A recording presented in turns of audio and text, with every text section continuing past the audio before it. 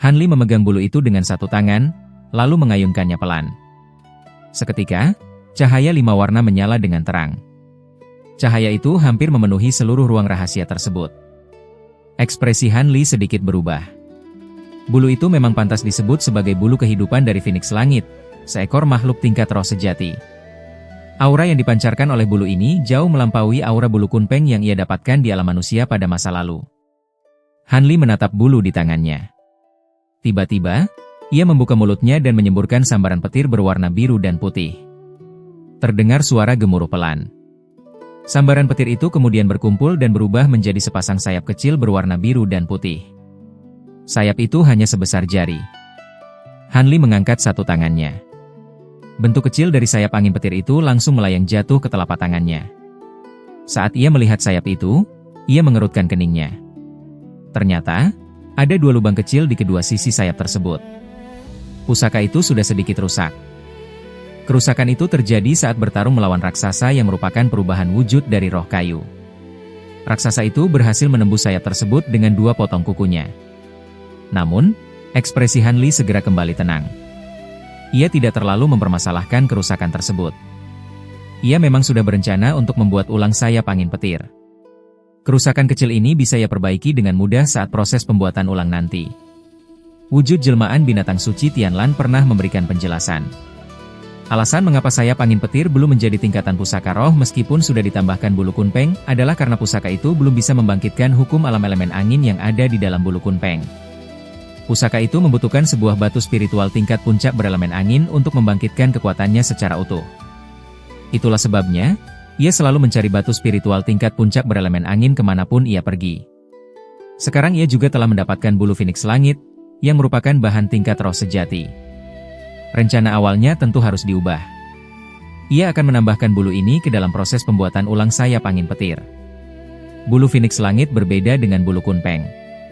Hukum alam yang tersimpan di dalam bulu Phoenix adalah kemampuan memanipulasi ruang yang sangat menakutkan. Jika hukum alam dari bulu ini berhasil dimasukkan ke dalam sayap angin petir, kekuatan sayap itu akan menjadi luar biasa besar. Di masa depan, jika ia bertemu lagi dengan makhluk mengerikan yang tidak bisa ia kalahkan, seperti roh kayu tingkat perak, ia tidak perlu lagi bertarung mati-matian. Ia bisa langsung menggunakan kemampuan sayap itu untuk melarikan diri. Hanli memainkan sayap kecil dan bulu 5 warna di tangannya sambil terus berpikir. Untungnya, ia sudah punya pengalaman saat memasukkan bulu kunpeng untuk membuat sayap angin petir. Jika tidak, ia tidak akan tahu dari mana ia harus mulai memproses bulu Phoenix Langit tersebut. Setelah mengambil keputusan, Hanli mengeluarkan 6 buah batu spiritual tingkat puncak dari gelang penyimpanan. Masing-masing batu itu memiliki elemen yang berbeda. 5 batu diantaranya mewakili 5 elemen dasar. Batu yang keenam adalah batu roh berelemen angin yang berwarna putih. Dengan kemampuan Hanli saat ini, ia tidak perlu lagi menggunakan fasilitas api bumi atau alat semacamnya untuk membuat pusaka. Ia membuka mulutnya lalu menyemburkan sebuah bola api berwarna perak. Bola api itu berputar dan menyatu, lalu berubah wujud menjadi sebuah tungku besar yang diselimuti oleh kobaran api perak. Hanli melemparkan sayap angin petir ke dalam tungku tersebut. Setelah itu, ia menunjuk ke arah batu roh berelemen angin. Batu roh itu langsung melesat masuk ke dalam tungku menyusul sayap tersebut. Kemudian, Hanli mengibaskan lengan bajunya ke arah lantai. Cahaya biru seketika berkelebat. Berbagai macam bahan dan botol langsung muncul berserakan di atas lantai. Barang-barang itu adalah bahan tambahan yang ia perlukan untuk membuat ulang sayap angin petir. Untungnya, ia selalu mengingat rencananya untuk membuat ulang sayap ini. Karena itu, ia telah mengumpulkan semua bahan tambahan yang ia butuhkan sejak jauh-jauh hari.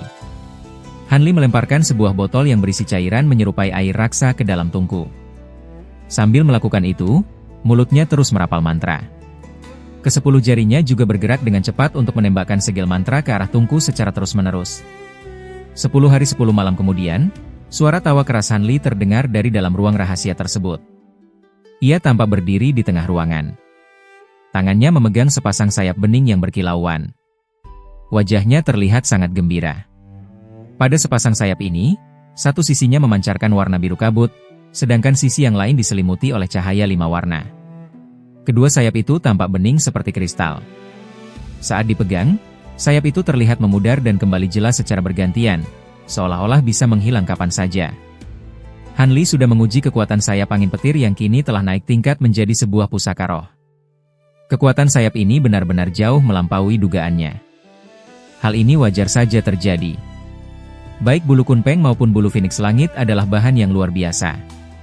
Jika kedua bahan itu dibuat menjadi pusaka dan kekuatannya berhasil dikeluarkan, pusaka itu akan dengan mudah mencapai tingkatan pusaka roh penembus langit. Sekarang, kedua bahan tingkat tinggi itu disatukan ke dalam sebuah pusaka. Tentu saja, kekuatan pusaka baru ini membuat Han Li merasa sangat puas. Han Li melemparkan sayap bening ke udara dan menyemburkan cahaya biru, lalu menelan benda itu ke dalam perutnya. Sesaat kemudian, Han Li mengeluarkan pedang awan lebah bambu hijau yang rusak. Dia mulai menyempurnakannya satu persatu untuk memulihkan kecerdasannya. Setahun kemudian, di langit rendah sebuah pegunungan tak bernama di dunia liar, sebuah cahaya biru tipis melesat. Cahaya itu muncul dan menghilang secara bergantian. Di dalam cahaya yang terbang itu, tampak seorang pemuda dengan ekspresi tenang berdiri sambil meletakkan kedua tangan di belakang punggung. Dia adalah Han Li yang telah meninggalkan persembunyiannya di bukit tersebut sejak beberapa bulan yang lalu. Setelah memperbaiki semua pedang terbangnya, dia tidak tinggal lebih lama di bukit itu. Dia langsung terbang menggunakan cahaya menuju ke tempat ini. Karena bepergian sendirian, Han Li bertindak sangat hati-hati di sepanjang jalan. Meskipun dia telah menempuh penerbangan selama setengah tahun, dia berhasil selamat tanpa cedera. Pegunungan tak bernama ini terlihat sedikit berbeda dari pegunungan pada umumnya. Baik di daerah puncak maupun di lembah, semua pohon tumbuh pendek mirip seperti semak yang agak tinggi. Jika seseorang terbang sedikit rendah, udara lembab yang tebal akan langsung terasa tidak nyaman. Di daerah cekungan pegunungan ini, terdapat banyak danau berukuran besar dan kecil. Danau yang besar memiliki luas hingga ribuan kilometer persegi. Sementara itu, danau yang kecil berukuran sekitar setengah kilometer dan terlihat seperti genangan air biasa. Namun, saat Han Li terbang melintasi danau-danau ini, dia sama sekali tidak berani lengah. Siapa yang tahu jika di dalam danau-danau ini bersembunyi binatang kuno yang berbahaya, atau orang dari ras asing. Sejak memasuki area pegunungan ini, dia sudah membunuh belasan binatang buas yang menyerang cahayanya. Salah satunya adalah binatang raksasa berbentuk seperti belut yang kekuatannya setara dengan ahli ranah transformasi dewa. Binatang itu memiliki kemampuan elemen air yang sangat kuat, sehingga sempat membuatnya kerepotan. Setelah terbang selama setengah hari lagi, bentuk pegunungan mulai berubah. Dua gunung dengan ketinggian sekitar 3 km muncul menjulang lurus. Saat melihat kedua gunung itu, mata Han Li berbinar dan wajahnya menunjukkan ekspresi gembira. Dari segi ukuran, kedua gunung ini tidak terlihat istimewa. Namun, satu gunung memancarkan warna perak terang dan sebagian besar puncaknya tertutup oleh es bening, membuat suhu di sekitarnya menjadi sangat dingin. Gunung yang lain berwarna ungu terang dan dipenuhi oleh pohon yang mirip dengan pohon maple. Daun-daun dari pohon tersebut memancarkan cahaya ungu yang aneh. Kedua gunung ini hanya berjarak sekitar 33 km. Selain pohon ungu yang aneh dan es yang menutupi puncak, bentuk dari kedua gunung ini sangat mirip. Walaupun tidak 100% sama, bentuk keduanya terlihat 90% identik. Ternyata benar ada dua gunung seperti ini, berarti mereka tidak berbohong, gumam Han Li pelan. Kemudian, cahaya biru yang membungkusnya melesat, terbang langsung menuju ke arah gunung es tersebut. Begitu mendekati gunung tersebut, angin kencang bertiup menyapu tubuhnya. Udara dingin yang tajam langsung terasa menembus kulit. Ekspresi Han Li sedikit berubah, tetapi segera muncul lapisan cahaya biru di tubuhnya sebagai pelindung. Dia terus terbang melesat tanpa memedulikan udara dingin tersebut. Namun, sebelum dia sempat masuk lebih jauh ke gunung itu, dua cahaya tiba-tiba melesat keluar dari area yang tertutup es paling tebal. Dalam sekejap mata, kedua cahaya itu sudah mendarat di jarak sekitar 33 meter dari posisi Han Li. Han Li merasa terkejut dan segera menghentikan laju cahayanya. Dalam kilatan cahaya spiritual, wujud tubuhnya kembali terlihat jelas di udara. Haha, ternyata rekan Dao Han yang datang. Aku sudah menduga, dengan kemampuan rekan Dao, misi kecil seperti itu pasti bisa diselesaikan dengan mudah. Di depan Han Li, cahaya pelangi itu meredup dan menampakkan sosok dua orang pria. Salah satu dari mereka langsung mengenali Han Li dengan wajah yang tersenyum lebar. Pria ini memiliki kulit wajah yang agak kebiruan dan rambut berwarna putih. Dia terlihat seperti pria berusia sekitar 50 hingga 60 tahun. Dia adalah senior Liu, pria yang dikenal oleh Han Li saat pertama kali masuk ke kota Tianyuan melalui kuil roh terbang. Di sampingnya berdiri seorang pria berpenampilan seperti cendekiawan. Dia terlihat pucat seperti orang sakit, tetapi sikapnya juga tampak ramah. Ternyata saudara Liu dan saudara Ouyang. Kalian rupanya tiba lebih awal daripada aku. Sepertinya misi kalian berjalan lebih lancar dibandingkan misiku, ucap Han Li sambil tertawa kecil. Dia sama sekali tidak menceritakan bahwa nyawanya hampir melayang saat berada di wilayah ras kayu. Bagaimana misi kami bisa dibandingkan dengan rekan Daohan? Aku hanya bertugas mengikuti beberapa penjaga berbaju emas untuk membersihkan pos-pos kecil milik ras asing. Asalkan berhati-hati, risiko bahayanya tidak terlalu besar, jawab senior Liu sambil menggelengkan kepalanya. Selain kalian berdua, apakah ada rekan Dao lain yang sudah tiba?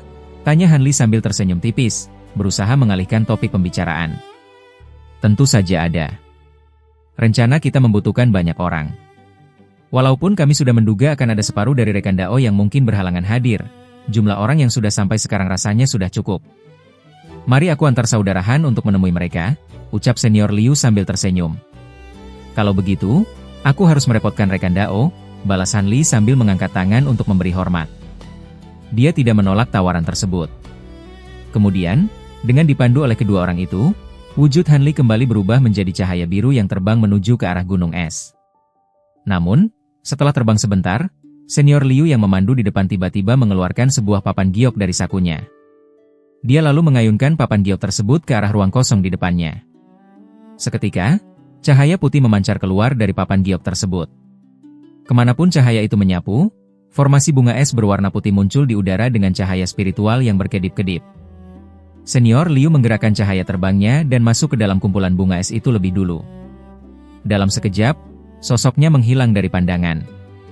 Mata Han Li berkedip sejenak saat melihat hal itu. Dia kemudian terbang menyusul cendekiawan Ouyang dari belakang. Ternyata di tempat itu telah dipasang sebuah formasi ilusi. Han Li sama sekali tidak menyadarinya sebelumnya, yang berarti formasi itu cukup kuat. Dengan keberadaan formasi ini, jika ada binatang kuno biasa yang kebetulan lewat, mereka tidak akan menyadari adanya aktivitas apapun di gunung ini.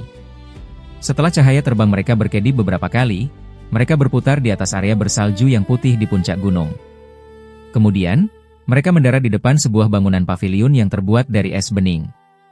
Di dekat paviliun tersebut, terdapat beberapa rumah es dengan bentuk yang beragam. Di dalam paviliun, tampak seorang pria dan dua orang wanita sedang duduk mengobrol. Begitu melihat kedatangan mereka bertiga, pandangan ketiga orang itu langsung tertuju kepada Han Li. Pria tersebut memiliki tubuh yang kekar dan mengenakan jubah abu-abu.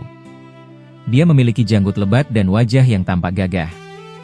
Sementara itu, salah satu dari wanita itu terlihat berusia sekitar 40 tahun, berwajah biasa saja, dan mengenakan baju hijau.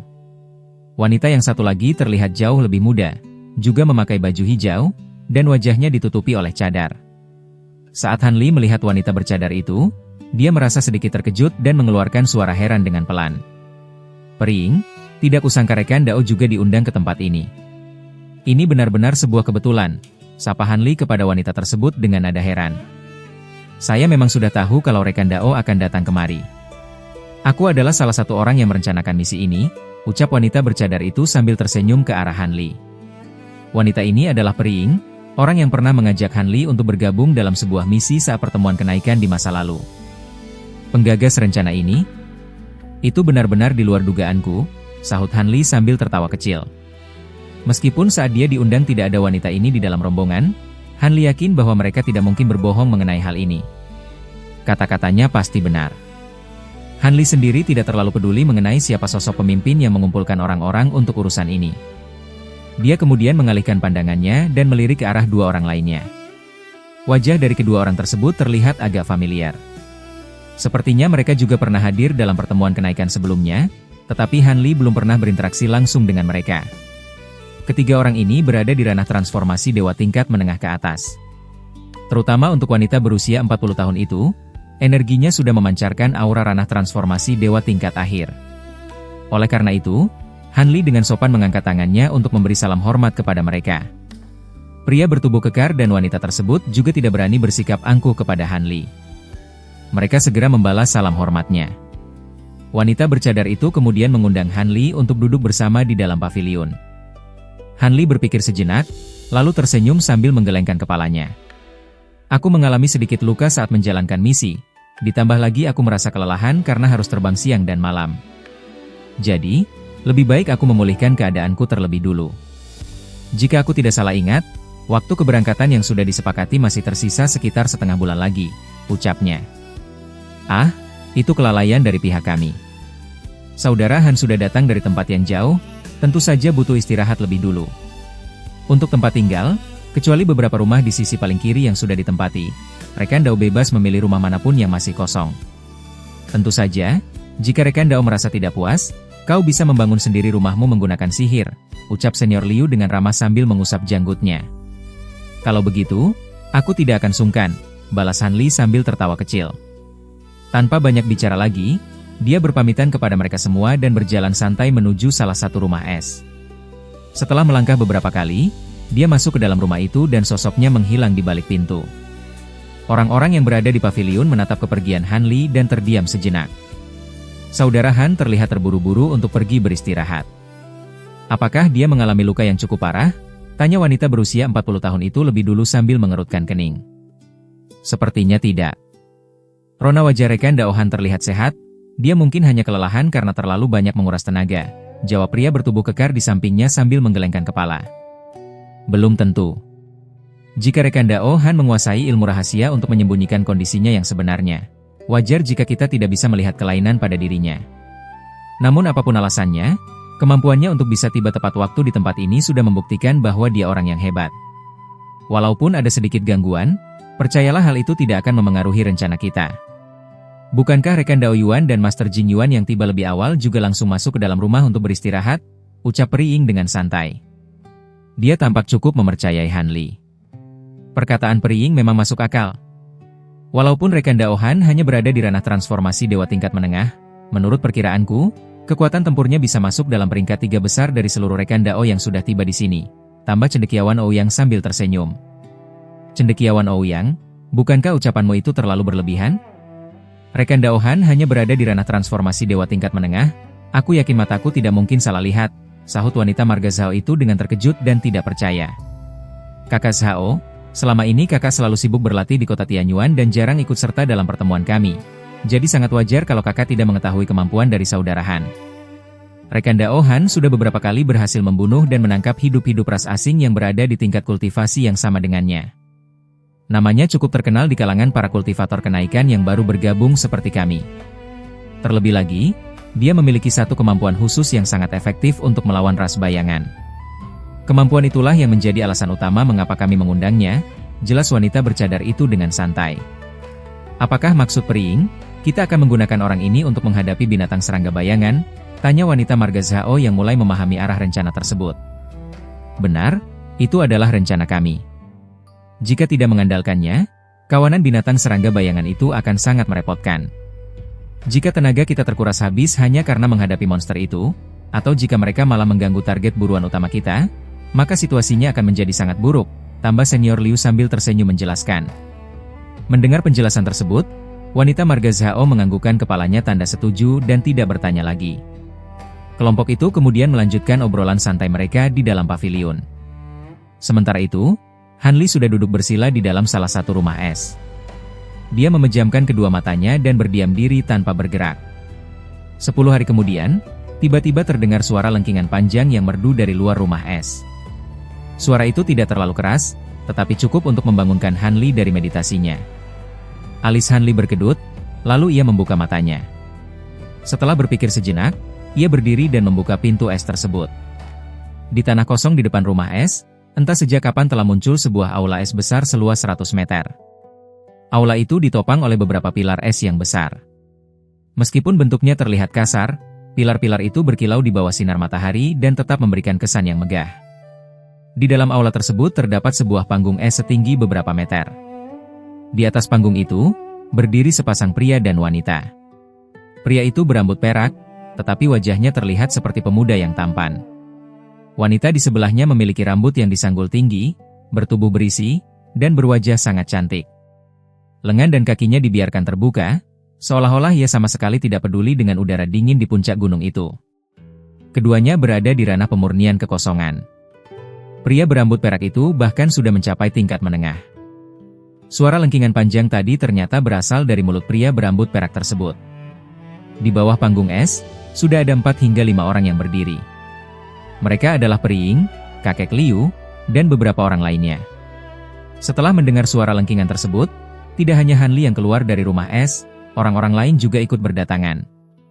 Dalam waktu singkat, hampir 20 kultivator telah berkumpul di puncak gunung ini. Semua kultivator itu berada di ranah transformasi dewa atau lebih tinggi. Setelah mendengar lengkingan, mereka berjalan masuk menuju aula dengan raut wajah yang berbeda-beda. Han Li berjalan dengan wajah datar, ikut masuk ke dalam aula bersama yang lainnya. Begitu masuk, beberapa kultivator segera menyapa pria dan wanita di panggung es itu dengan sopan, hormat kepada senior Ju dan senior King. Kedua senior ternyata sudah datang. Kami sebagai junior memberi hormat. Han Li memilih tempat yang berada di sudut sepi agar tidak menarik perhatian, lalu berdiri diam di sana. Orang yang datang ke rumahnya untuk memberikan undangan saat itu adalah pasangan pria dan wanita yang cukup terkenal di antara para penjaga emas di kota Tianyuan. Meskipun ia baru pertama kali berurusan dengan mereka berdua, reputasi pasangan itu terbilang cukup baik. Mereka juga merupakan kultivator kenaikan yang berasal dari alam bawah. Jika bukan karena alasan tersebut, Han Li belum tentu mau ikut serta meskipun ditawari imbalan sebesar apapun. Suara lengkingan dari pria bermarga Ju itu berhenti. Ia tersenyum untuk membalas sapaan semua orang, lalu berkata dengan suara keras, "Semua orang sudah hampir berkumpul. Silakan para rekan Dao duduk terlebih dahulu. Mari kita bicarakan rencana untuk membersihkan sarang katak sejati mata Zamrud." Setelah pria itu selesai berbicara, King wanita cantik di sampingnya segera merapalkan kekuatan sihir ke arah bawah. Seketika, cahaya putih bersinar terang di kedua sisi aula. Kursi-kursi giok yang indah muncul satu persatu akibat pengaruh dari formasi sihir yang sederhana. Para kultivator kemudian duduk sesuai arahan, lalu kembali menatap pasangan ranah pemurnian kekosongan yang juga telah duduk di atas panggung es. Pria berambut perak itu menatap ke arah kiri dan kanan, lalu kembali tersenyum. Ternyata sesuai dengan dugaan kami berdua. Dari semua orang yang diundang, hanya sekitar 40% yang benar-benar datang. Para rekan Dao yang lain mungkin sedang terikat tugas sehingga tidak bisa hadir, atau mereka mengalami hambatan di tengah jalan sehingga tidak bisa menempuh perjalanan yang jauh. Meskipun begitu, asalkan kita mau bekerja sama, kita pasti bisa membasmi katak sejati mata Zamrud itu. Nanti, masing-masing dari kita bisa mengambil barang yang dibutuhkan. Para rekan Dao akan mendapatkan darah spiritual katak sejati, sementara kami berdua akan mengambil beberapa bunga 1000 hati yang dijaga oleh binatang kuno tersebut. Kami sudah menyampaikan hal ini sebelumnya. Tidak ada yang keberatan, bukan? Tentu saja, pembagian darah spiritual katak sejati akan disesuaikan dengan hasil kerja, kontribusi, dari masing-masing rekan Dao. Barang itu tidak bisa dibagi rata. Saya harap tidak ada rekan Dao yang bermimpi untuk mendapatkan keuntungan tanpa melakukan pekerjaan apapun.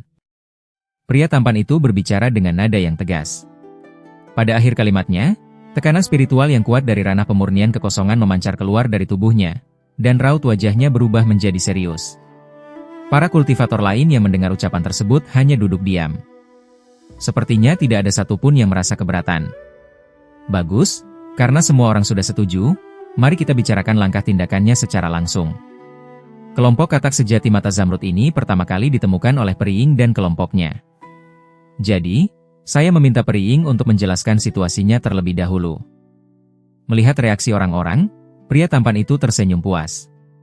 Ia lalu menunduk dan menatap ke arah wanita bercadar yang duduk di bawah panggung. Karena ini adalah perintah senior Ju, saya sebagai junior tentu tidak berani menolak. Periing tersenyum dan berdiri secara perlahan. Matanya menatap para kultivator lain di sekitarnya, lalu ia mulai menjelaskan dengan suara yang tenang, "Saya tidak perlu bercerita panjang lebar tentang bagaimana kami menemukan sarang katak sejati mata Zamrud tersebut. Yang bisa saya sampaikan adalah, kelompok katak sejati ini berjumlah sekitar 10 ekor. 2 ekor katak dewasa, jantan dan betina, memiliki kekuatan yang setara dengan ranah pemurnian kekosongan tingkat menengah. Sisanya hanyalah anak-anak katak dengan kekuatan setara ranah Nasen Soul. Katak sejati ini selalu bersembunyi di dalam sarang bawah tanah yang dalam dan biasanya tidak akan pernah keluar. Jika kita ingin membunuh mereka langsung di dalam sarang, prosesnya pasti akan jauh lebih sulit. Hal ini karena keadaan lingkungan di sekitar sarang sangat tidak menguntungkan bagi kita untuk melakukan pengepungan." Setelah mengatakan hal itu, suaranya berhenti sejenak, lalu ia kembali melanjutkan, "Jika masalahnya hanya kata-kata itu saja, Sebenarnya kami tidak perlu mengundang begitu banyak rekan Dao. Masalah utamanya adalah, terdapat dua jenis binatang pendamping yang sangat berbahaya di sekitar sarang katak sejati mata zamrud tersebut. Satu adalah kawanan semut darah hitam, dan yang lainnya adalah binatang serangga bayangan. Walaupun kekuatan satu ekor serangga ini mungkin tidak seberapa, mereka hidup berkelompok dengan jumlah yang mencapai ratusan ekor. Jika kita ingin membasmi katak sejati mata zamrud, kita harus membereskan kedua jenis serangga pendamping ini terlebih dahulu. Semut darah hitam, binatang serangga bayangan. Mendengar ucapan wanita bercadar itu, sebagian besar kultivator di kedua sisi aula menjadi gelisah. Beberapa orang bahkan langsung berbisik-bisik dengan kultivator di sebelah mereka. Kedua jenis serangga ini memang sudah cukup terkenal akan bahayanya. Jika sampai dikepung oleh kawanan serangga tersebut, bahkan seorang kultivator tingkat ranah pemurnian kekosongan pun akan berada dalam keadaan bahaya. Setelah selesai menjelaskan, wanita bercadar itu menganggukkan kepalanya ke arah pria tampan tersebut, lalu kembali duduk. Kalian jangan tegang. Karena saya telah mengundang para rekan Dao ke sini, saya tentu sudah memiliki cara untuk mengatasinya. Saya hanya membutuhkan bantuan dari para rekan Dao, kata pria bermarga Ju itu dengan tenang. Senior Ju, bukannya kami tidak percaya, tetapi hal ini memang terdengar sangat berbahaya. Bolehkah senior menjelaskan sedikit tentang rencana untuk menghadapi serangga-serangga itu? Tanya seorang kakek bertopi bambu yang berdiri dan sedikit menunduk ke arah panggung es.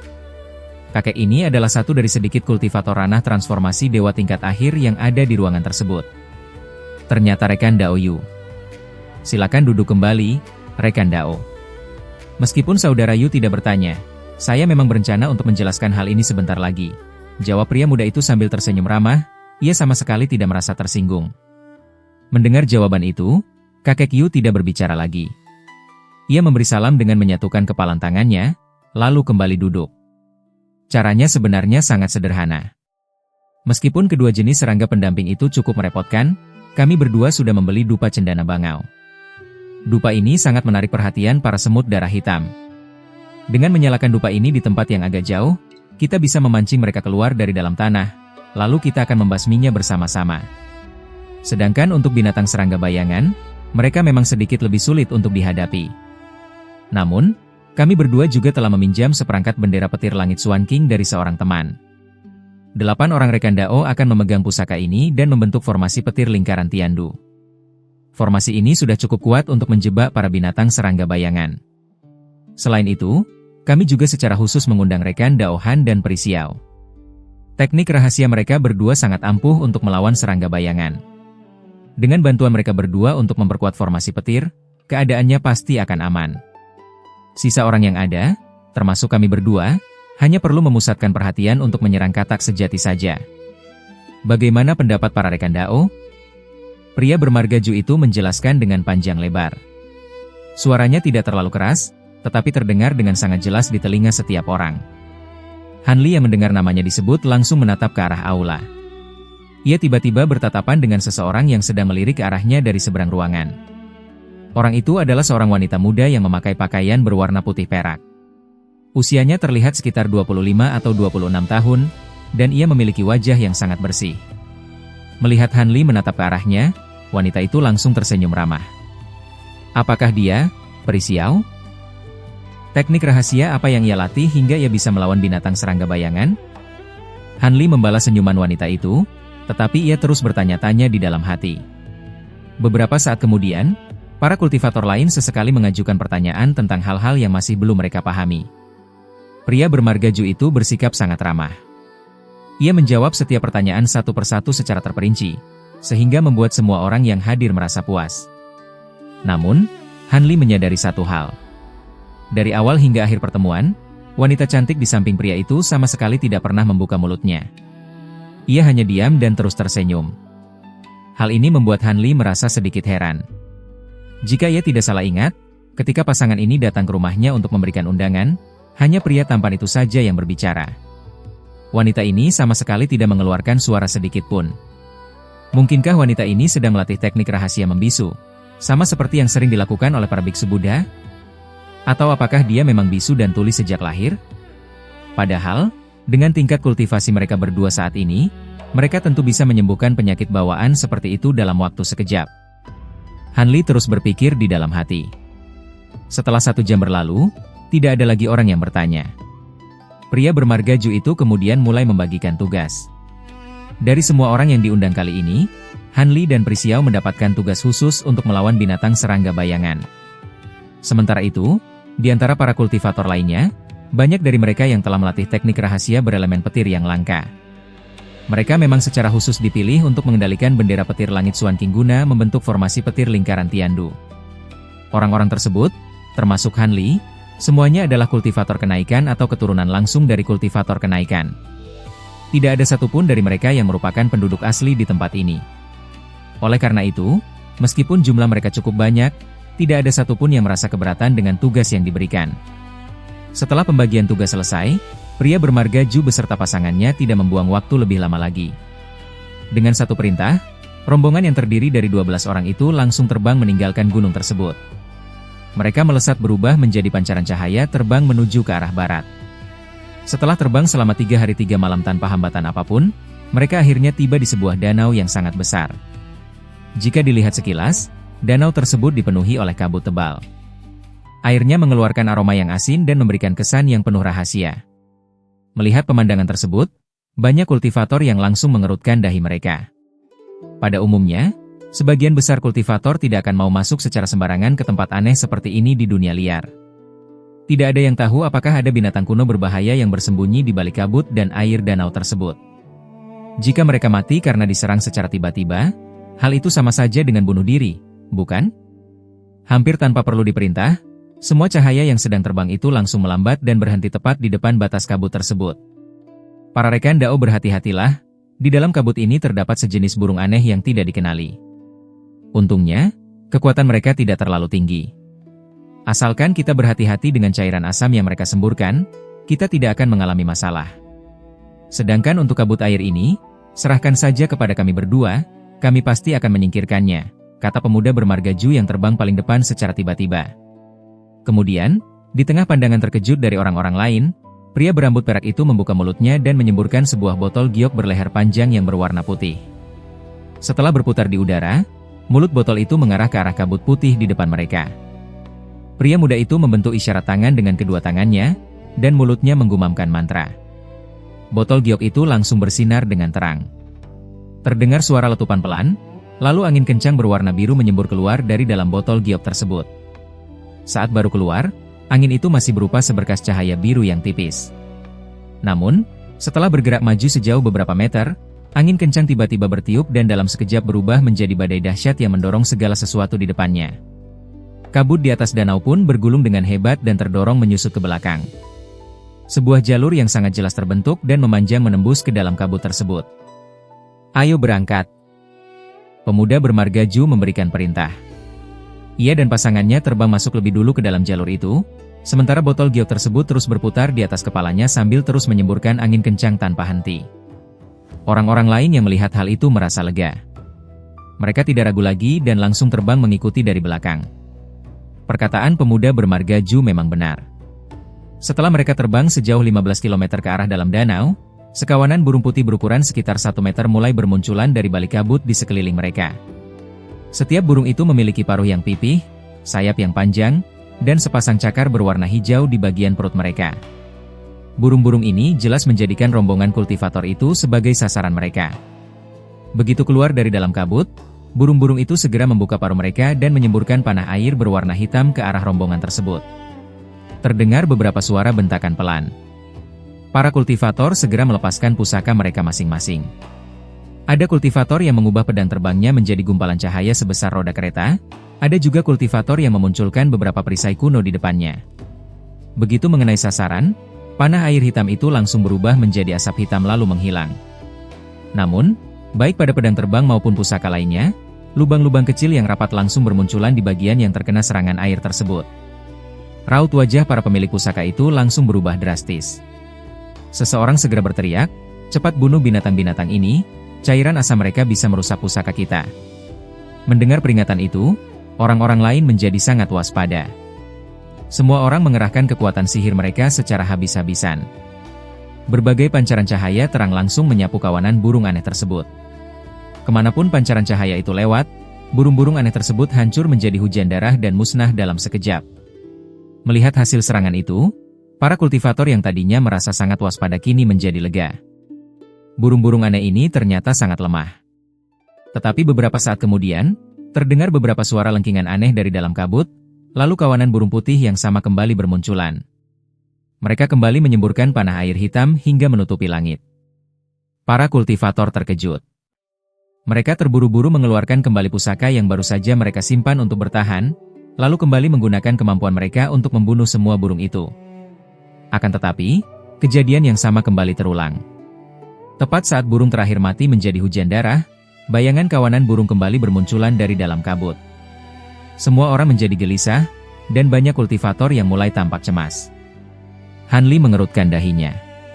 Ia menyebarkan kesadaran ilahi miliknya untuk menyapu ke dalam kabut, dan mendapati bahwa kabut itu telah dipenuhi oleh burung-burung aneh ini. Jumlah burung-burung itu entah mencapai berapa puluh ribu ekor. Meskipun Han Li sudah sering melewati berbagai pertempuran besar, ia tetap terkesiap. Semua orang jangan takut. Burung-burung aneh ini sekarang hanya sedang melakukan serangan percobaan. Setelah belasan gelombang serangan mereka gagal, mereka akan mundur dengan sendirinya. Terdengar suara pemuda bermargaju yang sangat tenang dari arah depan. Mendengar perkataan itu, orang-orang lain merasa sedikit lega. Mereka segera mengendalikan berbagai pusaka mereka untuk membunuh semua burung putih yang datang menyerang. Setelah 13 atau 14 gelombang serangan berlalu, tiba-tiba terdengar suara lengkingan panjang dari dalam kawanan burung yang berkumpul di kabut tersebut. Semua burung putih itu langsung membubarkan diri dan terbang ke segala arah. Mereka benar-benar mundur dan berhenti menyerang. Melihat kejadian itu, semua orang benar-benar merasa lega. Mereka segera terbang dengan cepat menuju ke depan. Setengah hari kemudian, kabut di sekitar rombongan itu menghilang. Pemandangan di depan mereka menjadi cerah. Terlihat sebuah gunung raksasa berdiri tegak di tengah-tengah danau. Gunung itu memiliki tinggi lebih dari 30 km, dan bagian dasarnya menancap kuat hingga ke dasar danau. Bagian gunung yang terlihat di permukaan air sepenuhnya terdiri dari batu berwarna hitam kehijauan. Selain beberapa lumut yang tumbuh, sebagian besar permukaan gunung itu tampak gundul. Ini dia tempatnya.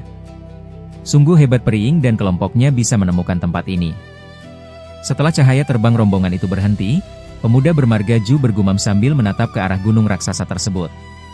Itu karena saya sebagai junior dan yang lainnya dulu sedang mengejar seekor binatang buas, lalu kami tanpa sengaja masuk ke tempat ini. Ini juga bisa dibilang sebagai rezeki bagi saya, kata wanita bercadar itu sambil tersenyum. Benar sekali, tanpa adanya kebetulan, tempat tersembunyi seperti ini pasti sangat sulit untuk ditemukan. Justru karena hal itulah kelompok katak sejati ini masih tersisa untuk kita buru. Jika tempat ini berada di luar, kata-kata itu mungkin sudah ditemukan oleh orang lain. Mereka tidak mungkin membiarkan kita bertindak. Pria berambut perak itu tertawa, dan matanya memancarkan sorot kegembiraan. Para kultivator lain juga tersenyum dan menganggukkan kepala mereka. Sarang kawanan kata sejati itu berada di bagian dasar gunung ini, tepatnya di dalam sebuah gua alam di bawah tanah. Mari kita ikuti rencana awal. Kita pancing dulu kawanan semut darah hitam itu untuk keluar, lalu kita basmi mereka. Berhati-hatilah, meskipun semut darah hitam ini hanya setara dengan binatang iblis tingkat ke-8, kemampuan bawaan lahir mereka bisa menembus berbagai cahaya pelindung dan perisai kita. Selain itu, darah hitam mereka sangatlah beracun. Jika ada yang tergigit, orang itu harus segera meminum pil penawar racun. Jika tidak, akibatnya bisa sangat berbahaya. Baiklah, mari kita bersiap-siap. Saya akan menyalakan dupa cendana bangau terlebih dahulu. Pemuda bermargaju memberikan peringatan, lalu ia membalikkan salah satu telapak tangannya. Di tangannya, tiba-tiba muncul sebuah tempat dupa sebesar telapak tangan. Di dalam tempat dupa itu tertancap sebatang dupa cendana hijau sepanjang 15 cm. Pria itu melemparkan tempat dupa tersebut ke udara, sehingga benda itu melayang diam di tempat tinggi dan berputar secara perlahan. Pria muda tersebut mengangkat tangannya dan menunjuk ke arah dupa itu dengan satu jari, lalu seberkas cahaya merah menyapu keluar. Dupa hijau itu langsung menyala, dan seutas asap biru mengepul naik ke udara. Han Li menatap ke arah tempat dupa itu, dan raut wajah yang aneh sekilas melintas di wajahnya. Inikah barang yang disebut dupa cendana bangau? Benda itu tampak biasa saja, dan bahkan tidak mengeluarkan bau sama sekali. Apakah dupa itu benar-benar berguna untuk memancing semut darah hitam? Han Li bergumam di dalam hatinya. Pada saat itu, tanpa perlu diperintah, semua orang langsung berpencar dan terbang. Mereka kemudian menggunakan teknik penyamaran masing-masing di berbagai arah yang berbeda. Hanli juga berubah menjadi pancaran cahaya biru dan terbang ke tempat yang lebih tinggi. Lalu ia berhenti di jarak sekitar 300 meter. Saat ia sedang bersiap membentuk isyarat tangan, seberkas cahaya putih melesat di sampingnya, dan sesosok tubuh ramping tiba-tiba muncul di dekatnya. Hanli merasa terkejut. Ia memalingkan wajahnya dan melihat seorang wanita mungil dengan wajah yang bersih. Wanita itu ternyata adalah Peri Xiao. Wanita ini juga tampak sedikit terheran karena melihat Hanli muncul di tempat itu. Ia tersenyum ramah dan berkata dengan sopan, "Saudara Han, saya memiliki sehelai bendera kabut 100 rintangan yang cukup ampuh untuk bersembunyi. Bagaimana jika saya merapalkan kekuatan sihir, lalu sekalian menyembunyikan keberadaan Anda, rekan Dao? Kalau begitu, saya akan merepotkan Anda, Peri." Hanli bersikap sopan dan tidak menolak tawaran tersebut. "Ini hanyalah masalah kecil, mengapa saudara Han harus merasa sungkan?" Wanita bermarga Xiao itu tersenyum tipis. Ia mengulurkan salah satu tangannya, lalu sehelai bendera kecil berwarna putih terbang keluar. Setelah berputar sebentar, bendera itu berhenti tepat di atas kepala mereka berdua. Kemudian, wanita itu merapalkan mantranya.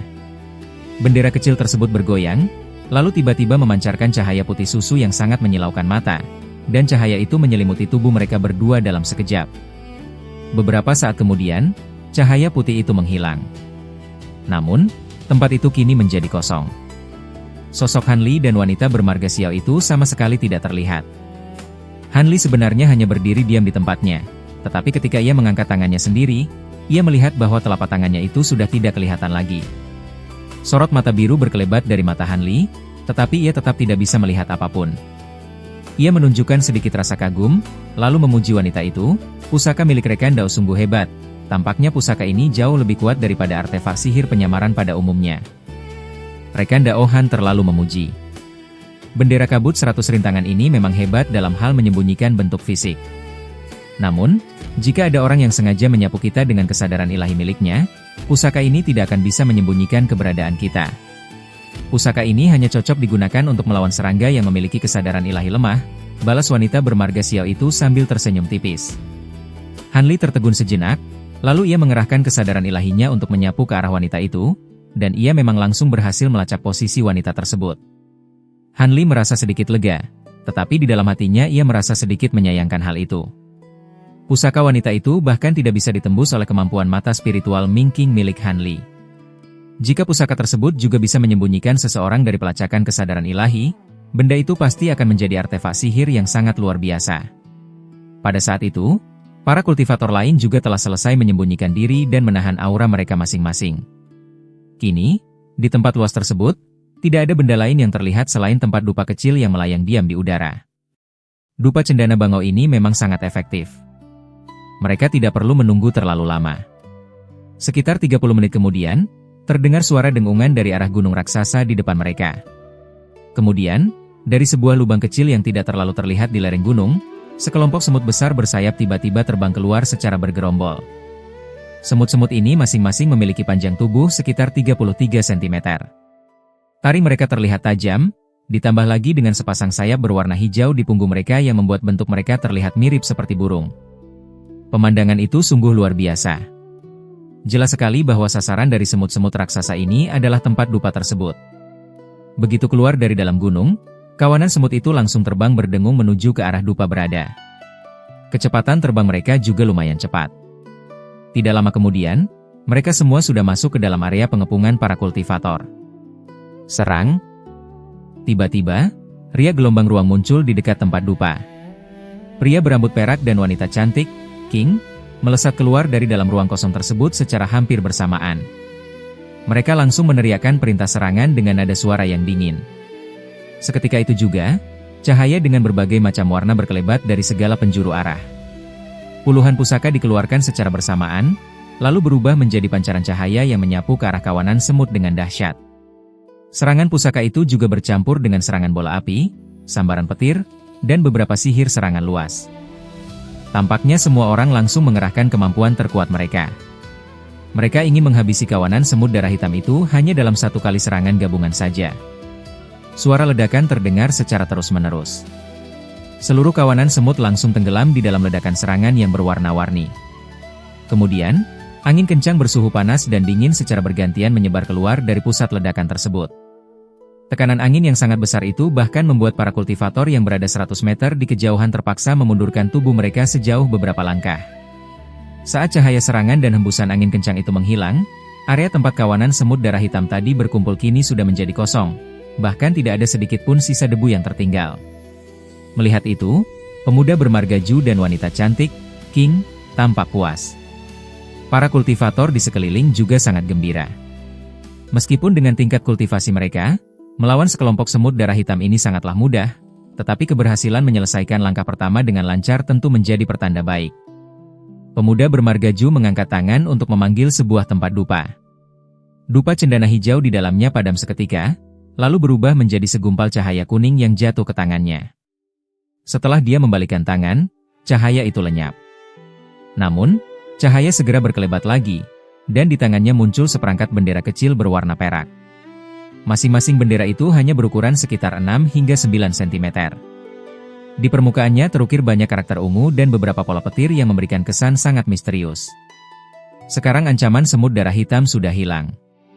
Selanjutnya kita akan masuk ke sarang katak sejati di dalam gunung. Aku minta beberapa rekan Dao maju untuk mengambil masing-masing satu dari seperangkat bendera petir langit Swan King ini, kata pria berambut perak itu perlahan sambil melirik beberapa orang di antara para kultivator. Mereka saling berpandangan, lalu terbang ke depan. Masing-masing mengambil satu bendera kecil dari tangannya, termasuk kakek Liu. Baik. Selain rekan Dao Zhao dan rekan Dao Sun yang tinggal di luar untuk berjaga, sisanya ikut kami berdua.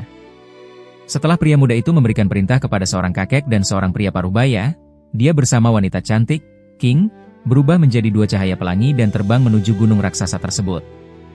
Para kultivator lain tidak ragu dan langsung ikut terbang. Hanya kakek dan pria paruhbaya yang ditunjuk tersebut yang saling berpandangan sambil tersenyum kecut. Mereka lalu membentuk segel tangan dan kembali menyembunyikan diri. Para kultivator lain mengikuti pemuda bermargaju dan wanita cantik, King, masuk ke dalam perut gunung melalui sebuah lubang alami yang ada di gunung itu. Sekitar 15 menit kemudian, Han Li dan para kultivator lainnya sudah berada di lorong bawah tanah yang lembab dan gelap. Di lorong itu, stalaktit menggantung di mana-mana.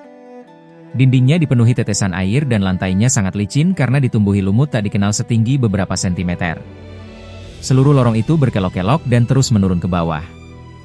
Untungnya lorong alami ini cukup lebar. Mereka terbang perlahan sekitar 1 meter di atas tanah sehingga tidak perlu berjalan kaki. Han Li terus melihat ke sekeliling. Sesekali ada serangga beracun berukuran sangat besar terbang dari celah-celah ke arahnya. Dia menjentikan jari dan menyemburkan benang merah yang menembus serangga itu hingga menjadi abu. Di sampingnya ada peri Xiao. Wanita ini juga sangat waspada. Seluruh tubuhnya diselimuti lapisan cahaya putih yang berkedip-kedip. Serangga beracun apapun yang menabraknya langsung berubah menjadi gumpalan es bening dan jatuh ke tanah. Tidak hanya Han Li dan wanita ini, kultivator lain juga menggunakan berbagai kekuatan sihir kecil untuk membunuh serangga beracun yang berani mendekat. Serangga-serangga ini tampak tidak berbahaya, tetapi tidak ada satupun yang berani membiarkan serangga tersebut menggigit mereka. Hal ini karena di dunia liar terdapat banyak hal aneh. Bahkan serangga biasa yang tampaknya tidak berbahaya sekalipun bisa membunuh seorang kultivator tingkat tinggi dalam sekejap. Kejadian seperti ini sudah pernah terjadi sebelumnya. Mereka bergerak cepat ke bawah dan semakin sedikit yang berbicara. Akhirnya, seluruh rombongan menjadi sunyi. Selain suara letupan pelan dari serangga beracun yang terus dibunuh, tidak ada suara lain yang terdengar. Lorong ini tidak terlalu gelap. Dindingnya sesekali memancarkan cahaya redup dari batu tak dikenal yang mirip dengan batu cahaya bulan yang biasa digunakan oleh ras manusia. Cahaya tersebut tentu saja memudahkan Han Li dan kultivator lainnya. Setelah bergerak ke bawah selama beberapa saat, ekspresi Han Li tiba-tiba berubah. Dia menatap ke depan dengan saksama, seolah-olah menemukan sesuatu. Pada saat yang sama, pria berambut perak yang berjalan paling depan juga mengerutkan kening dan tiba-tiba berhenti melangkah bersama wanita cantik, King. Kemudian, di telinga Han Li dan yang lainnya terdengar suara telepati dari pemuda bermargaju. Kalian semua berhati-hatilah. Aku merasakan di depan ada 2 ekor serangga dengan aura yang mendekati ranah transformasi dewa menghalangi jalan kita. Mungkin ada serangga lain di dekatnya, sehingga aku tidak berani melepaskan terlalu banyak kesadaran ilahi untuk memeriksa. Seseorang harus pergi melihat terlebih dahulu untuk memastikan jenis serangga tersebut. Berhati-hatilah, jangan mengambil tindakan apapun dulu. Semua orang terkejut, tetapi segera ada seseorang yang maju dan berkata, "Biar aku yang pergi melihat. Aku tidak memiliki kemampuan lain, tetapi dalam hal teknik terbang, aku cukup percaya diri. Hanya saja, aku tidak tahu apakah Senior Ju percaya padaku atau tidak." Pria berambut perak itu tertawa saat melihat orang tersebut dan langsung tersenyum lebar. Ternyata saudara Yu. Teknik terbang angin milik rekan Dao sangat hebat, aku tentu saja senang. Orang ini adalah kakek bertopi bambu yang sebelumnya banyak bertanya di aula es sebelum mereka berangkat. Kakek itu tertawa pelan. Tiba-tiba angin sepau-sepau berhembus di sekelilingnya, dan tubuhnya pun lenyap. Itu benar-benar teknik terbang angin yang sangat hebat. Para kultivator lain berhenti di tempat untuk menunggu. Banyak dari mereka yang merasa penasaran dengan jenis serangga yang menghalangi jalan di depan. Hanya dalam waktu sekitar 15 menit, kakek itu kembali muncul dalam hembusan angin sepai-sepai, tepat di tempat dia sebelumnya lenyap. Jika saja semua kultivator tidak menatap dengan saksama, mereka mungkin akan mengira bahwa kakek itu tidak pernah pergi dari sana. Begitu wujudnya terlihat sepenuhnya, kakek itu membungkuk hormat ke arah pemuda bermarga Ju dan berkata, "Aku sudah memeriksa. Di depan ada 2 binatang Xuanwo.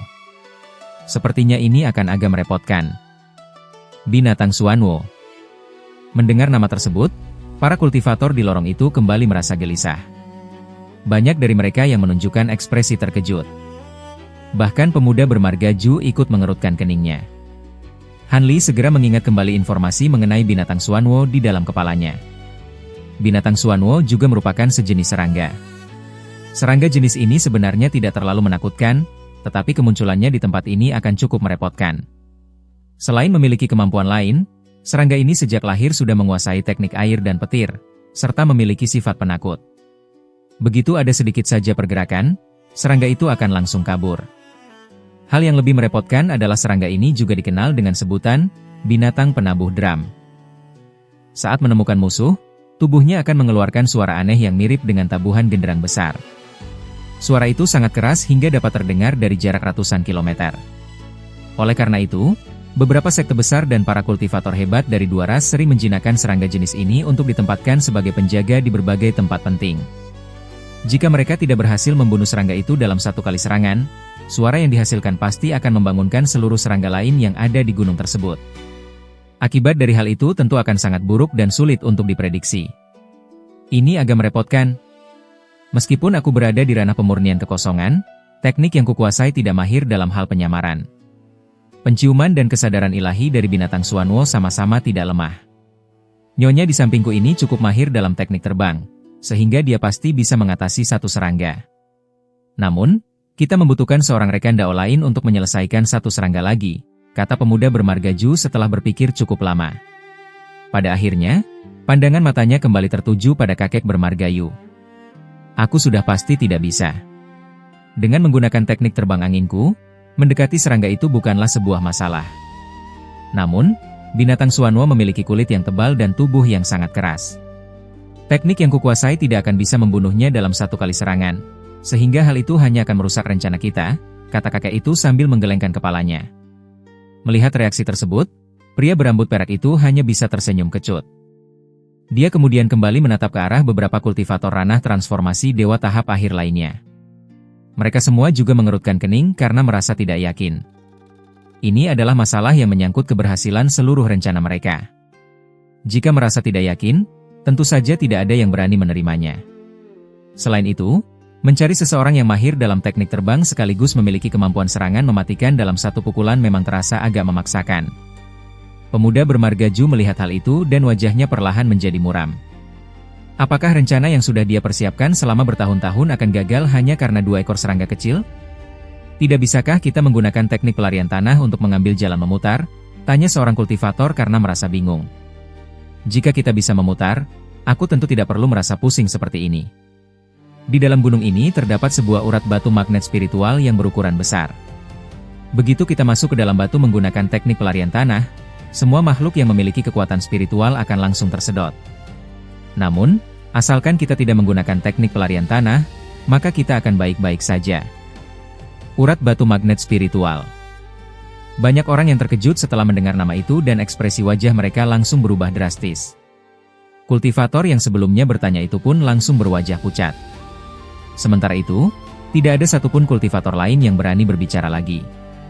Senior Ju, jika aku bisa mengatasi satu serangga tersebut, apakah bagian darah spiritual kata sejati untukku akan ditambahkan? Tiba-tiba terdengar sebuah suara yang santai dari antara para kultivator. Orang yang berbicara itu adalah Han Li yang sedang berdiri di bagian belakang rombongan. Wanita berwajah bersih yang berada di sampingnya tampak sedikit terkejut. Pemuda bermarga Ju juga terlihat sangat heran saat menatap Han Li. Dia kemudian menjawab dengan nada ragu-ragu, "Bagaimana? Apakah rekan Dao Han yakin bisa mengatasi serangga ini? Jika kamu benar-benar bisa melakukannya, memberikan satu porsi tambahan darah spiritual kata sejati kepada rekan Dao bukanlah masalah. Tetapi, jika kamu gagal..." Han Li tertawa pelan dan membalas dengan senyuman tipis, "Senior tenang saja. Jika aku gagal, aku akan mengganti kerugian apapun yang terjadi." Rekan Dao Han tampaknya sangat yakin. "Baiklah, satu serangga lagi akan aku serahkan kepada rekan Dao." Pemuda bermarga Ju adalah orang yang tegas. Dia hanya berpikir sebentar sebelum akhirnya menyetujui permintaan tersebut. Sementara itu, para kultivator lain mulai berbisik-bisik dan menatap Han Li dengan berbagai macam ekspresi. Beberapa orang di antara mereka bahkan sama sekali tidak menyembunyikan rasa curiga. Tetapi untuk berjaga-jaga, "Rekan Dao Yu, kamu harus bersembunyi di dekatnya untuk membantu rekan Dao Han," kata pemuda bermarga Ju yang mengganti topik pembicaraan ke arah kakek bertopi bambu. "Baik, masalah ini bisa aku tangani." Kali ini, kakek itu langsung setuju. Pemuda bermarga Ju kemudian membisikkan beberapa kalimat kepada wanita cantik, "King." Wanita itu langsung membentuk segel tangan, dan tiba-tiba di permukaan tubuhnya muncul pola bunga berwarna merah. Setelah berkelebat, wanita itu pun lenyap dari tempatnya berdiri. Sementara itu, Han Li mengeluarkan selembar jimat berwarna ungu dan menempelkannya ke tubuhnya sendiri. Dalam kilatan cahaya dari karakter perak, dia juga langsung lenyap. Kakek itu menggunakan teknik terbang angin miliknya dan melesat pergi bersama hembusan angin. Dengan panduan dari kakek tersebut, Han Li dan wanita cantik, King, hanya perlu terbang sebentar sebelum mereka sampai di tujuan.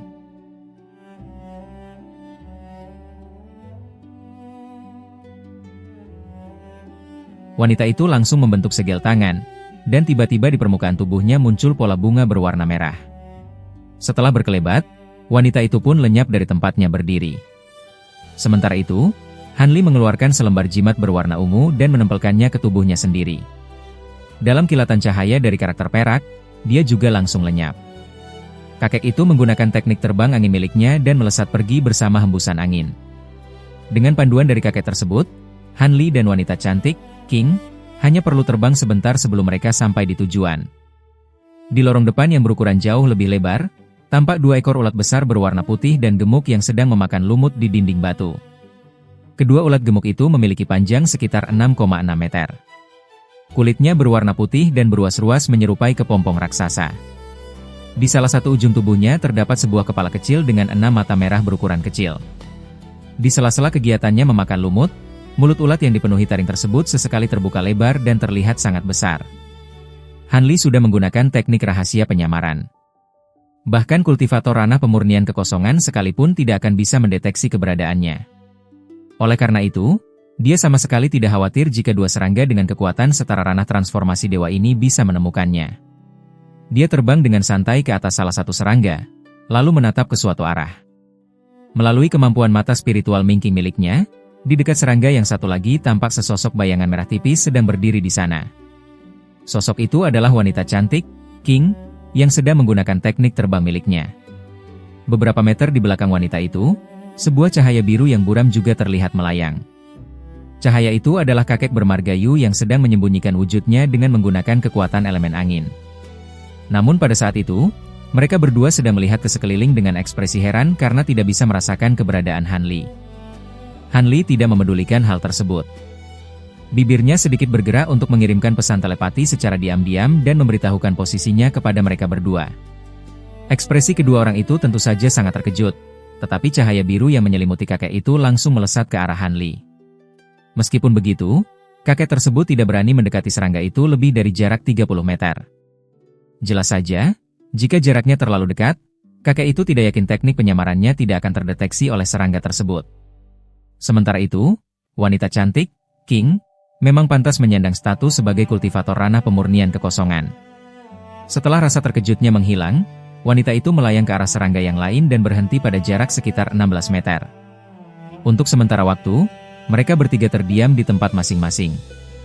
Di tempat itu hanya terdengar suara gesekan saat kedua binatang suano tersebut terus memakan lumut di dinding batu. Sorot mata Han Li tampak dingin. Salah satu telapak tangannya tiba-tiba berubah menjadi hitam pekat dan langsung mencengkeram udara mengarah pada serangga di bawahnya. Seketika, cahaya abu-abu menyembur dari kelima jarinya. Sebuah gunung hitam berukuran kecil muncul secara tiba-tiba di dalam cahaya abu-abu tersebut, lalu meluncur jatuh ke bawah. Serangga yang berada di bawah itu terkejut. Tubuhnya langsung bergerak dan dalam sekejap menggembung menjadi bola daging yang besar. Pada saat yang sama, cahaya spiritual berwarna biru dan putih memancar dari permukaan tubuhnya. Namun, semuanya sudah terlambat. Dengan jarak sedekat itu, cahaya abu-abu tersebut hanya berkelebat dan langsung menyapu tubuh serangga itu. Dua cahaya spiritual yang muncul di tubuh binatang Suanuo padam seketika, seolah-olah baru saja bertemu dengan penangkal utamanya. Menyadari situasi yang buruk, tubuh bulat serangga itu bergetar hebat. Sebuah gelombang tak kasat mata muncul dari permukaan tubuhnya dan langsung menyebar ke segala arah. Han Li tertawa dingin, dan kelima jarinya mengepal secara perlahan. Seketika, cahaya abu-abu di bagian bawah menyala dengan sangat terang. Setelah terdengar suara robekan udara beberapa kali, 7 hingga 8 gelombang cahaya abu-abu menyapu wujud serangga tersebut. Gelombang tak kasat mata yang dikeluarkan oleh serangga itu terus melemah begitu bersentuhan dengan cahaya abu-abu, hingga akhirnya lenyap sepenuhnya di dalam cahaya dewa magnet asal. Binatang Suanuo memutar tubuhnya karena hendak menggunakan kemampuan sihir yang lainnya. Namun, sebuah bayangan hitam mendadak muncul tepat di atas kepalanya. Terdengar suara benturan yang sangat keras saat gunung hitam kecil itu membesar hingga ukurannya mencapai sekitar 23 meter. Gunung itu menghantam keras tubuh gemuk binatang Suanuo dan menekannya hingga serangga itu tidak bisa bergerak sama sekali. Meski begitu, serangga ini memang dikenal memiliki kulit dan tubuh yang sangat keras. Walaupun tertimpa beban dengan kekuatan sebesar itu, tubuhnya tidak sampai hancur menjadi pipih. Serangga itu terus menggeliat dan berusaha keras untuk melepaskan diri. Pada saat itu, Han Li kembali mengibaskan lengan bajunya. Segumpal api berwarna perak melesat keluar dan tepat mengenai bagian dasar gunung hitam tersebut. Setelah terdengar suara letupan pelan, serangga itu hancur menjadi abu tanpa sempat mengeluarkan suara sedikit pun. Kekuatan mengerikan dari api langit pemakan roh tentu saja tidak akan bisa ditahan oleh serangga seperti ini.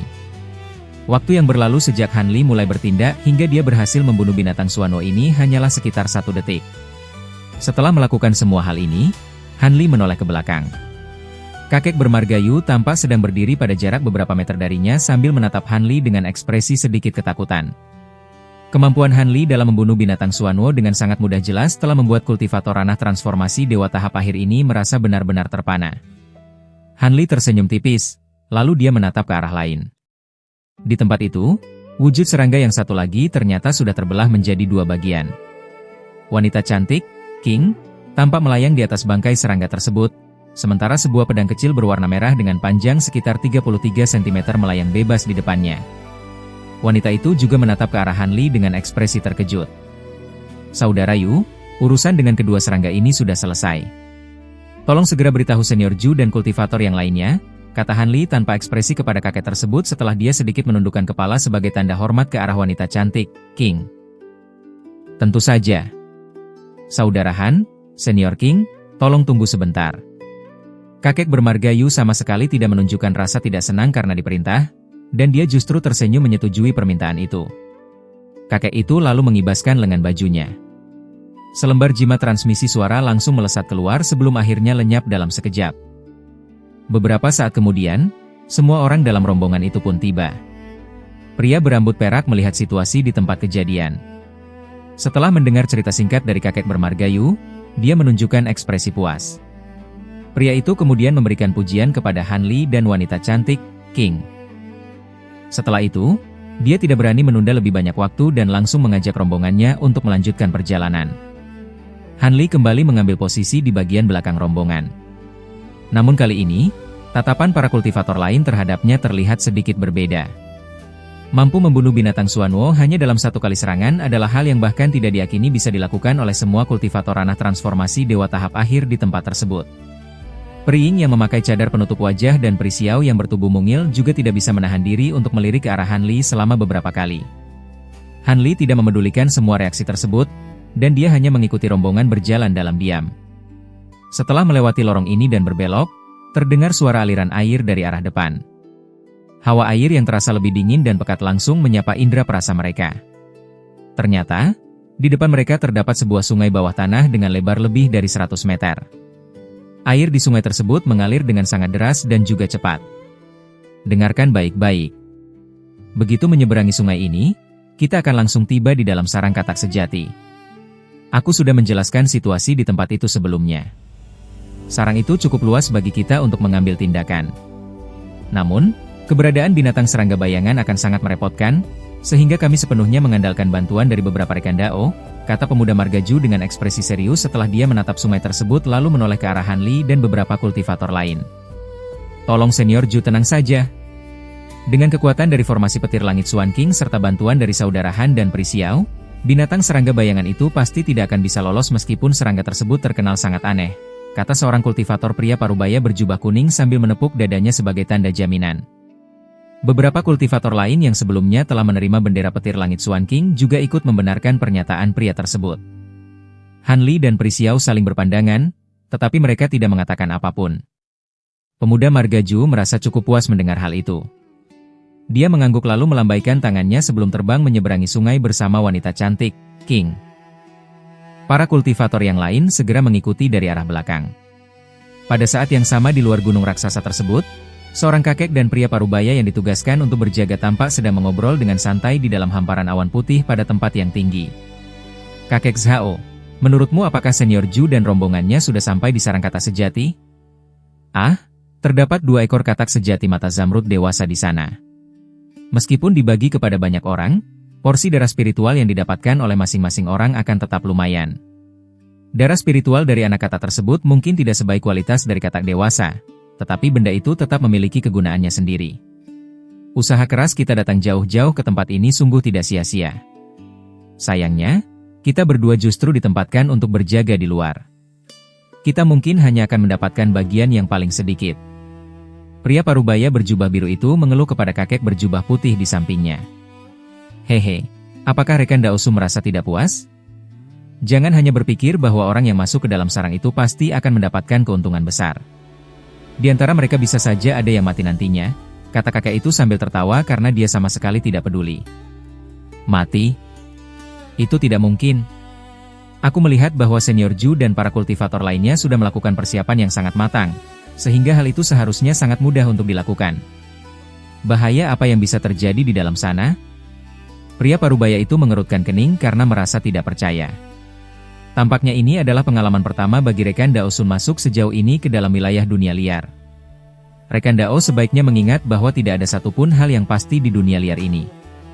Sebagai contoh, ketika kita sedang santai berjaga di sini, bisa saja ada rombongan besar binatang kuno atau entitas dari ras asing dengan kekuatan setara ranah transformasi dewa atau ranah pemurnian kekosongan yang tiba-tiba keluar dari balik kabut. Kemungkinan seperti itu sangat mungkin terjadi, kata kakek tersebut dengan santai setelah menghela napas. Haha, kakek Zhao terlalu berlebihan. Tempat ini sangat tersembunyi, jadi mana mungkin terjadi hal seperti itu, balas pria parubaya itu sambil tertawa keras. Kakek tersebut menggelengkan kepalanya. Dia baru saja hendak berbicara lagi saat sebuah perubahan tiba-tiba terjadi tepat di hadapannya. Seberkas cahaya putih yang terang benderang mendadak muncul tanpa tanda apapun tepat di bagian leher pria parubaya tersebut. Hanya dalam satu sapuan cepat, kepala pria itu langsung terputus dan berguling jatuh, sementara semburan darah melesat hingga mencapai ketinggian beberapa meter ke udara. Gawat! Reaksi kakek itu terbilang cukup cepat. Hampir bersamaan dengan terjadinya perubahan tersebut, tubuhnya langsung mundur ke belakang dengan cepat sambil mengibaskan lengan bajunya. Sebuah perisai kecil berwarna biru melesat keluar dan berubah menjadi lapisan cahaya yang melindungi seluruh tubuhnya. Kakek itu kemudian membuka mulutnya. Sebuah pedang terbang yang memancarkan cahaya berwarna perak menyembur keluar untuk berputar di sekitar tubuhnya. Sayangnya, semua tindakan pencegahan itu sia-sia belaka. Sebuah gelombang pada ruang tiba-tiba muncul tepat di atas kepala kakek tersebut. Sebuah cakar besar berwarna hitam kehijauan dengan ukuran sekitar 3,3 meter melesat keluar dari celah ruang hampa. Cakar itu mencengkeram dengan kecepatan kilat, dan langsung menangkap tubuh kakek tersebut beserta perisai pertahanan dan pedang terbangnya sebelum menekannya dengan kekuatan penuh. Terdengar jeritan kesakitan yang sangat memilukan saat tubuh kakek itu hancur hingga menjadi gumpalan darah. Bahkan wujud Nasensol di dalam tubuhnya juga sama sekali tidak sempat melarikan diri. Sementara itu, tubuh pria parubaya yang kehilangan kepalanya tampak bergetar sebelum segumpal cahaya berwarna hijau melesat keluar dari dalamnya. Di dalam cahaya hijau itu terdapat wujud Nasensol setinggi 6,6 cm yang sedang memegang sebuah pusaka berbentuk panji kecil. Wujud Nasensol itu tampak sangat panik dan berusaha keras untuk kabur dari sana. Namun, wujud Nasensol itu baru saja berteleportasi sejauh 100 meter saat sebuah cahaya hitam dari dalam ruang hampa tiba-tiba menyapunya. Cahaya hitam itu langsung menangkap wujud Nasensol tersebut dan menariknya masuk hingga sosoknya lenyap. Dengan begitu, dua orang kultivator ranah transformasi dewa tewas hanya dalam satu kali serangan cepat. Beberapa saat kemudian, sebuah cahaya berwarna hitam dan biru berkelebat di dekat tempat itu. Dua sosok siluman dengan ukuran tubuh besar dan kecil mendadak muncul dan melesat keluar dari ruang hampa. Sosok pertama memiliki tinggi sekitar 33 meter dengan wajah berwarna hijau dan bertaring, serta memiliki tanduk di bagian kepalanya sehingga bentuknya menyerupai wujud makhluk iblis. Sosok yang satu lagi hanya memiliki tinggi tidak lebih dari 2 meter, tetapi dia memiliki tubuh yang ramping seperti seorang wanita muda yang cantik. Salah satu tangannya tampak memegang sebuah pusaka kapak berwarna biru sehingga memberikan kesan yang sangat aneh dan tidak wajar. Kedua sosok tersebut sama-sama memiliki sepasang sayap berdaging berwarna merah di punggung mereka. Berbagai karakter tulisan kuno yang berwarna-warni tampak berkilat terang di permukaan sayap tersebut. Lumayan. Wujud Nasensol dari kultivator ras manusia di ranah transformasi dewa benar-benar merupakan sebuah santapan yang bergizi. Sayang sekali kamu malam remasnya sampai hancur begitu saja, kata wanita cantik yang memegang kapak tersebut sambil melirik mayat tanpa kepala di bawahnya. Wanita itu tampak menjulurkan lidahnya untuk menjilat bibir merahnya saat mengucapkan kata-kata tersebut. Aku baru saja berhasil melakukan terobosan ranah, sehingga kekuatan di dalam tubuhku masih agak sulit untuk dikendalikan secara presisi. Lagi pula, wujud Nasensol dari kultivator ras manusia di ranah transformasi dewa itu tidak ada artinya sama sekali. Kita harus mencari wujud Nasensol milik kultivator di ranah pemurnian kekosongan, barulah hal itu akan menjadi santapan yang benar-benar bergizi besar. Jika kita cukup beruntung dan dapat menelan wujud Nasensol dari kultivator ranah penyatuan tubuh, maka bukan hal yang mustahil bagi kita untuk bisa langsung naik tingkat menjadi Raja Yaksha. Makhluk yang memiliki wujud menyerupai iblis itu memberikan tanggapan dengan suara berat yang terdengar menggelegar dan sangat keras layaknya suara guntur di langit. Kultivator ranah penyatuan tubuh mana bisa dibunuh dengan begitu mudah? Setidaknya, kekuatan kita berdua tidak akan mampu menandingi kultivator ranah penyatuan tubuh. Baik, hentikan omong kosong ini dan cepat selesaikan tugas kita. Aku tidak menyangka kita akan bertemu ras manusia secepat ini. Seharusnya, perjalanan dari sini menuju kota Tianyuan milik ras manusia membutuhkan waktu setidaknya setengah tahun. Wanita muda itu menghentikan hayalan rekannya sambil mengerutkan kening. Apa yang aneh? Kemungkinan besar mereka adalah ras manusia yang keluar untuk mencari harta karun. Karena kita sudah membunuh mereka, tugas kita sudah selesai. Jika masih ada yang lolos, serahkan saja pada pasukan pengejar. Kita hanya bertugas untuk membersihkan target yang sudah jelas. Hantu itu mengepakkan sayapnya sambil tertawa sinis. Ucapanmu benar juga.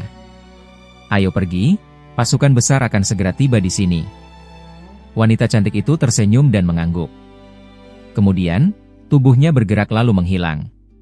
Sementara itu, hantu tersebut membuka mulutnya lebar-lebar, menarik napas kuat, dan menelan mayat tanpa kepala itu. Setelah mengunyah mayat itu beberapa kali, dia menelannya bulat-bulat. Kemudian, sayap besarnya mengepak dan dia pun ikut menghilang. Tidak lama setelah dua ras asing ini pergi, suara dengungan aneh terdengar dari ujung langit. Awalnya suara itu pelan, lalu berubah menjadi semakin keras. Di ujung langit muncul satu titik hitam, dua titik hitam, tiga titik hitam dalam sekejap, titik hitam yang jumlahnya tidak terhitung menutupi langit layaknya kawanan serangga. Titik-titik hitam ini berjumlah ribuan bahkan puluhan ribu, dan semuanya bergerak dengan cepat. Dalam sekejap, mereka sudah mendekati gunung raksasa tersebut. Pada saat itu, wujud asli dari titik-titik hitam tersebut mulai terlihat dengan jelas. Mereka semua adalah ras asing bersayap yang mirip dengan hantu dan wanita sebelumnya. Lengan dan kaki mereka terbuka, pakaian mereka sangat sedikit dan hanya menutupi bagian vital saja. Jumlah ras asing hantu terlihat lebih banyak daripada wanita bersayap. Mereka terbang bercampur menjadi satu dan melesat melintasi atas gunung. Ras asing bersayap ini terus-menerus muncul di langit, datang bergelombang tanpa henti. 1 jam kemudian, titik-titik hitam di ujung langit itu masih terus bermunculan. Beberapa saat kemudian, suara di ujung langit berubah. Selain dengungan, terdengar pula suara gemuruh yang keras. Setelah itu, sebuah benda raksasa yang besarnya seperti gunung muncul di ujung langit. Benda ini memiliki tinggi sekitar 6.000 hingga 10.000 meter, berwarna kuning pucat, berbentuk kerucut menyerupai sarang tawon, dan berputar dengan pelan di udara. Di depan benda raksasa ini, terdapat puluhan ekor ular terbang bersayap yang memancarkan kilatan petir, menarik benda itu secara perlahan. Di samping sarang ini, pasukan ras asing bersayap yang memakai baju zirah berbaris dengan rapi. Mereka memegang pedang besar dan mengawal benda ini bergerak maju. Benda ini terlihat sangat berat, tetapi sebenarnya benda itu bergerak dengan cepat. Saat melewati gunung, angin yang dihasilkan oleh gerakannya meniup kabut di bawah hingga bergulung, membuat banyak kabut menjadi hilang. Pergerakan sarang besar ini mengganggu burung-burung putih yang ada di dalam kabut. Sekelompok burung terbang keluar dari dalam kabut, membuka mulut mereka, lalu menyemburkan serangan berupa panah air berwarna hitam. Melihat hal itu, pasukan ras asing yang memakai baju zirah perak tidak tinggal diam. Mereka mengayunkan pedang besar dan terbang ke bawah lalu menyerang sekawanan burung itu dengan ganas. Hanya dalam beberapa kali bentrokan singkat, mereka berhasil membunuh setengah dari jumlah burung tersebut. Burung-burung yang tersisa menyadari bahwa keadaan sudah menjadi buruk. Mereka mengeluarkan suara lengkingan aneh lalu terbang kembali ke dalam kabut. Pasukan ras asing yang memakai baju zirah perak itu tidak mengejar mereka. Pasukan itu menyimpan senjata mereka, terbang kembali ke udara, dan terus mengawal benda raksasa tersebut. Setelah sarang besar pertama ini menghilang di kejauhan, sarang kedua muncul dari ujung langit. Bentuknya mirip, tetapi ukurannya lebih besar, dan sarang kedua ini juga dikawal dengan ketat. Kejadian ini terus berlanjut. Sarang besar ini muncul satu persatu, dan masing-masing memiliki ukuran yang sangat besar. Setelah hampir 100 buah sarang berlalu, kemunculan benda itu akhirnya berhenti. Posisinya digantikan oleh kawanan binatang kuno yang berwujud aneh. Ada binatang kuno yang memiliki 3 kepala dan 2 sayap, ada yang memiliki kepala naga dan ekor burung. Ada juga binatang kuno yang panjang tubuhnya lebih dari 300 meter, sementara yang lainnya hanya sepanjang beberapa meter. Di atas punggung kawanan binatang kuno ini, terdapat satu atau beberapa anggota ras asing bersayap yang menunggangi mereka. Pasukan ini berbaris tanpa terputus dan jumlahnya mencapai puluhan ribu ekor. Setelah kawanan binatang kuno ini lewat, perahu panjang berwarna hitam pekat muncul di ujung langit. Setiap perahu panjang memiliki ukuran panjang puluhan meter dengan kedua ujungnya yang berbentuk runcing. Jumlah perahu panjang ini tidak terlalu banyak, hanya sekitar 1.000 buah lebih, tetapi kecepatannya sangat tinggi. Hanya dalam sekali kedipan mata, perahu-perahu itu sudah berpindah dari satu sisi langit ke sisi langit yang lain. Dalam waktu singkat, semua perahu panjang hitam ini menghilang dari pandangan. Ujung langit kembali menjadi kosong. Namun tidak lama kemudian, sekelompok titik hitam kembali muncul. Saat kelompok itu mendekat, siapapun yang melihat wujud asli mereka dengan jelas pasti akan merasa ketakutan.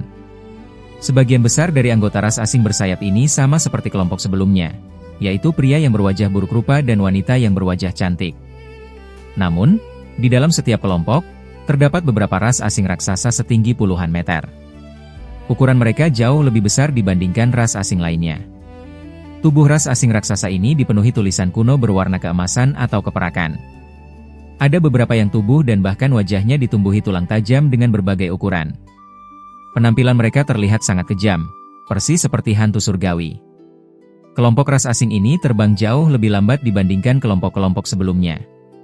Begitu mereka tiba di dekat gunung raksasa tersebut, salah satu kelompok langsung terbang ke bawah lalu berpencar ke segala arah. Banyak dari mereka yang menghilang ke dalam udara kosong. Di antara mereka, 2 ras asing raksasa melayang tanpa bergerak dengan wajah yang terlihat kaku. Di tengah kedua ras asing raksasa itu, terdapat seorang ras asing bersayap yang memiliki bentuk telinga seperti manusia biasa. Dia melayang di udara sambil melipat kedua lengannya di dada. Ras asing ini tidak hanya memiliki sayap yang ukurannya 2 kali lebih besar dari ukuran normal, tetapi dia juga memiliki pupil mata berwarna kuning keemasan pucat dan kulit berwarna merah cerah. Dia hanya menatap dengan dingin ke arah pasukannya yang sedang melakukan pencarian. Beberapa saat kemudian, bola matanya yang berwarna keemasan bergerak dan menatap lurus ke arah gunung raksasa di bawahnya. Tidak lama kemudian, lebih dari 100 ras asing lainnya terbang kembali. Mereka berdiri tegak di hadapannya dan menunjukkan sikap yang sangat patuh. Pasukan garis depan menemukan 2 kultivator ras manusia ranah transformasi dewa di sekitar sini. Benarkah begitu? Tanya ras asing yang memiliki pupil mata berwarna keemasan itu dengan wajah datar. Tuan Meng Xiang, kabar yang kami terima memang menyebutkan bahwa lokasinya ada di tempat ini. Namun, selain gunung ini, kami sudah memeriksa area dalam jarak ratusan kilometer dan tidak menemukan jejak ras manusia lainnya. Gunung ini sepertinya memiliki kandungan urat batu magnet spiritual, sehingga kami tidak bisa langsung mendeteksi isi di dalamnya. Seorang ras asing wanita muda menjawab dengan sopan. Urat batu magnet spiritual. Kalau begitu, itu adalah hal yang mudah, bongkar saja gunung ini. Ras asing bermata emas itu tertawa dingin. Dia mengangkat telapak tangannya lalu sebuah cahaya merah muncul. Dalam sekejap, cahaya itu berubah menjadi bola cahaya merah yang mirip dengan warna darah, ukurannya sedikit membesar dan mengecil secara berulang. Kelima jarinya mengepal, ras asing itu memutar bola cahaya di tangannya, lalu mengayunkannya ke udara. Seberkas cahaya merah tipis melesat dari tangannya dan langsung membesar dengan cepat. Ukurannya menjadi sangat besar hingga membuat setengah bagian langit terpantul warna merah terang. Ras asing itu membalikkan telapak tangannya ke arah bawah, lalu mengayunkan tangannya dengan pelan ke bawah. Seketika, sebuah garis merah melesat tepat di puncak gunung, lalu semuanya kembali menjadi normal. Pada saat itu juga, 2 ras asing raksasa yang ukurannya sebesar gunung bergerak secara bersamaan. Mereka menggerakkan lengan dan meninju keras ke salah satu sisi gunung tersebut. 2 kekuatan besar tidak terlihat yang seolah merobek ruang melesat maju. Kedua kekuatan itu bergabung menjadi satu dan menghantam sisi gunung dengan kekuatan yang sangat besar. Pemandangan yang tidak masuk akal pun terjadi. Suara gemuruh yang keras terdengar. Seluruh bagian gunung mengeluarkan suara retakan yang keras. Setengah bagian dari gunung itu terpotong dan jatuh meluncur ke bawah layaknya potongan tahu. Han Li sedang berada di dalam sebuah gua besar. Tubuhnya diselimuti oleh cahaya abu-abu yang melindungi dirinya dengan rapat. Ekspresi wajahnya terlihat sangat buruk, matanya menatap tajam ke suatu titik yang jaraknya hanya sekitar 20 meter dari posisinya saat ini. Di titik tersebut, tubuh seorang pria kekar yang memakai jubah abu-abu sudah terbelah menjadi 2 dan berlumuran darah. Di samping mayat pria itu, terdapat sebuah bendera kecil yang memancarkan kilatan petir berwarna perak. Han Li merasa ketakutan hingga merinding. Hanya dalam waktu sekejap, cahaya merah tiba-tiba melesat menyambar tempat ini. Pria kekar itu kebetulan sedang berdiri tepat di posisi cahaya merah itu jatuh, sehingga tubuhnya langsung terbelah menjadi 2 tanpa mengeluarkan suara sedikit pun. Kematian pria itu menyebabkan formasi sihir yang terbentuk dari kumpulan bendera kecil itu menjadi gagal. Akibatnya, sekelompok bayangan hitam seukuran kepalan tangan langsung memanfaatkan kesempatan ini untuk melarikan diri melewati celah-celah petir yang mulai menghilang. Beberapa kultivator lainnya merasa terkejut, lalu mereka menampilkan raut wajah marah dan kesal. Peri Xiao yang sedang memegang sebuah penggaris giok berwarna merah juga terkejut. Pada jarak puluhan meter di sisi lain gua, kilatan cahaya terus menyala, disertai dengan suara ledakan dan teriakan yang terdengar tanpa henti. Di sana, pemuda Margaju bersama belasan kultivator lainnya sedang berjuang mengepung katak sejati mata Zamrud. Han Li berpikir dengan cepat. Dia bersiap untuk mengendalikan cahaya dewa magnet asal untuk menyerang lebih dari 100 serangga bayangan itu agar mencegah mereka benar-benar melarikan diri. Namun tiba-tiba, tanah di bawah kakinya berguncang dengan sangat keras, lalu separuh lantai gua itu hancur dan runtuh. Air dari sungai bawah tanah di dalam gua itu meluap ke atas, dan gelombang air setinggi puluhan meter menyapu seisi gua. Seluruh bagian gua mulai runtuh dan hancur. Han Li baru menyadari bahwa sesuatu yang sangat besar benar-benar sedang terjadi. Dengan perasaan takut, dia membentuk segel tangan tanpa berpikir panjang. Cahaya abu-abu yang menyelimuti tubuhnya langsung membesar hingga beberapa kali lipat, tepat sebelum gelombang air menenggelamkan tubuhnya. Sekitar 15 menit kemudian, belasan cahaya terbang melesat keluar dari arah runtuhan gunung yang kini hanya tersisa setengah bagian. Setelah cahaya itu meredup, belasan wujud kultivator muncul melayang di posisi yang rendah. Mereka termasuk pemuda Margaju dan wanita cantik, King. Namun, begitu mereka melihat kondisi di sekeliling mereka, wajah mereka semua langsung berubah menjadi pucat pasi. Di semua arah, langit dipenuhi oleh musuh. Ada sekitar 100 ras asing bersayap yang saat ini sedang mengawasi mereka dengan tatapan mata yang tajam. Hampir setiap ras asing itu memancarkan aura kekuatan yang tidak kalah kuat dari kultivator ranah transformasi dewa. Di antara pasukan musuh itu, ada 6 atau 7 orang yang tingkat kekuatannya berada di atas ranah pemurnian kekosongan. Jumlah manusianya cukup banyak, tetapi hanya 2 orang yang berada di ranah pemurnian kekosongan. Aku sedang tidak ingin bertarung, jadi aku serahkan mereka semua kepada kalian. Jika kalian bisa menangkap mereka dalam keadaan hidup, tangkaplah hidup-hidup.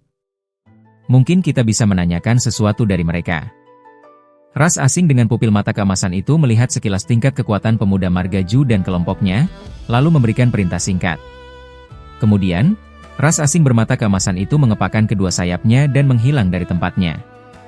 Sesaat kemudian, dia muncul kembali pada jarak 300 meter. Setelah 2 kali mengepakkan sayapnya lagi, dia langsung menghilang di ujung langit. Ras asing yang mampu membelah sebuah gunung dengan ketinggian 30.000 meter hanya dengan 1 kali serangan ini benar-benar menyerahkan urusan tersebut kepada bawahannya. Ras Yaksha. Ras manusia dan ras kalian tidak sedang berada dalam keadaan perang. Kalian mengganggu kami yang sedang mencari harta karun tanpa alasan, lalu mengepung kami. Apa maksud dari semua ini? Wajah pemuda Margaju terlihat sedikit gelap. Namun, setelah melihat pemimpin ras Yaksha yang tingkat kultivasinya tidak bisa diketahui itu terbang pergi, sedikit harapan muncul di hatinya, lalu dia pun memberanikan diri untuk bertanya. Serang? Di antara lebih dari 100 ras Yaksha yang tersisa, seorang wanita ras Yaksha yang memiliki aura paling kuat mendengar hal itu. Dia tersenyum menggoda ke arah pemuda Margaju dan kelompoknya. Namun, dari mulut kecilnya keluar perintah pembantaian yang sangat dingin. Dia sama sekali tidak berniat untuk memberikan penjelasan apapun. Pria dan wanita ras Yaksha di sekeliling segera menggetarkan senjata di tangan mereka. Berbagai kapak, pedang besar, dan senjata tajam lainnya memancarkan cahaya tebal. Serangan itu menebas dari segala penjuru ke arah belasan orang yang berada di tengah. Situasi ini mirip seperti saat kelompok ras manusia sebelumnya bergabung untuk menyerang kawanan semut darah hitam. Hanya saja, pihak yang sedang dikepung sekarang adalah kelompok ras manusia. Meskipun perbedaan jumlah dan kekuatan kedua belah pihak sangat jauh, pria berambut perak itu tentu tidak selemah kawanan semut darah hitam yang hancur hanya dengan 1 kali serangan. Belasan anggota ras manusia yang ketakutan segera melepaskan pusaka terkuat mereka masing-masing. Pusaka itu berubah menjadi pancaran cahaya berbagai warna untuk bertahan secara mati-matian. Beberapa orang yang merasa memiliki kemampuan terbang dan sihir penyamaran langsung menggerakkan tubuh mereka untuk masuk ke udara kosong dengan niat melarikan diri. Pemuda Margaju yang merasa marah dan terkejut segera menggerakkan tubuhnya hingga tiba di samping wanita cantik, King. Mereka berdua masing-masing mengulurkan 1 telapak tangan dan saling menggenggam. Seketika itu juga, cahaya berwarna merah dan biru berkedip di permukaan tubuh mereka. Kemudian, mereka membuka mulut dan masing-masing menyemburkan sehelai bendera kecil. 2 bendera kecil yang dipenuhi ukiran lapisan tulisan sihir itu langsung memancarkan ribuan cahaya begitu keluar dari mulut mereka. Kemudian, kedua cahaya itu menyatu dan berubah menjadi lapisan pelindung raksasa berwarna biru dan merah yang menutupi tubuh mereka berdua. Pada saat itu, cahaya pedang melesat di udara kosong, meninggalkan jejak berwarna putih, lalu menebas dengan sangat kuat. Terdengar suara ledakan yang sangat keras. Cahaya pedang itu meledak sepenuhnya. Pancaran cahaya pelindung yang dibentuk oleh kelompok ras manusia hanya mampu bertahan sebentar. Setelah itu, pelindung tersebut ditembus dan dihancurkan oleh serangan cahaya pedang. Tubuh mereka langsung tenggelam di dalam serangan tersebut. Jeritan kesakitan terdengar bertubi-tubi dari dalam area ledakan.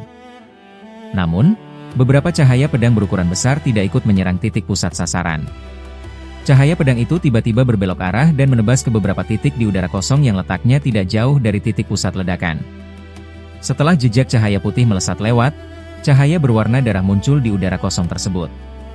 Beberapa mayat yang sudah terbelah menjadi 2 langsung jatuh ke bawah. Para kultivator yang sebelumnya menyembunyikan diri ini sama sekali tidak bisa lolos dari incaran ras Yaksha. Mereka berhasil ditebas hingga tewas dengan mudah. Pada saat itu, cahaya di titik pusat mulai meredup dan memperlihatkan keadaan di dalamnya. Dari belasan anggota ras manusia sebelumnya, kini hanya tersisa 5 atau 6 orang yang masih berdiri di sana, termasuk pemuda Margaju dan wanita cantik, King. Mereka berdua benar-benar mengandalkan kekuatan pusaka pelindung yang kuat untuk bertahan dari serangan gabungan semua ras Yaksha. Sementara itu, tubuh kultivator lainnya sudah pasti hancur berkeping-keping. Baik bendera besar milik pasangan berambut perak itu maupun beberapa pusaka yang melayang di depan kultivator yang tersisa, semuanya memancarkan cahaya yang redup. Bahkan, di permukaan beberapa pusaka itu sudah muncul banyak retakan kecil. Sangat jelas bahwa semua pusaka itu sudah rusak dan tidak akan bisa menahan gelombang serangan berikutnya. Namun, para kultivator yang masih hidup tidak akan diam saja di tempat setelah melihat kekuatan serangan mematikan dari kelompok Rasyaksha tadi. Karena itu, pemuda Margaju dan wanita cantik, King, segera menunjuk ke arah dua bendera besar di depan mereka. Kedua bendera itu berputar dan kembali bersinar terang. Namun setelah itu, bendera tersebut bergetar dengan sangat kuat. Terdengar dua suara ledakan keras saat kedua pusaka itu diledakkan secara bersamaan. Seketika itu juga, dua angin topan berwarna merah dan biru terbentuk lalu langsung membumbung tinggi ke arah langit. Pemuda Margaju dan wanita cantik, King, menggerakkan tubuh mereka. Mereka berubah menjadi dua berkas cahaya lalu terbang masuk ke dalam dua angin topan tersebut. Kemudian, mereka mengerahkan seluruh kemampuan dari dalam sana. Kedua angin topan itu menyatu menjadi satu pusaran angin raksasa setinggi ribuan meter. Pusaran angin raksasa itu mengeluarkan suara gemuruh keras dan menerjang ke arah atas dengan kekuatan yang sangat dahsyat. Kelompok pria dan wanita Rasyaksha di depan merasa gelisah begitu melihat kekuatan dari angin topan tersebut, meskipun mereka memiliki sifat alami yang sangat ganas. Beberapa anggota ras manusia yang tersisa merasa terkejut sekaligus gembira. Mereka segera memanfaatkan kesempatan ini dengan mengubah diri menjadi cahaya pelangi dan terbang mengikuti dari belakang angin topan tersebut. Mereka semua sangat sadar, tidak akan ada jalan untuk selamat jika mereka tidak memanfaatkan satu-satunya kesempatan terakhir ini. Kemanapun angin topan berwarna biru dan merah itu melintas, ruang udara di sekitarnya menjadi buram dan berubah bentuk. Hal itu membuktikan betapa dahsyat kekuatan yang dimilikinya. Saat angin topan ini hampir menabrak bagian tengah barisan Rasyaksha, dua bayangan hitam berukuran besar tiba-tiba muncul di atas angin topan tersebut. Sebelum para kultivator lainnya menyadari apa yang sedang terjadi, terdengar 4 suara benturan yang sangat keras. 4 kekuatan besar tidak terlihat langsung menghantam angin topan itu pada saat yang bersamaan. Angin topan itu bergetar dan seketika langsung berhenti bergerak. Ternyata, dua Rasyaksha setinggi 160 hingga 190 meter yang sebelumnya melayang di barisan paling belakang, kini sudah muncul secara aneh di kedua sisi angin topan dalam sekejap mata. 4 kepalan tangan yang berukuran sebesar rumah meninju secara bersamaan. Hanya dengan mengandalkan kekuatan fisik semata, mereka berhasil menahan laju angin topan tersebut. Pemuda Margaju dan wanita cantik, King, yang berada di dalam angin topan tentu merasa sangat terkejut. Tanpa berpikir panjang, mereka berdua segera menyalurkan seluruh kekuatan kultivasi mereka. Angin topan biru dan merah itu bergetar, membesar hingga sepertiga dari ukuran sebelumnya, lalu kembali menerjang maju. Namun, kedua mata dari dua makhluk raksasa di udara itu tiba-tiba memancarkan cahaya berwarna merah. Keempat lengan mereka bergerak dengan kecepatan tinggi hingga terlihat buram. Bayangan kepalan tangan raksasa dalam jumlah tidak terhitung muncul di kedua sisi angin topan. Setelah itu, semua pukulan tersebut menghujani angin topan itu tanpa henti. Para kultivator lain yang berada di dekat sana merasa sangat ngeri setelah melihat hal itu. Mereka segera mengubah arah terbang dengan niat untuk menjauh. Namun pada saat itu, terdengar suara robekan udara yang sangat kuat. Cahaya pedang berukuran besar dalam jumlah banyak langsung menyambar ke arah mereka. Lebih dari 100 anggota Rasyaksha di sekeliling mereka kembali melancarkan serangan gelombang kedua. Seketika itu juga, bukan hanya kultivator yang melarikan diri saja yang menampilkan raut wajah putus asa, melainkan pemuda Margaju dan wanita cantik, King, yang berada di dalam angin topan juga memiliki wajah yang sangat pucat. Suara ledakan keras terdengar mengguncang seluruh langit dan bumi di area itu. Di dasar tanah yang sangat dalam, tubuh Hanli dikelilingi oleh cahaya abu-abu yang berkedip. Dia sedang melesat maju dengan kecepatan yang sangat tinggi. Anehnya, cahaya perak terus-menerus muncul dan menghilang di permukaan tubuhnya. Cahaya itu bergesekan dengan cahaya pelindung abu-abunya, lalu berkedip secara bertumpuk. Wajah Hanli terlihat sangat serius. Walaupun dia tidak ikut terbang keluar ke permukaan tanah bersama orang-orang lainnya, getaran dari suara ledakan keras di permukaan tanah masih bisa dia rasakan dengan jelas dari posisinya di bawah tanah. Hal ini membuktikan betapa besar kekuatan dari ledakan tersebut. Apakah semua kultivator yang melarikan diri ke atas itu benar-benar sudah mati? Hanli meningkatkan kewaspadaannya. Sebenarnya, pada saat gua bawah tanah runtuh dan disapu gelombang air besar, para kultivator lainnya tidak berani menggunakan teknik pelarian tanah untuk masuk ke dalam tanah karena adanya efek dari urat batu magnet spiritual. Karena itu, Mereka terpaksa mencari jalan keluar melalui celah ke atas. Namun, Hanli memiliki cahaya dewa magnet asal yang mampu menahan efek penindasan 5 elemen dasar dan juga berbagai jebakan larangan magnetik, sehingga dia berani melarikan diri dengan menyelam langsung ke bawah tanah. Ditambah lagi, saat kekacauan itu mulai terjadi, jangkauan kesadaran ilahi miliknya yang kuat langsung merasakan keberadaan ras asing dengan tingkat kultivasi tinggi di udara. Dia tentu saja tidak berani untuk tetap berdiam diri di sana. Tanpa berpikir panjang, dia langsung mengendalikan cahaya dewa magnet asal dan masuk ke bawah tanah untuk melarikan diri. Namun sebelum dia sepenuhnya masuk ke bawah tanah, sekelompok kata sejati mata Zamrud yang sudah terluka parah melarikan diri keluar dari dalam gua dan tidak sengaja berpapasan dengan Hanli. Mendapat keuntungan besar yang datang dengan sendirinya, dia tentu tidak akan melepaskan hal itu. Dia segera mengerahkan kemampuannya secara maksimal tanpa menahan diri. Hanya dalam satu kali bentrokan singkat, dia berhasil membunuh semua siluman kata sejati yang sudah melemah tersebut. Setelah menyimpan mayat-mayat itu, dia langsung bergerak masuk ke dalam tanah. Sementara itu, dia sudah tidak memiliki waktu luang untuk mencari tanaman obat spiritual bunga seribu hati yang sebelumnya disebutkan oleh pemuda Margaju. Kekuatan magnet dari urat batu magnet spiritual ternyata jauh melebihi dugaannya. Namun untungnya, kekuatan pelindung dari cahaya dewa magnet asal miliknya juga sangat luar biasa. Dengan bantuan dari pusaka gunung magnetik primordial, dia bisa menahan dan menetralisir daya tarik hisap yang besar dari arah dasar tanah terdalam. Meskipun kelompok ras asing di atas tanah itu sangat kuat, mereka sepertinya tidak akan berani masuk ke bawah tanah untuk mengejarnya selama area tersebut masih berada di dalam jangkauan medan urat batu magnet spiritual. Memikirkan hal itu, Hanli merasa sedikit lega. Satu-satunya hal yang dia sayangkan adalah kemampuannya terbatas. Kesadaran ilahi miliknya tidak dapat menembus dan mendeteksi kondisi sekitar saat dia berada di dalam tanah karena terhalang oleh medan urat batu magnet spiritual. Jika halangan itu tidak ada, dia pasti akan merasa jauh lebih tenang. Sambil terus berpikir, Hanli terus melesat di bawah tanah hingga menempuh jarak sejauh ribuan kilometer. Cahaya perak di sekeliling tubuhnya kini mulai meredup. Ketika cahaya perak itu akhirnya menghilang sepenuhnya dari permukaan tubuhnya, ekspresi Hanli kembali berubah. Dia merasa bahwa tempatnya berada saat ini mungkin sudah aman dari jangkauan musuh. Dia segera mengerahkan kesadaran ilahi miliknya untuk memindai ke arah permukaan tanah. Posisi permukaan tanah tepat di atasnya saat ini adalah sebuah tempat asing yang menyerupai lembah. 3 sisinya dikelilingi oleh pegunungan dan hanya terdapat satu pintu jalan keluar. Area itu dipenuhi oleh pepohonan hijau, tidak ada hal aneh apapun, dan dia juga tidak mendeteksi adanya aura keberadaan binatang kuno maupun ras asing yang kuat. Setelah Hanli memeriksa area sekitar berulang kali, barulah dia merasa benar-benar lega. Kemudian, dia mengubah wujudnya menjadi cahaya pelangi biru lalu terbang melesat ke atas. Sebuah kilatan cahaya muncul di udara.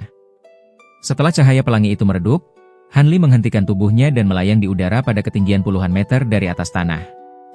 Namun saat Hanli mengedarkan pandangannya ke sekeliling, tatapannya langsung terpaku ke suatu titik di dekatnya. Seluruh tubuhnya seketika merinding dan membeku. Tampak di atas sebuah pohon raksasa yang berjarak sekitar 300 meter dari posisinya, 2 sosok yaksha hantu bertubuh tinggi dan besar sedang berdiri saling berhadapan.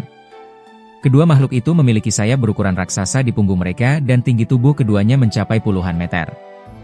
Saat itu, mereka menoleh dan menatap ke arah Hanli dengan raut wajah yang sedikit terkejut.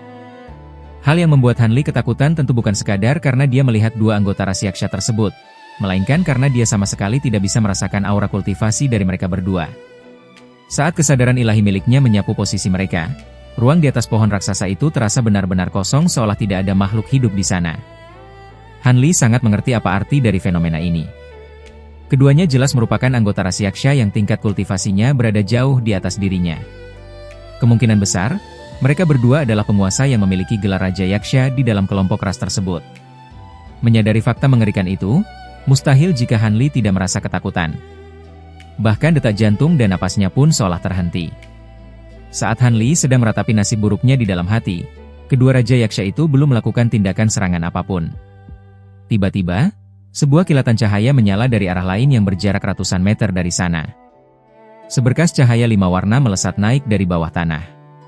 Ternyata ada seorang kultivator lain yang juga muncul di tempat ini. Hanli terdiam dan menatap dengan tajam ke arah kilatan tersebut. Setelah melihat wajah orang tersebut dengan jelas, sedikit ekspresi heran muncul di wajahnya. Orang itu memiliki tubuh yang ramping dan mungil. Di bawah kakinya, Dia sedang berpijak pada sebuah perahu giok memancarkan 5 warna yang berbeda. Sosok tersebut ternyata adalah peri Xiao. Begitu menyadari kehadiran Han Li, awalnya wanita itu merasa sangat gembira dan bersiap untuk menyapanya. Namun setelah dia melirik keadaan sekelilingnya dan melihat 2 sosok rasyaksha tingkat tinggi yang sedang berdiri, dia menatap mereka. Wajah wanita itu seketika berubah menjadi pucat pasi. Agak aneh. Aura kedua orang ini sepertinya milik 2 orang dari kelompok ras manusia yang baru saja aku temukan. Pasukan itu benar-benar tidak berguna. Urusan sekecil itu saja tidak bisa mereka selesaikan. Seorang rasyaksha berkata dengan raut wajah heran. Rasyaksha ini adalah pemimpin rasyaksha bernama Meng Xiang yang sebelumnya membelah gunung raksasa hanya dengan 1 tebasan. Entah bagaimana, dia tiba-tiba sudah muncul di tempat ini. Raja Abadi, di dalam tanah dekat sini terdapat urat batu magnet spiritual. Kedua orang ini memiliki kemampuan sihir khusus agar tidak terpengaruh saat bergerak melewati bawah tanah. Jadi, masalah ini tidak bisa sepenuhnya disalahkan kepada anak buahmu. Seorang rasyaksha lainnya berkata sambil tertawa pelan. Dia bisa langsung melihat alasan utama yang membuat Han Li dan Peri Xiao berhasil selamat. Tentu saja itu tetap bukan alasan untuk membiarkan mereka kabur. Nanti aku pasti akan menghukum pasukan pengejar itu. Kalian berdua ternyata memiliki kemampuan yang lumayan karena bisa kabur sampai ke sini. Tetapi, pelarian kalian hanya akan sampai di sini. Raja Yaksha pertama mendengus dingin. Dia mengangkat salah satu tangannya, lalu sekumpulan cahaya merah semerah darah muncul dari telapak tangannya. Dia bersiap untuk langsung membunuh mereka berdua. Wajah Han Li dan Peri Xiao seketika berubah drastis. Pusaka sayap angin petir di punggung pria itu mengeluarkan suara gemuruh. Tiba-tiba, muncul bayangan burung phoenix memancarkan 5 warna dan bayangan burung besar berwarna biru dengan mata yang memancarkan kilatan petir. Kedua bayangan itu berkelebat lalu menyatu menjadi sepasang sayap transparan di punggungnya. Sementara itu, perahu kecil 5 warna di bawah pijakan wanita itu mengeluarkan suara geraman pelan. Perahu itu berputar dan berubah wujud menjadi seekor naga aneh berkepala 5 dengan panjang sekitar 33 meter. Kelima kepala naga dengan warna yang berbeda itu membuka mulut mereka dan terlihat sangat ganas. Raja Abadi, tunggu sebentar. Kedua ras manusia ini sepertinya bukan kultivator biasa. Bayangan yang muncul di punggung pria itu tadi adalah bentuk asli dari Phoenix Langit dan Kunpeng. Sementara benda di bawah kaki wanita itu sepertinya adalah sisa jiwa dari naga Qiu 5 warna, yang merupakan spesies variasi dari naga sejati. Menarik sekali. Mata rasyaksha yang lain bersinar terang begitu melihat kemampuan sihir yang dikerahkan oleh Han Li dan Peri Xiao. Dia tiba-tiba mencegah rekannya untuk menyerang. Raja Zuanlun, apa maksudmu? Apakah kau ingin aku melepaskan mereka berdua? Dan juga, aku tidak suka jika ada orang lain yang memanggil gelarku, lebih baik kau panggil saja namaku secara langsung. Rasyaksha pertama mengerutkan keningnya. Meskipun dia mengikuti saran itu dan menghilangkan cahaya darah di tangannya, dia tetap menoleh dengan raut wajah tidak puas. Haha, ini adalah kesalahanku. Tuan Meng Xiang, bukankah barusan kita berdua bertengkar tentang suatu hal? Bagaimana kalau kita bertaruh dengan menggunakan bantuan dari 2 ras manusia ini? Rasyaksha yang dipanggil dengan nama Raja Zuanlun itu tertawa dengan keras. Dia benar-benar mengubah panggilannya menjadi nama asli rekannya. Bertaruh? Taruhan tentang apa? Raut wajah rasyaksha bernama Meng Xiang itu berubah. Sepertinya dia sudah menduga maksud dari rekannya itu. Sangat sederhana. Kita bertaruh tentang hal yang kita perdebatkan tadi. Masing-masing dari kita akan memilih dan memburu 1 orang dari mereka berdua. Siapapun yang lebih dulu berhasil membunuh targetnya, dialah yang akan menjadi pemenangnya. Bagaimana menurutmu? Raja Zuanlun membuka mulutnya lebar-lebar dan menampilkan raut wajah yang ganas. Raja Abadi mendengus. Mereka hanya 2 orang kultivator ranah transformasi dewa. Begitu kita menyerang, mereka berdua pasti akan langsung mati. Bagaimana kita bisa menentukan siapa yang menang dan kalah dari hal secepat itu? Tanya Raja Abadi dengan nada bicara yang sangat dingin. Kedua orang ini bukanlah kultivator ranah transformasi dewa biasa. Lagi pula, kita tidak akan turun tangan secara langsung. Bagaimana kalau kita masing-masing mengirimkan budak Chang milik kita untuk memburu mereka? Dengan begitu, kedua ras manusia ini mungkin akan bisa bertahan hidup untuk sementara waktu, dan waktu itu sudah cukup bagi kita untuk menentukan siapa pemenangnya. Raja Zuanlun berkata dengan wajah penuh keyakinan. Menggunakan budak Chang. Baik, aku ikuti idemu. Memangnya aku takut kalah melawanmu? Raut wajah Raja Abadi berubah beberapa kali dalam waktu yang cukup lama. Dia sepertinya merasa tantangan taruhan ini bukanlah suatu masalah, sehingga dia akhirnya menyetujui ide tersebut. Haha, bagus sekali. Kalian berdua juga sudah mendengar percakapan kami tadi. Jangan bilang bahwa kami berdua bertindak terlalu kejam. Kami akan memberi kalian satu kesempatan untuk hidup. Kami akan membiarkan kalian terbang kabur sejauh 500 km lebih dulu. Lalu kami akan mengirim budak Chang kami untuk mengejar kalian. Tetapi ingat satu hal. Jangan pernah berpikir untuk berpisah saat melarikan diri. Jarak di antara kalian berdua tidak boleh melebihi 100 km. Jika kalian melanggar aturan itu, jangan salahkan kami jika kami akan turun tangan secara langsung untuk membunuh kalian. Raja Xuanlun tertawa dan mengangguk. Dia menoleh ke arah Han Li lalu memberikan peringatan dengan suara yang mengerikan. Terbang lebih dulu sejauh 500 km.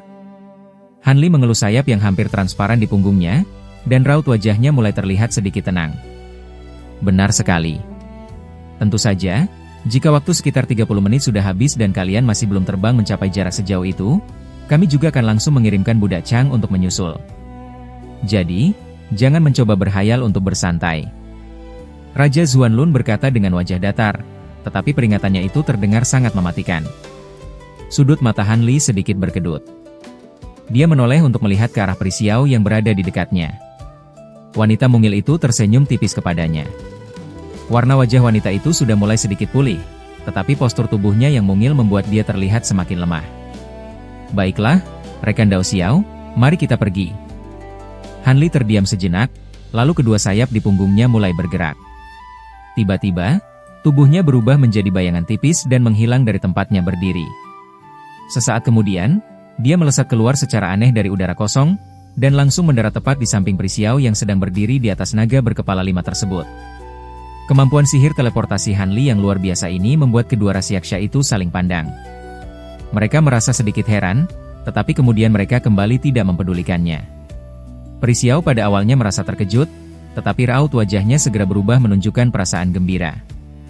Karena kedua makhluk itu menuntut mereka berdua untuk melarikan diri secara bersamaan, maka sudah pasti semakin besar kemampuan yang dimiliki Han Li, maka semakin besar pula peluang bagi mereka berdua untuk bertahan hidup. Karena itu, tanpa perlu menunggu Han Li memberikan arahan, wanita itu langsung menginjak punggung naga aneh berkepala 5 di bawah kakinya. Naga tersebut menggerakkan kelima kepalanya, lalu seketika berubah wujud menjadi pancaran cahaya 5 warna yang membungkus tubuh mereka berdua. Cahaya itu langsung terbang melesat jauh ke depan. Kecepatan terbang naga itu sangat luar biasa. Hanya dalam beberapa kali kedipan mata, wujud mereka berdua sudah menghilang di ujung langit. Sementara itu, kedua Raja Yaksha benar-benar berdiri diam di tempat awal mereka. Mereka hanya menatap dengan sorot mata dingin ke arah dua ras manusia yang sedang melarikan diri tersebut. Mereka berdua sepertinya merasa sangat percaya diri dengan kekuatan budak Chang milik mereka. Dengan kecepatan terbang dari cahaya 5 warna yang dikendalikan oleh Pri Xiao, perjalanan menempuh jarak sejauh 500 km tidak akan membutuhkan waktu lama, dan mereka bisa sampai pada jarak tersebut hanya dalam waktu yang sangat singkat. Namun, karena kedua Raja Yaksha itu memberi mereka batas waktu melarikan diri sekitar 30 menit, wanita itu segera menurunkan kecepatan terbangnya setelah mereka menempuh jarak sekitar 50 km. Lalu, wanita itu menepuk kantong di pinggangnya. Pusaka pendan surya berwarna putih bersih yang tergantung di sana langsung melesat keluar, lalu berubah menjadi lapisan pelindung cahaya berwarna putih yang menyelimuti tubuh mereka berdua. Pendan surya ini telah dimurnikan menggunakan kekuatan puncak energi matahari. Bahkan seorang Raja Yaksha yang berada di puncak ranah penyatuan tubuh pun tidak akan bisa menembus pelindung ini secara diam-diam menggunakan kesadaran ilahi miliknya. Sekarang, kita bisa berbicara dengan tenang di dalam sini. Pri Xiao memberikan penjelasan dengan cepat, tetapi raut wajahnya masih terlihat sangat cemas. Hal apa yang perlu kita bicarakan? Kali ini, sepertinya kita berdua sudah hampir pasti akan mati. Sudut bibir Han Li sedikit berkedut, lalu dia tersenyum pahit. Menurut pendapat rekan Dao, seberapa besar tingkat kekuatan dari dua Raja Yaksha itu? Pri Xiao mengerjapkan matanya beberapa kali dengan raut wajah yang menunjukkan sedikit keraguan. Bagaimana apanya? Tingkat kekuatan mereka berdua setidaknya setara dengan kultivator ras manusia di ranah penyatuan tubuh. Meskipun aku tidak bisa memeriksa tingkat kekuatan mereka secara detail, aku pernah bertemu dengan sosok roh kayu tingkat perak dari kelompok ras kayu. Berdasarkan firasatku, Roh kayu tingkat perak itu terasa jauh lebih kuat dibandingkan kedua ras yaksha di belakang kita tadi. Meskipun begitu, kedua makhluk ini pastinya termasuk penguasa Raja Yaksha tingkat tinggi yang tidak biasa. Hanli menjawab dengan hati-hati. Apakah maksud rekan Dao, mereka berdua itu mungkin adalah Raja Yaksha Agung? Perisiau bertanya dengan nada terkejut. Meskipun mereka bukan Raja Yaksha Agung, kekuatan mereka setidaknya berada tepat di bawah tingkatan itu. Hanli menjawab dengan nada yang tidak terlalu yakin. Namun, wajah Prisiau berubah menjadi semakin buruk begitu mendengar jawaban pria itu. Rekan Dao Xiao, apakah kau tahu makhluk seperti apa Buddha Chang itu? Kedua makhluk itu terlihat sangat yakin dengan kekuatan Buddha yang mereka kirimkan. Hanli tiba-tiba membalikkan pertanyaan. Kebetulan aku pernah mendengar informasi tentang hal ini dari guruku. Katanya, para Raja Yaksha dari kelompok ras Yaksha sering memelihara makhluk yang memiliki wujud setengah hantu dan setengah siluman. Makhluk peliharaan itu selalu diberi makan darah murni dari tubuh Raja Yaksha itu sendiri, sehingga tingkat kekuatannya juga akan ikut meningkat seiring dengan peningkatan kekuatan tuan mereka. Berdasarkan jenisnya, seorang Buddha Chang bisa memiliki kekuatan tempur sekitar 10 hingga 30% dari kekuatan asli tuannya. Makhluk itu sangatlah berbahaya. Jadi, jika kedua ras Yaksha itu benar-benar seorang Raja Yaksha Agung, kita sama sekali tidak akan mampu melawan Buddha Chang milik mereka. Bahkan jika makhluk itu adalah jenis varian yang paling lemah sekalipun. Perisiau menjelaskan sambil menggigit bibir bawahnya. Ekspresi wajah Hanli berubah-ubah setelah mendengar penjelasan wanita itu. Untuk saat ini, jalan terbaik adalah kita berdua saling memberitahu teknik sihir dan kekuatan andalan masing-masing. Informasi itu akan memudahkan kita untuk saling bekerja sama nanti. Perisiau menyarankan dengan suara pelan. Perisiau, apakah kau benar-benar berniat untuk berbalik melawan Buddha Chang ini? Hanli mengerutkan keningnya dan bertanya balik. Jika kita tidak menyerang balik dan mengusir makhluk itu, bagaimana mungkin kita bisa selamat? Perisiau merasa terkejut dengan pertanyaan pria itu. Rekan Dao, kau tidak sedang menganggap kedua Raja Yaksha itu hanya sebagai pajangan saja, bukan? Jika Buddha Chang itu berhasil membunuh kita berdua, maka ceritanya langsung selesai. Tetapi jika kita berhasil mengalahkan kedua Buddha Chang tersebut, apakah kau pikir mereka berdua tidak akan turun tangan secara langsung untuk membunuh kita? Lagi pula, mereka sama sekali tidak pernah berjanji akan melepaskan kita pergi jika kita bisa mengalahkan makhluk peliharaan mereka, bukan? Hanli menarik napas dalam-dalam, lalu membalas dengan raut wajah muram. Wajah Prisiau kembali berubah drastis saat mendengar perkataan itu. Jelas sekali bahwa wanita itu juga sudah memikirkan kemungkinan hal tersebut, tetapi dia tidak mau terlalu memikirkannya karena hal itu hanya akan membuatnya merasa putus asa. Kalau begitu, apakah rekan Dao memiliki saran yang lebih baik? Perisiau menatap tajam ke arah Hanli dengan matanya yang jernih, lalu bertanya balik. Aku tidak punya saran apapun. Saat ini, kita hanya bisa melangkah maju sambil terus mengamati situasi. Namun, jika Buddha Chang itu benar-benar sekuat yang kau katakan, kita bahkan tidak akan bisa melewati rintangan pertama ini. Sekalipun kita menolak untuk bertarung dan hanya berusaha melarikan diri, bagaimana mungkin kita bisa lolos dari incaran kedua Raja Yaksha itu?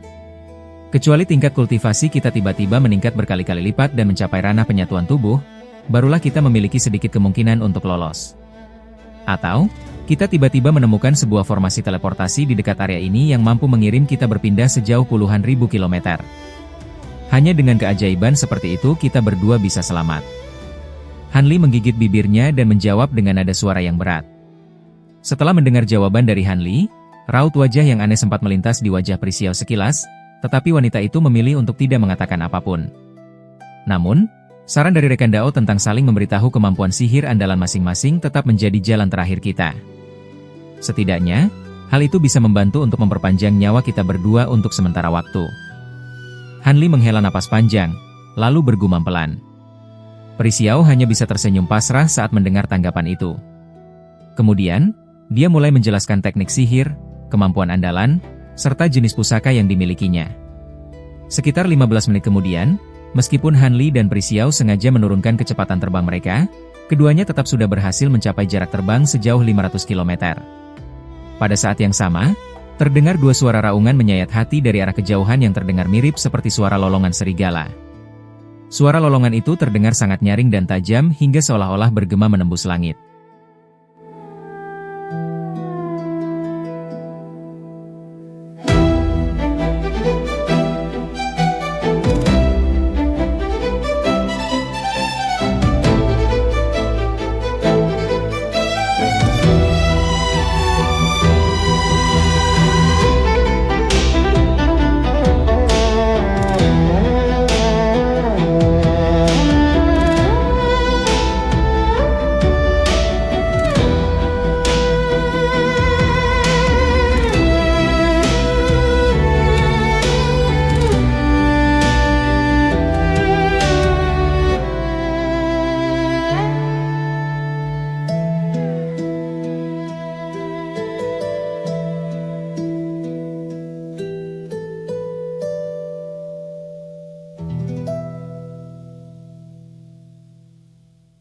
Peri Xiao yang berada di dalam cahaya 5 warna sedang berunding dengan Han Li. Begitu mendengar lolongan aneh itu, wanita itu segera mengerutkan kening. Kedua tangannya membentuk segel tangan, sekelilingnya cahaya 5 warna bersinar terang, lalu membawa wanita itu dan Han Li lenyap dari tempat tersebut. Kecepatan terbangnya tiba-tiba meningkat 2 hingga 3 kali lipat. Han Li berdiri diam, matanya menyipit untuk merasakan sesuatu, dan membiarkan wanita itu membawanya terbang.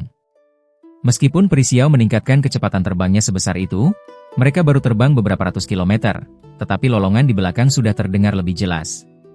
Pada saat yang sama, Han Li berkata dengan suara datar. Kedua makhluk itu jaraknya kurang dari 150 km dari kita. Kecepatan terbang mereka jauh di atas kita. Dengan kecepatan sekarang, kita tidak bisa bertahan lama. Untuk tempat bertarung, lebih baik kita menjauh dari kedua Raja Yaksha itu sejauh mungkin. Aku akan membantumu. Sambil berbicara, bahu Han Li bergerak. Salah satu dari dua sayap di punggungnya tiba-tiba berkelebat. Bayangan rok hijau melesat keluar dan masuk ke dalam cahaya 5 warna di sekelilingnya. Seluruh cahaya terbang itu tiba-tiba bergetar hebat, lalu kecepatannya meningkat 2 kali lipat, dan berubah menjadi bayangan tipis yang melesat cepat. Terima kasih saudara Han telah membantu. Peri Xiao melihat hal itu, dia sangat gembira dan mengucapkan terima kasih. Cara ini sangat menguras kekuatan, aku tidak bisa bertahan lama. Kita juga tidak bisa terbang terlalu jauh. Jika tidak, kedua Raja Yaksha itu mungkin akan ikut campur. Han Li menggelengkan kepala. Tentu saja. Saudara Han lebih baik menyisakan sedikit kekuatan untuk melawan musuh. Peri Xiao mengangguk. Mendengar hal itu, Han Li tersenyum kecut dan tidak berkata apa-apa lagi. Sejujurnya, sehebat apapun budak Chang itu, jika dia nekat mengorbankan kesadaran ilahinya dan melepaskan ratusan kumbang pemakan emas sekaligus, mengusir atau membunuh salah satu dari mereka seharusnya tidak menjadi masalah. Tetapi masalahnya ada dua budak Chang, dan ada dua Raja Yaksha di kejauhan yang terus mengawasi mereka, jadi mana mungkin dia bertindak gegabah seperti itu. Dengan bantuan Han Li, meskipun kedua budak Chang itu terbang sangat cepat, mereka untuk sementara tidak bisa mendekat. Dalam sekejap, mereka terus berkejaran hingga ribuan kilometer. Saat Han Li merasa jaraknya sudah cukup, dia menarik bayangan rok hijau dan berhenti bersama Peri Xiao. Beberapa saat kemudian, mereka berdua melayang diam di udara dan menatap tanpa berkedip ke arah langit di kejauhan. Di langit kejauhan tiba-tiba api menyala. Diiringi suara lolongan, dua gumpalan awan darah sebesar beberapa meter muncul dan melesat sangat cepat ke arah mereka. Melihat hal itu, Han Li tanpa bicara menggosok kedua telapak tangannya, lalu melemparkan serangannya. Setelah terdengar dua suara petir di langit yang cerah, dua sambaran petir keemasan yang berukuran besar melesat dan menyambar ke arah dua gumpalan awan darah tersebut. Kedua gumpalan awan darah itu sangat lincah seolah tidak memiliki wujud fisik. Dengan satu gerakan, mereka menghindari sambaran petir dan tetap melesat ke arah Han Li tanpa berhenti. Wajah Han Li menjadi muram. Kedua tangannya membentuk segel tangan dengan cepat. Dua sambaran petir keemasan itu tiba-tiba bergoyang, lalu berbelok tajam dengan cepat, dan secara tak terduga mengenai awan darah. Dua suara letupan pelan terdengar, tetapi pemandangan yang terjadi selanjutnya membuat wajah Han Li memburuk. Sambaran petir keemasan yang tebal itu mengenai awan darah, tetapi langsung lenyap tanpa bekas dan sama sekali tidak menimbulkan reaksi apapun. Wajah Han Li berubah drastis. Kedua gumpalan awan darah itu bergerak, dan dalam sekejap sudah sampai di depan mereka pada jarak hanya beberapa puluh meter. Bahkan bau amis yang pekat dari dalam awan darah sudah bisa tercium. Anehnya, Han Li hanya berdiam di tempat tanpa bergerak. Sebaliknya, Peri Xiao di sampingnya tiba-tiba menunjukkan sorot mata yang dingin, dan dia merapalkan mantra di dalam hatinya. Di depan mereka berdua, sebuah cahaya muncul. Dua kepala naga sebesar 3 meter melesat, leher panjangnya menjulur, dan menggigit setengah bagian dari dua awan darah tersebut. Sisa awan darah itu juga hancur dan lenyap. Melihat hal itu, Peri Xiao sangat gembira. Dia baru saja hendak menoleh ke arah Han Li untuk mengatakan sesuatu. Pupil mata Han Li tiba-tiba menyusut dan matanya bersinar biru. Dia lalu berkata dengan nada dingin, "Hati-hati. Kedua makhluk ini sangat cepat, jangan sampai tertipu oleh gerakan mereka." "Apa?" Peri Xiao tertegun, dan buru-buru mengikuti pandangan Han Li. Baru kemudian dia melihat di ketinggian puluhan meter dari mereka, entah sejak kapan telah muncul dua makhluk merah yang bentuknya seperti serigala atau kera. Saat awan darah hancur, Kedua makhluk ini mengandalkan kecepatan mereka yang sangat tinggi untuk melesat keluar dari awan darah lebih dulu. Karena kecepatan mereka sangat tinggi dan bergerak tanpa suara, Peri Xiao tidak segera menyadarinya. Tetapi Han Li yang menggunakan mata spiritual Mingqing berhasil melihat mereka. Kedua makhluk ini berdiam diri di kedua sisi pada tempat yang tinggi. Mereka memiliki kepala kera, badan serigala, dan sayap kelelawar. Seluruh tubuh mereka berwarna merah segar. Dari mulut mereka yang dipenuhi taring, lidah mereka sesekali menjulur keluar. Sepasang mata merah mereka memancarkan pandangan yang kejam dan licik. Sekilas, mereka terlihat seperti makhluk dengan kecerdasan yang tinggi. Makhluk inilah yang disebut sebagai budak Chang. Meskipun Peri Xiao sudah pernah mendengar tentang makhluk itu, saat melihat wujud aslinya, dia tetap merasa merinding. Petir dewa penolak iblis milikku tidak berguna sama sekali pada mereka. Tampaknya mereka bukan makhluk jahat yang dibuat dengan cara biasa. Beberapa sihir penolak iblis mungkin tidak banyak berpengaruh pada mereka. Kita hanya bisa bertarung secara langsung, kata Han Li dengan nada datar. Tiba-tiba tangannya bergerak ke belakang kepalanya. Sebuah cahaya abu-abu menyala, dan setelah berputar, cahaya itu berubah menjadi lapisan pelindung abu-abu yang menutupi seluruh tubuhnya. Sementara itu, sebuah gunung hitam kecil berputar dan muncul tenggelam di dalam cahaya tersebut, terlihat mengandung kekuatan sihir yang besar. Peri Xiao dengan wajah serius menggumamkan sebuah mantra. Seketika, udara kosong di depannya bergetar hebat. 3 kepala naga lainnya beserta seluruh tubuh naga berkepala 5 itu muncul. Ukurannya menjadi beberapa kali lipat lebih besar dari sebelumnya. Kelima kepala yang terbentuk dari esensi jiwa itu bergerak ke arah kedua budak Chang di tempat yang tinggi. Naga itu mengeluarkan suara lolongan pelan untuk mengancam. Pada saat itu, salah satu dari kedua budak Chang bertindak lebih dulu. Sayap kelelawar merah di punggungnya hanya mengepas 1 kali, lalu seluruh tubuhnya berubah menjadi garis darah yang melesat dan menghilang. Sebuah cahaya darah menyala. Tubuh budak Chang itu muncul di atas kepala Han Li dan Peri Xiao, lalu dia menerkam ke bawah tanpa ragu sedikit pun. 5 kepala naga besar dari naga berkepala 5 itu langsung menyambut serangannya dan bersiap untuk menelan makhluk tersebut. Budak Chang menggerakkan tubuhnya, dan tubuhnya seketika mencair lalu menghilang. Kelima kepala naga itu hanya menggigit udara kosong. Sebelum Peri Xiao sempat menyadari apa yang terjadi, di berbagai bagian tubuh naga itu muncul banyak garis darah tipis, yang kemudian menghilang. 5 kepala beserta tubuh besar naga itu langsung hancur berkeping-keping tanpa tanda-tanda sebelumnya, lalu lenyap sepenuhnya. Kumpulan esensi jiwa dari naga Qiu 5 warna ini telah dihancurkan oleh budak Chang hanya dalam 1 serangan. Di udara kosong, cahaya darah berkelebat. Garis-garis darah yang tak terhitung jumlahnya muncul dan bergerak menyelimuti Peri Xiao. Han Li mendengus dingin. Cahaya abu-abu di depannya meluas dan dalam sekejap langsung melindungi wanita itu. Gunung hitam kecil berkelebat dan berpindah tempat tepat di atas kepala wanita tersebut. Garis-garis darah itu tiba-tiba bersinar terang. Diiringi suara udara yang terbelah, garis-garis darah itu langsung menembus cahaya abu-abu pelindung. Lalu semuanya menghantam gunung hitam kecil tersebut. Hampir pada saat yang bersamaan, di tempat Han Li berdiri, sebuah gelombang udara muncul. Kemudian, sebuah bayangan darah yang tipis terlihat di sana. 2 cakar menjulur keluar dan mencengkeram tanpa suara. Di dalam bayangan darah itu, sepasang mata yang sangat licik berkedip. Ternyata, budak Chang yang kedua entah sejak kapan telah menyelinap di dekat Han Li. Makhluk itu memanfaatkan momen saat perhatian Han Li teralihkan oleh budak Chang pertama untuk melancarkan serangan diam-diam. Bahkan dengan indera spiritual Han Li yang sangat kuat sekalipun, dia tidak menyadari hal tersebut. Saat cakar itu sudah mencengkeram cahaya abu-abu pelindung miliknya, dia sudah terlambat untuk menghindar. Sepasang cakar itu bergerak ringan dan cahaya cakar muncul dari sana. Cakar itu membelah cahaya abu-abu pelindung dan dengan sangat cepat mencengkeram ke arah punggung Han Li. Pada saat itu, Han Li akhirnya menyadari situasi di belakangnya. Dia tiba-tiba berteriak keras. Di tubuhnya kemudian muncul sebuah jubah panjang yang berwarna perak keemasan. Diiringi suara gemuruh, sambaran petir perak keemasan langsung memenuhi jubah tersebut. Saat kedua cakar itu mengenai jubahnya, terdengar suara gemuruh yang sangat keras. Di tengah sambaran petir perak keemasan itu, lengan merah budak Chang mengeluarkan asap biru. Namun, kedua cakar itu sangat tajam. Kelima jarinya bergerak dan menembus jubah petir tersebut, bersiap untuk mencengkeram punggung Han Li. Tetapi pada saat itu, di punggung Han Li tiba-tiba muncul 4 lengan keemasan yang terlihat samar. Lengan itu meninju dengan ringan ke arah kedua cakar tersebut.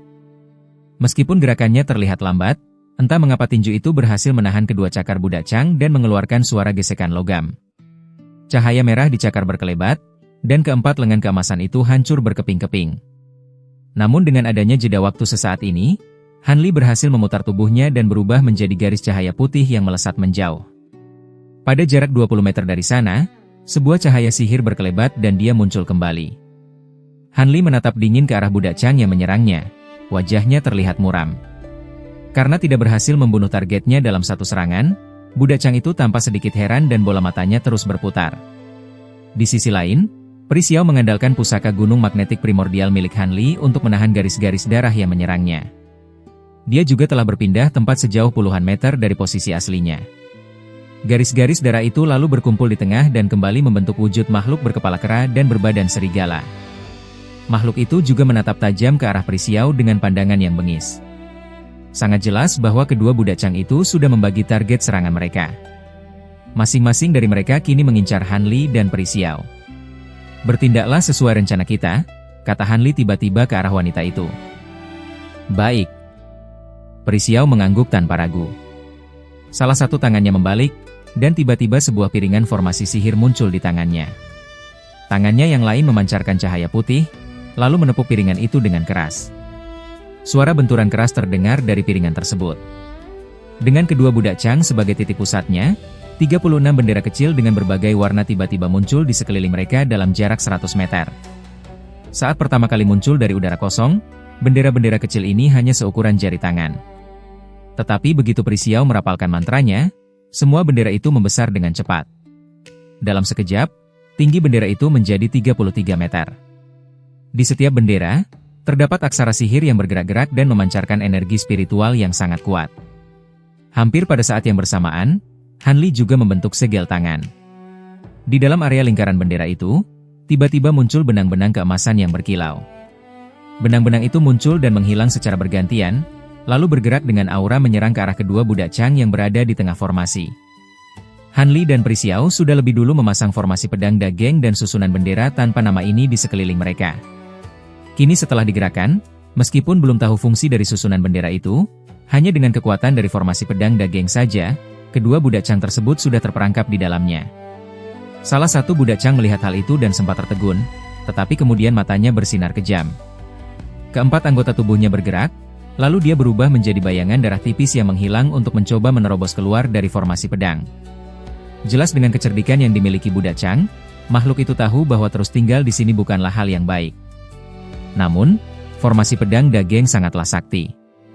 Meskipun budak Chang bergerak sangat cepat, di salah satu sisi formasi pedang tiba-tiba muncul ratusan benang keemasan yang bergerak menggulung ke arah depan. Terdengar beberapa kali suara hantaman pelan. Banyak potongan darah meledak dari udara kosong, lalu potongan itu bergerak kembali membentuk wujud budak Chang. Tetapi sebelum makhluk ini sempat keluar dari formasi pedang, di sekelilingnya cahaya keemasan berkelebat. Benang-benang emas yang memenuhi langit muncul dan dengan kecepatan kilat menyatu ke arahnya. Cahaya keemasan berkelebat lagi, dan budak Chang itu terpotong-potong menjadi berkeping-keping kembali. Terdengar suara ledakan keras berkali-kali. Semua potongan tubuh itu meledak dengan sendirinya, lalu dalam bentuk kabut darah, mereka tetap mencoba bergerak keluar dari formasi pedang. Makhluk itu sama sekali tidak mempedulikan benang-benang pedang yang terus memotong tubuhnya. Han Li yang berada di luar melihat hal itu dengan sorot mata yang dingin. Pedang awan lebah bambu hijau miliknya tidak hanya memiliki kemampuan sebatas ini.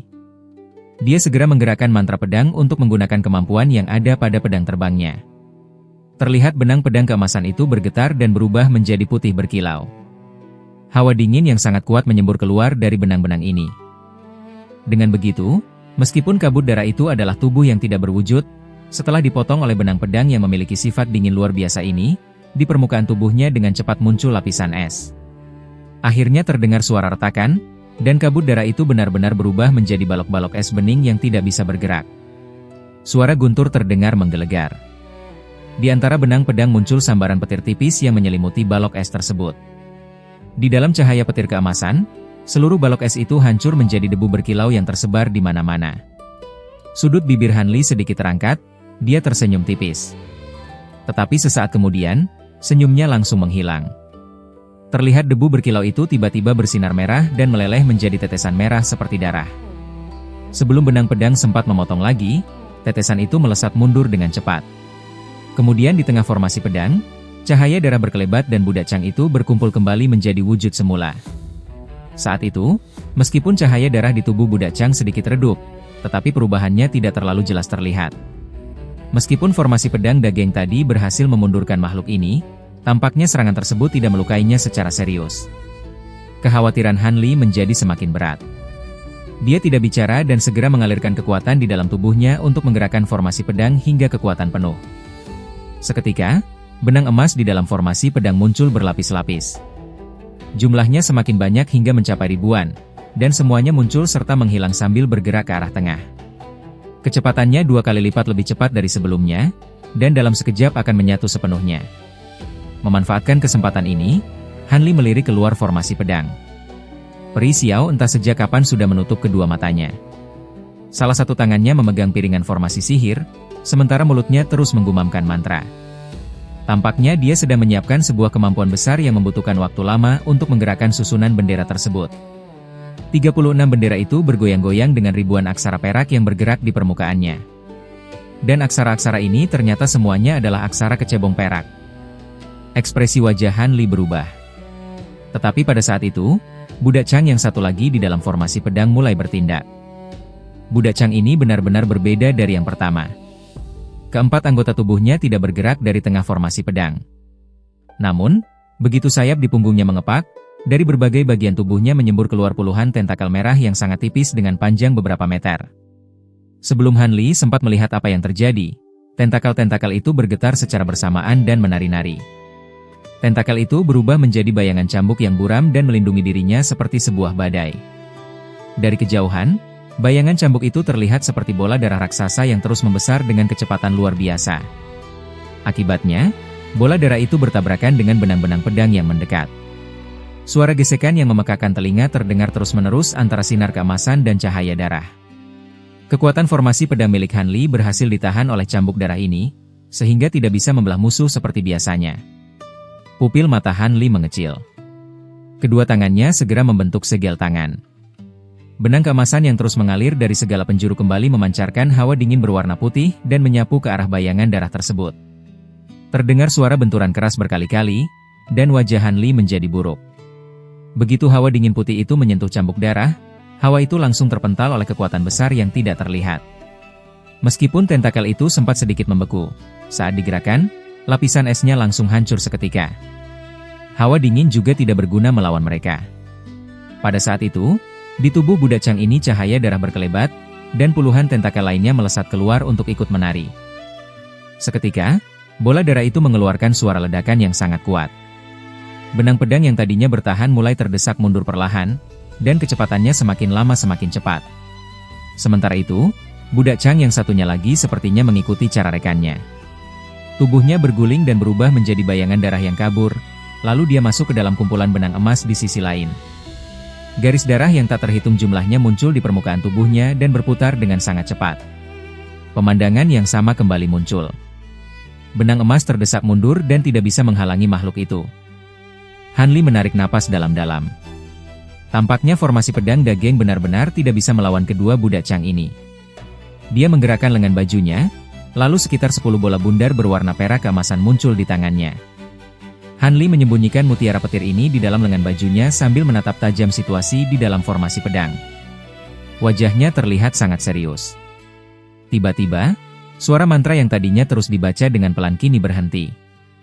Han Li merasa gembira dan buru-buru menoleh. Terlihat Peri Xiao sudah selesai merapalkan mantranya. Piringan formasi sihir di tangannya memancarkan cahaya keemasan yang sangat terang. Aksara-aksara perak memenuhi langit dan melayang di sekelilingnya. Langit entah sejak kapan telah berubah menjadi kelabu. Angin dingin bertiup di dekatnya, meskipun tidak kencang, tetapi angin itu terasa sangat menusuk tulang seolah bisa menembus jantung. Sihir dari wanita ini benar-benar mampu menggerakkan energi dari alam. Selain itu, di dalam piringan formasi sihir yang dipegang oleh Peri Xiao juga terkandung kekuatan yang sangat besar. Kekuatan ini begitu kuat sehingga membuat Han Li merasa merinding. Kekuatan ini terasa misterius, mirip seperti saat dia menghadapi kedua Raja Yaksha tadi. Han Li merasa terkejut, dia menajamkan pandangannya ke arah piringan formasi sihir di tangan Peri Xiao, Tetapi cahaya sihir yang menyilaukan membuat pandangannya menjadi kabur. Tanpa berpikir panjang, matanya bersinar biru karena dia menggunakan mata spiritual Mingking hingga batas maksimal. Dia pun bisa melihat dengan jelas situasi di dalam piringan formasi sihir itu. Aksara segel emas. Han Li terkejut dan berseru secara spontan. Di permukaan piringan formasi sihir itu, aksara keemasan muncul satu persatu. Meskipun tidak ada yang dia kenali, dilihat dari bentuk dan kekuatan spiritual yang ada di dalamnya, jelas itu adalah aksara segel emas yang jauh lebih misterius daripada aksara kecebong perak. Aksara sihir yang melegenda ini, bahkan di alam roh sekalipun, hanya sedikit kultivator tingkat tinggi yang memahaminya. Seolah merasakan tatapan dari Han Li, Peri Xiao tersenyum ke arah pria itu, lalu dia mengangkat piringan formasi sihir dengan kedua tangannya ke udara. Pemandangan yang luar biasa pun muncul. Piringan formasi sihir itu terbungkus oleh cahaya keemasan dan berputar di udara. Di tengahnya tiba-tiba muncul sebuah bola cahaya keemasan seukuran kepalan tangan. Tekanan energi sihirnya membumbung tinggi ke langit.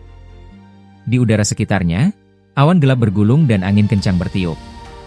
Sebagai tanggapannya, 36 bendera raksasa di bawah mengeluarkan suara yang menggelegar seperti naga dan harimau. Titik-titik cahaya berbagai warna muncul di sekitar tempat itu dan mengalir masuk ke dalam bendera. Dalam sekejap, semua bendera bersinar dengan sangat terang.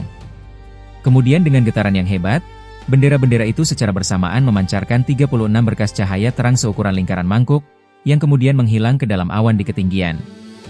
Seketika, dari balik awan hitam terdengar suara petir yang sangat keras. Kemudian, sebuah susunan cahaya besar dengan lebar lebih dari 300 meter perlahan-lahan muncul dari balik awan. Di tengah susunan cahaya itu, posisinya tepat mengarah ke piringan formasi sihir di bawah, lalu susunan itu menyemburkan benang keemasan tipis yang masuk ke dalam bola cahaya keemasan di piringan. Bola keemasan itu pun langsung terbang menuju ke tengah susunan cahaya besar tersebut. Sampai di bagian ini, Han Li sudah terbelalak karena sangat terkejut. Peri Xiao tidak banyak menjelaskan sebelumnya tentang kekuatan dari susunan bendera ini, dia hanya memintanya untuk mengulur waktu. Tetapi sekarang, meskipun kekuatan dari formasi sihir ini belum benar-benar diperlihatkan sepenuhnya, jelas sekali kekuatannya sangat luar biasa, bahkan jauh melebihi formasi pedang dage miliknya. Namun, Peri Xiao yang terus memegang piringan formasi sihir dengan kedua tangannya kini berkeringat deras. Wajahnya pucat pasi dan dia tampak seperti akan pingsan karena kelelahan. Bola cahaya keemasan itu akhirnya terserap ke tengah susunan cahaya, menyatu, dan mengeluarkan suara berdengung yang keras. Susunan cahaya yang sudah sangat besar itu memancarkan cahaya putih yang berkelebat, lalu ukurannya membesar beberapa kali lipat hingga hampir menutupi seluruh langit. Tekanan energi sihir yang dikeluarkan oleh susunan cahaya tersebut begitu kuat, bahkan sampai membuat Han Li terhuyung mundur beberapa langkah. Pada saat yang sama, dua Raja Yaksha yang berada pada jarak ribuan kilometer tiba-tiba saling pandang dengan rasa heran. Mereka kemudian menggerakkan tubuh mereka dan melesat melintasi udara.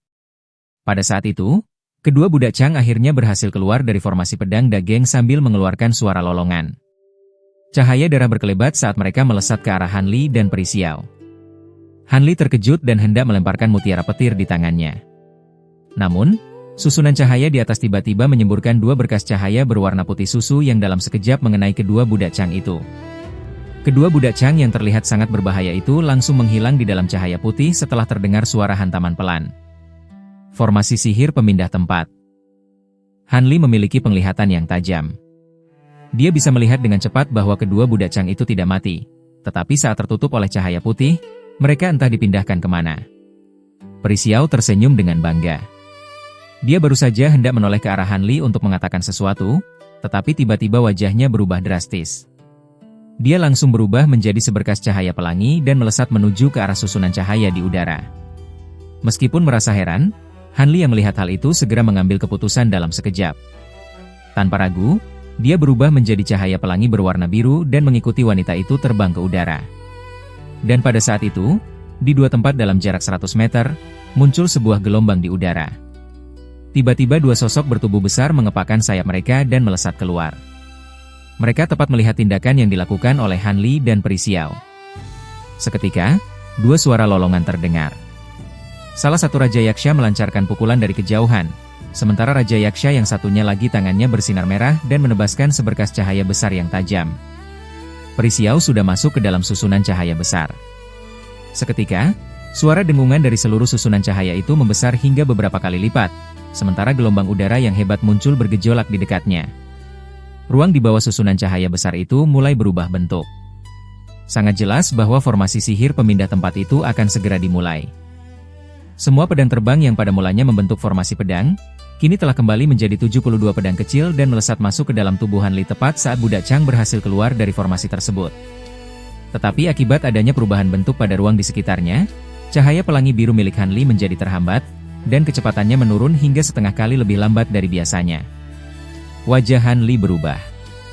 Sebelum dia sempat menggunakan sayap angin petir miliknya yang baru saja disempurnakan, serangan dari Raja Yaksha sudah tiba di depannya. Salah satu tinju yang datang dari kejauhan itu membawa suara gemuruh dan berubah menjadi bayangan kepalan tangan hijau yang raksasa. Kepalan itu menghantam langsung ke arah susunan cahaya, dan Han Li tepat berada di dalam jangkauan serangannya.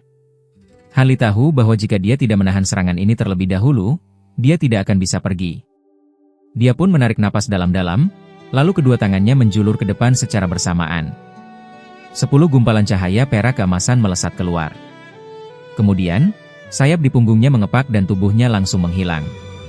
Sesaat kemudian, dia muncul tepat di depan pusat susunan cahaya, lalu melesat masuk ke dalamnya tanpa ragu sedikit pun. Pada saat yang sama, seberkas cahaya merah darah yang lain juga melesat dan menebas dengan sangat keras ke arah sudut susunan cahaya besar tersebut. Di saat bersamaan, gumpalan cahaya perak keemasan itu membentur bayangan kepalan tangan hijau, dan keduanya meledak secara bersamaan. Sebuah cahaya darah menyala, dan akibat satu tebasan itu, susunan cahaya besar tersebut bergetar hebat. Di sisi lain, terdengar suara ledakan yang sangat dahsyat. Sebuah awan petir perak keemasan raksasa muncul dengan luas mencapai 300 meter. Ledakan itu memicu datangnya angin topan yang membumbung tinggi ke langit. Dalam sekejap, angin topan itu menelan segala sesuatu yang ada di sekitarnya. Di tepi awan petir, sebuah gelombang udara muncul dan kedua Raja Yaksha itu pun muncul kembali. Saat menghadapi kekuatan benturan yang setara dengan serangan dari 10 kultivator tingkat pemurnian kekosongan sekaligus, bahkan dengan kemampuan mereka yang hebat, mereka tetap terpaksa harus menghindar ke belakang. Niat mereka untuk langsung berpindah tempat dan menarik Han Li keluar dari susunan cahaya pada akhirnya gagal. Karena sempat terhalang sesaat oleh keberadaan awan petir, susunan cahaya di udara pun bersinar semakin terang. Susunan itu berkelebat beberapa kali, lalu langsung hancur berkeping-keping. Kedua Raja Yaksha itu kemudian menggabungkan kekuatan. Dalam sekejap, mereka menghancurkan awan petir perak keemasan itu dengan kekuatan sihir mereka, lalu muncul tepat di bawah titik pusat dari susunan cahaya tadi. Di tempat itu, hanya tersisa sebuah piringan formasi sihir berwarna putih yang permukaannya sudah dipenuhi dengan retakan. Piringan itu melayang di udara tanpa memancarkan energi spiritual sedikit pun. Salah satu Raja Yaksha mengambil piringan tersebut dan mengamatinya dengan wajah muram untuk waktu yang cukup lama. Setelah itu, dia melemparkan piringan tersebut kepada Raja Yaksha yang satunya lagi tanpa mengucapkan sepatah kata pun. Di dalam benda ini terdapat sedikit sisa energi dari roh sejati. Ternyata kita telah meremehkan kedua orang dari ras manusia ini. Mereka bahkan memiliki kemampuan rahasia untuk berpindah tempat jarak jauh seperti ini. Raja Yaksha yang kedua menghela napas setelah memeriksa piringan tersebut. Aku juga tidak menduga hal ini, kata Raja Yaksha yang bergelar Raja Abadi itu sambil tertawa dingin. Untungnya, serangan terakhirku berhasil mengguncang formasi sihir pemindah tempat milik mereka. Entah mereka berdua bisa benar-benar berpindah tempat dengan selamat atau tidak. Mungkin saja di tengah perjalanan, mereka malah terjatuh ke dalam retakan spasial dan lenyap dari dunia ini. Kita hanya bisa berharap demikian. Namun, kedua budak Chang milik kita entah dipindahkan kemana. Akan sedikit merepotkan untuk mencari mereka, jawab Raja Zuanlun sambil mengerutkan kening dan mengangguk. Tidak apa-apa. Budak Chang kita bukanlah makhluk tanpa akal. Selama mereka tidak dipindahkan ke benua lain, mereka pasti akan mencari cara untuk menemukan kita. Hal yang lebih penting sekarang adalah urusan kerjasama yang kita bicarakan sebelumnya harus segera diputuskan. Jika tidak, meskipun kedua Raja Yaksha itu merasa heran karena Han Li dan Pri Xiao bisa meloloskan diri, mereka segera melupakan hal tersebut dan mulai membahas urusan lain yang jauh lebih penting bagi mereka. Sementara itu, pasukan besar dari ras Yaksha yang berada pada jarak entah berapa puluh ribu kilometer jauhnya, terus bergerak maju menuju ke arah kota Tianyuan tempat bernaungnya ras manusia. Di tempat lain, Han Li merasa kepalanya sangat pusing dan kedua matanya berkunang-kunang. Mengingat daya tahan tubuhnya yang sangat kuat, fakta bahwa dia masih merasakan dampak buruk setelah proses pemindahan ini menunjukkan satu hal. Perpindahan ruang yang terasa hanya terjadi dalam sekejap mata itu pastilah memindahkan mereka ke jarak yang luar biasa jauh. Setelah memejamkan mata untuk waktu yang cukup lama, Hanli perlahan-lahan membuka kedua matanya dan melihat ke sekeliling. Tempat ini tampak seperti sebuah area tumpukan batu. Di atas tanah, berserakan batu-batu bundar berwarna putih keabu-abuan dalam berbagai macam ukuran. Tidak jauh di sekelilingnya, terdapat kabut tebal berwarna abu-abu yang membuat pandangannya terhalang sehingga dia tidak bisa melihat terlalu jauh. Kepalanya masih terasa berdengung. Entah karena ada sebuah larangan sihir yang ditanam di tempat ini, atau karena dia memang belum sepenuhnya pulih dari dampak perpindahan jarak jauh, kesadaran ilahi miliknya untuk sementara waktu tidak bisa dikeluarkan dari dalam tubuh. Sambil mengerutkan kening, Hanli memutar kepalanya dan kedua matanya memancarkan cahaya biru terang. Tiba-tiba ekspresi Hanli berubah. Kedua tangannya membentuk segel tangan. Dia kemudian berubah menjadi seberkas cahaya pelangi biru dan terbang ke atas, lalu melesat masuk ke dalam kabut tersebut. Sekitar belasan menit kemudian, Hanli berdiri dengan kedua tangan di belakang punggungnya di tepi sebuah sungai kecil yang lebarnya hanya beberapa meter. Sambil menatap air sungai yang sangat jernih di bawah kakinya, dia menyipitkan kedua matanya. Tangannya meraih ke bawah, dan segenggam air sungai terangkat ke udara. Air itu berubah wujud menjadi sebuah bola air seukuran kepalan tangan yang melayang pasif di atas telapak tangannya. Hanli mengamati air tersebut sejenak. Setelah memastikan bahwa tidak ada masalah beracun dengan air sungai itu, dia membuka mulutnya. Bola air tersebut berubah menjadi aliran air kecil yang langsung masuk ke dalam mulutnya. Rasanya sangat manis. Hanli mengangguk puas. Dia baru saja hendak mengambil air lagi, tetapi tiba-tiba sebelah alisnya terangkat ke atas. Salah satu tangannya mengepal, lalu dia melepaskan tinju yang keras ke arah udara kosong di belakangnya. Sebuah kekuatan besar yang tidak berwujud melesat keluar dari pukulan itu. Terdengar suara ledakan hantaman yang keras, disusul oleh kabut di belakangnya yang langsung bergulung-gulung hebat. Kekuatan besar itu ternyata mengenai sesuatu. Kemudian, terdengar suara langkah kaki yang terhuyung mundur dan terjatuh, diikuti oleh suara dengusan merintih layaknya seekor babi. Tubuh Hanli terlihat sedikit memudar, lalu dia berbalik dengan sangat cepat bagaikan hantu. Dia mengibaskan lengan bajunya ke arah kabut di belakangnya tersebut. Entah sihir apa yang secara diam-diam dia gunakan, sebuah angin kencang tiba-tiba menyembur keluar dari dalam lengan bajunya.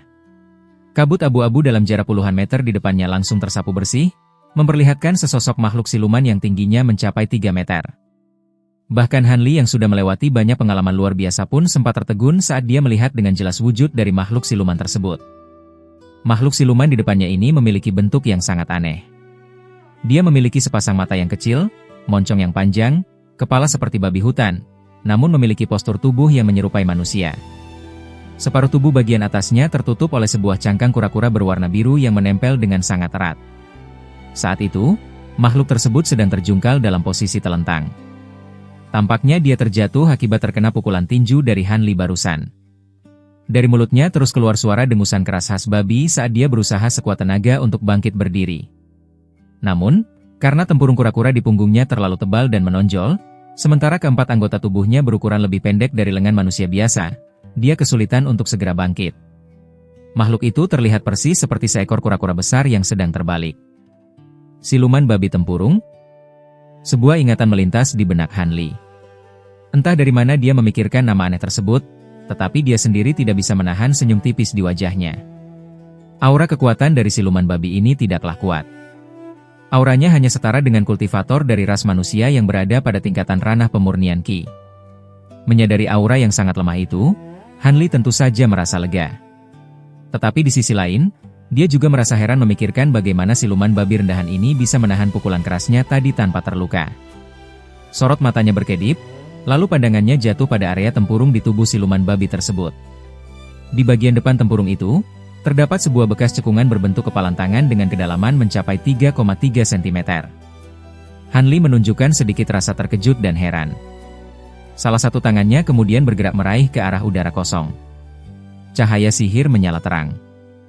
Sebuah tangan raksasa berwarna biru dengan ukuran sekitar 3 meter muncul tepat di atas siluman babi tersebut.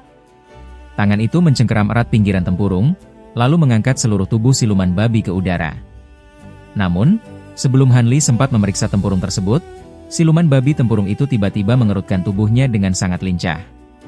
Dia melompat keluar dari dalam tempurungnya, lalu secara mengejutkan berubah wujud menjadi seekor babi hutan berwarna coklat. Babi hutan itu melesat masuk ke dalam kabut di sampingnya dan langsung menghilang melarikan diri. Dalam sekejap mata, di dalam genggaman tangan biru raksasa itu hanya tersisa sebuah tempurung yang kosong. Makhluk itu rupanya sangat menguasai teknik sihir untuk melepaskan cangkang penutup. Sudut bibir Hanli berkedut, dia merasa sedikit kehilangan kata-kata melihat taktik tersebut. Dilihat dari tingginya kecepatan siluman babi itu saat melarikan diri, gerakan terjatuh yang konyol di awal tadi ternyata hanyalah sebuah tipuan belaka. Siluman babi tempurung ini mungkin terlihat bodoh, tetapi dia sebenarnya sangat licik dan tingkat kecerdasannya jelas tidaklah rendah. Terhadap makhluk lemah yang hanya sekelas ranah pemurnian Ki, Hanli tentu tidak akan terlalu mempedulikannya. Dia pun merasa malas untuk mengejarnya. Hanli hanya mengambil tempurung kosong itu dan mengamatinya berulang kali. Wajahnya kemudian perlahan-lahan menunjukkan ekspresi takjub. Benda ini hanya sebuah tempurung kura-kura biasa yang berumur beberapa ratus tahun, tetapi ternyata bisa menahan tinjuku. Tempurung jenis apa sebenarnya ini? Mengapa materialnya bisa sangat kuat? Gumam Hanli. Setelah ragu-ragu sejenak, dia akhirnya tetap menyimpan tempurung itu ke dalam gelang penyimpanan miliknya. Setelah itu, Hanli tidak pergi mencari jalan keluar lagi.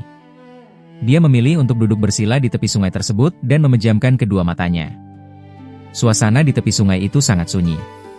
Perlahan-lahan, kabut yang menyelimuti tempat itu mulai menipis. Entah sudah berapa lama waktu berlalu, tepat saat kabut itu hampir hilang sepenuhnya, sekelompok binatang dengan bentuk menyerupai campuran kuda dan rusa entah sejak kapan telah berkumpul di tepi sungai. Mereka menjulurkan lidah untuk meminum air sungai tersebut.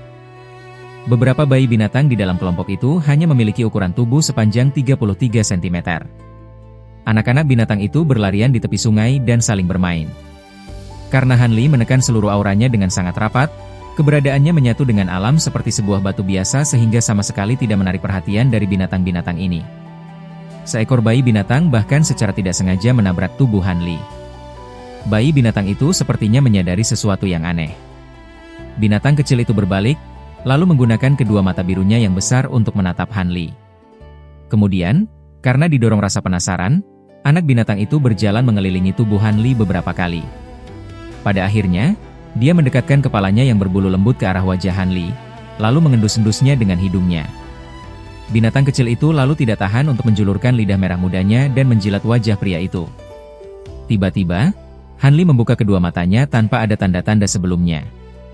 Bayi binatang yang memiliki refleks sangat lincah ini langsung terkejut dan melompat mundur ke belakang. Tetapi dalam sekejap mata, sebuah cahaya hijau berkelebat.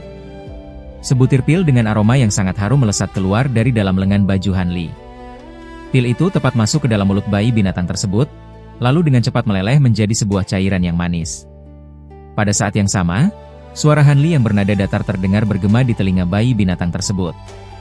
Karena kita memiliki sedikit takdir pertemuan, pil pembuka kecerdasan ini akan aku berikan sebagai hadiah kepadamu. Namun, apakah kelak kau bisa benar-benar membuka kecerdasan spiritualmu untuk berlatih atau tidak? Itu semua akan bergantung pada nasibmu sendiri.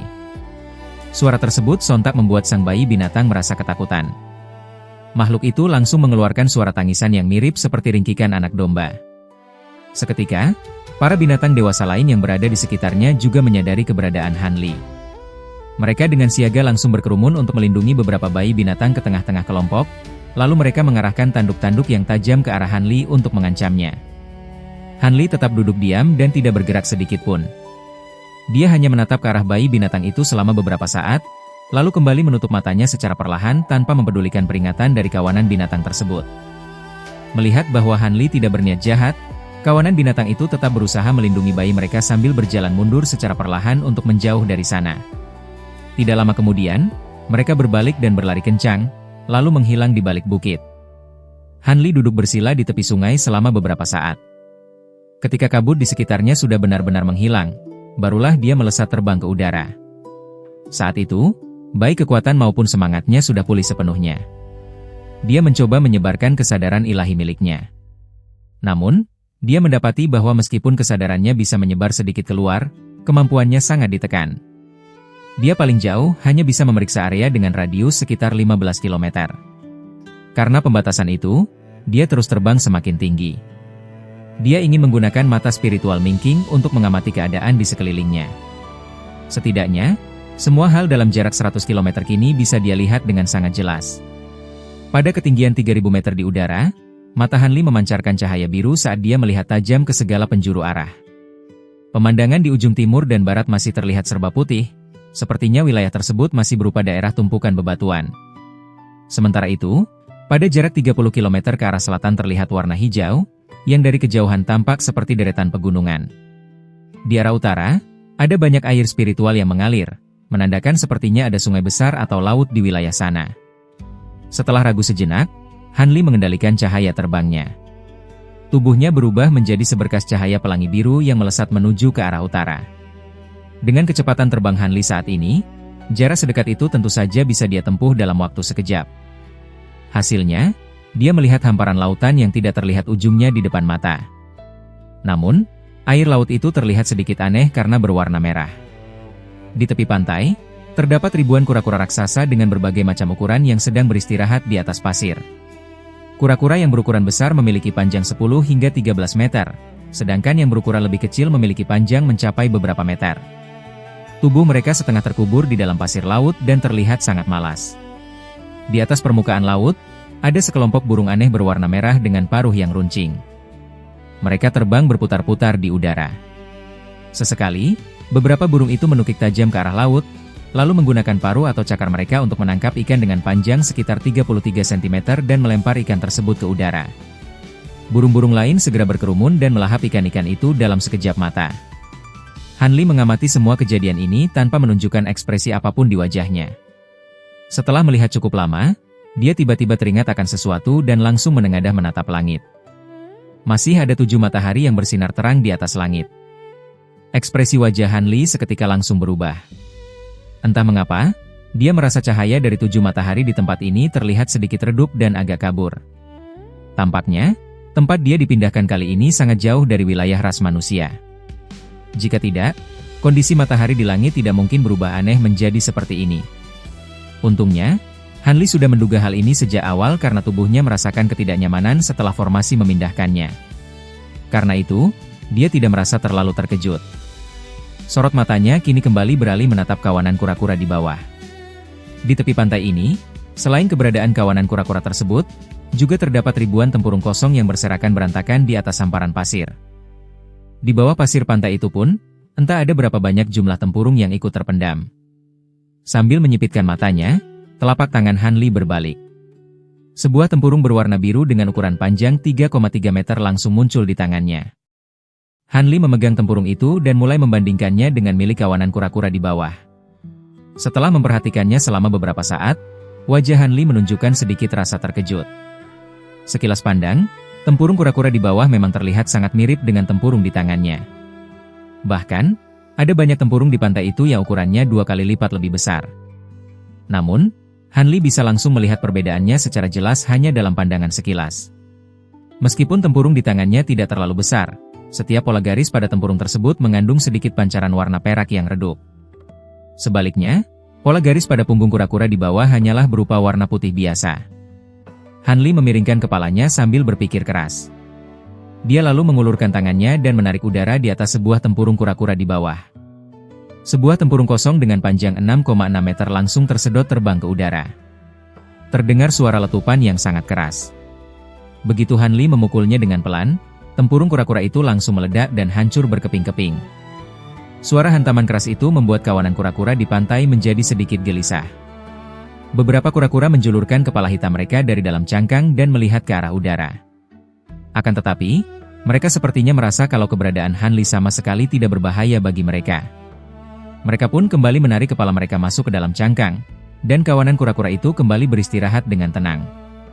Ternyata, milikku ini bukanlah tempurung biasa. Tetapi, tempurung ini pasti juga berasal dari tempat ini, gumam Han Li tanpa menunjukkan raut wajah kecewa sedikit pun. Cahaya biru berkelebat. Han Li perlahan terbang turun merendah ke arah tanah. Sambil menutup matanya, dia memaksakan diri untuk menyebarkan kesadaran ilahi guna memeriksa area sejauh beberapa kilometer di sekitarnya dan mulai mencari keberadaan sesuatu. Setelah mencari cukup lama, mata Han Li kembali terbuka dan bersinar terang. Tubuhnya kembali berubah menjadi cahaya pelangi biru yang terbang cepat mengelilingi daerah pantai ini sebanyak beberapa kali putaran, sebelum akhirnya kembali diam di udara.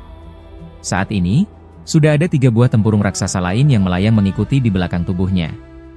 Tempurung pertama berukuran sangat besar dengan panjang 13 hingga 16 meter. Tempurung kedua memiliki panjang 3,3 meter, dan tempurung terakhir hanya memiliki panjang beberapa meter. Ketiga tempurung ini sama-sama memiliki pola garis yang berwarna perak, hanya tingkat kecerahan warnanya saja yang berbeda-beda. Pada tempurung yang terkecil, polanya sudah berkilau terang bagaikan perak murni. Pada tempurung yang berukuran 3,3 meter, warnanya terlihat sama persis dengan tempurung yang ada di tangan Han Li. Sementara itu, pada tempurung yang paling besar, polanya hanya memiliki sedikit warna perak yang sangat redup. Ketiga tempurung ini awalnya terkubur cukup dalam di bawah lapisan pasir. Jika Han Li tidak memiliki kesadaran ilahi yang mampu menembus lapisan pasir itu, kemungkinan besar dia tidak akan pernah bisa menemukannya. Cahaya terbang Han Li berhenti melayang di udara. Dia membalikkan telapak tangannya lalu melambai pelan ke arah 3 tempurung tersebut. Ketiga tempurung itu melesat membelah udara dengan suara mendesing, lalu berbaris sejajar dengan rapi tepat di depan tubuhnya. Terdengar beberapa suara letupan pelan di udara. Saat jari Han Li menjentik dengan ringan ke depan, beberapa aura pedang biru langsung melesat keluar. Serangan itu menghantam dan membuat lubang dengan kedalaman yang berbeda-beda pada ketiga tempurung tersebut. Pada tempurung kura-kura yang paling besar, aura pedang itu langsung menembus ke dalam hingga bolong. Pada tempurung yang paling kecil, aura pedang itu hanya mampu menembus sedalam 1,6 cm. Sedangkan pada tempurung berukuran 3,3 meter, aura pedang itu hanya sanggup membuat sebuah lubang sedalam 10 cm. Han Li menganggukkan kepalanya tanda paham. Saat dia menggetarkan lengan bajunya, seberkas cahaya biru langsung menyembur keluar menutupi ketiga tempurung itu. Ketiga tempurung raksasa itu berputar cepat dan menyusut hingga mengecil berkali-kali lipat, lalu akhirnya ditangkap oleh telapak tangan Han Li dengan sangat mudah. Begitu cahaya spiritual di tangannya berkelebat, semua benda tersebut langsung dia masukkan ke dalam gelang penyimpanannya. Tepat pada saat itu, tiba-tiba terdengar suara jeritan kawanan burung yang sangat keras dari arah laut lepas.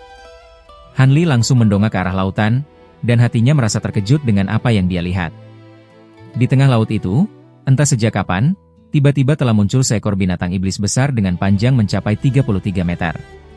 Separuh tubuh bagian atasnya berbentuk seperti seorang pria berkulit hitam yang memiliki raut wajah yang sangat kejam. Kedua tangan manusia itu masing-masing memegang sebuah garpu senjata yang terbuat dari tulang.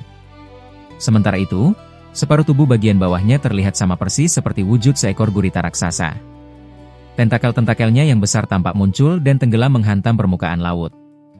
Binatang iblis berbentuk gurita ini membuka mulut lebarnya, lalu menyemburkan seberkas cahaya hitam pekat yang melesat membungkus ratusan burung aneh berwarna merah di udara. Binatang iblis itu menyedot burung-burung merah itu satu persatu masuk ke dalam mulutnya, seolah-olah dia sedang sangat menikmati sebuah makanan yang lezat. Burung-burung malang itu mencoba meronta-ronta dengan sisa tenaga di dalam bungkusan cahaya hitam tersebut, tetapi mereka tetap tidak bisa melepaskan diri. Dalam sekejap mata, sebagian besar kawanan burung itu sudah ditelan hidup-hidup ke dalam perutnya. Anehnya, meskipun melihat kejadian mengerikan ini, kawanan kura-kura di tepi pantai tetap bersikap tenang dan tidak panik sama sekali. Binatang iblis raksasa itu juga sepertinya memang sama sekali tidak memiliki niat untuk mengganggu kawanan kura-kura tersebut. Han Li merasa sedikit heran dalam hatinya. Namun, binatang iblis raksasa di depannya itu hanya memiliki kekuatan sekitar tingkat 8 binatang iblis. Menghadapi lawan seperti ini, dia tentu saja tidak merasa takut sedikit pun. Dia hanya mengerutkan kening dan dia mengamati semua kejadian ini sambil mencoba menebak asal-usul binatang iblis itu. Sebenarnya, di alam roh, penamaan sebutan binatang iblis dan binatang kuno hanyalah sebuah pengelompokan yang dilakukan secara kasar. Bagi ras manusia yang tinggal di alam roh, binatang kuno biasanya mengacu secara khusus pada makhluk-makhluk mistis yang memang dilahirkan dan tumbuh besar di daratan alam roh. Sebaliknya, sebagian besar binatang iblis adalah generasi keturunan dari para kultivator siluman yang baru saja melakukan kenaikan dari alam yang lebih rendah. Mereka lalu mulai berkembang biak di alam ini dan membangun ras binatang iblis mereka sendiri. Kelompok siluman ini juga mencakup beberapa ras binatang kuno tingkat rendah yang akhirnya memilih ikut bergabung bersama dengan kelompok mereka. Bagi para binatang kuno, meskipun sebagian besar dari mereka terlahir bodoh dan tidak akan pernah memiliki tingkat kecerdasan akal seumur hidup mereka, mereka tidak perlu berlatih kultivasi apapun karena sejak lahir mereka sudah dibekali dengan satu atau beberapa kemampuan bawaan yang mematikan. Karena alasan itulah kekuatan tempur mereka biasanya sangat luar biasa. Sebaliknya, pada ras binatang iblis, kecuali jenis hewan dengan warisan garis keturunan khusus atau jenis serangga yang memang tidak bisa memiliki akal, umumnya mereka semua bisa melatih tingkat kecerdasan pikiran mereka. Akan tetapi, kemampuan tempur bawaan yang dimiliki oleh binatang iblis biasanya jauh lebih lemah jika dibandingkan dengan kemampuan binatang kuno. Tentu saja, pada praktiknya tidak ada batasan pemisah yang jelas antara ras binatang kuno dan binatang iblis. Beberapa ras binatang kuno yang tanpa sengaja hidup dan tinggal di dekat wilayah ras manusia atau siluman seringkali mengubah sisi mereka. Setelah mereka berhasil mendapatkan kecerdasan pikiran dan mempertimbangkan semua sisi untung ruginya, para ras binatang ini terkadang secara sukarela akan memimpin kelompok mereka untuk ikut bergabung di bawah bendera ras siluman. Selain itu, ada juga beberapa kasus di mana binatang kuno tertentu memiliki wujud atau kekuatan yang berhasil menarik perhatian dari ras siluman maupun ras manusia, sehingga mereka pada akhirnya dijinakkan dan diperbudak secara paksa. Karena pemahaman itulah, Hanli tidak merasa heran sama sekali saat dia melihat wujud aneh dari binatang iblis tersebut. Dia hanya berdiri dengan tenang sambil meletakkan kedua tangannya di punggung. Beberapa saat kemudian, binatang iblis di laut itu akhirnya selesai menelan semua burung merah yang ditangkapnya. Tentakel-tentakel besarnya mengayun-ayun ke atas dan menghantam permukaan laut karena merasa sangat gembira setelah kenyang. Tiba-tiba saja, kepala manusianya menoleh ke arah tepi pantai, dan binatang iblis itu melihat keberadaan sosok Hanli yang sedang melayang di udara. Hanli memang sengaja menekan paksa seluruh auranya sejak awal, sehingga binatang iblis yang ceroboh ini sama sekali tidak menyadari kalau sedari tadi ada orang lain yang memperhatikan dari udara di tepi pantai. Akan tetapi, sebuah pemandangan yang seketika membuat Hanli tertegun mendadak muncul. Begitu kedua matanya melihat wujud Hanli, wajah binatang iblis raksasa itu langsung menunjukkan ketakutan yang sangat mendalam. Sambil mengeluarkan suara lolongan pelan, tubuh besarnya langsung bergerak mengubah diri menjadi gumpalan asap hitam. Asap itu langsung menyelam masuk dalam-dalam ke dasar laut. Kemudian, kepulan asap hitam pekat dalam jumlah yang tidak terhitung mendadak menyembur keluar dari dasar laut tersebut. Asap pekat itu menyebar luas dengan cepat hingga menodai air laut di sekitarnya. Air dalam radius beberapa kilometer seketika berubah menjadi hitam pekat dan sangat keruh, sehingga tidak ada satupun benda yang bisa dilihat jelas dari luar. Sudut mata Hanli bergerak. Pupil matanya memancarkan cahaya berwarna biru terang yang dengan mudah menembus ke dalam kepulan asap hitam tersebut. Berkat mata spiritualnya, dia bisa melihat semua kejadian yang ada di dasar laut dengan sangat jelas. Sesuai dugaannya, binatang iblis gurita raksasa tadi ternyata sedang berenang melarikan diri dengan sangat panik di sepanjang dasar laut menuju ke lautan lepas.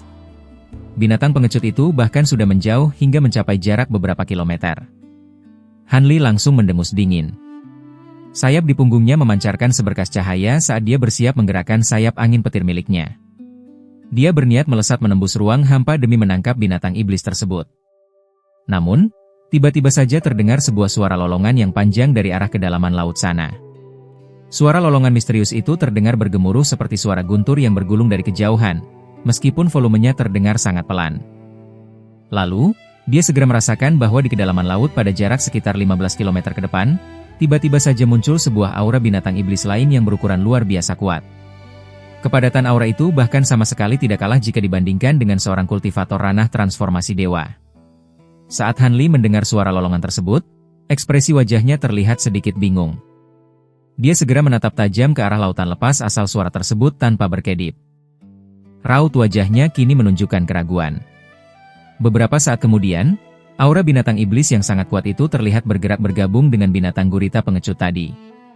Setelah itu, mereka berdua tanpa ragu terus menyelam melarikan diri semakin jauh ke dasar lautan dalam. Hanli menggelengkan kepalanya pelan. Sayap yang baru saja muncul terbuka di punggungnya itu kembali memudar dan menghilang di balik tubuhnya. Meskipun harus bertarung menghadapi seekor binatang iblis ranah transformasi dewa tidak akan membuatnya merasa takut, dia menyadari kalau dirinya baru saja tiba di tempat yang asing ini. Karena itu, dia tidak ingin bertindak gegabah dan terburu-buru melakukan pertarungan sengit dengan makhluk yang memiliki tingkat kekuatan yang sama besar dengannya. Setelah menatap diam ke arah lautan lepas selama beberapa saat, Hanli kembali mengendalikan cahaya terbangnya. Tubuhnya tiba-tiba berbalik dan kembali melesat cepat ke udara menuju ke arah selatan. Tidak berapa lama kemudian, cahaya pelangi biru penjelmaan wujud Hanli terlihat mendarat perlahan tepat di depan sebuah deretan pegunungan raksasa yang membentang luas tanpa memiliki ujung. Wilayah pegunungan itu terlihat dipenuhi oleh pepohonan hijau yang sangat rindang. Tepat di pinggir dataran tinggi tersebut, cahaya terbang yang terang itu mulai meredup, dan sosok utuh Hanli pun akhirnya kembali terlihat dengan jelas. Dari kejauhan, pegunungan ini terlihat penuh dengan puncak curam yang tinggi dan saling berdekatan. Jumlahnya sangat banyak hingga sulit dihitung. Meskipun belum memasukinya, bentuk pegunungan itu sudah memancarkan aura buas yang membuat Han Li sedikit terkejut. Namun, energi spiritual di pegunungan ini jauh lebih pekat daripada di luar. Karena alasan itu, Han Li tidak berpikir panjang. Ia kembali menggerakkan cahaya terbangnya dan masuk ke dalam pegunungan tersebut. Agar tidak menarik perhatian, Han Li menurunkan posisi cahaya terbangnya dan memperlambat kecepatannya. Ia terbang melewati lereng gunung satu persatu. Dari dalam cahaya terbang, ia menggunakan kesadaran ilahi untuk mengawasi segala sesuatu dalam radius beberapa kilometer. Matanya juga terus melihat ke sekeliling. Baru terbang sekitar 500 km ke dalam pegunungan, kegembiraan di wajah Han Li sudah tidak bisa disembunyikan. Ternyata, ada banyak rumput dan pohon spiritual di pegunungan ini. Meskipun sebagian besar tumbuh di tempat terjal dan merupakan ramuan tingkat rendah, jumlahnya yang sangat banyak membuat Han Li merasa gembira. Ia hanya kebetulan lewat. Jika ia mencari dengan teliti, ia pasti akan mendapatkan lebih banyak hasil di pegunungan ini. Pasti ada banyak juga ramuan tingkat tinggi di sana. Selain ramuan, jumlah kawanan binatang buas di pegunungan ini juga jauh di luar dugaan Han Li. Han Li bahkan sempat melihat pertarungan sengit antar kawanan binatang buas. Saat ia terbang melewati sebuah lembah datar di antara dua gunung besar, tiba-tiba terdengar suara kera dan lolongan binatang buas dari arah kedua gunung tersebut. Kemudian, muncul banyak kera raksasa berbulu putih setinggi 6 meter dari salah satu gunung. Dipimpin oleh seekor kera raksasa berwarna keemasan, kawanan itu memegang tongkat kayu dan pentungan batu, lalu langsung menyerbu gunung di seberangnya. Sementara itu, beberapa binatang buas berkepala sapi dan berbadan singa muncul dari gunung yang lain. Mereka dipimpin oleh seekor binatang raksasa yang ukurannya 2 kali lebih besar dari yang lainnya. Kedua kawanan itu bertemu di lembah datar tersebut dan langsung saling menyerang. Kawanan kera raksasa itu melompat dengan lincah dan memiliki kekuatan besar. Sementara itu, binatang buas berkepala sapi memiliki cakar yang tajam dan kulit yang tebal. Pertarungan mereka berjalan seimbang. Hal yang menarik perhatian Han Li adalah pemimpin kera raksasa dan pemimpin binatang berkepala sapi itu sepertinya sudah memiliki sedikit kecerdasan. Pemimpin kera bisa melempar batu besar, sedangkan pemimpin binatang buas menyemburkan cahaya kuning. Kekuatan mereka kira-kira setara dengan binatang iblis tingkat ketiga atau keempat. Kera raksasa berbulu emas sedikit lebih unggul karena kelincahannya, tetapi kekuatan pemimpin binatang berkepala sapi itu juga tidak tertinggal jauh. Setelah bertarung selama sekitar 30 menit, mereka mulai merasa lelah. Pemimpin masing-masing kawanan mengeluarkan suara lengkingan dan lolongan panjang. Setelah itu, kedua kawanan kembali ke gunung mereka masing-masing. Banyak mayat dari kedua kawanan tertinggal di lembah tersebut.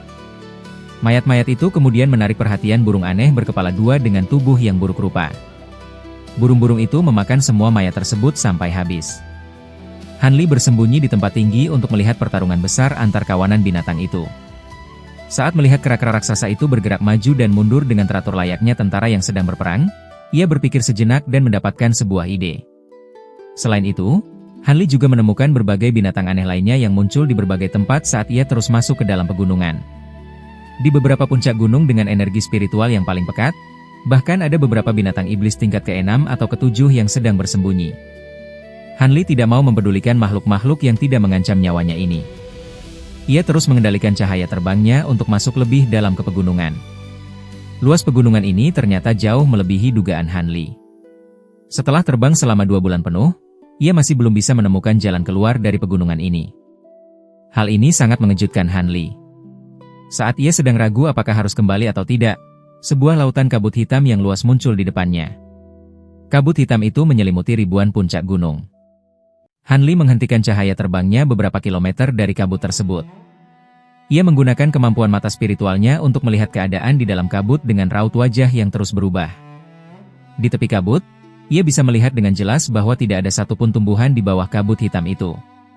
Bahkan, tanah dan batu di tempat itu terlihat berwarna hitam dan retak-retak. Han Li tidak akan masuk dengan gegabah ke dalam tempat yang aneh ini. Ia mengulurkan tangannya dari udara ke arah sebuah pohon kecil sebesar mangkuk di bawahnya. Pohon itu langsung tercabut dari tanah. Han Li menangkap batang utama pohon itu dengan satu tangannya. Seluruh tubuh Han Li memancarkan cahaya keemasan. Banyak sisik emas muncul di lengannya. Ia kemudian melemparkan pohon kecil itu dengan keras. Terdengar suara nyaring saat pohon itu menembus udara. Pohon kecil itu melesat bagaikan anak panah ke arah kabut hitam yang berjarak beberapa kilometer darinya. Mata Han Li memancarkan cahaya biru. Ia melihat pohon itu dengan teliti. Sebuah pemandangan yang membuat jantungnya berdebar pun terjadi. Begitu pohon kecil itu masuk ke dalam kabut hitam, daunnya berubah warna dari hijau menjadi kuning. Pohon itu layu dan hancur menjadi debu dalam waktu singkat. Wajah Han Li terlihat muram. Ia melihat ke sekelilingnya.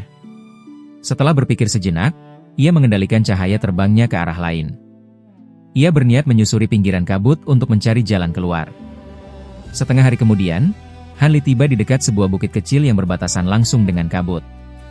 Ia melihat ke arah dinding bukit di salah satu sisi dengan wajah serius. Bukit ini hanya memiliki tinggi sekitar 1000 meter, tetapi sisi dinding yang menghadap Han Li sangat rata. Dinding itu seolah-olah sengaja diratakan dengan sebuah kekuatan yang besar. 3 huruf berwarna merah darah dengan ukuran beberapa meter terukir di dinding bukit yang sangat halus ini. Saat ia berada di kota Tianyuan, Han Li pernah mempelajari huruf kuno milik ras manusia dan ras siluman, serta beberapa huruf milik ras asing di sekitarnya. Namun, ketiga huruf aneh ini tidak termasuk di dalamnya. Ketiga huruf itu jelas merupakan tulisan dari ras asing lain yang belum pernah berhubungan dengan ras manusia maupun ras siluman. Meskipun ia tidak mengerti artinya, setiap goresan dari huruf ini terlihat seperti sebuah pedang. Huruf-huruf itu memberikan rasa takut yang mendalam baginya. Jika kultivator dengan tingkat kekuatan yang lebih rendah melihat huruf-huruf ini, mereka pasti akan terpaksa mundur dan tidak sanggup menatap dinding bukit ini terlalu lama.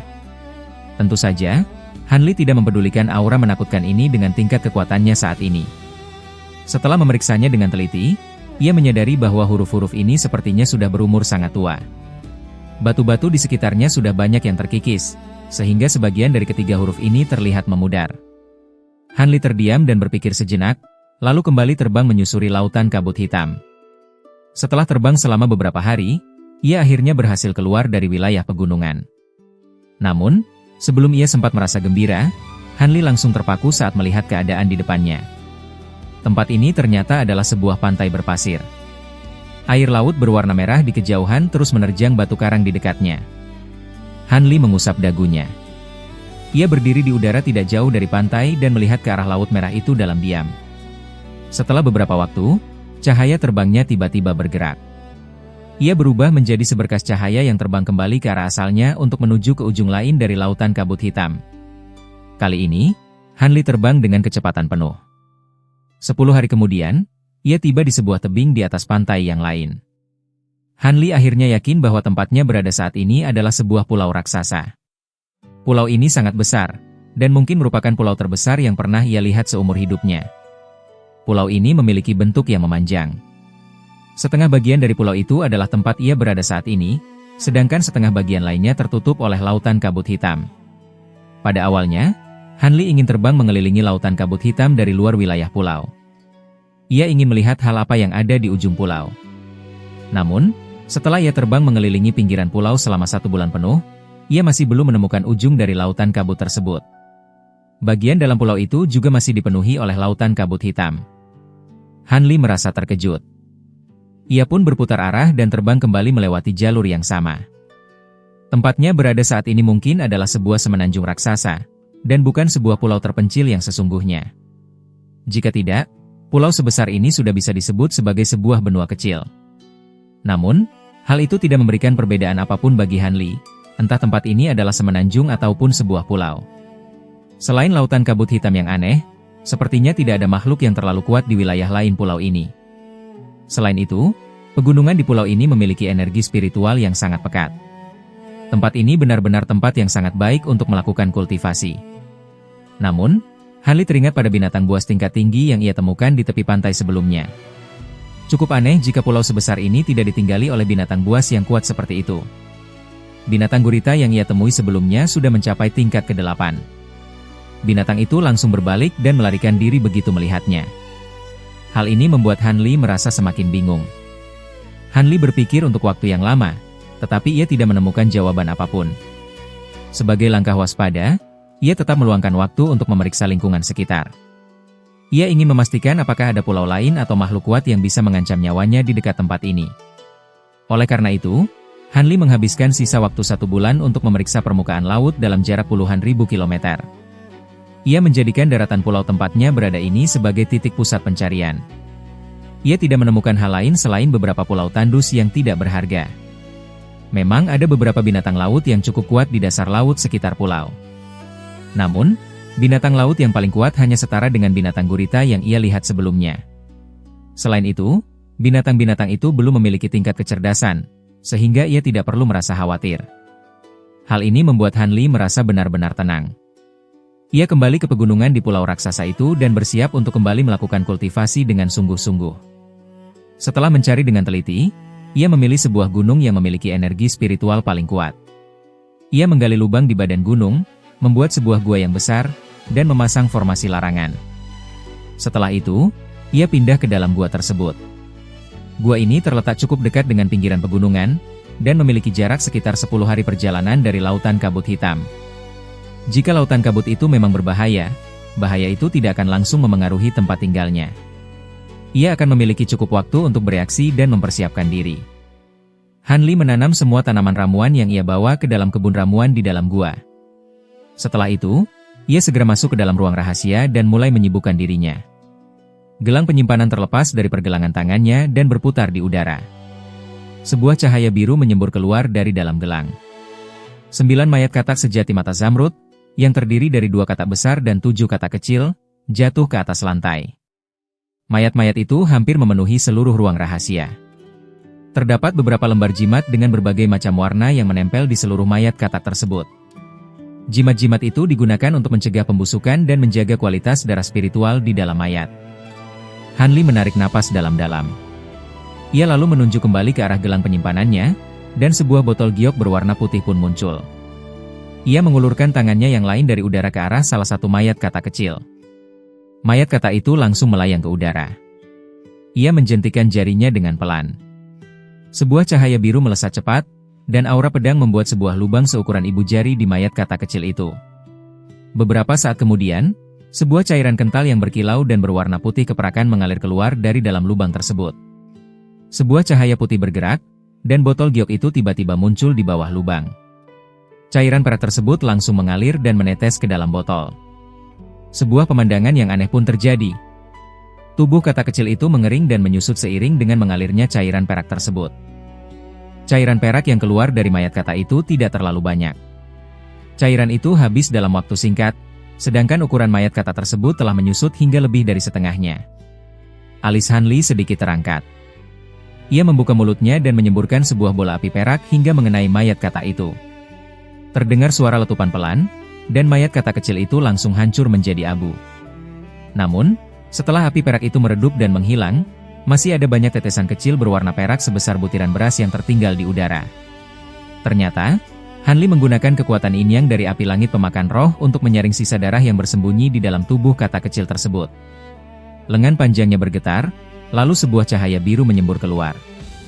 Setelah cahaya biru itu melesat cepat, semua tetesan tersebut berkumpul menjadi sebuah gumpalan cairan perak sebesar kepalan tangan.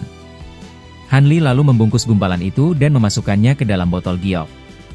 Han Li tidak bisa memperbanyak darah spiritual dari binatang katak sejati, sehingga ia tidak mau membuang setetes pun darah tersebut. Han Li terus melakukan hal yang sama. Ia memproses semua mayat katak sejati mata zamrud dengan cara tersebut, hingga ia berhasil mengisi beberapa botol giok dengan darah katak sejati yang sangat terkenal itu. Kemudian, ia menarik napas panjang dan akhirnya merasa lega. Setelah berhasil mengambil darah katak sejati, ia tidak langsung membuat cairan katak sejati. Ia harus meningkatkan kultivasinya hingga mencapai ranah transformasi dewa tahap menengah terlebih dahulu, lalu menerobos hambatan kultivasi pada tahap ini. Sebenarnya, pilihannya untuk mengambil jalan kultivasi ganda tubuh dan spiritual sama sekali tidak salah. Dengan tubuh yang kuat dan pil obat yang banyak, ia mungkin hanya membutuhkan waktu puluhan hingga 100 tahun untuk mencapai tahap kekuatan yang biasanya membutuhkan waktu ratusan tahun bagi kultivator lain. Satu-satunya masalah yang ia miliki adalah ia mungkin membutuhkan lebih banyak waktu untuk menerobos hambatan kultivasi. Oleh karena itu, Han Li mengeluarkan beberapa boneka kera raksasa. Ia lalu menyentuh kepalanya sendiri untuk mengeluarkan Nasen Soul kedua miliknya. Ia memerintahkan jiwa keduanya itu untuk merawat dan mempercepat pertumbuhan semua tanaman di dalam gua. Sementara itu, ia menutup pintu ruang rahasia dan melakukan kultivasi dengan sungguh-sungguh di dalam. Dengan persediaan pil obat yang cukup, ditambah dengan terus memakan buah spiritual seperti buah sisik naga, serta bantuan dari teknik penempaan tulang dan berbagai kekuatan sihir lainnya, kekuatan Han Li menjadi semakin pekat dan bertambah kuat setiap hari. Tubuh fisiknya juga menjadi semakin keras. Selama masa ini, ia tidak hanya berlatih seni iblis sejati Brahma Suci dengan keras. Setelah berhasil menggabungkan kedua tangannya dengan gunung magnetik primordial dan 5 iblis sehati, ia mulai menggunakan teknik pemurnian pusaka 100 nadi untuk memasukkan 72 pedang awan lebah bambu hijau satu persatu ke dalam tulang-tulang penting di tubuhnya. Jika ia benar-benar berhasil, kekuatan dari seni iblis sejati Brahma Suci akan membuat daya tahan tulang-tulang penting di tubuhnya mencapai batas yang luar biasa kuat, belum lagi ditambah dengan hal lainnya. Ia mungkin bisa menahan serangan langsung dari kultivator ranah pemurnian kekosongan hanya dengan tubuh fisiknya saja. Tentu saja, proses ini sangat berbeda dengan proses penggabungan di kedua tangannya. Memasukkan pedang ke dalam tulang di bagian tubuh yang penting jelas jauh lebih rumit dan membutuhkan waktu yang sangat lama. Pintu ruang rahasia Han Li pun tertutup rapat sejak saat itu. Nasen Sol kedua hanya akan masuk setiap beberapa tahun sekali dengan berubah menjadi sebuah bayangan tipis yang menembus dinding. Jiwa kedua itu masuk untuk memberikannya pil obat dan buah spiritual. Bulan berganti bulan, dan tahun berganti tahun. Dalam sekejap, waktu 60 tahun telah berlalu. Pada suatu hari, di sebuah bukit kecil yang berjarak sekitar 15 km dari gunung tempat gua Han Li berada, ada 2 gumpalan aura siluman berwarna hitam dan kuning yang muncul di atas puncak bukit. Terdengar suara bisikan dari dalam aura tersebut, seolah-olah ada makhluk siluman yang sedang berbicara. Sepasang mata perak berkedip di dalam asap hitam. Sementara itu, sebuah mata merah yang menyala terlihat di dalam asap kuning. Kedua makhluk siluman ini sepertinya telah berhasil melihat menembus formasi sihir penyamaran yang dipasang oleh Han Li di luar pintu guanya. Mereka terus mengintip ke arah gua tersebut. Namun, mereka terlihat sangat berhati-hati terhadap gua Han Li dan tidak berani langsung bertindak. Sebaliknya, mereka pergi membubarkan diri setelah berbicara sebentar. 3 hari kemudian, beberapa gumpalan aura siluman kembali berkumpul di udara tepat di luar gua Han Li. Kali ini, makhluk-makhluk tersebut tidak lagi menyembunyikan diri mereka. Mereka malah dengan berani memunculkan angin siluman. Ribuan binatang buas dan serangga aneh juga muncul di tanah. Mereka berkumpul dengan buas dan langsung menyerang gua Han Li secara terang-terangan. Makhluk-makhluk siluman yang muncul di udara memiliki bentuk yang bermacam-macam. Salah satunya adalah piton raksasa bunga biru berkepala 3. Ular itu memiliki 1 kepala besar dan 2 kepala kecil yang terlihat sangat ganas. Makhluk lainnya adalah babi hutan raksasa dengan ukuran 6 hingga 7 meter. Babi itu memiliki sepasang taring besar berwarna perak yang terlihat seolah-olah terbuat dari perak murni. 2 makhluk siluman terakhir sangat mirip dengan 2 pemimpin dari kawanan binatang buas yang pernah dilihat oleh Han Li sebelumnya. Salah satunya adalah kera raksasa berbulu emas setinggi beberapa meter yang memancarkan cahaya, dan 1 tangannya memegang sebuah garpu besar berwarna hitam. Makhluk yang satu lagi adalah seekor binatang kecil berkepala sapi dan berbadan singa. Binatang itu hanya memiliki panjang beberapa meter, tetapi seluruh tubuhnya berwarna hijau cerah seperti terbuat dari ukiran batu giok. Jika Han Li ada di tempat ini, ia akan langsung menyadari bahwa makhluk-makhluk ini adalah kumpulan binatang iblis tingkat ke-6 dan ke-7 yang auranya pernah ia rasakan di sekitar pegunungan ini. Di antara semua binatang iblis ini, binatang buas berkepala sapi adalah makhluk yang paling kuat. Binatang itu sudah mencapai tingkat ke-7 puncak, dan hanya berjarak 1 langkah lagi untuk berubah menjadi binatang siluman tahap transformasi. Tidak diketahui alasan mengapa para binatang iblis ini berkumpul dan menyerang guanya. Namun, meskipun Han Li sedang melakukan kultivasi dan tidak mempedulikan kejadian di luar, formasi larangan yang dipasang oleh kultivator ranah transformasi dewa tentu tidak akan bisa ditembus oleh para binatang iblis tingkat menengah yang hanya mengandalkan kekuatan murni mereka saja. Atas perintah dari beberapa makhluk siluman di udara, kawanan binatang buas dan serangga beracun itu masuk ke dalam formasi sihir penyamaran di bagian paling luar. Mereka langsung memicu formasi sihir pertahanan yang telah dipasang oleh Han Li. Tiba-tiba, sebuah cahaya biru muncul dari arah depan.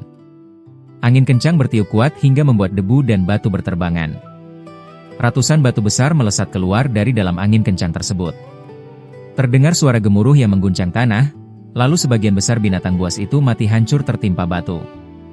Kawanan binatang itu menjadi panik, dan beberapa dari mereka berniat untuk melarikan diri. Namun, binatang berkepala sapi di udara melihat hal tersebut. Binatang itu membuka mulutnya dan mengeluarkan suara lengkingan yang panjang. Kawanan binatang di bawah langsung merasa lemas dan tubuh mereka gemetar setelah mendengar suara itu. 3 makhluk siluman lainnya juga memamerkan gigi mereka dan mengeluarkan suara ancaman. Karena terpaksa, kawanan binatang itu berbalik arah. Mereka nekat menerjang masuk ke dalam cahaya biru di depan mereka. Pada akhirnya, setelah angin kencang kembali bertiup, tidak ada lagi batu besar yang keluar dari dalam angin tersebut. Kali ini, ribuan pisau angin berwarna biru melesat keluar dengan suara nyaring.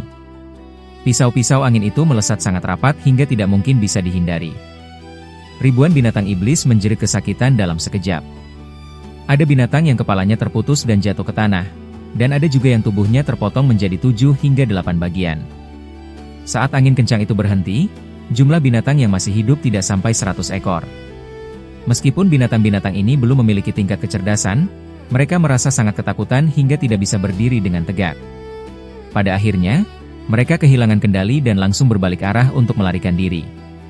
Beberapa makhluk siluman di atas melihat hal tersebut dan langsung saling berpandangan. Tiba-tiba, binatang berkepala sapi itu membuka mulutnya. Ia mengeluarkan suara wanita yang sangat merdu, tetapi bahasa yang ia gunakan jelas bukanlah bahasa yang dikenal oleh ras manusia maupun ras siluman. 3 makhluk siluman lainnya juga berbicara menggunakan bahasa yang sama. Beberapa saat kemudian, keempat binatang iblis itu selesai berunding. Mereka tidak lagi mempedulikan kawanan binatang yang sedang melarikan diri. Masing-masing dari mereka mengeluarkan angin siluman yang bergulung ke bawah. Di tengah jalan, keempat angin siluman itu tiba-tiba menyatu dan berubah menjadi sebuah angin topan hitam. Topan hitam itu menerjang dengan sangat kuat ke arah gua milik Han Li. Makhluk-makhluk ini berniat menggunakan kekuatan fisik mereka untuk menghancurkan formasi sihir milik Han Li. Jika para binatang iblis ini semuanya memiliki kekuatan di atas tingkat ke-8, hal itu mungkin saja bisa terjadi. Namun, tidak mungkin bagi makhluk di tingkat ke-6 dan ke-7 untuk bisa menghancurkan formasi larangan yang dibuat oleh seorang kultivator ranah transformasi dewa seperti Han Li. Dalam sekejap, cahaya di depan gua itu berubah wujud menjadi 5 warna cahaya yang berbeda, dan langsung menyambut serangan tersebut dengan ganas. Begitu topan hitam itu menyentuh cahaya 5 warna tersebut, topan itu langsung hancur di tengah kilatan cahaya yang saling menyatu. Keempat makhluk siluman itu langsung melarikan diri saat angin topan hitam mereka hancur. Mereka kembali berkumpul di udara dan melihat ke bawah dengan raut wajah yang terkejut. Meskipun mereka tidak berhadapan secara langsung dengan cahaya 5 warna tersebut, aura menakutkan yang terkandung di dalam cahaya itu sudah cukup untuk membuat mereka merasa sangat ketakutan. Oleh karena itu, setelah berbicara lagi untuk beberapa saat, mereka berubah wujud menjadi 4 gumpalan angin siluman dan langsung pergi meninggalkan tempat tersebut. Setelah kejadian itu, tidak ada lagi makhluk siluman yang berani mendekat ke depan gua Han Li. Bahkan, tidak ada satu ekor burung atau binatang buas pun yang terlihat dalam radius 50 km di sekitar tempat tersebut. Dari awal hingga akhir kejadian itu, pintu gua Han Li tetap tertutup dengan rapat dan tidak pernah terbuka sama sekali. Waktu berlalu dengan sangat cepat. Dalam sekejap, waktu 30 tahun pun telah berlalu. Tiba-tiba, suara lengkingan panjang layaknya raungan naga terdengar dari dalam ruang rahasia. Setelah itu, terdengar sebuah suara ledakan yang sangat keras, dan pintu ruang rahasia tersebut pun hancur meledak. Terlihat dari luar, ada sebuah gumpalan cahaya keemasan yang sangat menyilaukan di dalam ruang rahasia tersebut. Han Li sedang duduk bersila di dalam gumpalan cahaya itu. Sebuah bayangan keemasan dengan 3 kepala dan 6 lengan muncul di belakang punggungnya. Bayangan itu berada di dalam cahaya keemasan. Meskipun wajahnya masih terlihat buram, tetapi wujud bayangan itu jelas terlihat lebih nyata daripada sebelumnya. Bayangan tersebut duduk bersila sama persis seperti Han Li, dan ke-6 lengannya masing-masing membentuk sebuah gerakan tangan segel. Tiba-tiba, tubuh Han Li dan bayangan di punggungnya bergetar secara bersamaan. Sebuah gelombang keemasan menyebar keluar dari dalam gumpalan cahaya. Begitu gelombang tersebut menyentuh dinding ruang rahasia, sebuah cahaya 5 warna langsung melesat. Ruang rahasia itu pun bergemuruh dan berguncang kuat. Raut wajah Han Li yang berada di dalam cahaya keemasan itu terlihat sedikit menahan sakit. Keringat sebesar biji kacang membasahi dahinya. Gumpalan cahaya keemasan yang besar itu terus bergetar, hingga membuat bayangan di punggungnya juga ikut menjadi buram. Terdengar suara retakan pelan. Gumpalan cahaya keemasan itu retak di bagian tengah layaknya sebuah cermin. Akibatnya, bayangan berkepala 3 dan berlengan 6 itu juga hancur berkeping-keping dan langsung menghilang. Han Li menghela napas panjang, dan rasa sakit di wajahnya langsung menghilang. Seluruh ruang rahasia itu kembali menjadi tenang. Entah sudah berapa lama waktu berlalu, Han Li akhirnya membuka matanya. Namun, sudut bibirnya menunjukkan senyum yang pahit. Ini sudah ketiga kalinya aku gagal menerobos hambatan kultivasi. Sepertinya hanya berlatih keras tidak akan cukup untuk menerobos dalam waktu singkat. Aku harus mencari cara lain, gumam Han Li. Ia lalu membalikan telapak tangannya, dan sebuah botol perak dengan ukiran Phoenix api hitam muncul di tangannya. Botol itu berisi 3 butir pil api hitam. Pil api hitam memang dikenal sebagai pil terbaik untuk menerobos hambatan kultivasi ranah transformasi dewa tahap akhir. Dengan kekuatannya yang besar, pil ini tentu juga bisa digunakan oleh kultivator ranah transformasi dewa tahap menengah. Hanya saja, khasiatnya terlalu kuat. Jika seorang kultivator dengan tingkat kekuatan yang kurang atau tubuh yang lemah meminumnya, tubuh mereka bisa terbakar oleh kekuatan api Phoenix hitam yang ada di dalam pil tersebut. Namun, Han Li memiliki api langit pemakan roh dan menggunakan jalur kultivasi ganda tubuh dan spiritual, sehingga ia tentu tidak perlu merasa khawatir akan hal tersebut. Ia bisa meminum pil itu untuk membantunya menerobos hambatan kultivasi saat ini. Akan tetapi, jika ia melakukannya, ia akan kekurangan 1 butir pil api hitam saat hendak naik ke ranah pemurnian kekosongan nanti. Hal itu akan mengurangi peluangnya untuk berhasil melakukan terobosan.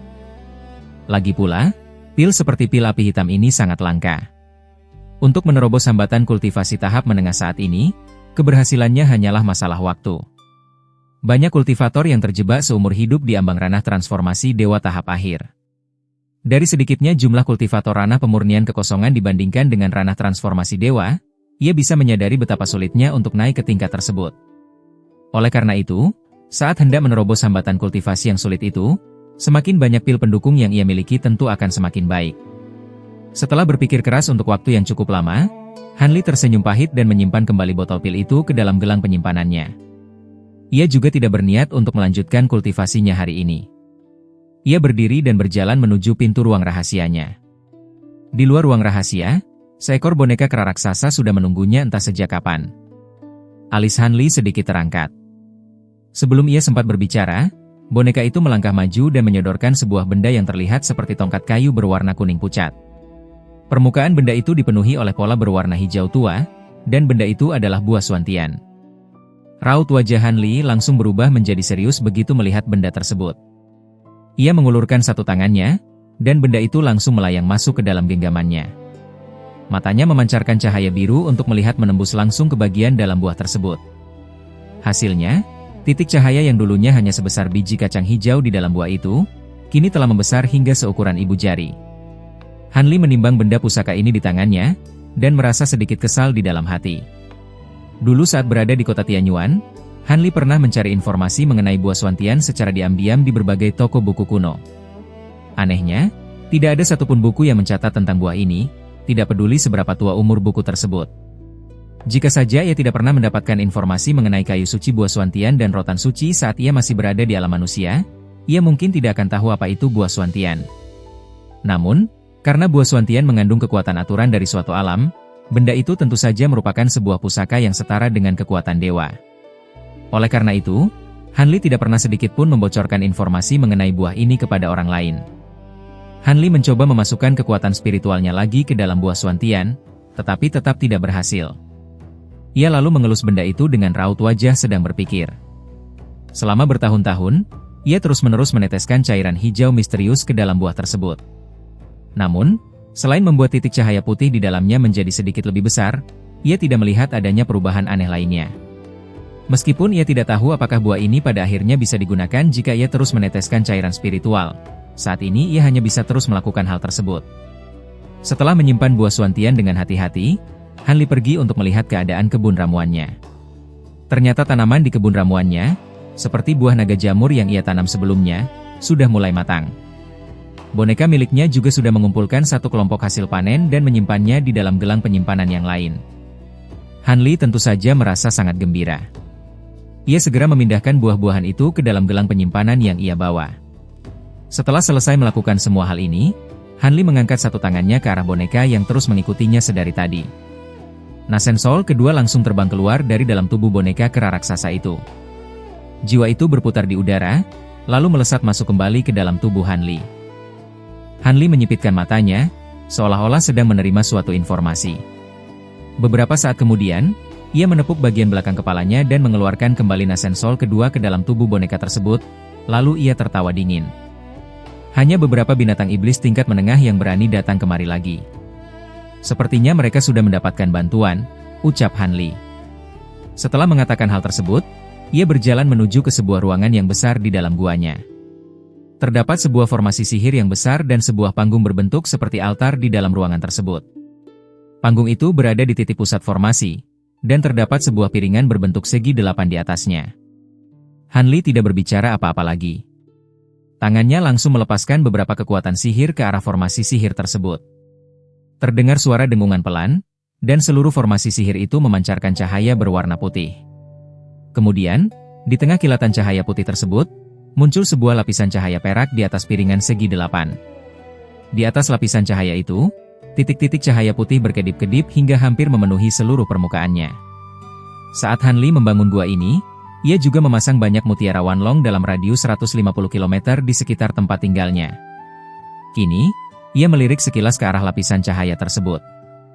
Ia melihat ada beberapa titik cahaya hitam yang berkedip-kedip di suatu tempat yang berjarak sekitar 12 km darinya. Han Li membentuk gerakan tangan segel, dan cahaya spiritual berwarna biru menyala terang di sekeliling tubuhnya. Ia berubah menjadi seberkas cahaya pelangi biru yang terbang keluar dari ruangan itu. Setelah beberapa kali berkedip, cahaya itu pun menghilang di pintu gua. Jarak sedekat itu tentu bukan masalah besar. Dengan kecepatan terbang Han Li yang luar biasa, ia sudah tiba di tempat tujuan hanya dalam waktu beberapa detik. Di tempat itu, terdapat pithon raksasa bunga biru berkepala 3, binatang kecil berkepala sapi dan berbadan singa yang berwarna hijau zamrud, serta sebuah bayangan abu-abu buram yang sedang melayang rendah di udara. Mereka tampak sedang berbicara dengan suara pelan.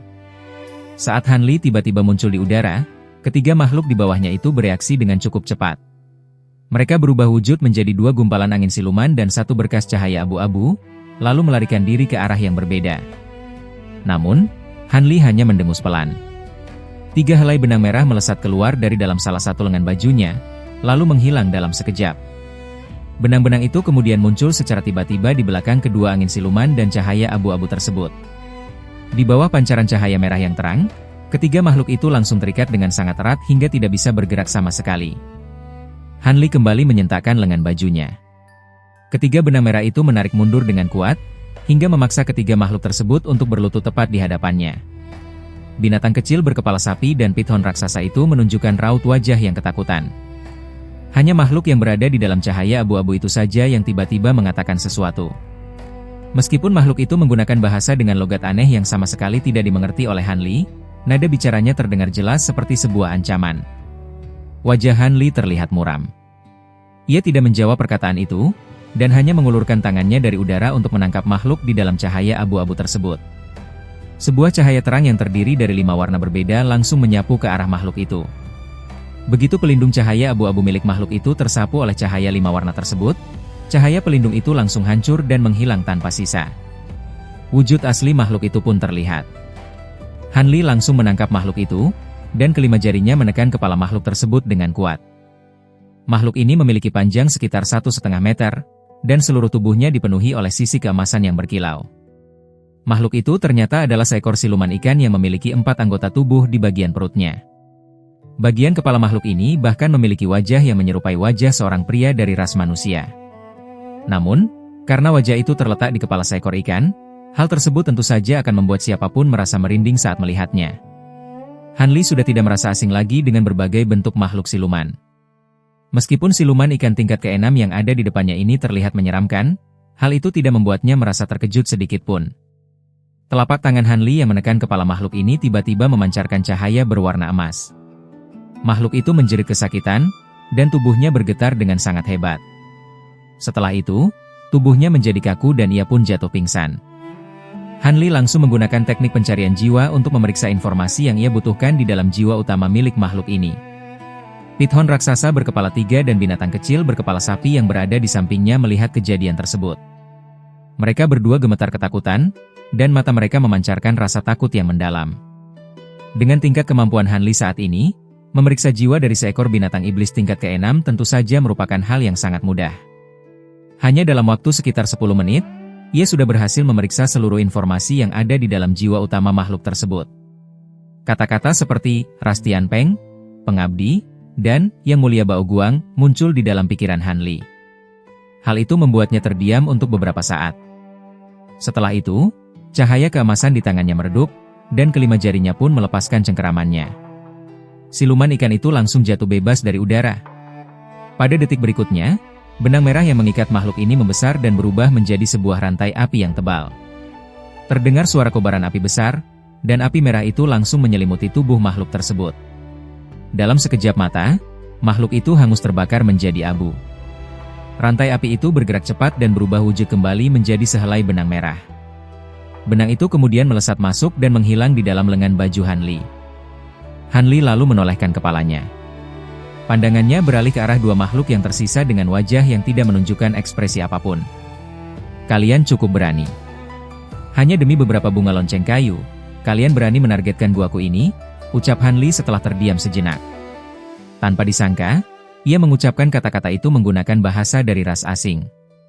Dengan menggunakan teknik pencarian jiwa tadi, ia tidak hanya berhasil menguasai bahasa ras asing ini, tetapi ia juga mengetahui alasan mengapa para binatang iblis tingkat menengah itu terus-menerus menargetkan guanya. Jika kami tidak mendapatkan bunga lonceng kayu, kelompok kultivator kami yang berada di pegunungan Hein tidak akan bisa mengumpulkan barang persembahan. Kami pasti akan dikuliti hidup-hidup oleh ras Tian Peng, dan mereka akan menyiksa kami sampai kami kehilangan akal sehat. Meskipun kami tahu bahwa Tuan memiliki kekuatan yang sangat besar, kami terpaksa mencobanya, jawab binatang kecil berkepala sapi itu, yang jelas merupakan makhluk paling cerdas di antara mereka. Bunga lonceng kayu, apakah maksudmu tanaman ini? Han Li tertawa pelan. Ia lalu membalikan salah satu tangannya, dan sekuntum bunga kecil berwarna ungu pun muncul di tangannya. Bunga itu memiliki bentuk yang mirip dengan sebuah lonceng dan memancarkan aroma yang harum. Benar, itu adalah bunganya. Meskipun ada banyak gunung spiritual di wilayah pegunungan Hein kami, saat ini hanya gunung tempat Tuan tinggal sajalah yang masih memiliki bunga tersebut, ucap binatang kecil berkepala sapi itu. Ia menatap lekat-lekat ke arah bunga di tangan Han Li untuk waktu yang cukup lama, lalu ia tersenyum pahit. Bunga ini tidak mengandung energi spiritual yang banyak, dan tidak bisa digunakan untuk membuat pil obat khusus. Namun, bunga ini menempati urutan pertama dalam daftar barang persembahan 1000 tahun milik kalian. Hal ini cukup aneh. Tanpa bunga ini, kalian memang bisa dihukum berat oleh ras Tian Peng. Namun, kalian mencari bantuan dari seekor binatang naga laut yang baru saja menyelesaikan perubahan wujudnya, lalu mengira bahwa kalian bisa merebut guaku. Kalian terlalu sombong. Wah, kalian benar-benar rela mengeluarkan banyak biaya demi memberikan 10 pasang serangga kristal sumsum emas sebagai upah. Namun sejauh yang aku tahu, serangga aneh yang berwujud setengah kristal dan setengah makhluk hidup ini biasanya bersembunyi di dalam tanah yang sangat dalam, tepatnya di antara berbagai macam biji batu langka. Serangga itu sangat sulit untuk ditemukan. Bahkan jika kalian berhasil menemukannya, serangga itu akan langsung mati dan berubah menjadi batu kristal begitu ia ditangkap. Bagaimana cara kalian menangkap serangga kristal sumsum emas itu dalam keadaan hidup? Han Li mengusap dagunya dan bertanya dengan nada santai sambil matanya berkedip. Tidak masalah jika aku memberitahukan hal ini kepada Tuan. Dulu, saat tempat ini pertama kali ditemukan oleh ras Tian Peng, ada banyak makhluk dengan tingkat kekuatan yang lebih tinggi dari kami di pegunungan Hein ini. Namun, mereka semua dibantai habis oleh 3 orang tetua besar dari ras Tian Peng. Hanya kamilah yang masih diizinkan untuk melanjutkan kultivasi di tempat ini. Tentu saja, hal itu terjadi karena hanya kami yang memiliki kemampuan khusus untuk mengumpulkan barang-barang persembahan yang mereka butuhkan. Jika tidak, mana mungkin kami masih bisa hidup sampai sekarang? Binatang kecil berkepala sapi itu tiba-tiba tertawa dingin. Kalian punya cara menangkap serangga kristal sumsum emas hidup-hidup? Wajah Han Li tetap tenang, tetapi di dalam hatinya ia merasa sangat gembira. Benar. Kami dari suku binatang Hao. Begitu kemampuan kami sedikit berhasil, kami secara alami bisa membedakan serangga kristal ini di antara berbagai biji. Kami juga memiliki cara agar serangga ini tidak bisa berubah menjadi kristal, kata binatang kecil itu dengan bangga. Bagus, sangat bagus. Hanya dengan hal itu, aku bisa memaafkan kalian karena telah membuat masalah denganku. Aku juga bisa memberikan bunga lonceng kayu kepada kalian. Han Li tiba-tiba tersenyum, dan ekspresi wajahnya mulai melunak. Ada keuntungan sebesar itu? Apa syaratnya? Binatang kecil itu cukup cerdas. Awalnya ia merasa gembira, tetapi ia segera sadar. Sederhana. Kalian mau berapa banyak bunga lonceng kayu, akan kuberikan sebanyak itu. Tetapi sebagai gantinya, untuk setiap 10 bunga, kalian harus memberikan sepasang serangga kristal sumsum emas. Selain itu, pasir karang mata emas di dalam persembahan kalian juga sangat menarik bagiku. Kalian bisa menukar satu bunga dengan 37,5 gram pasir tersebut. Hanli tertawa kecil. Serangga kristal adalah barang persembahan, dan kami tidak punya banyak. Lagi pula, kami sudah menjanjikan 10 pasang kepada Yang Mulia Bao Guang, kata binatang kecil berkepala sapi itu sambil memutar matanya. Yang Mulia Bao Guang? Dia hanyalah binatang laut yang baru berubah bentuk. Karena aku menginginkan serangga spiritual ini, aku tentu akan menyelesaikannya. Aku beri kalian waktu 7 hari untuk bersiap. Dalam 3 hari, datanglah ke guaku untuk menukar bunga lonceng kayu. Jika kalian tidak datang. Hanli tertawa sinis. Lengan bajunya bergetar, angin sepau-sepau bertiup di dekatnya, dan ia lenyap begitu saja. Binatang kecil berkepala sapi dan piton raksasa berkepala 3 merasa terkejut. Mereka baru menyadari bahwa benang merah yang tadinya mengikat tubuh mereka dengan erat juga sudah ikut lenyap. Keduanya sudah terbebas, dan mereka saling berpandangan. Setelah beberapa saat, piton raksasa berkepala 3 melirik ke sekeliling. Kepala ular di bagian tengahnya mengedipkan mata yang berwarna hijau, lalu ia berbisik kepada binatang kecil itu, apakah orang itu benar-benar sudah pergi? Binatang kecil berkepala sapi itu mendengar pertanyaan tersebut. Ia merasa ragu sejenak, tetapi ia segera membuka mulutnya dan menyemburkan sebuah bola hijau yang redup. Bola itu berputar di udara, lalu mengeluarkan sebuah lapisan cahaya berwarna biru yang langsung melindungi mereka berdua. Sekarang sudah aman. Dengan lapisan peredam suara dari inti iblisku, aku pasti akan tahu jika orang itu menguping menggunakan kesadaran ilahi. Binatang kecil itu berkedip. Piton raksasa berkepala 3 merasa lega setelah mendengar hal itu, tetapi ia kemudian bertanya, apakah kita benar-benar akan menukar bunga lonceng kayu? Masalah persembahan bukan hanya urusan kita berdua. Kita perlu merundingkannya dengan rekan sejalan yang lain. Tetapi, jika kita ingin selamat dari persembahan kali ini, kita mungkin hanya bisa melakukan cara tersebut. Binatang kecil itu tersenyum kecut. Serangga kristal sumsum emas dan pasir karang mata emas juga sangat langka. Jika kita menukarnya, kita belum tentu bisa mengumpulkan sebanyak ini di lain waktu, piton raksasa mengingatkan. Aku tidak peduli lagi. Serangga kristal dan pasir karang emas memang sulit ditemukan, tetapi kita pasti bisa menemukannya asalkan kita punya lebih banyak waktu. Di sisi lain, Ras Tianpeng membutuhkan bunga lonceng kayu dalam jumlah yang sangat besar, sementara bunga itu sudah habis di tempat lain. Hanya di gunung tempat orang ini tinggal yang masih memiliki cukup bunga untuk persembahan kali ini. Binatang kecil berkepala sapi itu juga terdengar sedikit putus asa. Lebih baik kita lakukan ini. Saat Ras Tianpeng datang untuk mengambil persembahan, kita beritahu mereka dan biarkan mereka membunuh orang aneh ini. Ketiga kepala piton raksasa itu bergoyang saat ia berbicara. Jangan berhayal. Apakah kau lupa pelajaran di masa lalu? Meskipun Ras Tianpeng benar-benar bisa membunuh orang ini, mereka pasti akan menyita semua bunga lonceng kayu yang ada di gunung. Terlebih lagi, jumlah persembahan yang harus kita serahkan tidak akan berkurang sedikit pun. Jika kita memberitahu mereka bahwa bunga lonceng kayu hampir habis di pegunungan Hein, apakah Ras Tianpeng masih akan membiarkan kita hidup? Setiap kali Ras Tianpeng mengambil persembahan, asalkan jumlah bunga lonceng kayu tercukupi, mereka masih bisa memaafkan kita meskipun persembahan yang lain kurang. Sebaliknya, jika bunga lonceng kayu kurang, kita pasti tidak akan bernasib baik meskipun kita menyerahkan bahan lain dalam jumlah banyak. Bunga lonceng kayu ini sepertinya sangat penting bagi Ras Tianpeng. Jika Ras Tianpeng tidak sangat waspada terhadap kabut hitam Heiming sehingga mereka tidak berani berlama-lama di sini, mereka mungkin sudah mengirim orang untuk menjaga tempat ini sejak awal, kata binatang kecil berkepala sapi itu dengan nada dingin. Tetapi jika terus begini, kita tetap tidak bisa memberikan persembahan berikutnya meskipun kita berhasil lolos kali ini. Hasil akhirnya akan sama saja. Ingat, tubuh kita semua sudah ditanami tanda Buddha oleh Ras Tianpeng. Tanda itu akan meledak dengan sendirinya jika kita pergi lebih dari 5.000 km dari tempat ini. Piton raksasa berkepala 3 merasa sangat cemas. Aku tentu mengetahui hal ini, tetapi jangan khawatir. Apakah kau lupa dengan janji senior di dalam kabut hitam Heiming kepada kita?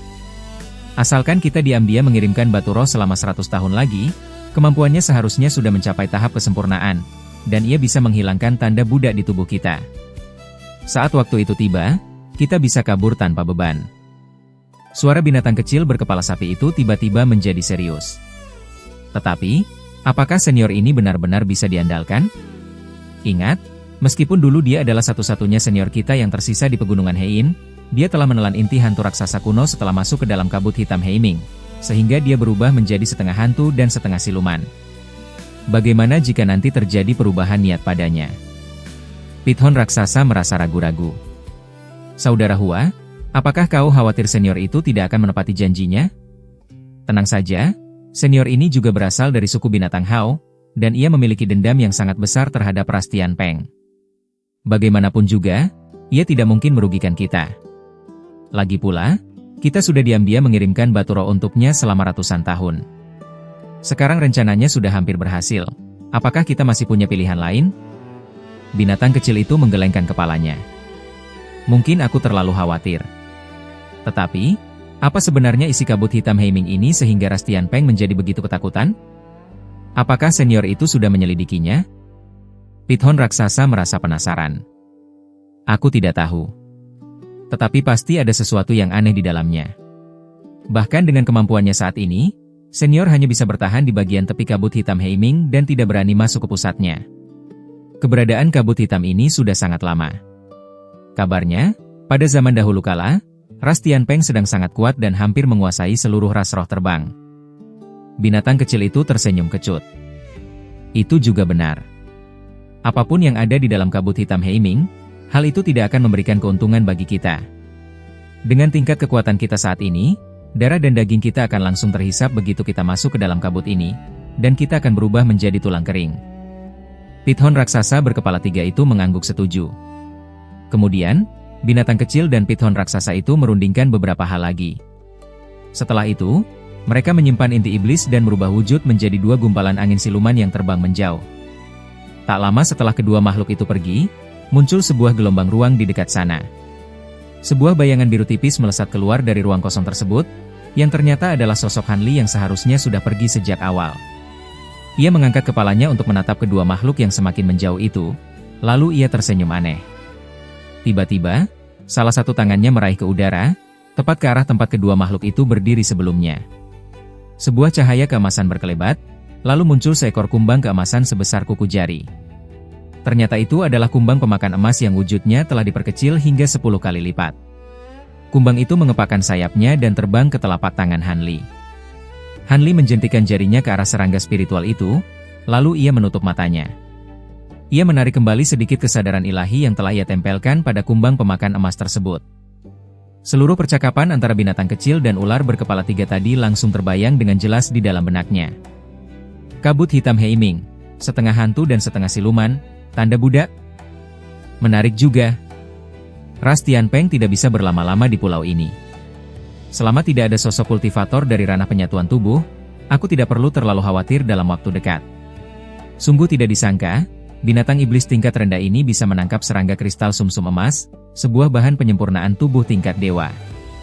Itu adalah pusaka yang bahkan tidak bisa didapatkan oleh para tetua ranah penyatuan tubuh di kota Tianyuan.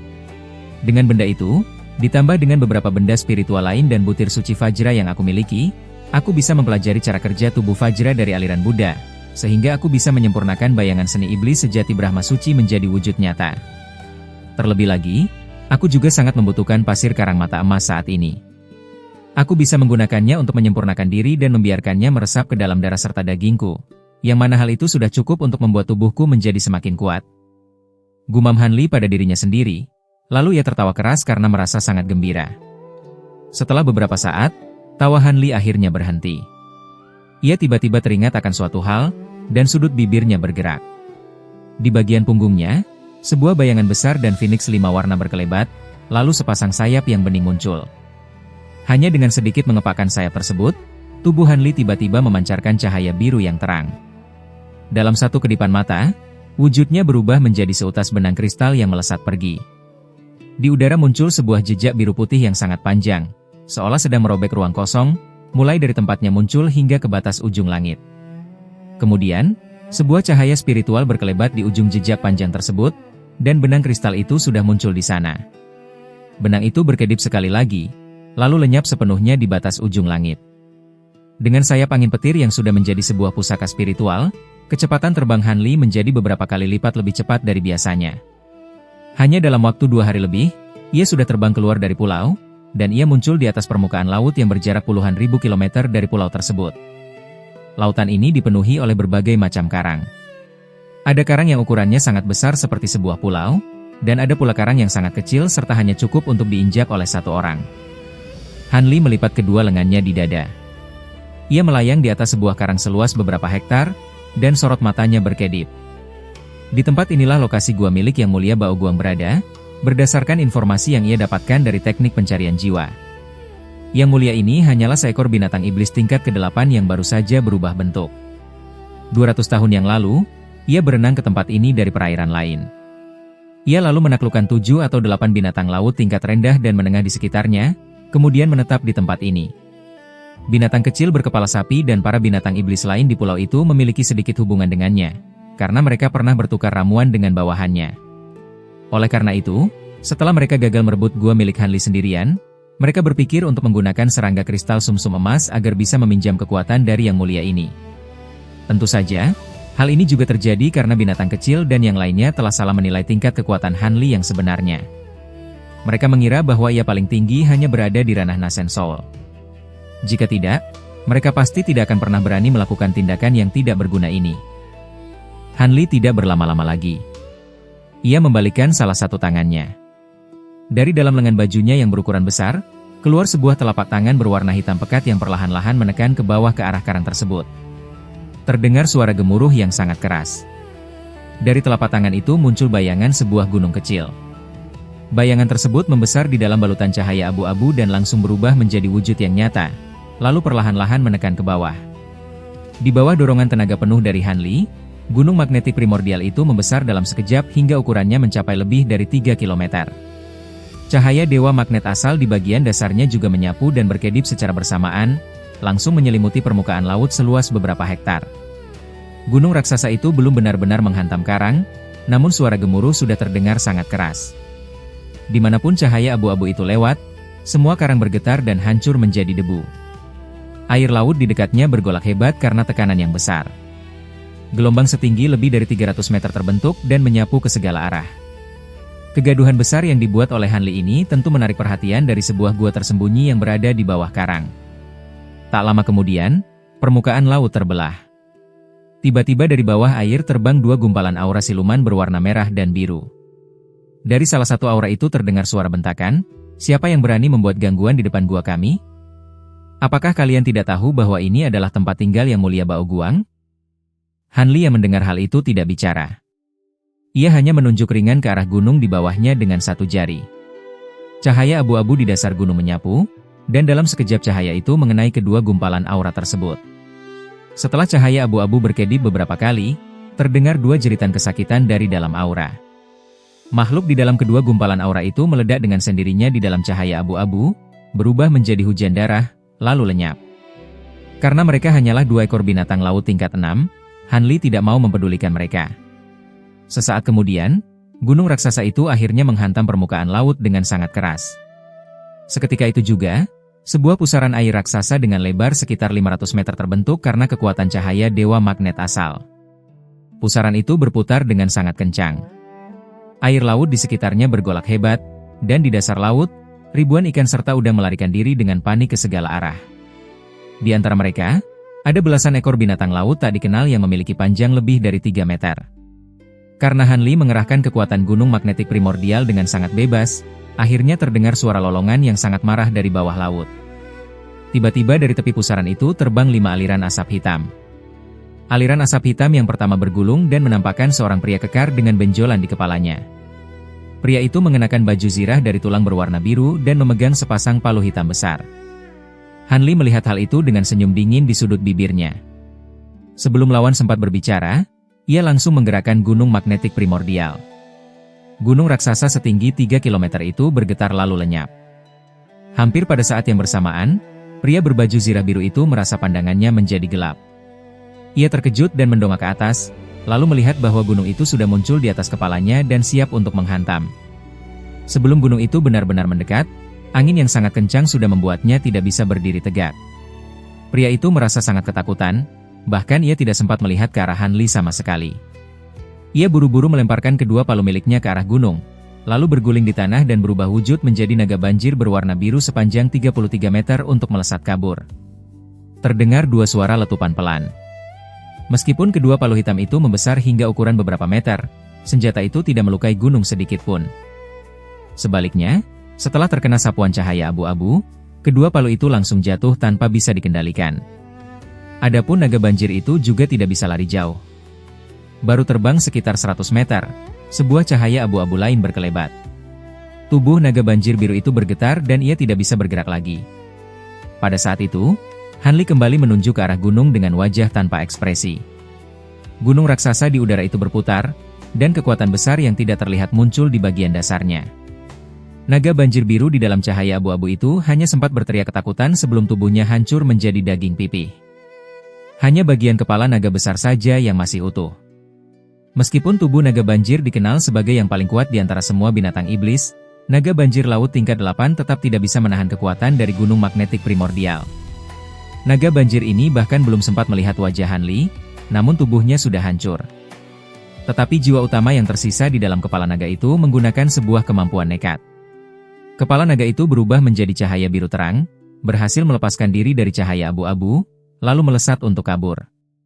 Saat itu, seekor burung api perak meluncur dari langit dengan kecepatan luar biasa dan menabrak kepala naga tersebut. Jeritan kesakitan kembali terdengar.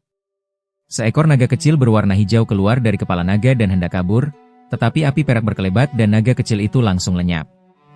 Kini hanya tersisa kepala naga kosong yang melayang diam. Hal ini terjadi karena Han Li sengaja mengendalikan api langit pemakan roh agar menyisakan kepala tersebut.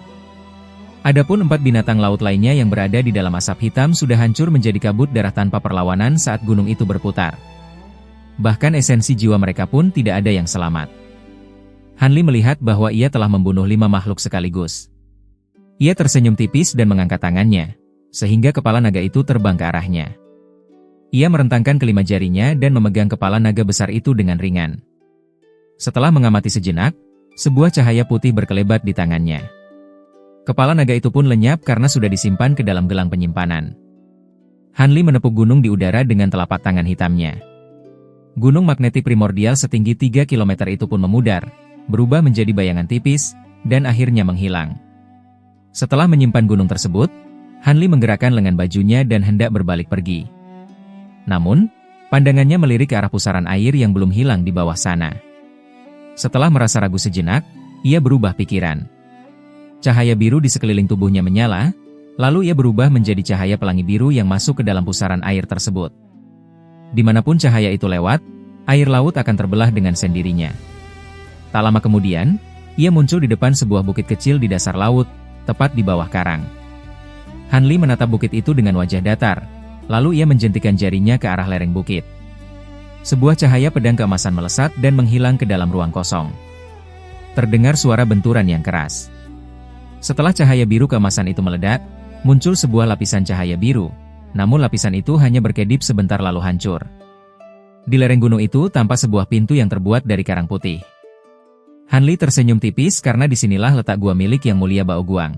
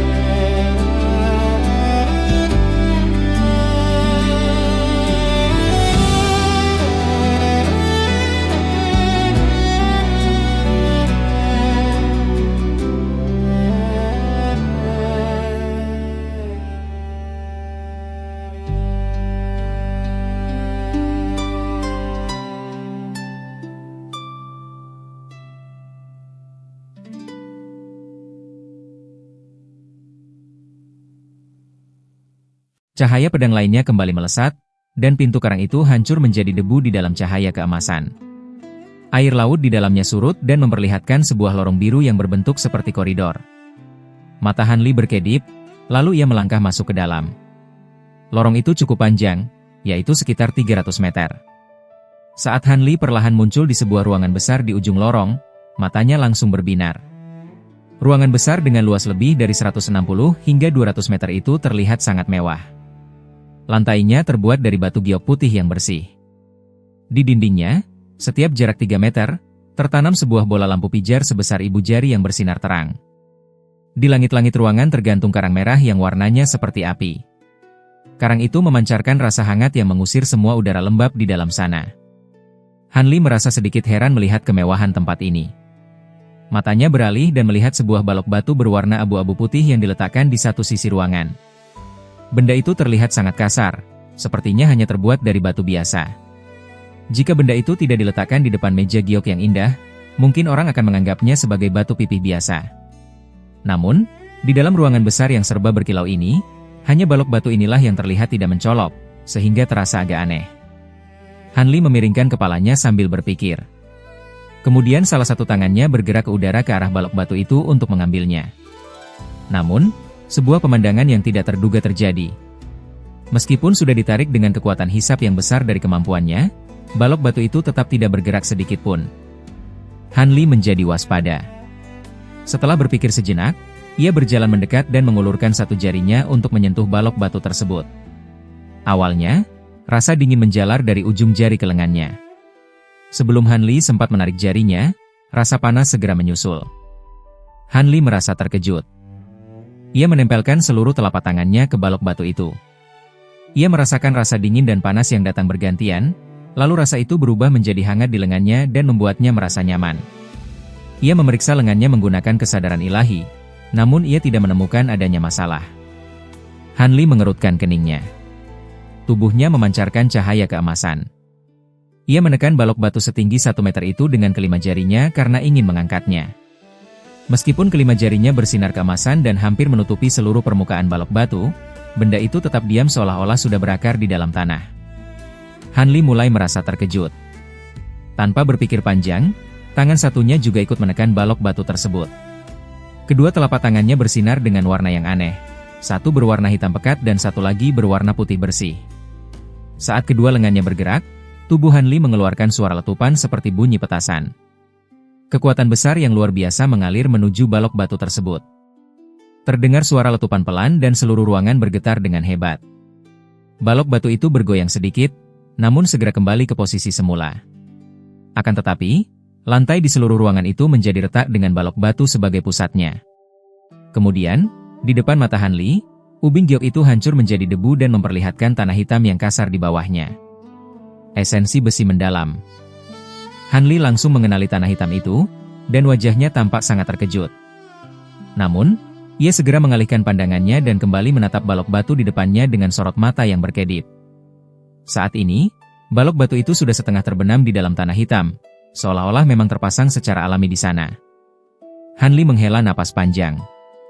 Benda ini pasti sangat luar biasa. Meskipun ia belum mengetahui kegunaan lainnya, berat dari benda ini saja sudah merupakan yang terberat yang pernah ia temui seumur hidupnya. Meskipun ia belum sepenuhnya mengerahkan seni iblis sejati Brahma Suci, ia tetap tidak bisa mengangkat balok batu ini hanya dengan mengandalkan kekuatan tubuh dan bantuan teknik pemurnian pusaka 100 nadi di kedua tangannya. Berat benda ini pasti berada di atas puluhan ribu kilogram. Jika ia tidak salah ingat, di antara semua bahan langka, bahan yang paling berat adalah logam berat Tianxuan. Logam berat Tianxuan yang hanya sebesar kuku jari saja sudah bisa membuat seorang pria yang kuat terjatuh. Meskipun berat balok batu ini belum bisa dipastikan, jika dilihat dari ukurannya, bahan ini kemungkinan tidak kalah dengan logam berat Tianxuan, bahkan mungkin bisa lebih berat lagi. Sambil berpikir dengan cepat, ia terus melakukan pengujian. Cahaya keemasan berkelebat, dan sebuah aura pedang menebas ke arah batu itu.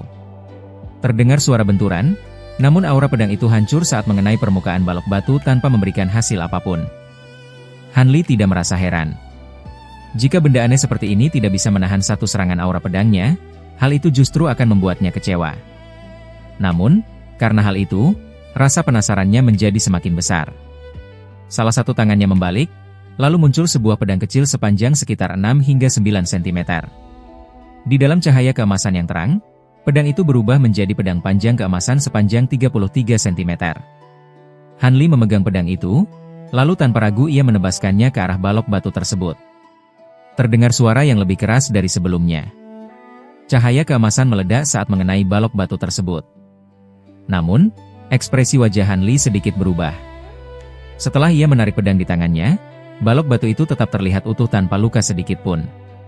Bahkan pedang awan lebah bambu hijau yang sangat tajam pun tidak bisa melukai benda ini. Sorot mata Han Li berkedip. Ia menggerakkan lengan bajunya ke arah balok batu, dan tiba-tiba sebuah bola api berwarna perak meluncur keluar. Terdengar suara letupan pelan saat bola api perak itu membungkus balok batu dan mengeluarkan suara percikan api. Namun, balok batu itu tetap diam di tempatnya dan tidak berubah sama sekali. Han Li menggunakan kesadaran ilahi untuk memeriksa permukaan balok batu tersebut, dan wajahnya mulai menunjukkan sedikit kegembiraan. Ia tidak pergi kemana-mana dan langsung duduk bersila di samping balok batu itu. Kedua tangannya membentuk gerakan segel untuk menggerakkan api langit pemakan roh agar terus membakar dan melelehkan benda ini. Dari kedua telapak tangannya, kekuatan sihir murni berwarna biru terus mengalir ke dalam api perak tersebut. Waktu pun berlalu hingga 1 hari 1 malam. Han Li tiba-tiba berseru pelan. Api perak itu kembali berubah menjadi burung api dan terbang kembali ke arahnya. Setelah berputar di udara, burung itu masuk ke dalam lengan bajunya dan menghilang. Saat itu Han Li sudah berdiri dan kembali mendekati balok batu untuk mengamatinya dengan saksama. Sekilas, balok batu itu tampak sama seperti sebelumnya. Namun, di bawah penglihatan birunya, Han Li melihat ada sedikit bekas lelehan yang sangat tipis di permukaannya hingga hampir tidak terlihat. Menurut perkiraannya, ia butuh waktu puluhan tahun untuk bisa benar-benar melelehkan benda ini. Namun, Han Li tidak merasa cemas, ia justru merasa sangat gembira. Bagi para kultivator, waktu puluhan tahun tidaklah berarti. Benda yang sangat aneh ini pasti merupakan sebuah pusaka yang sangat langka. Ia bertanya-tanya bagaimana Yang Mulia Bao Guang bisa menemukan benda ini. Dengan tingkat kemampuannya, binatang itu pasti tidak akan bisa mengolahnya. Kemungkinan besar ia membangun gua di sini dengan menjadikan benda ini sebagai pusatnya, lalu berencana untuk mengurusnya di masa depan. Dalam sekejap, Han Li berhasil menduga hampir semua rencana yang pernah dipikirkan oleh naga banjir biru tersebut. Namun, cara untuk membawa benda ini pergi terasa cukup merepotkan. Karena benda ini sangat berat, ia khawatir jika memasukkannya ke dalam gelang penyimpanan, benda ini mungkin akan merusak ruang penyimpanan di dalamnya. Ia hanya bisa membawanya dengan kekuatan tubuhnya sendiri. Meskipun ia sudah mengerahkan kekuatan seni iblis sejati Brahma Suci sepenuhnya, ia hanya bisa membawa sepertiga bagian batu ini dalam sekali jalan. Jika lebih dari itu, ia tidak akan bisa mengendalikan kemampuan terbangnya. Han Li menatap balok batu itu dan merenung cukup lama. Lengan bajunya bergetar dan terdengar suara dengungan saat 2 cahaya keemasan melesat keluar. Setelah berputar, cahaya itu berubah menjadi 2 ekor kumbang keemasan sebesar ibu jari, yang merupakan kumbang pemakan emas tingkat dewasa. Sambil mengeluarkan suara lengkingan, kumbang pemakan emas itu terbang ke arah balok batu dan mulai melahapnya dari atas ke bawah. Han Li menatap kejadian itu tanpa berkedip. Meskipun kumbang pemakan emas dikenal bisa memakan benda apapun, balok batu ini sangatlah aneh sehingga ia tidak yakin apakah mereka akan berhasil. Namun sesaat kemudian, kekhawatirannya pun hilang. Meskipun kecepatan makan kumbang pemakan emas sangat lambat, setelah beberapa saat, muncul 2 lubang kecil di balok batu tersebut. Ternyata serangga itu bisa menggigitnya. Han Li merasa sangat gembira. Tetapi kegembiraan itu hanya bertahan sebentar. Tiba-tiba kedua kumbang pemakan emas itu mengepakkan sayapnya dan jatuh dari balok batu dengan suara benturan yang berat. Han Li tertegun. Setelah cukup lama, ia mengangkat tangan dan sebuah cahaya keemasan berkelebat untuk menangkap salah satu kumbang pemakan emas tersebut. Ternyata tubuh kumbang pemakan emas itu menjadi sangat berat, jauh melampaui berat normal serangga spiritual pada umumnya. Alis Han Li bergerak dan matanya tidak bisa menyembunyikan rasa terkejutnya. Namun untungnya, selain masalah berat tubuh, semuanya masih normal. Sayap dan kaki serangga itu masih bergerak. Han Li menatap serangga ini dan merenung sebentar hingga akhirnya ia mengerti. Ternyata karena keanehan bahan balok batu tersebut, bahkan kumbang pemakan emas pun tidak bisa langsung mencernanya. Setelah melahap sedikit saja, mereka sudah mencapai batas kemampuannya dan butuh waktu untuk pulih.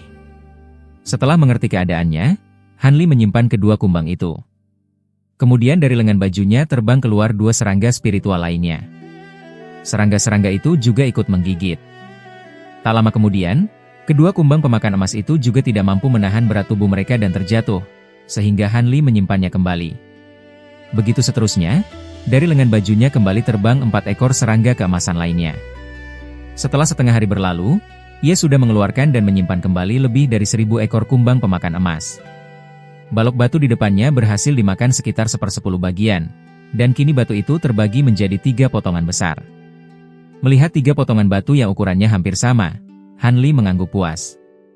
Kedua tangannya membentuk gerakan segel dan tubuhnya kembali bersinar keemasan. Di punggungnya muncul gumpalan cahaya keemasan yang berubah menjadi bayangan keemasan dengan 3 kepala dan 6 lengan. Hanli membungkuk dan kedua lengannya menekan ke bawah, hingga akhirnya ia berhasil mengangkat satu potongan batu itu secara perlahan. Meskipun rasanya seperti ada gunung yang menekan tubuhnya, dengan beban sebesar ini ia masih bisa terbang. Sudut bibir Hanli terangkat. Ia meletakkan benda itu, lalu memeriksa seluruh isi gua untuk mencari benda berharga lainnya. Hasilnya, selain beberapa bahan laut yang khas dan beberapa batu roh, tidak ada benda lain yang menarik perhatiannya. Hanli tidak merasa kecewa. Setelah mengumpulkan semuanya, ia kembali ke ruangan utama. Kali ini, ia membawa 2 dari 3 potongan batu itu ke sebuah tempat yang sangat tersembunyi di dalam gua. Ia lalu memasang teknik rahasia ilusi untuk menyembunyikan keberadaan potongan batu tersebut. Kemudian, ia mengangkat potongan terakhir dan terbang keluar dari gua. Saat Hanli muncul di permukaan laut, cahaya sihir menyala di punggungnya. Bayangan burung biru dan burung phoenix 5 warna berkelebat, lalu sayap angin petir muncul.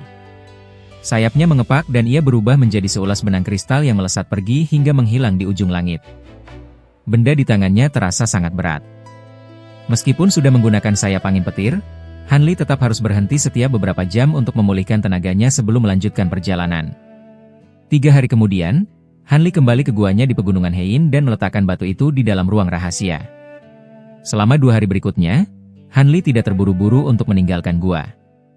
Ia mulai menguji potongan batu itu dengan berbagai cara. Hasilnya, bahan ini ternyata sangat keras. Benda ini tidak terluka meskipun sudah dibekukan, disambar petir, ataupun terkena aliran kekuatan iblis. Untuk masalah pembakaran, selain menggunakan api langit pemakan roh, api jenis lain bahkan api dari ranah Nasensol miliknya pun tidak sanggup melelehkan batu ini. Tentu saja, kecepatan leleh menggunakan api langit pemakan roh juga terasa sangat lambat. Ini adalah bahan yang sangat sempurna untuk dijadikan pusaka pertahanan tingkat tertinggi. Namun dengan beratnya yang luar biasa, jika dijadikan pusaka serangan seperti gunung magnetik primordial, kekuatannya pasti akan sangat dahsyat. Setelah selesai melakukan pengujian, Hanli segera memikirkan hal tersebut. Ia perlu mempertimbangkan lagi bagaimana cara mengolah bahan ini nantinya. Namun saat Hanli teringat sesuatu, ia memeriksa serangga spiritual di dalam gelang binatang roh yang tadi melahap bahan batu ini. Ia pun tertegun. Hampir 1000 ekor kumbang pemakan emas tingkat dewasa ini entah sejak kapan telah tertidur, seolah-olah mereka akan berubah wujud lagi. Padahal kumbang pemakan emas miliknya sudah berada di tingkat dewasa. Jika mereka berubah lagi, kemungkinan besar serangga-serangga itu akan mengalami mutasi. Hanli tentu saja merasa sangat gembira. Namun dengan keadaan seperti itu, ia menjadi semakin sulit untuk memutuskan bagaimana cara menggunakan bahan batu khusus ini. Setelah merasa ragu selama setengah hari, Hanli akhirnya memutuskan untuk melihat perubahan pada kumbang pemakan emas setelah mereka naik tingkat terlebih dahulu sebelum memikirkannya lagi. 2 hari berlalu dalam sekejap. Hari ketiga adalah tepat 7 hari sesuai waktu yang telah disepakati dengan binatang kecil berkepala sapi. Pagi-pagi sekali, tidak hanya kedua makhluk itu yang datang ke depan guanya, tetapi kera raksasa berbulu emas dan babi hutan raksasa juga sudah ada di sana. Makhluk-makhluk ini menatap cahaya biru di luar gua Hanli dengan rasa takut. Mereka semua menunggu dengan diam dan tidak berani membuat kegaduhan. Hingga mendekati tengah hari, cahaya biru itu hancur seperti buih dan memperlihatkan sebuah pintu batu besar setinggi 66 meter. Terdengar suara gemuruh saat pintu batu itu terbuka dengan sendirinya, memperlihatkan sebuah lorong yang bercahaya putih. "Masuklah," terdengar suara datar dari dalam lorong. Makhluk-makhluk itu merasa waspada, namun mereka tidak berani melanggar perintah tersebut dan mulai melangkah masuk. Tentu saja, selain binatang kecil berkepala sapi, binatang yang lain harus mengecilkan ukuran tubuh mereka beberapa kali lipat agar bisa masuk ke dalam. Tak lama kemudian, Di dalam ruang batu kuno di gua tersebut, Han Li duduk di kursi batu yang berada di tengah. Ia menatap 4 makhluk di depannya, dan pandangannya tertahan sedikit lebih lama pada sosok kera raksasa berbulu emas. Terdengar suara benturan saat Han Li menggerakkan lengan bajunya. Sesuatu melesat keluar dan berguling di atas tanah. Ternyata benda itu adalah kepala naga biru yang berukuran besar. Melihat hal itu, si binatang kecil dan yang lainnya merasa sangat terkejut. Ini adalah kepala dari Yang Mulia Bao Guang. Sekarang dia sudah mati, jadi urusan kalian dengannya sudah berakhir. Kalian datang sesuai janji, jadi kalian pasti sudah mempertimbangkannya. Apakah barangnya sudah dibawa? Tanya Han Li dengan nada bicara yang tegas. Melihat kepala naga banjir biru yang berkilau di depan mereka, ditambah dengan sisa aura binatang iblis tingkat ke-8, mereka semua merasa merinding. Apakah saya punya pilihan lain? Saya memang membawa barang yang senior minta, jawab si binatang kecil berkepala sapi sambil melirik ke arah 3 makhluk lainnya. Lalu ia tersenyum tipis. Bagus. Bunga lonceng kayu yang kalian butuhkan juga sudah aku siapkan. Asalkan barang kalian memuaskan, aku akan segera memberikannya, kata Han Li dengan datar, lalu ia menyentuh gelang penyimpanan di pergelangan tangannya.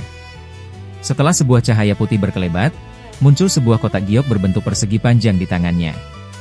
Saat tutupnya dibuka, aroma bunga yang menyegarkan langsung tercium. Di dalam kotak giok itu penuh dengan bunga berbentuk lonceng keemasan sebesar ibu jari. Masing-masing bunga itu berkilau, dan jumlahnya ada lebih dari 100 tangkai.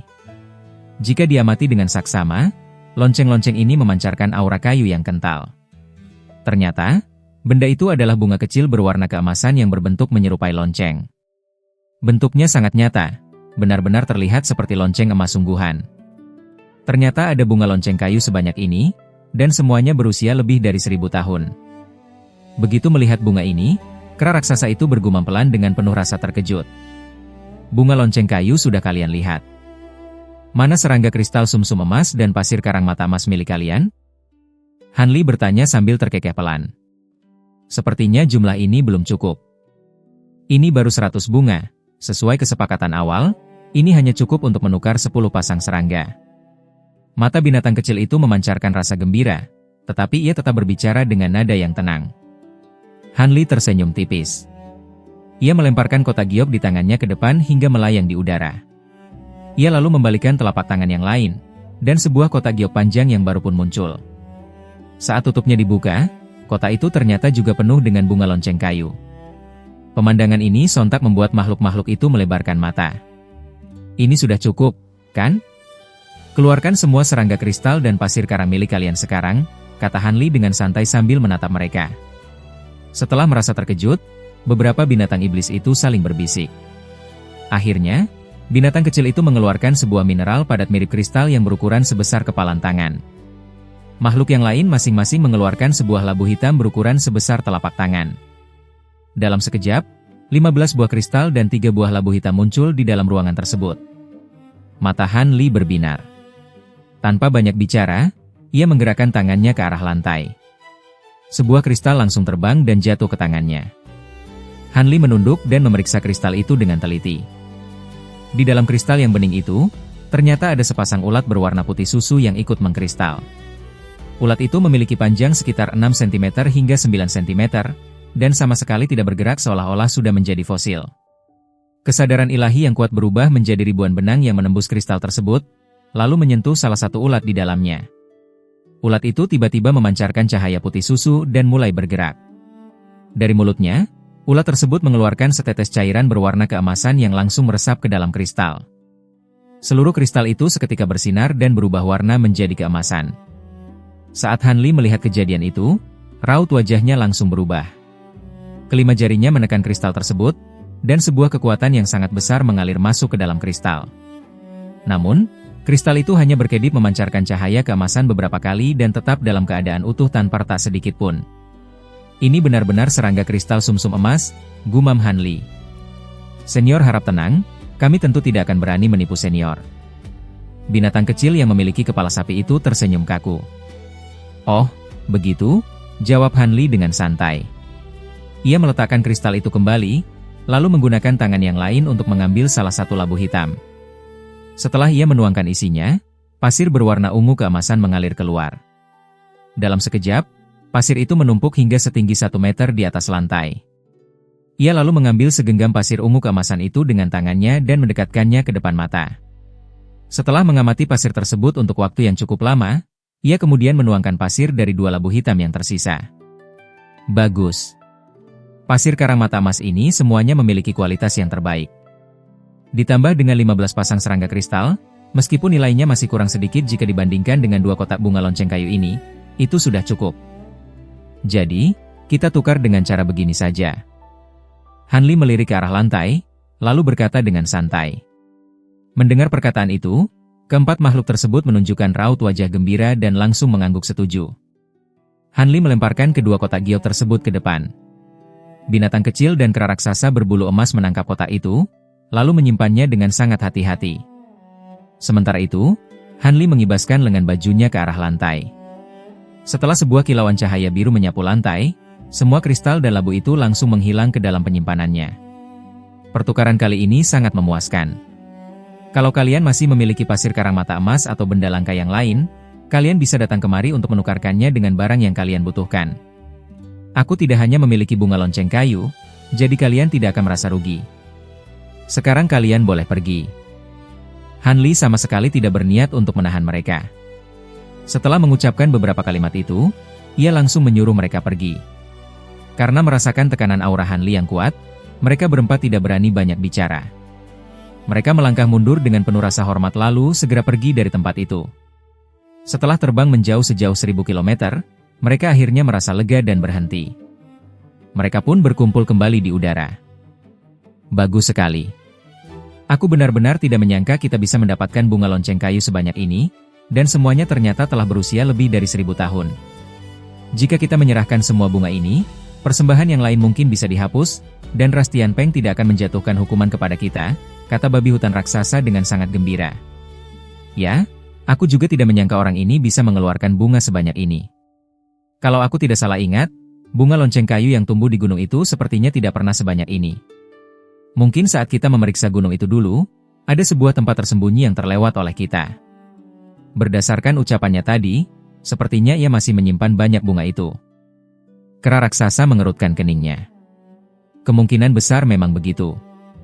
Atau mungkin, orang ini memang sudah memiliki bunga sebanyak itu sejak awal. Tetapi, hal itu sepertinya tidak masuk akal. Ras Tianpeng sangat mempedulikan bunga ini, hal tersebut menunjukkan betapa langkanya bunga itu. Kemungkinan besar bunga ini memang hanya tumbuh di wilayah pegunungan Hein kita. Pithon raksasa yang memiliki 3 kepala itu berbicara sambil memutar bola matanya. Sudahlah, seberapa langka pun bunga lonceng kayu itu, hal tersebut tidak ada hubungannya dengan kita. Kita hanya perlu memikirkan cara untuk bertahan hidup selama 100 tahun ini demi bisa menghilangkan tanda Buddha pada tubuh kita. Setelah itu kita bisa pergi jauh dari tempat ini. Namun, kita harus berusaha semampu kita untuk mendapatkan batu roh tingkat tinggi yang diminta oleh senior itu. Jika sampai terjadi sebuah kesalahan, maka penantian kita selama bertahun-tahun ini akan menjadi sia-sia. Binatang kecil itu berpikir cukup lama, lalu mulai berbicara.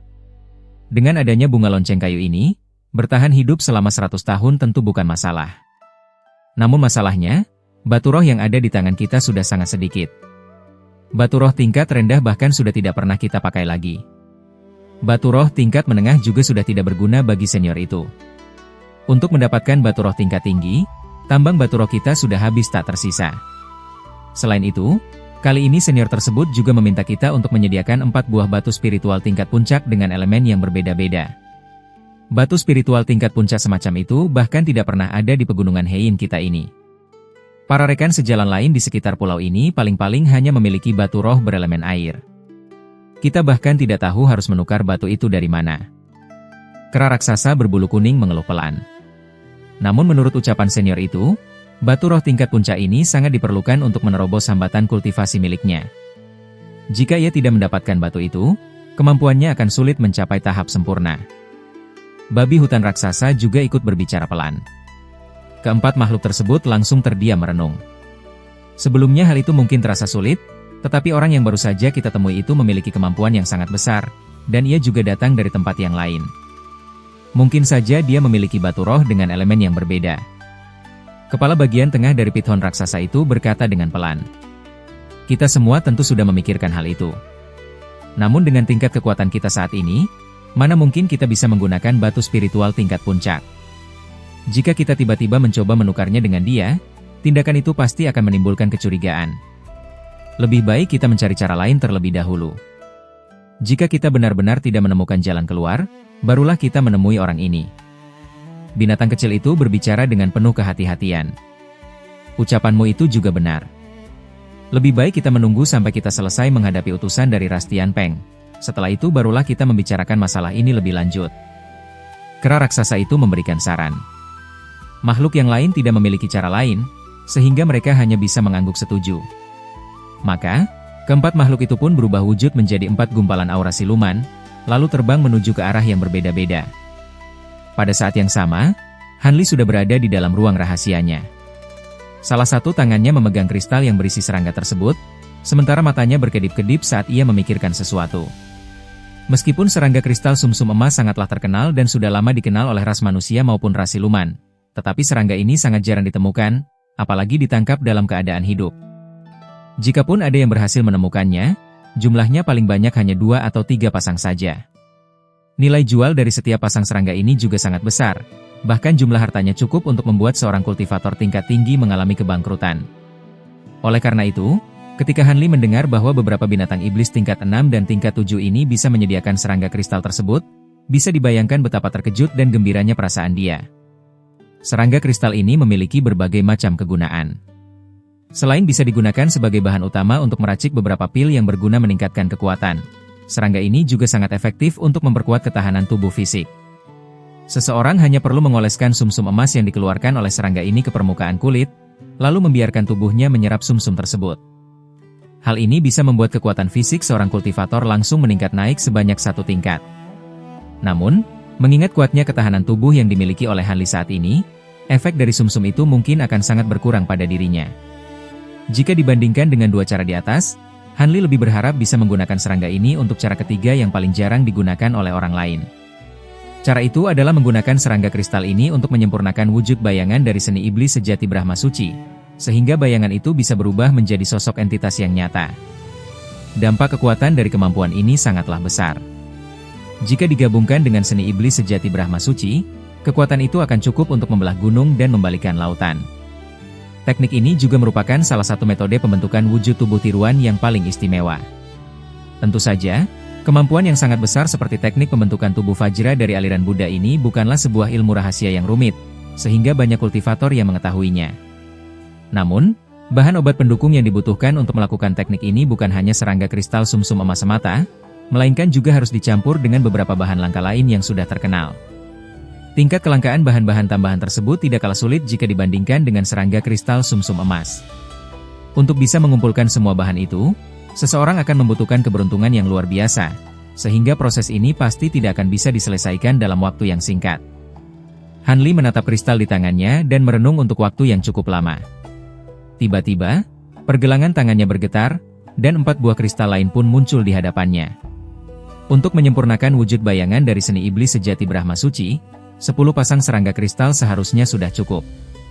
Ia berencana menggunakan 5 pasang yang tersisa untuk memperkuat tubuh fisiknya sendiri, lalu memanfaatkan dorongan tenaga itu untuk sekali lagi mencoba menerobos hambatan kultivasi menuju ranah transformasi dewa tahap menengah. Sesuai dengan perkiraannya, meskipun semuanya berjalan dengan lancar tanpa hambatan, proses penyerapan ini tetap akan memakan waktu selama 5 atau 6 tahun. Sambil berpikir, Han Li sama sekali tidak ragu bertindak. Ia mengambil sebuah kristal ke tangannya, lalu sebuah kekuatan spiritual berwarna biru yang sangat murni muncul di telapak tangannya. Ia kemudian menutup kedua matanya. Di bawah rangsangan dari kekuatan spiritual biru itu, 2 ekor ulat kecil di dalam kristal yang tadinya diam tak bergerak tiba-tiba mulai menggeliat. Masing-masing ulat itu pun mengeluarkan setetes cairan berwarna keemasan dari mulut mereka. Kedua tetes cairan keemasan itu mampu menembus keluar dari dinding kristal tanpa adanya halangan. Cairan itu lalu jatuh ke atas telapak tangan Han Li dan langsung terbungkus oleh kekuatan spiritual berwarna biru miliknya. Pada detik berikutnya, cairan keemasan di dalam balutan cahaya biru itu memancarkan sinar yang sangat terang. Kemudian, cahaya terang itu saling menyatu dengan kekuatan spiritual biru miliknya. Cahaya tersebut merambat naik ke atas lengan, dan dalam sekejap langsung membungkus salah satu lengan Han Li.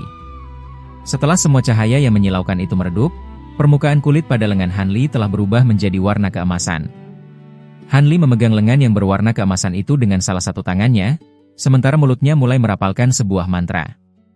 Cahaya keemasan di lengannya tampak berkedip-kedip. Sebuah lapisan cahaya berwarna putih susu juga mulai muncul di permukaan lengan emas tersebut dan terus berputar mengelilinginya. Han Li menarik napas dengan perlahan. Raut wajahnya tampak sangat tenang, sementara kekuatan spiritual di dalam tubuhnya mulai mengalir masuk ke dalam sebuah siklus perputaran besar yang sangat ajaib. 5 tahun, waktu yang tidak terlalu lama, tetapi juga tidak terlalu singkat. Selama periode ini, Han Li tidak hanya mengoleskan sumsum emas dari 5 pasang serangga kristal ke seluruh permukaan tubuhnya. Dia juga mencampur pasir karang mata emas dengan ramuan lain untuk dilarutkan menjadi cairan, lalu ikut memurnikannya ke dalam daging dan darahnya. Hasilnya, 5 pasang serangga kristal sumsum emas habis digunakan, dan 3 labu pasir karang mata emas juga habis tak tersisa. Suatu hari, ketika Han Li membuka matanya dari meditasi, dia mengangkat kedua tangannya yang tampak biasa. Dia melihatnya sekilas dengan ekspresi wajah yang aneh. Aku sudah memurnikan semua sumsum emas dan banyak pasir karang mata emas ke dalam tubuhku, fisikku juga menjadi semakin kuat. Akan tetapi, untuk hambatan kultivasi tahap menengah ini, kenapa masih kurang sedikit dan tidak bisa menembus terobosan? Apakah benar karena waktunya belum tiba? Han Li menghela napas karena merasa sedikit kesal. Saat dia menutup matanya lagi, dinding ruang rahasia tiba-tiba bersinar dengan warna biru. Nasensol kedua berubah menjadi cahaya hitam yang terbang masuk ke dalam ruangan. Nasensol kedua itu melambaikan tangan kecilnya ke arah Han Li sambil mengeluarkan suara celoteh pelan. Han Li awalnya tertegun, lalu dia tertawa kecil setelah mendengar suara tersebut. Aku hampir lupa, ras Tianpeng itu akan segera datang ke pulau ini. Ini adalah saatnya untuk melihat kelompok ras asing tersebut. Setelah bergumam, dia berdiri dan berjalan keluar dari ruang rahasia. Meskipun dia tidak pernah keluar selama bertahun-tahun, dia menyuruh Nasensol kedua untuk menggunakan boneka agar terus memantau keempat makhluk siluman tersebut. Akhirnya, dia mendengar kabar dari percakapan pribadi mereka bahwa utusan dari ras Tianpeng akan datang ke pulau tersebut. Sekarang, anggota ras asing itu sepertinya sudah tiba. Makhluk-makhluk penghuni pulau juga sudah mengirimkan orang untuk menjemput mereka. Sebenarnya, saat menangkap Yang Mulia Bao Guang dulu, Han Li sempat membunuh esensi jiwa milik makhluk itu menggunakan api langit pemakan roh. Dia kemudian merasa agak menyesal karena lupa menggunakan teknik pencarian jiwa. Hal ini karena binatang siluman ranah transformasi tingkat ke-8 seharusnya tahu banyak informasi tentang wilayah di sekitarnya. Meskipun dia sudah menggunakan teknik pencarian jiwa pada siluman ikan keemasan tersebut, siluman ikan itu tidak pernah pergi terlalu jauh dari perairan di sekitarnya, sehingga pengetahuannya sangat terbatas. Siluman itu hanya tahu bahwa perairan ini disebut sebagai Laut Iblis Merah. Selain itu, pulau tempat Han Li tinggal saat ini disebut dengan Pulau Heiming, yang bentuk sebenarnya hanyalah sebuah semenanjung. Sebagian kecil dari pulau ini adalah pegunungan Heian tempat Han Li tinggal. Sebagian besar wilayah pulau, sekitar 9/10 bagiannya, diselimuti oleh kabut hitam Heiming. Untungnya, semenanjung ini masih terhubung dengan benua Fengyuan. Han Li merasa lega karena dia tidak dipindahkan ke dua benua asing lainnya. Selama dia masih berada di benua Fengyuan, dia pasti memiliki cara untuk kembali ke wilayah ras manusia. Perairan di sekitar semenanjung beserta daratan luas yang terhubung dengannya sepertinya termasuk ke dalam wilayah kekuasaan kelompok ras asing bersayap yang bernama ras roh terbang. Kelompok ras Tianpeng hanyalah salah satu cabang dari ras roh terbang, dan bahkan termasuk sebagai cabang yang kecil di antara puluhan cabang lainnya. Siluman ikan bisa mengetahui informasi ini karena ada banyak binatang iblis di perairan sekitar yang diusir oleh ras roh terbang dari daratan menuju ke lautan. Jika tidak ada kejadian pengusiran itu, siluman ikan ini pasti tidak akan tahu informasi sebanyak ini. Selain hal tersebut, siluman ikan ini tidak bisa memberikan informasi akurat lainnya. Akan tetapi, berdasarkan ingatan samar dari siluman itu, kelompok ras Tianpeng ini memiliki bentuk yang sangat mirip dengan ras manusia. Perbedaannya hanyalah mereka memiliki sepasang sayap besar di punggung, dan mereka bisa berubah menjadi berbagai jenis burung besar saat bertarung menggunakan kemampuan mereka. Oleh karena itu, Han Li tentu saja merasa sangat tertarik dengan utusan ras Tianpeng yang datang untuk mengambil barang persembahan. Dia ingin melihatnya secara langsung. Tidak lama kemudian, tubuh Han Li berubah menjadi cahaya pelangi biru dan muncul di ketinggian ratusan kilometer di udara. Di atas bahunya, terlihat seekor kumbang keemasan dengan panjang sekitar 16,5 cm sedang merayap. Han Li membiarkan cahaya terbangnya melesat maju, Sementara salah satu tangannya membelai kumbang pemakan emas yang baru saja bangun dari tidurnya. Kumbang ini tampak tidak berubah dari luar, tetapi tubuhnya menjadi sangat berat. Beratnya bertambah hingga 2 kali lipat dibandingkan saat kumbang itu pertama kali melahap batu yang aneh tersebut. Untungnya, setelah Hanli melakukan pengujian, kumbang pemakan emas yang telah bermutasi ini sudah memulihkan kelincahannya dan tubuhnya menjadi sangat kuat. Satu ekor kumbang pemakan emas bisa dengan mudah menggigit hancur benda dengan berat 500 kg. Saat melakukan pengujian tersebut, mata Hanli terbelalak kaget untuk waktu yang cukup lama. Selain 2 hal di atas, Hanli belum menemukan keistimewaan lain dari 1000 lebih kumbang pemakan emas miliknya yang sudah berevolusi. Dia tidak tahu apakah memang hanya itu saja perubahannya, atau ada perubahan lain yang belum berhasil dia temukan. Hanli merasa sedikit kecewa, dan dia mulai meragukan kegunaan dari 3 potong batu khusus tersebut. 1 hari kemudian, sebuah cahaya pelangi biru muncul di dekat kawasan bukit yang agak rendah. Setelah mata Hanli berkedip, cahaya pelangi itu perlahan menjadi samar, hingga akhirnya benar-benar lenyap saat dia sedang terbang. Hanli menggunakan kemampuannya untuk menyembunyikan cahaya terbang beserta tubuhnya sendiri, lalu dia memperlambat kecepatan terbangnya hingga beberapa kali lipat. Setelah melewati sebuah danau kecil, sebuah bukit hijau dengan tanaman bambu setinggi belasan meter muncul di depannya. Di bagian kaki bukit tersebut, ada ribuan binatang hau yang memiliki kepala sapi dan badan singa sedang berkeliaran. Hanli mengamati kawanan binatang tersebut, lalu dia menatap ke arah lereng bukit. Di tempat itu, terdapat kabut putih tebal yang tidak menyebar. Sorot cahaya biru berkelebat dari mata Hanli. Mata spiritual Mingki miliknya berhasil menembus pandangan kabut tersebut, sehingga dia bisa melihat sebuah pintu batu berwarna hijau pucat di dalam area kabut. Di tempat inilah letak gua milik binatang kecil yang berkepala sapi tersebut. Hanli tersenyum tipis. Tubuhnya kembali terbang ke udara hingga mencapai ketinggian ribuan meter, lalu dia berhenti. Kemudian, kedua tangannya membentuk segel tangan. Beberapa mantra dengan berbagai macam warna melesat keluar. Di ruang kosong yang ada di dekatnya, muncul sebuah gumpalan kabut. Dalam sekejap, kabut itu berubah menjadi awan abu-abu biasa yang menyelimuti seluruh tubuhnya. Setelah melakukan hal tersebut, Hanli baru mulai menggerakkan bahunya.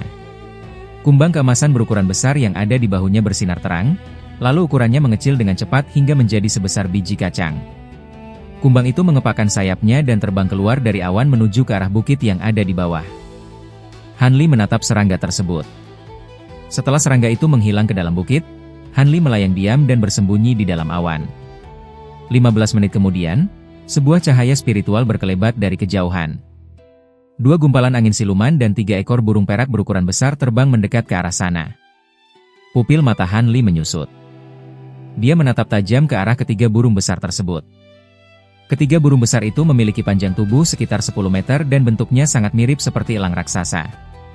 Seluruh tubuh mereka berkilau dengan warna perak, seolah-olah setiap helai bulu mereka terbuat dari kepingan perak murni. Sepasang mata berwarna ungu gelap mereka bergerak memutar dengan tatapan yang sangat tajam. Ketiga burung itu terlihat jelas sedang menahan kecepatan terbang mereka. Akan tetapi, begitu mereka melihat bukit hijau yang ada di depan, mereka serentak membentangkan sayapnya. Muncul kilatan petir berwarna putih di tubuh mereka, lalu mereka berubah menjadi 3 sambaran petir yang melesat dengan sangat cepat. Suara gemuruh yang pelan pun terdengar. Pada saat berikutnya, ketiga burung besar yang terbungkus oleh sambaran petir itu langsung muncul di depan area kabut putih. Setelah melipat sayap mereka di dalam cahaya perak yang bersinar terang, ketiga burung itu berubah wujud menjadi 2 orang pria dan 1 orang wanita. Mereka adalah 3 orang dari kelompok ras asing yang memiliki sepasang sayap perak di punggung mereka. Apakah ini kelompok ras Tianpeng? Hanli mengamati mereka dengan saksama, dan wajahnya menunjukkan ekspresi yang sedikit terkejut. Ketiga orang ras asing itu memiliki rupa yang sangat menawan. Selain adanya sepasang sayap di punggung, bentuk tubuh mereka hampir tidak ada bedanya dengan pria dan wanita muda dari kalangan ras manusia. Jika dinilai dari aura mereka, kekuatan ketiga orang itu setara dengan kultivator ranah transformasi dewa. Pria dari ras Tianpeng yang tampak berusia sekitar 30 tahun itu memiliki kekuatan ranah transformasi dewa tahap menengah. Sementara itu, sepasang pria dan wanita yang tampak jauh lebih muda hanya memiliki kekuatan ranah transformasi dewa tahap awal. Mereka semua mengenakan jubah berwarna putih polos. Kedua pria itu memakai ikat kepala berwarna perak, sedangkan sang wanita membiarkan rambut panjangnya terurai. Setelah merasakan tingkat kekuatan dari ketiga anggota ras Tianpeng tersebut, hati Hanli merasa sedikit lebih lega. Dia membaca mantra tanpa mengeluarkan suara untuk menyembunyikan semua auranya, lalu dia melayang turun dengan sangat pelan seperti hembusan angin. Ketiga orang itu tentu saja tidak bisa menyadari apa yang sedang terjadi di atas mereka. Mereka hanya melayang di depan bukit dan menunggunya dalam diam. Tidak lama kemudian, kedua gumpalan angin siluman itu ikut terbang dan tiba di tempat tersebut. Setelah aura siluman dari angin itu meredup, wujud seekor babi hutan raksasa dan seekor piton raksasa yang memiliki 3 kepala mulai terlihat. Ketiga yang mulia, silakan masuk.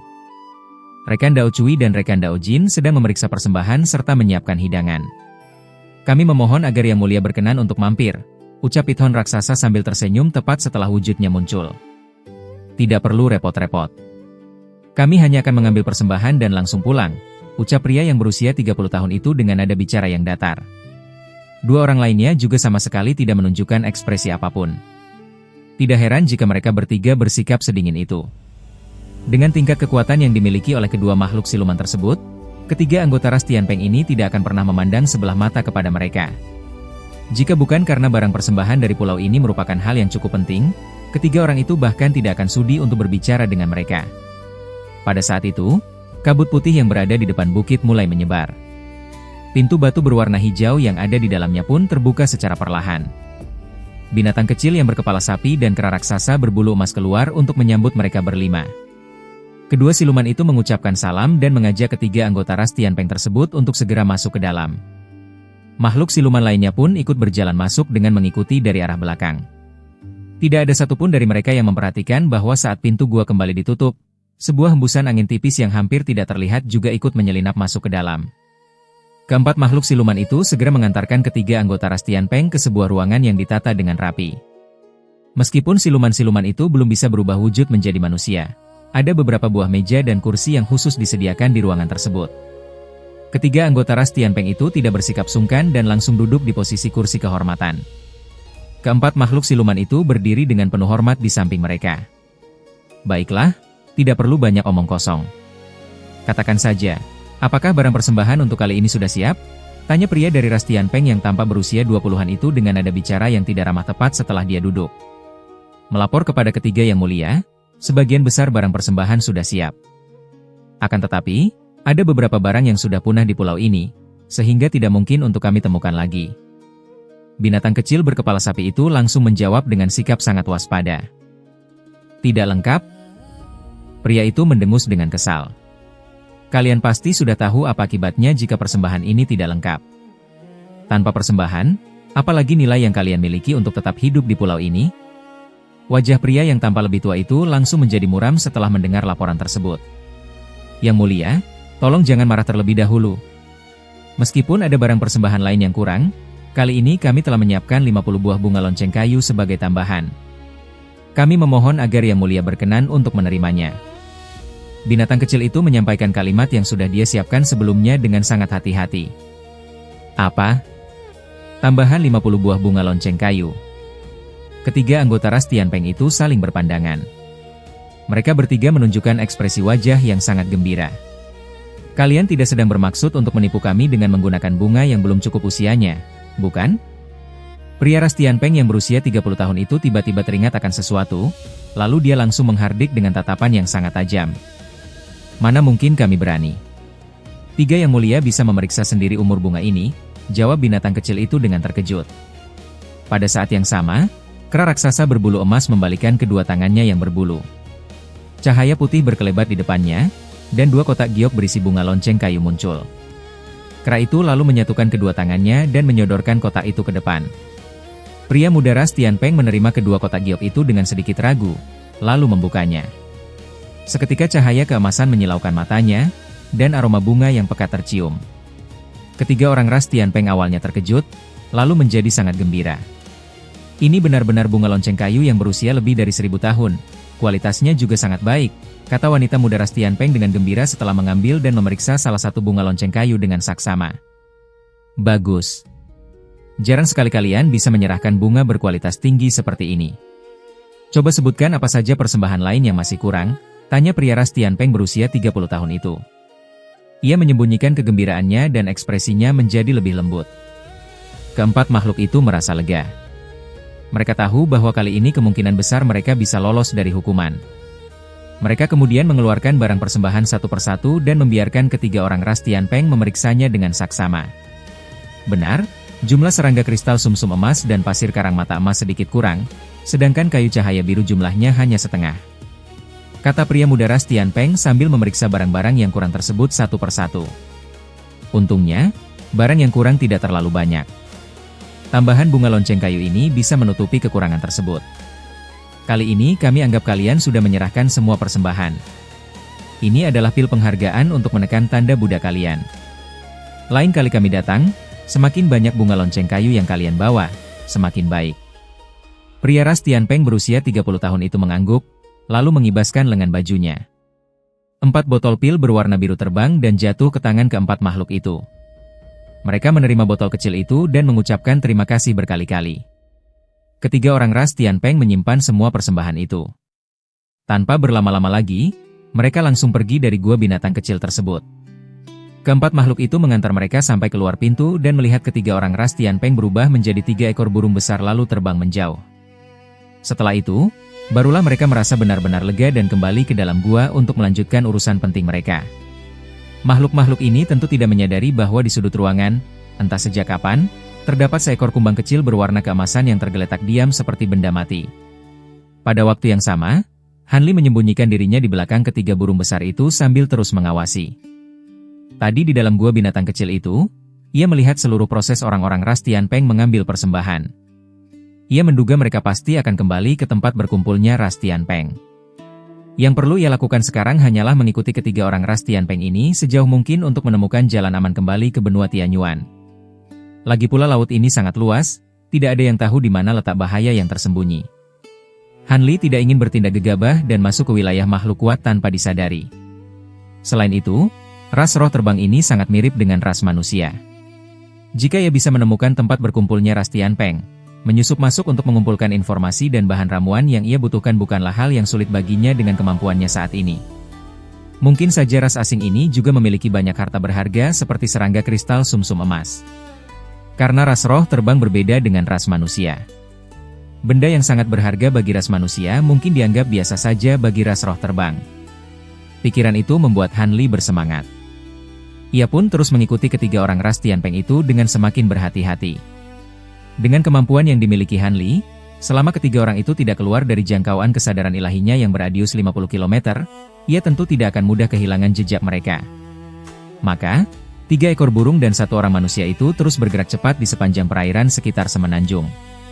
Setelah terbang selama lebih dari 2 bulan, Hanli akhirnya melihat sebuah garis hitam di ujung langit. Ia akhirnya tiba di garis pantai benua Tianyuan. Saat itu, ketiga orang ras Tianpeng di depan sudah terbang memasuki wilayah daratan. Di dekat pantai, terdapat daerah perbukitan kecil yang saling menyambung dengan bentuk dataran yang rumit. Hanli tidak berani lengah. Ia segera meningkatkan kecepatan terbangnya dan memangkas jarak di antara mereka hingga setengahnya. Namun pada saat itu, tiba-tiba terjadi perubahan situasi di depan. Di hadapan ketiga orang ras Tianpeng, tiba-tiba muncul seekor burung raksasa berkepala 2 beserta 7 atau 8 orang ras asing lainnya yang juga memiliki sayap di punggung mereka. Begitu muncul, mereka langsung mengepung ketiga orang ras Tianpeng di tengah dengan raut wajah yang penuh permusuhan. Hanli terkejut, tetapi tubuhnya tidak berhenti bergerak. Tidak lama kemudian, ia terbang mendekati tempat kejadian tersebut hingga berjarak hanya sekitar 600 meter. Lalu ia menghentikan cahaya terbangnya secara diam-diam. Burung raksasa berkepala 2 itu terlihat sangat ganas dengan panjang tubuh mencapai 33 meter. Satu kepalanya terlihat mirip seperti kepala harimau, sedangkan kepala yang satunya lagi mirip seperti kepala naga. Seluruh tubuhnya ditutupi oleh bulu 5 warna yang terlihat sangat cerah. Adapun 7 atau 8 orang bersayap itu, mereka juga memiliki wajah yang ganas. Sayap di punggung mereka tidak hanya lebih besar dari milik ketiga orang ras Tianpeng, tetapi juga berwarna merah menyala seperti api. Ketiga orang ras Tianpeng segera berubah kembali menjadi wujud manusia. Mereka berdiri berdampingan dengan ekspresi wajah yang serius. Tianming, apa maksud semua ini? Ini adalah wilayah kekuasaan kami, ras Tianpeng. Kenapa kalian dari ras Qiro muncul di sini dan menghalangi jalan kami? Apa kalian tidak takut dengan hukuman dari 10 aturan larangan? Bentak pria ras Tianpeng berusia 30 tahun itu ke arah salah satu pria di antara para pengepung. Pria yang dibentak itu mengenakan jubah merah, bertubuh tinggi, dan berkepala botak. Pria botak itu terkekeh pelan. Karena kami berani muncul di sini, kami tentu saja tidak takut dengan 10 aturan larangan itu. Lebih baik kalian serahkan semua barang yang kalian bawa dan bersedia untuk tunduk kepada ras Cirong. Jika kalian menurut, mungkin kami akan melepaskan kalian. Omong kosong, bentak Feng Xiao. Ekspresi wajahnya sedikit berubah, tetapi segera kembali normal. Kenapa kau masih berpura-pura, saudara Feng Xiao? Kami tentu saja menginginkan bunga lonceng kayu itu, kata pria botak itu dengan nada suara yang dingin. Bunga lonceng kayu adalah benda yang sangat langka. Mana mungkin kami bertiga membawanya? Tianming, apa kau sudah gila? Sangkal pria ras Tianpeng itu. Masih tidak mau mengaku? Sebentar lagi aku sendiri yang akan memeriksanya langsung dari tubuh kalian. Ngomong-ngomong, aku lupa memberitahu kalian satu hal. Roh suci terakhir milik ras Tianpeng kalian yang mewarisi garis keturunan Kunpeng sejati telah gugur 4 bulan yang lalu setelah dikepung oleh binatang iblis Zheng Zheng yang keluar dari jurang bumi. Nama ras Tianpeng dicoret dari daftar ras roh terbang sekarang hanyalah masalah waktu, ucap pria botak itu sambil tertawa keras. Mendengar perkataan itu, ketiga orang ras Tianpeng menjadi sangat terkejut. Omong kosong. Roh suci Kunpeng memiliki kemampuan luar biasa. Meskipun tidak bisa mengalahkan mereka, jika ia ingin pergi melarikan diri, mana mungkin ia bisa dihadang oleh 3 ekor binatang iblis Zheng Zheng, kata pria muda ras Tianpeng dengan tidak percaya. Pria botak itu mendengus dan melebarkan sayap apinya sambil menatap dengan niat buruk. Jika hanya menghadapi Zheng Zheng, mereka memang tidak mungkin bisa menghadang roh suci Kunpeng. Tetapi, bagaimana jika sebelumnya ia sudah terluka parah hingga kedua sayapnya rusak dan tidak bisa lagi berubah wujud untuk terbang? Kau pikir kami akan percaya begitu saja dengan perkataanmu itu? Berhenti bicara omong kosong. Meskipun kau membual dengan kata-kata manis sekalipun, jangan harap kami bertiga akan menyerahkan barang kami kepadamu. Pria ras Tianpeng berusia 30 tahun itu kembali tenang dan menjawab dengan nada dingin. Kilatan petir juga menyambar di tubuh sepasang pria dan wanita muda itu. Mereka terlihat tidak mau mengalah sama sekali. Melihat hal itu, pria botak dari ras Cirong tersebut mendengus pelan dan sorot matanya memancarkan niat membunuh yang kejam. Pria botak itu berada di ranah transformasi dewa tahap menengah. Sementara beberapa orang lainnya berada di ranah transformasi dewa tahap awal. Ditambah dengan bantuan seekor burung raksasa berkepala 2, kekuatan mereka jelas beberapa kali lipat jauh lebih unggul dibandingkan dengan ketiga orang ras Tianpeng tersebut. Akan tetapi, jika ketiga orang ras Tianpeng itu berniat untuk melarikan diri, mereka tidak yakin bisa menangkap ketiganya. Hal itu dikarenakan ras Cirong tidak ahli dalam kecepatan terbang. Jika mereka mengejar musuh yang berada di tingkat kultivasi yang sama, kemungkinan besar musuh itu akan berhasil lolos. Namun, pria botak itu sudah memimpin penyergapan di tempat ini, ia tentu saja sudah mempertimbangkan kemungkinan tersebut. Dengan ekspresi ganas, pria botak itu memberikan isyarat dengan satu tangannya. Beberapa orang ras Cirong lainnya segera membalikkan telapak tangan mereka. Sebuah tabung pendek berwarna biru pucat muncul di tangan masing-masing, dan mereka secara serentak mengarahkannya ke depan. Terdengar beberapa suara desingan benda yang menembus udara saat beberapa bola cahaya biru melesat dari tabung-tabung tersebut. Gawat, itu adalah tabung perangkap iblis. Cepat pergi dari sini, seru pria ras Tianpeng yang lebih tua dengan terkejut saat melihat hal itu. Tanpa mengatakan apa-apa lagi, ia mengepakkan kedua sayapnya dan tubuhnya berubah menjadi kilatan petir perak yang melesat pergi. Ekspresi kedua rekannya juga langsung berubah. Diiringi dengan suara gemuruh petir, mereka segera menyusul di belakangnya. Akan tetapi, semuanya sudah terlambat. Beberapa bola cahaya biru yang berada di sekeliling mereka tiba-tiba meledak. Bola-bola itu berubah menjadi sebuah jaring biru raksasa yang terus membesar. Dalam sekejap, semua jaring itu menyatu dan mengurung ruang seluas ratusan meter persegi, membentuk sebuah sangkar yang sangat besar. Saat sangkar itu selesai terbentuk, ketiga kilatan petir itu terlambat satu langkah sehingga mereka tidak sempat keluar dari jangkauan jaring tersebut. Setelah kilatan petir meredup, ketiga orang ras Tianpeng itu kembali muncul dengan wajah yang pucat pasi. Pria botak itu langsung berbicara dengan gembira setelah jaring perangkap iblis berhasil menjebak ketiga orang ras Tianpeng dengan mudah. Meskipun ini hanya jaring perangkap iblis tingkat rendah, alat ini sudah cukup untuk menjebak kalian selama beberapa saat. Feng Xiao, apa kau benar-benar berpikir bahwa kau masih memiliki waktu untuk merobek jaring ini saat berada di bawah kepungan kami? Lebih baik kalian menyerah saja. Aku akan memperingatkanmu satu kali lagi. Jika kalian masih menolak, jangan salahkan aku jika aku mengabaikan hubungan pertemanan kita di masa lalu. Ayo kita gabungkan kekuatan untuk segera menghancurkan jaring ini. Feng Xiao sama sekali tidak mempedulikan ancaman pria botak itu. Sebaliknya, ia memberikan perintah kepada dua rekannya tanpa ekspresi. Setelah itu, ia menggesekkan kedua telapak tangannya lalu melemparkannya ke depan. Dua sambaran petir besar melesat dan menghantam jaring biru raksasa di depan mereka. Sepasang pria dan wanita muda ras Tianpeng itu juga ikut menyerang. Tanpa mengucapkan sepatah kata pun, mereka membuka mulut dan masing-masing menyemburkan sambaran petir setebal mangkuk untuk membantu serangan. Seketika terdengar beberapa kali suara gemuruh ledakan. Cahaya biru dan perak saling berbenturan di permukaan jaring tersebut, membuat jaring perangkap iblis itu bergetar hebat. Pria botak bernama Tianming menjadi sangat marah saat melihat perlawanan tersebut. Ia segera berteriak keras, "Serang mereka, jangan biarkan satupun lolos." Setelah itu, ia berputar di udara dan berubah wujud menjadi seekor burung merah besar yang panjangnya mencapai beberapa meter. Saat sayapnya mengepak, kobaran api langsung bergulung dan melesat ke arah ketiga orang ras Tianpeng di udara. Beberapa orang ras Cirong lainnya juga melakukan hal yang sama. Mereka berubah menjadi burung api dan maju untuk mengepung. Menghadapi serangan itu, ketiga orang ras Tianpeng untuk sementara waktu tidak bisa lagi fokus menyerang jaring perangkap iblis. Mereka ikut berubah wujud menjadi 3 ekor burung perak raksasa dan menyemburkan kilatan petir untuk melawan musuh mereka. Seketika, kobaran api bergulung dan kilatan petir saling menyambar di udara, membuat suhu di sekitarnya menjadi sangat panas terik. Hanya burung raksasa berkepala 2 itu saja yang tetap diam di tempatnya dan tidak bergerak sama sekali. Han Li menghela napas pelan dengan perasaan sedikit bingung. Ternyata, tanpa disengaja ia juga ikut terjebak di dalam jaring perangkap iblis tersebut. Dalam hatinya, Han Li tentu merasa sangat kesal. Dalam keadaan normal, dengan kemampuan yang ia miliki, ia pasti sudah bisa keluar dari larangan ini saat jaring perangkap iblis itu baru terbentuk. Namun saat itu, ia sedang menyembunyikan diri. Jika ia terburu-buru menggunakan kemampuannya untuk keluar dari jaring tersebut, ia pasti akan mengungkapkan auranya kepada musuh. Oleh karena keraguannya yang sesaat itu, ia pun akhirnya ikut terjebak di dalam larangan tersebut. Sudut mata Han Li berkedut pelan. Ia tidak bisa berbuat apa-apa selain berdiam diri di tempatnya. Tetapi di dalam hatinya, ia terus memikirkan informasi yang baru saja ia peroleh. Ternyata, ras Cirong ini adalah salah satu dari 72 cabang ras roh terbang. Entah dari mana mereka tahu bahwa ketiga orang ras Tianpeng itu akan membawa pulang bunga lonceng kayu kali ini.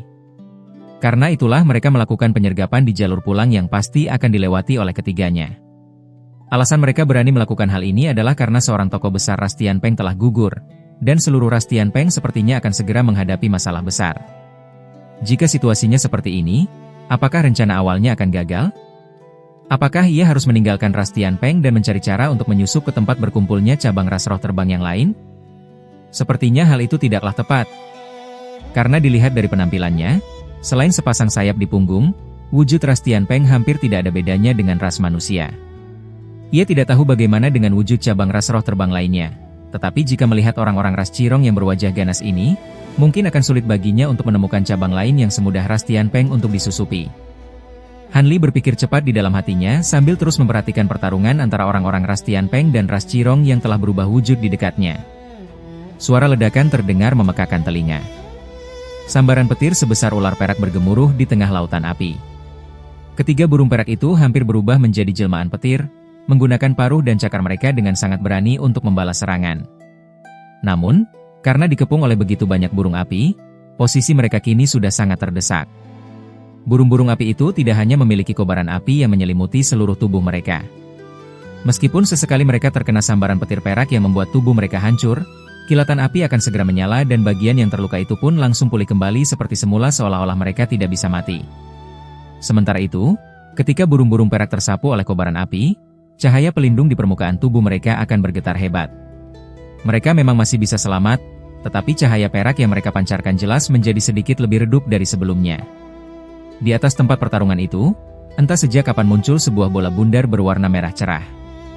Bola itu memancarkan cahaya merah yang menyelimuti area seluas puluhan meter di bawahnya. Feng Xiao, meskipun tingkat kultivasimu sama denganku, tetapi aku memiliki bantuan dari mutiara naga api. Bagaimana mungkin kau bisa menjadi lawanku? Di tengah pertarungan, seekor burung api raksasa yang ukurannya jauh lebih besar dari yang lain berbicara sambil tertawa mengejek. Burung perak itu mendengus dingin, lalu tiba-tiba mengayunkan salah satu cakarnya.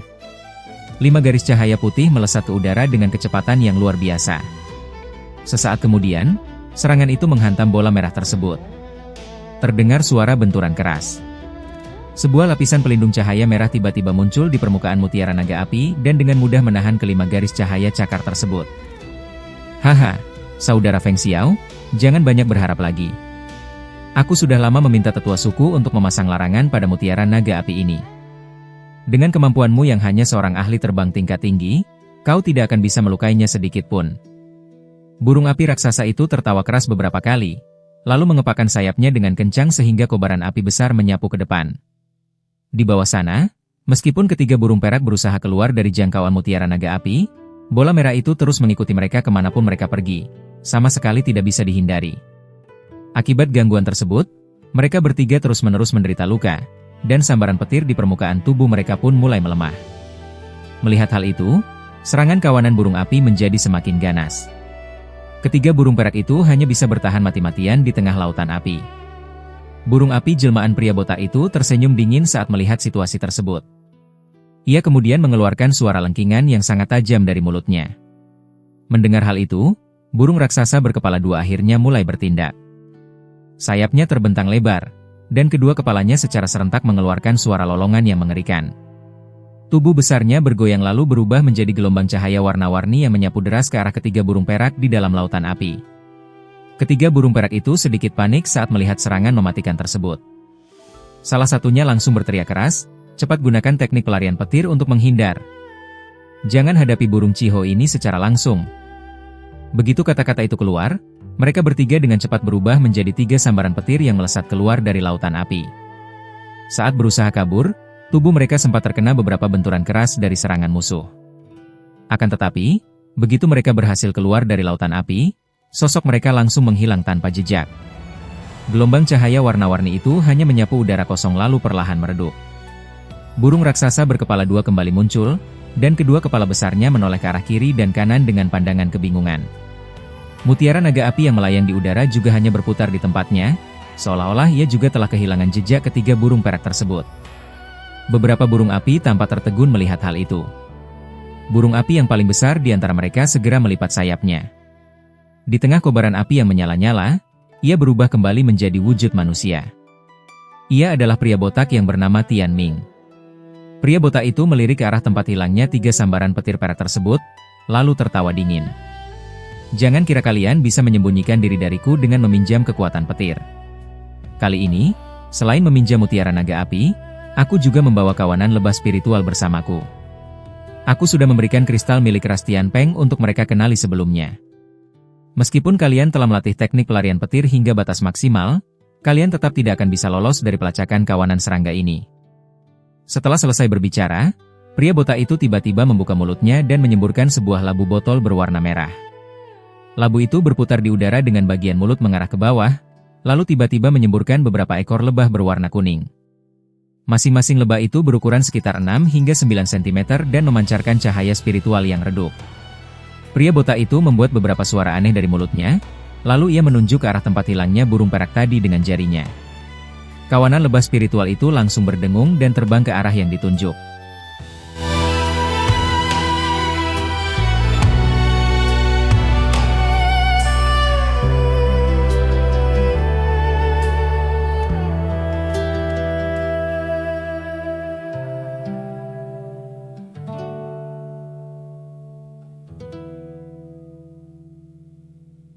Pria botak itu tersenyum sinis, lalu melambaikan tangannya ke belakang. Burung-burung api lain yang merupakan jelmaan orang-orang ras Cirong segera membentangkan sayap mereka dan terbang mengikuti di belakang setiap lebah tersebut. Burung raksasa berkepala dua itu juga perlahan bergerak maju mendekat. Namun pada saat berikutnya, senyum sinis di wajah pria botak itu tiba-tiba membeku. Beberapa ekor lebah spiritual itu tampak berputar-putar di sekitar area tersebut sejenak, lalu mereka semua berkumpul di satu titik yang sama dan terus terbang berputar mengelilingi tempat itu. Kenapa hanya ada satu anggota ras Tian Peng yang berhasil ditemukan? Semua orang ras Cirong merasa kebingungan. Akan tetapi, pria botak itu bertindak cukup tegas. Sesaat kemudian ia segera tersadar dan tiba-tiba membuka mulutnya. "Serang!" teriaknya. Tetapi sebelum beberapa burung api itu sempat menyerbu maju, Terdengar helaan napas pelan seorang pria dari tempat yang sedang dikerumuni oleh lebah-lebah tersebut.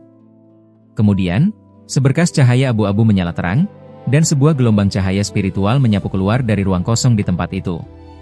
Begitu tersapu oleh cahaya tersebut, beberapa ekor lebah spiritual itu langsung hancur dan lenyap tanpa sisa. Beberapa burung api terkejut melihatnya. Tanpa berpikir panjang, mereka langsung membuka mulut dan menyemburkan beberapa aliran api yang tebal ke arah depan. Sebuah pemandangan yang aneh pun terjadi. Cahaya abu-abu berkelebat, dan aliran api itu langsung hancur lalu menghilang ditelan oleh cahaya tersebut. Kawanan burung api menjadi sangat terkejut. Tubuh mereka yang tadinya melesat maju langsung berhenti mendadak di udara. Mereka menatap dengan tatapan curiga ke arah sosok pria asing yang perlahan muncul dari balik cahaya abu-abu itu. Pria ini mengenakan jubah biru, wajahnya tampak biasa saja, dan terdapat sepasang sayap putih di punggungnya. Ia juga merupakan anggota ras roh terbang, tetapi ia bukanlah salah satu dari ketiga orang ras Tianpeng yang bertarung sebelumnya. "Siapa kau?"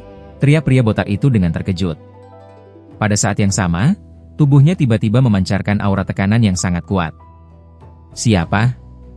Apa kau tidak bisa melihatnya?" jawab pria berjubah biru itu sambil tersenyum. Ia tidak lain adalah Han Li yang keberadaannya terbongkar tanpa disengaja. Dari luar, penampilannya terlihat tenang, tetapi di dalam hatinya ia terus menggerutu kesal.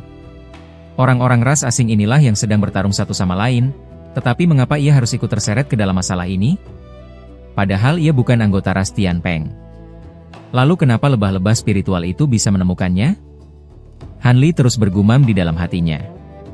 Ia samar-samar menyadari bahwa kejadian ini pasti ada hubungannya dengan bulu kunpeng yang telah ia murnikan ke dalam pusaka sayap angin petir miliknya. Untungnya, saat ia muncul tadi, ia tidak hanya mengubah warna sayap angin petirnya, tetapi ia juga mengubah ukuran dan bentuknya agar terlihat menyerupai sayap ras Tianpeng. Jadi ia tidak perlu merasa khawatir identitas manusianya akan ketahuan. "Ras Tianpeng?" Pria botak itu melirik wajah Han Li beserta sayap putih di punggungnya, dan raut wajahnya langsung dipenuhi dengan niat membunuh yang kuat. Han Li hanya tersenyum dan tidak menjawab. "Tidak peduli bagaimana caramu bisa muncul di sini, karena aku sudah melihatmu, kau hanya bisa mati. Bunuh dia," perintah pria botak itu dengan nada yang sangat dingin. Seketika itu juga, burung-burung api di sekelilingnya langsung menyerbu maju.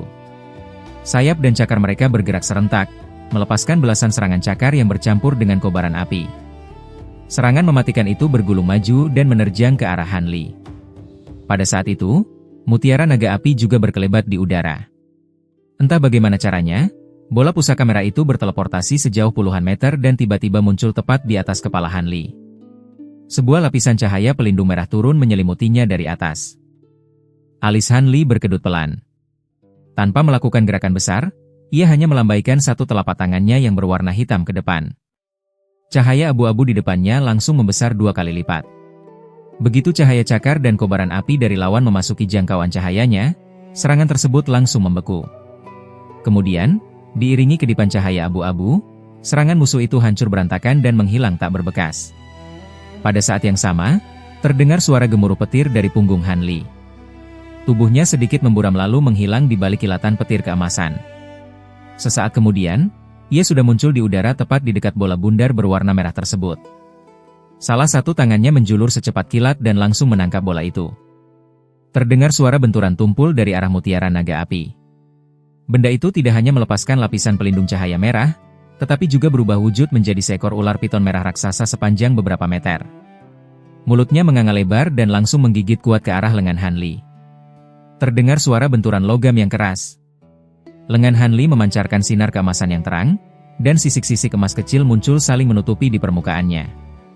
Meskipun ular api raksasa itu menggigitnya dengan sangat keras, lengannya terasa sekokoh baja sehingga ia sama sekali tidak terluka sedikit pun. Sementara itu, kelima jarinya yang mencengkeram bola merah itu terus menekan dengan kekuatan penuh. Sebuah bayangan wujud keemasan tipis berkelebat di punggungnya, lalu terdengar suara retakan yang sangat jelas. Lapisan cahaya pelindung di permukaan mutiara naga api langsung hancur seketika. Bahkan bola pusaka itu sendiri pada akhirnya remuk berkeping-keping akibat diremas oleh kekuatan fisik Han Li yang sangat besar. Han Li kemudian menggesekkan kedua telapak tangannya dan membuka ke-10 jarinya, membiarkan sisa-sisa bubuk merah dari mutiara pusaka itu beterbangan ditiup oleh angin. Seluruh proses mulai dari Han Li yang dengan mudah menghalau serangan mereka, berteleportasi ke udara, hingga menghancurkan mutiara naga api murni dengan mengandalkan kekuatan fisiknya saja. Semuanya terjadi dalam waktu yang amat singkat. Beberapa orang ras Cirong yang berada di bawah menatap ke atas dengan mata terbelalak karena tidak percaya. Kau berani menghancurkan pusaka peninggalan ras Cirong kami. Pria botak itu memang terkejut. Tetapi begitu ia memikirkan konsekuensi hukuman yang akan diterimanya dari tetua suku setelah mutiara naga api itu hancur, perasaan terkejutnya seketika tergantikan oleh amarah yang luar biasa. Ia mengeluarkan suara lengkingan kemarahan. Tubuhnya bergerak cepat dan ia kembali berubah wujud menjadi burung api raksasa lalu melesat maju untuk menyerang. Burung raksasa berkepala dua di sampingnya juga berubah wujud menjadi gelombang cahaya warna-warni dan langsung bergulung mendekat. Melihat hal itu, sudut bibir Han Li terangkat. Tanpa terlihat menggunakan pusaka apapun, ia mengepakkan kedua sayap di punggungnya. Tubuhnya berubah menjadi seutas benang kristal yang melesat maju, tetapi di tengah jalan tubuhnya berkelebat lalu menghilang dari pandangan. Burung api jelmaan pria botak itu sangat waspada. Tanpa berpikir panjang, ia membuka mulutnya lebar-lebar dan menyemburkan api ungu yang langsung memenuhi area seluas puluhan meter di depannya. Jika Han Li mencoba menyusup dari jarak dekat, ia pasti akan tersapu oleh serangan api ini. Tetapi di luar dugaan, Han Li sejak awal memang tidak mengincarnya. Setelah kilatan cahaya putih berkelebat, ia tiba-tiba muncul tepat di atas kepala burung raksasa berkepala dua. Meskipun tubuh burung raksasa itu sangat besar, tetapi reaksinya amatlah cepat. Saat Han Li muncul, kepala naga dari burung itu mendongak dan langsung menyemburkan seberkas cahaya biru. Berkas cahaya itu belum sempat mengenai sasarannya, tetapi di udara sekitarnya sudah terdengar suara retakan es, dan lapisan es dengan ketebalan yang berbeda-beda mulai menyebar dengan cepat. Berkas cahaya ini sangat dingin, tidak kalah dengan kekuatan api es biru Qianlan milik Han Li di masa lalu, seolah-olah suhu cahaya itu bisa membekukan ruang udara di sekitarnya. Dalam sekejap, serangan itu sudah tiba tepat di depan Han Li. Han Li menunjukkan sedikit ekspresi heran, tetapi ia sama sekali tidak menghindar. Ia hanya melambaikan lengan bajunya, dan kepingan cahaya abu-abu muncul di depannya. Begitu berkas cahaya biru itu masuk ke dalam jangkauannya, cahaya serangan itu langsung membeku seolah-olah masuk ke dalam air. Memanfaatkan sedikit keterlambatan dari serangan musuh ini, cahaya 5 warna berkelebat dari lengan baju Han Li, lalu ia mengulurkan telapak tangannya yang seputih giok ke depan. Saat kelima jarinya membentuk posisi di depan dada, bayangan 5 tengkorak ganas berkelebat lalu menghilang. Kemudian, nyala api 5 warna mengalir deras dari telapak tangannya. Cahaya api itu berkedip dengan sangat pekat. Setelah bertahun-tahun berkultivasi, kedua tangan Han Li akhirnya mencapai tahap kesempurnaan dalam teknik pemurnian pusaka 100 nadi. Ia kini bisa mengerahkan kekuatan dari gunung magnetik primordial dan 5 iblis sehati secara penuh dengan sangat mudah. Bahkan setelah kekuatannya digabungkan dengan kekuatan fisiknya sendiri, total kekuatannya meningkat hingga 2 kali lipat. Kekuatan ini juga akan terus meningkat seiring dengan naiknya tingkat kultivasi yang ia miliki. Terdengar suara benturan yang pelan. Berkas cahaya es biru itu pada akhirnya berhasil menembus cahaya dewa magnet asal dan menghantam telapak tangan putih milik Han Li.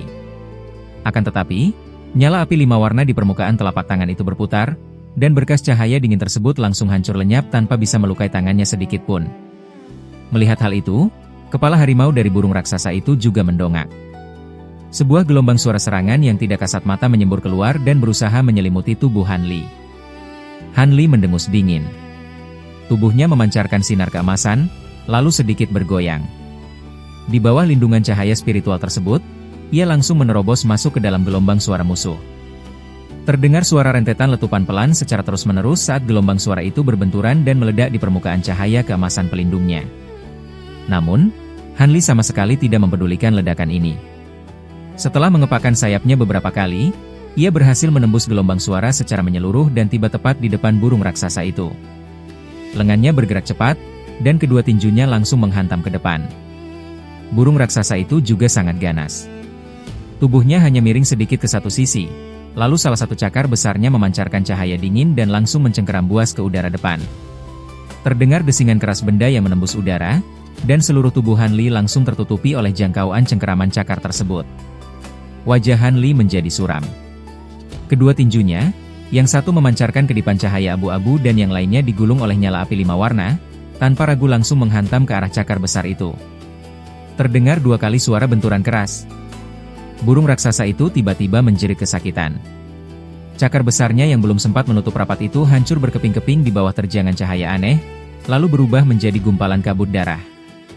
Kemudian sebuah bayangan berkelebat cepat. Han Li menerobos keluar dari balik kabut darah itu dengan tanpa ekspresi.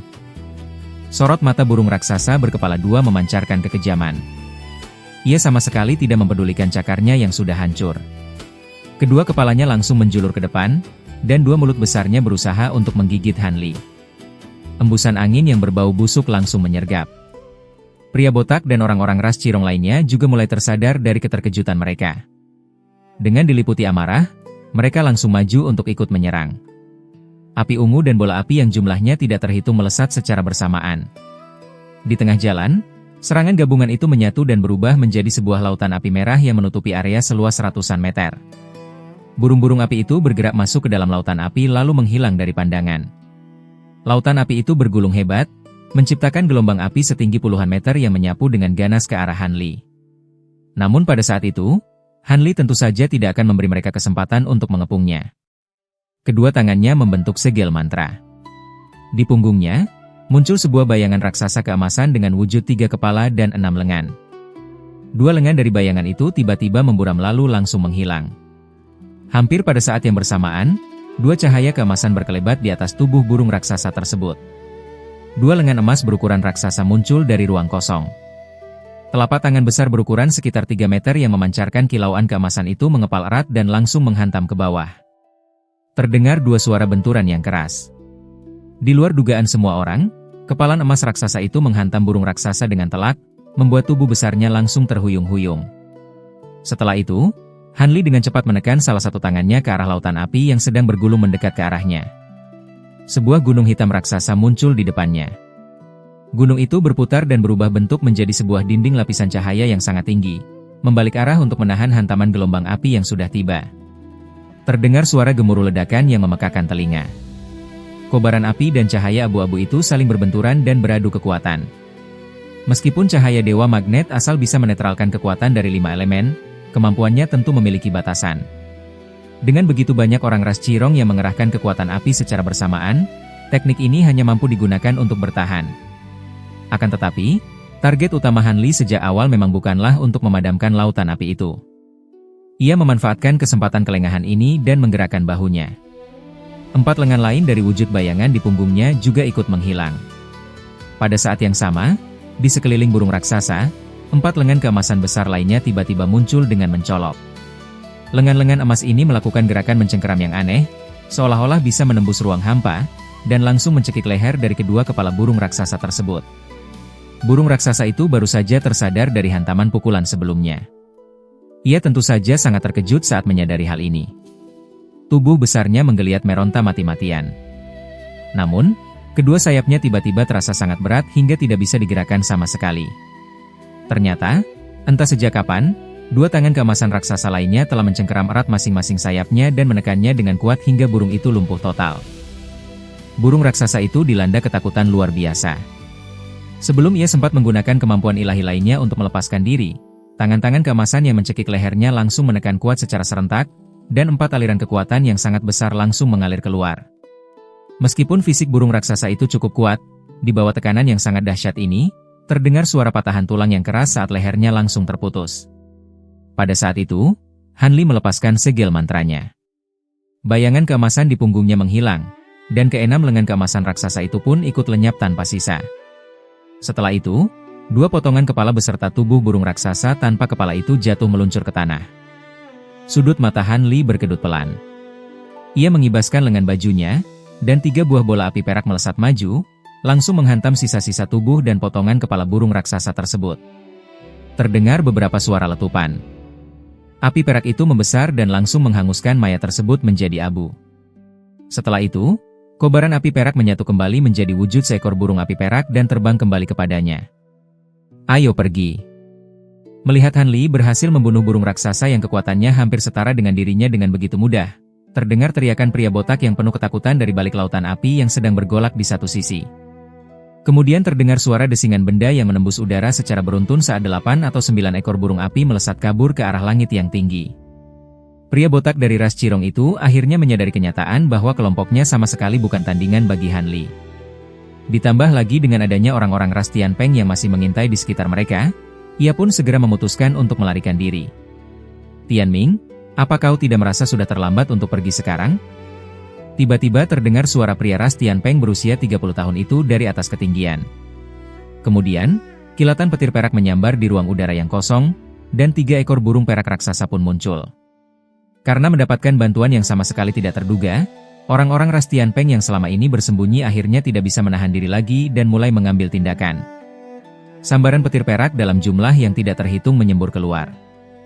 Dalam sekejap, petir-petir itu membentuk sebuah jaring petir raksasa yang menyelimuti area pelarian musuh dari atas. Burung api jelmaan pria botak itu mengeluarkan suara lengkingan yang panjang. Dengan dirinya sebagai pusat pergerakan, burung-burung api lainnya serentak berkumpul dan menyatu menjadi seekor burung api super besar dengan panjang mencapai puluhan meter.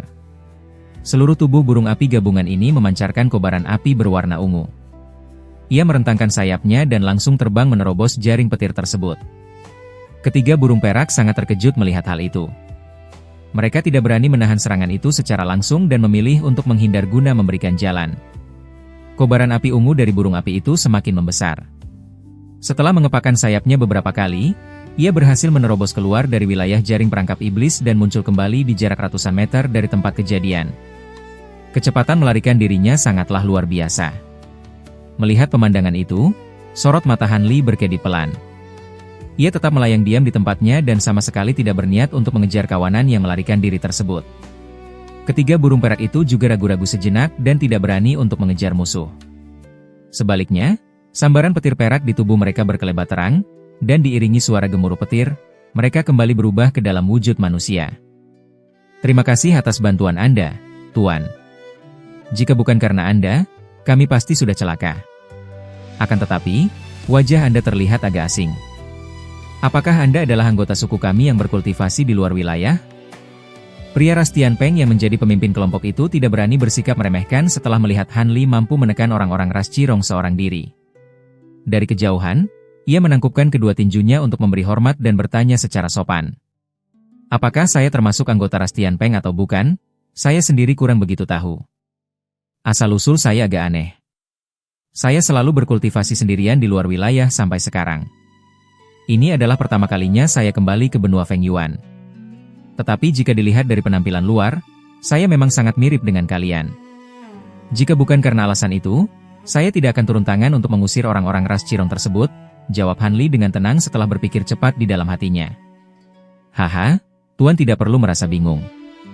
Anda sudah pasti adalah keturunan dari ras Tianpeng kami yang terasing di luar sana. Bukan hanya dari segi penampilan, hal itu sudah bisa dipastikan dari aura ras Tianpeng yang Anda pancarkan.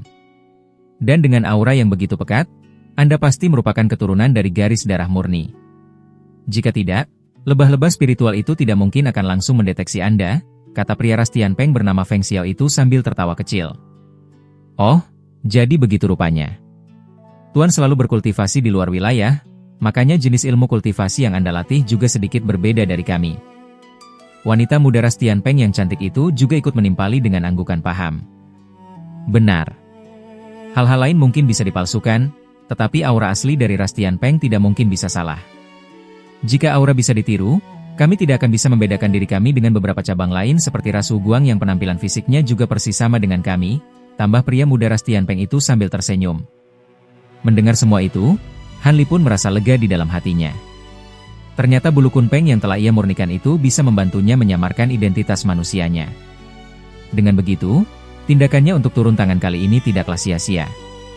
Ia lalu berkata dengan nada yang datar, karena kalian semua begitu yakin, sepertinya saya memang termasuk orang dari ras Tianpeng. Akan tetapi, dari apa yang saya dengar dari ucapan orang ras Cirong tadi, sepertinya situasi ras Tianpeng saat ini sedang tidak begitu baik. Hal itu belum bisa dipastikan kebenarannya. Mungkin saja Tianming mengatakan hal itu hanya untuk menakut-nakuti kami. Namun mungkin juga memang benar sedang terjadi suatu insiden besar di dalam suku kami. Jika situasinya normal, meskipun ras Tianpeng termasuk golongan yang lebih lemah di antara 72 cabang ras roh terbang, ras Cirong tidak akan berani menyusup ke wilayah kami dan merampas barang kami secara terang-terangan seperti ini.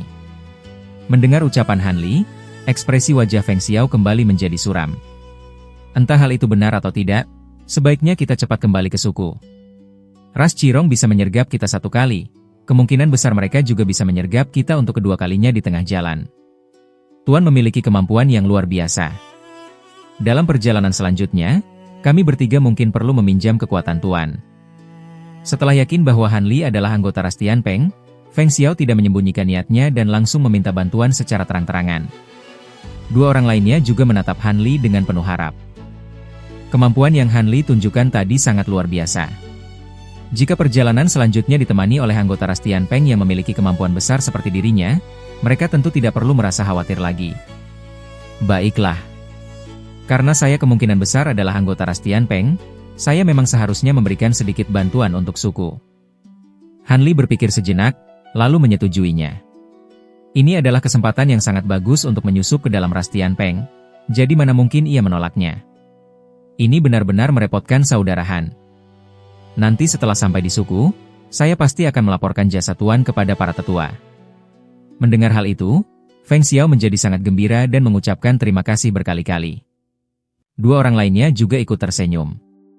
Mendengar kata-kata, melaporkan jasa, Han Li sama sekali tidak bereaksi. Namun, matanya melirik untuk melihat jaring biru di sekeliling mereka, lalu ia tersenyum dan berkata, tempat ini tidak aman untuk disinggahi terlalu lama. Kita harus segera berangkat. Biar saya yang menghancurkan jaring perangkap iblis ini. Setelah mengatakan hal itu, Han Li menunjuk ke arah jaring di kejauhan dengan satu tangan. Burung api perak yang terbang berputar di dekatnya segera mengeluarkan suara lengkingan merdu, lalu berubah wujud menjadi gumpalan api perak dan melesat pergi. Terdengar suara letupan pelan, begitu api perak itu menyentuh jaring biru, api tersebut langsung membakar lubang seukuran tubuh manusia dewasa. Setelah itu, api perak tersebut menyebar dengan sangat cepat di sepanjang jaring. Jaring perangkap iblis yang besar itu habis terbakar oleh api perak hanya dalam hitungan beberapa detik. Jaring perangkap iblis ini sama sekali tidak bisa menahan kekuatan api langit pemakan roh dan langsung terbakar layaknya sebuah kertas. Ketiga anggota ras Tianpeng melebarkan mata saat melihat kejadian tersebut. Mereka menyadari bahwa mereka sepertinya masih meremehkan kekuatan anggota ras Tianpeng yang baru ini. Baik, ayo kita pergi. Setelah Han Li selesai berbicara, kedua tangannya membentuk segel tangan. Api perak di kejauhan kembali berkumpul dan berubah wujud menjadi burung api perak. Burung itu kemudian terbang kembali, masuk ke dalam tubuhnya, dan menghilang. Keempat orang itu pun berangkat bersama dan terbang melesat ke ujung langit. Entah karena Han Li tetap berada dalam wujud manusia, ketiga anggota ras Tianpeng itu juga tidak berubah wujud menjadi burung besar. Mereka terus terbang maju ke depan sambil dibungkus oleh cahaya keperakan.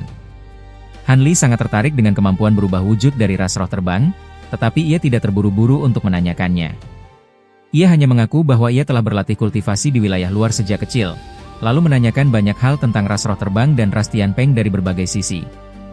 Hal-hal ini bukanlah sebuah rahasia, sehingga Feng Xiao beserta dua orang rekannya menjawab pertanyaan itu satu persatu.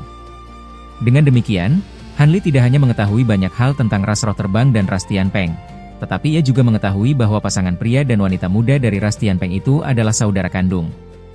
Pria itu adalah sang kakak laki-laki bernama Bai Lei, sedangkan sang wanita adalah adik perempuan bernama Bai Ning. Tentu saja, ketiga anggota ras Tianpeng itu juga menanyakan beberapa hal, tetapi Han Li mengaku bahwa ia selalu berlatih kultivasi dengan keras dan jarang berinteraksi dengan orang lain untuk menghindari pertanyaan mereka. Melihat Han Li tidak mau mengungkapkan informasi pribadi tentang dirinya, Feng Xiao dan yang lainnya menjadi paham dan tidak mendesaknya lebih jauh. Bagi mereka, fakta bahwa pria itu benar-benar anggota ras Tianpeng saja sudah cukup.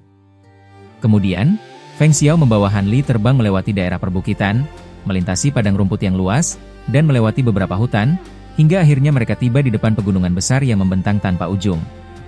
Perjalanan ini telah memakan waktu selama 1 bulan penuh. Selama rentang waktu ini, tidak ada satupun anggota ras Qirong yang muncul untuk menghalangi mereka. Mereka hanya bertemu dengan beberapa anggota ras Tianpeng tingkat rendah yang sedang beraktivitas di sekitar sana. Namun sayangnya, para anggota ras Tianpeng ini sepertinya sama sekali tidak tahu tentang hal buruk yang sedang terjadi di dalam suku mereka. Hal ini membuat Feng Xiao dan dua orang rekannya merasa cemas, tetapi di saat yang sama mereka juga merasa sedikit lega. Hal ini membuktikan bahwa entah ucapan anggota ras Qirong tempo hari adalah kebohongan belaka, atau para petinggi ras Tianpeng telah sengaja menutupi informasi tersebut rapat-rapat, sehingga membuat para anggota ras Tianpeng tidak dilanda kekacauan dan tetap teratur seperti sekarang. Setelah mereka memasuki area pegunungan, jumlah anggota ras Tianpeng yang mereka temui di jalan tiba-tiba bertambah banyak. Ada yang sedang terbang dalam wujud burung raksasa, dan ada juga yang sedang berjalan santai dalam wujud manusia. Han Li memperhatikan dengan saksama dan menyadari bahwa para anggota ras Tianpeng yang mereka temui di jalan memiliki warna sayap yang sedikit berbeda-beda, meskipun ukuran dan bentuk sayap mereka semuanya sama. Jumlah yang paling banyak adalah anggota ras Tianpeng yang bersayap biru dan putih. Diikuti oleh anggota bersayap perak, persis seperti Feng Xiao dan dua orang rekannya. Ada juga yang bersayap emas dan hitam. Namun, jumlah anggota ras Tianpeng dengan kedua warna sayap ini sangatlah sedikit. Sepanjang jalan, Han Li hanya melihat beberapa gelintir orang yang memiliki sayap berwarna emas atau hitam. Tidak ada hal yang istimewa dari anggota ras Tianpeng dengan 3 warna sayap pertama. Namun, Feng Xiao dan dua rekannya menunjukkan sikap yang sangat berbeda terhadap anggota ras Tianpeng dengan 2 warna sayap terakhir. Saat bertemu dengan anggota ras Tianpeng bersayap emas, Feng Xiao dan dua rekannya bersikap sangat hormat dan mendekat untuk memberi salam, meskipun tingkat kultivasi orang itu berada jauh di bawah mereka. Sebaliknya, saat bertemu dengan anggota ras Tianpeng bersayap hitam, Feng Xiao dan dua rekannya langsung memasang wajah kaku. Mereka tidak mendekat ataupun menyapa, dan langsung terbang melewati mereka begitu saja. Padahal, tingkat kultivasi kedua anggota ras Tianpeng bersayap hitam itu sama sekali tidak kalah tinggi dengan mereka bertiga. Han Li yang memperhatikan hal ini merasa sangat heran di dalam hatinya. Namun, ia sadar bahwa hal ini pasti berkaitan dengan aturan atau pantangan tertentu dari ras Tianpeng, sehingga ia tetap bersikap tenang dan tidak menanyakan hal tersebut sama sekali. Pada akhirnya, setelah terbang melintasi pegunungan selama 3 hari 3 malam, mereka bertemu dengan sebuah regu patroli ras Tianpeng. Regu ini terbang dari arah yang berlawanan dan terdiri dari sekitar 30 orang. Masing-masing anggota regu memakai baju zirah dari tulang berwarna putih dan satu tangan mereka memegang sebuah tombak perak. Dari aura yang terpancar, tingkat kultivasi mereka rata-rata berada di ranah pembangunan pondasi dan ranah pembentukan inti. Sebagai pasukan yang menjalankan tugas patroli, regu ini bisa dibilang sangat kuat. Pemimpin regu tersebut, yang merupakan seorang pria paruh baya dari ras Tianpeng, merasa sangat gembira begitu melihat Feng Xiao dan yang lainnya. Ia segera mendekat dan memberi hormat. Hormat kepada Panglima Angin dan Panglima Putih. Para tetua telah memberikan perintah, begitu 3 yang mulia kembali, kalian harus segera menghadap ke aula 10 besar. Yang mulia yang satu ini. Setelah pria dari ras Tianpeng itu berbicara dengan cepat, pandangannya beralih menatap Han Li dengan sedikit keheranan. Ini adalah saudara Han. Selama ini dia selalu berkultivasi di wilayah luar dan baru kali ini berencana untuk kembali ke suku. Saudara Han, saya minta maaf, tetapi kami bertiga harus menghadap tetua terlebih dahulu. Tuan bisa beristirahat dulu di penginapan tamu yang ada di Gunung Suci. Mengingat kemampuan yang saudara Han miliki, para tetua pasti akan segera memanggil Tuan, kata Feng Xiao kepada Han Li, di mana ekspresi wajahnya sedikit berubah serius setelah mendengar bahwa tetua ras Tianpeng ingin segera bertemu dengan mereka. Tidak masalah. Saya baru pertama kali kembali ke suku, dan saya memang berencana untuk berkeliling melihat-lihat sendiri terlebih dahulu. Saudara Feng silakan mengurus urusan kalian, jawab Han Li dengan santai. Tanah suci suku kita sangatlah megah. Saudara Han mungkin membutuhkan waktu yang cukup lama untuk bisa mengenali tempat ini. Ini adalah medali perintah milik saya. Tuan bisa mengunjungi tempat manapun menggunakan medali ini tanpa ada yang menghalangi, terkecuali pada beberapa tempat terlarang yang memang tidak bisa dimasuki. Kalian, salah satu dari kalian, antarkan saudara Han menuju penginapan. Feng Xiao berpikir sejenak, lalu mengeluarkan sebuah kepingan kayu dan melemparnya ke arah Han Li. Setelah itu, ia berbalik dan memberikan perintah kepada pemimpin regu patroli parubaya itu dengan ekspresi wajah yang tegas. Siap laksanakan. Feng Xiao jelas memiliki posisi yang cukup tinggi di dalam ras Tianpeng. Pemimpin regu kultivator tingkat ranah pembentukan inti itu langsung menyanggupi perintah tersebut dengan hormat. Maaf sudah merepotkan, saudara Feng, ucap Han Li sambil tersenyum. Justru saya yang merasa kurang sopan. Setelah urusan ini selesai, saya sendiri yang akan memandu Tuan untuk berkeliling kota suci, jawab Feng Xiao dengan nada penuh penyesalan. Kemudian ia dan saudara Bai menyatukan kedua tangan di depan dada untuk memberi salam hormat kepada Han Li, lalu mereka berubah menjadi 3 ekor burung perak raksasa dan terbang melesat dengan cepat menuju ke arah depan. Huayu, kau antarkan yang mulia ke penginapan. Lakukan tugasmu dengan baik dan jangan sampai lalai. Begitu Feng Xiao pergi, pemimpin regu parubaya dari ras Tianpeng itu menunjuk seorang pria muda ras Tianpeng yang tampak berusia sekitar 18 hingga 19 tahun, lalu memberikan perintah dengan suara pelan. Pria muda berwajah lembut itu segera membungkuk dan mematuhi perintahnya. Kemudian pemimpin parubaya itu berpesan beberapa hal lagi kepadanya, Lalu ia memberi hormat kepada Han Li dan kembali memimpin pasukannya untuk melanjutkan tugas patroli. Han Li pun terus terbang ke arah pegunungan di bawah panduan pemuda bernama Hua Yu tersebut. Pemuda dari ras Tianpeng ini bersikap sangat hormat kepadanya. Apabila Han Li tidak bertanya kepadanya, pemuda itu sama sekali tidak berani membuka pembicaraan terlebih dahulu. Namun, mengingat pemuda itu hanya seorang kultivator di tingkat ranah pembangunan pondasi, ia sepertinya tidak banyak mengetahui hal-hal yang penting. Oleh karena itu, Han Li hanya melontarkan beberapa pertanyaan singkat, sebelum akhirnya merasa malas untuk bertanya lebih lanjut. Mereka mengikuti pemuda ini terbang selama beberapa jam lagi, hingga akhirnya belasan bukit dengan ketinggian yang sama tiba-tiba muncul berjejer di hadapan mereka dan menghalangi jalan. Di atas bukit-bukit ini, terdapat awan hitam pekat, diiringi kilatan petir menyambar dan suara gemuruh yang berbunyi secara terus-menerus. Area tersebut sepertinya tidak bisa dilintasi dengan mudah.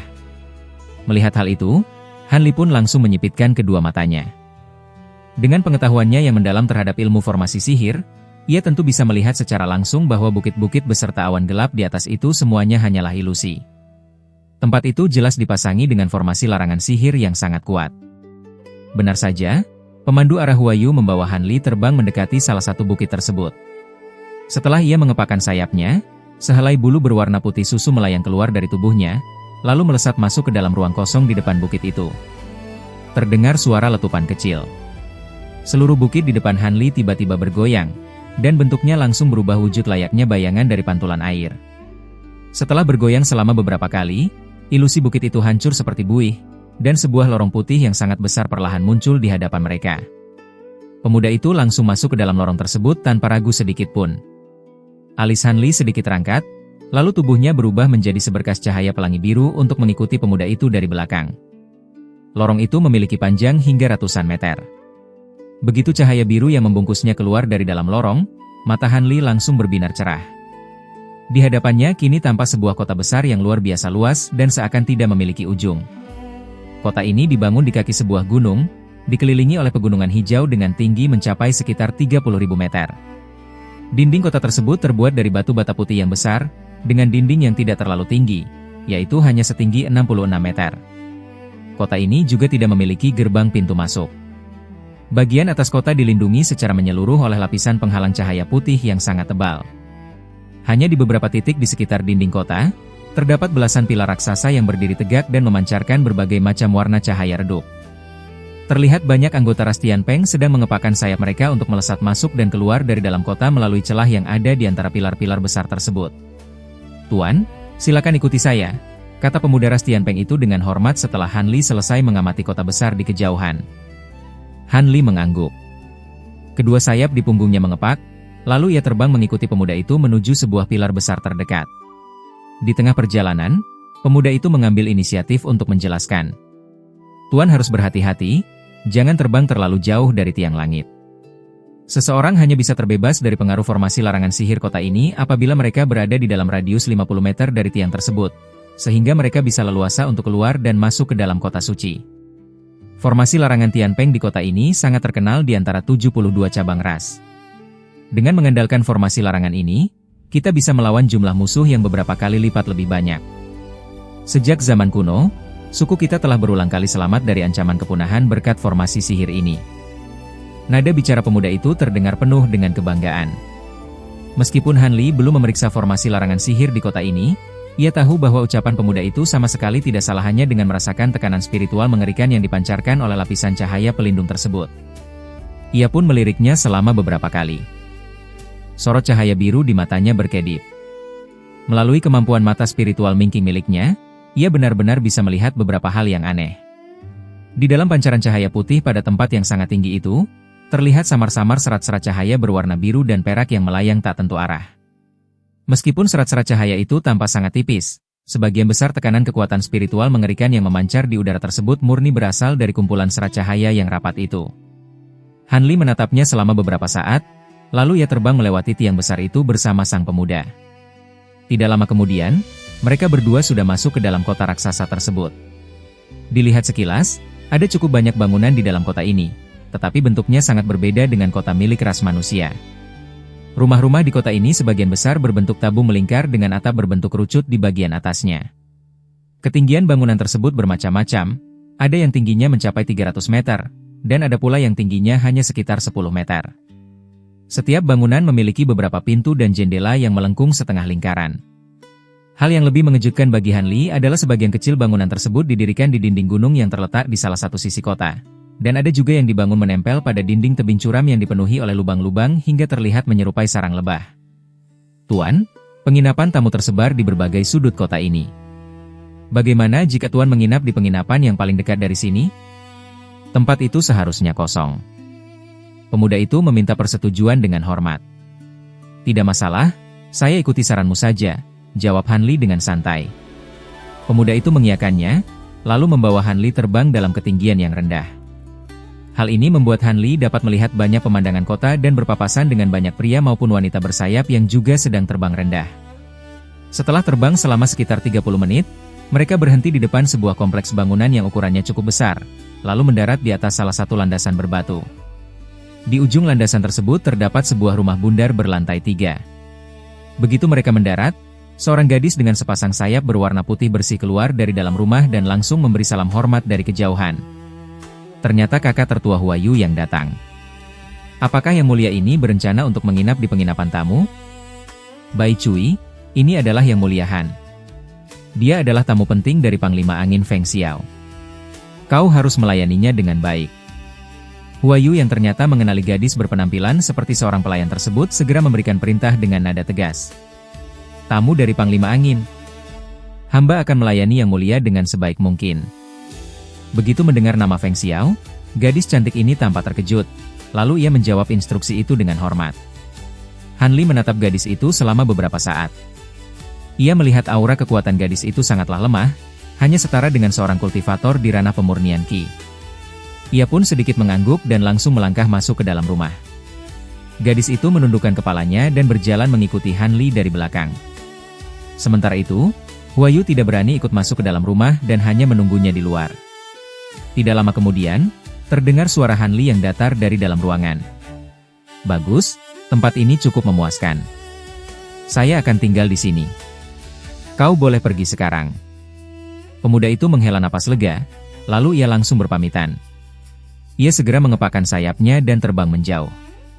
Di sisi lain, pada lantai 3 rumah tersebut, Han Li berdiri diam di depan sebuah jendela berbentuk setengah lingkaran.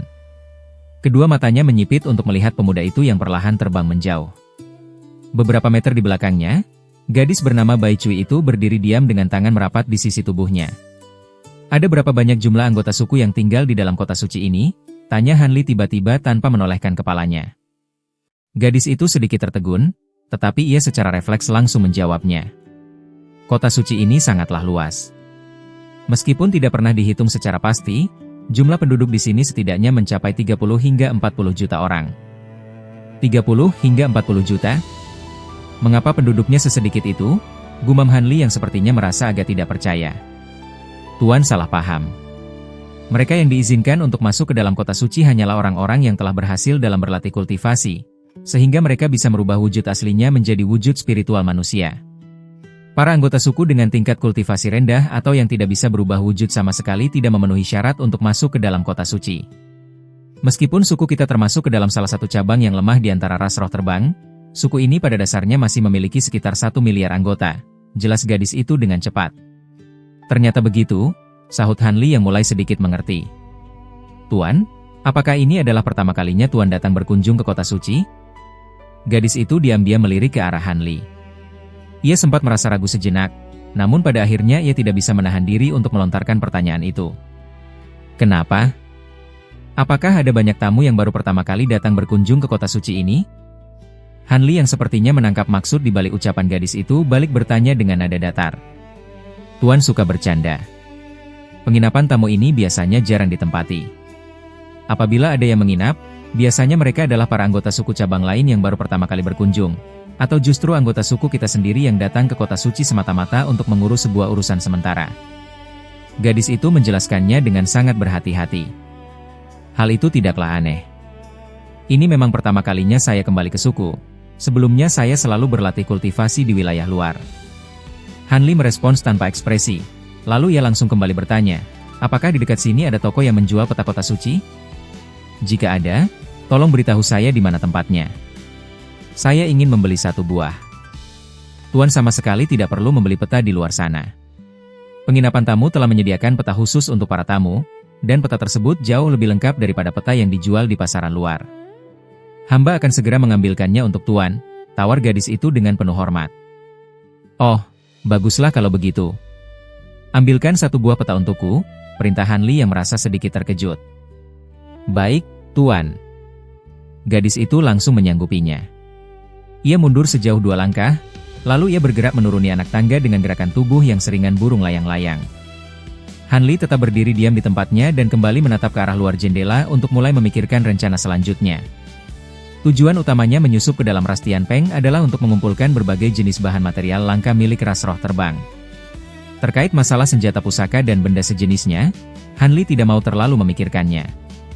Meskipun ia baru menyaksikan 1 kali pertarungan dari ras roh terbang, ras asing ini sepertinya tidak terlalu suka menggunakan pusaka sihir untuk bertarung. Hal itu bisa jadi karena mereka tidak mahir dalam hal pemurnian alat, atau mungkin karena para petarung tingkat tinggi di ras roh terbang memang sudah tidak lagi membutuhkan bantuan senjata pusaka biasa. Satu-satunya benda sihir aneh yang muncul sejauh ini hanyalah jaring perangkap iblis dan mutiara naga api, dan kedua benda itu pun hanya bersifat sebagai alat bantu tambahan. Namun, semua hal ini sama sekali tidak ada hubungannya dengan dirinya. Ia hanya berharap agar ia bisa menemukan beberapa bahan berharga yang sangat berguna baginya di dalam ras Tianpeng, agar semua usahanya bersusah payah menyusup ke tempat ini tidak berakhir menjadi hal yang sia-sia. Adapun urusan perselisihan antara ras Tianpeng dan cabang ras roh terbang lainnya, ia terlalu malas untuk mempedulikannya. Di saat Hanli sedang merenung di dalam hati, gadis itu sudah kembali naik ke lantai tersebut. Kedua tangannya memegang sebuah tabung bambu berwarna hijau zamrud yang berukuran sebesar ibu jari. Panjang benda itu sekitar 9 cm, dan permukaannya memancarkan cahaya yang berkilau. Hanli merasa sedikit heran, tetapi raut wajahnya tetap terlihat tenang. Ia pun mengangkat 1 tangannya untuk meraih benda itu dari udara kosong. Terdengar suara desingan pelan, seberkas cahaya hijau langsung melesat masuk dan tertangkap di dalam genggaman tangannya. Setelah itu, ia melambaikan tangannya untuk menyuruh gadis itu kembali turun ke lantai bawah. Bai Cui dengan patuh memberikan salam hormat dan segera turun kembali ke lantai bawah. Sementara itu, Hanli menggunakan 1 tangannya untuk memainkan tabung bambu tersebut dengan perasaan sedikit tertarik.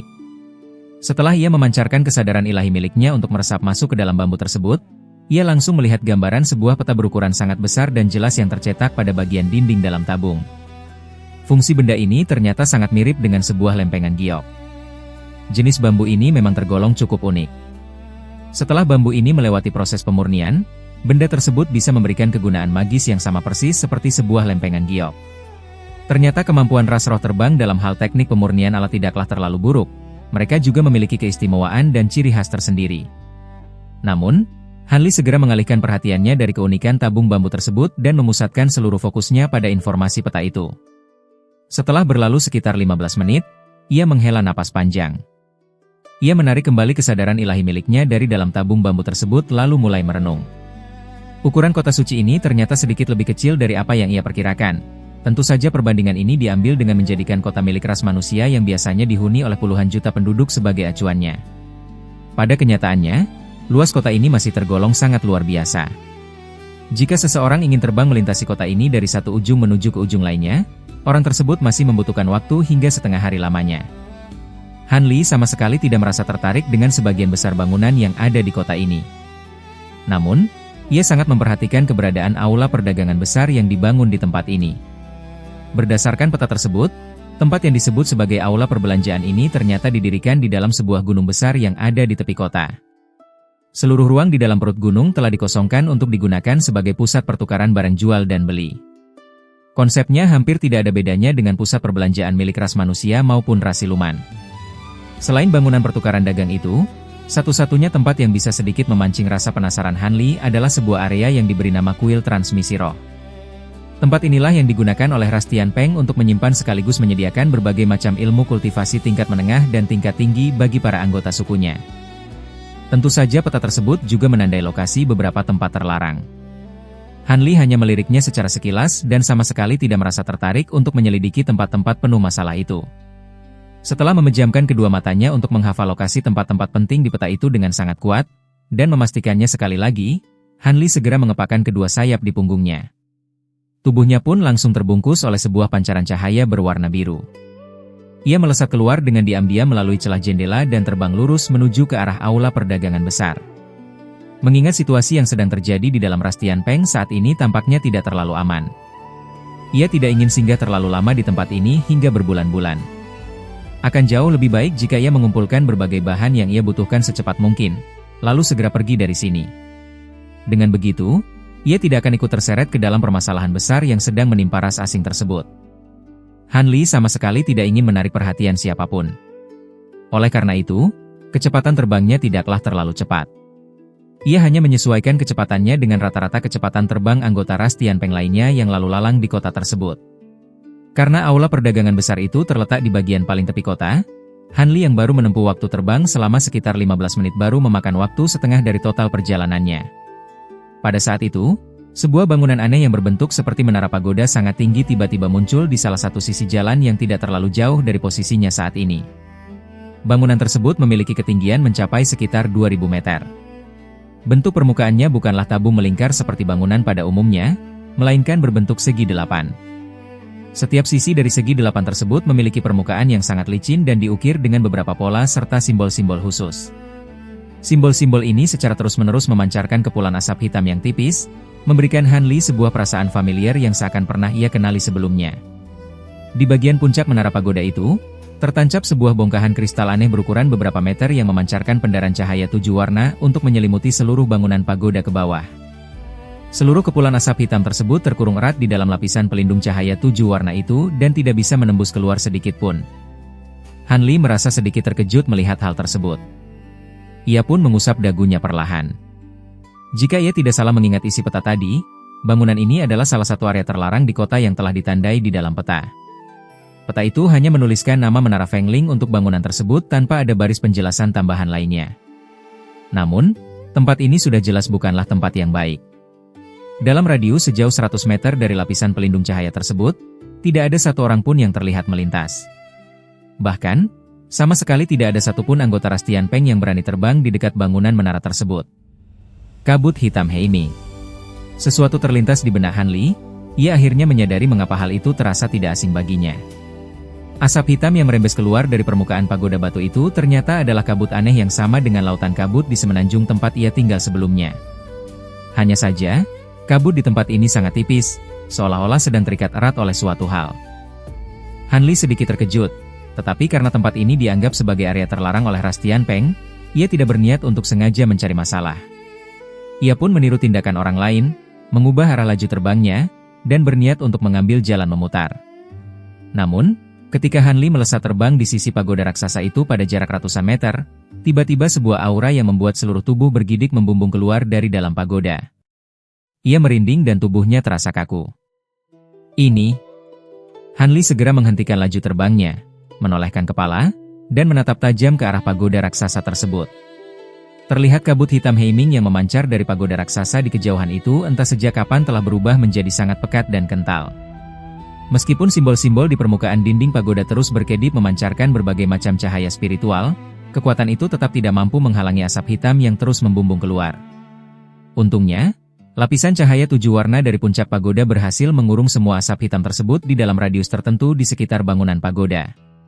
Namun tidak lama kemudian, kabut hitam pekat itu memenuhi seluruh ruang di dalam lapisan pelindung cahaya, membuat lapisan 7 warna itu bergetar hebat seolah-olah akan pecah kapan saja. Para anggota Ras Tianpeng lain yang sedang melintas di dekat area itu juga membelalakan mata mereka.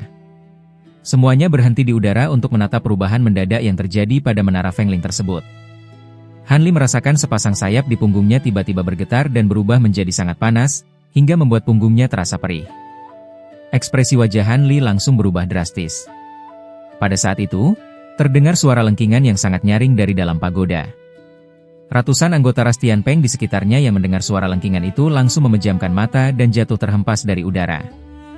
Meskipun Han Li tidak mengalami dampak yang separah itu, saat mendengar suara ini, kekuatan kesadaran ilahi miliknya menjadi sedikit kacau. Sementara itu, sayap di punggungnya yang terasa panas langsung kehilangan kemampuannya, membuat tubuhnya terhuyung jatuh. Namun untungnya, ia tidak murni bergantung pada sepasang sayap angin petir miliknya untuk terbang di udara.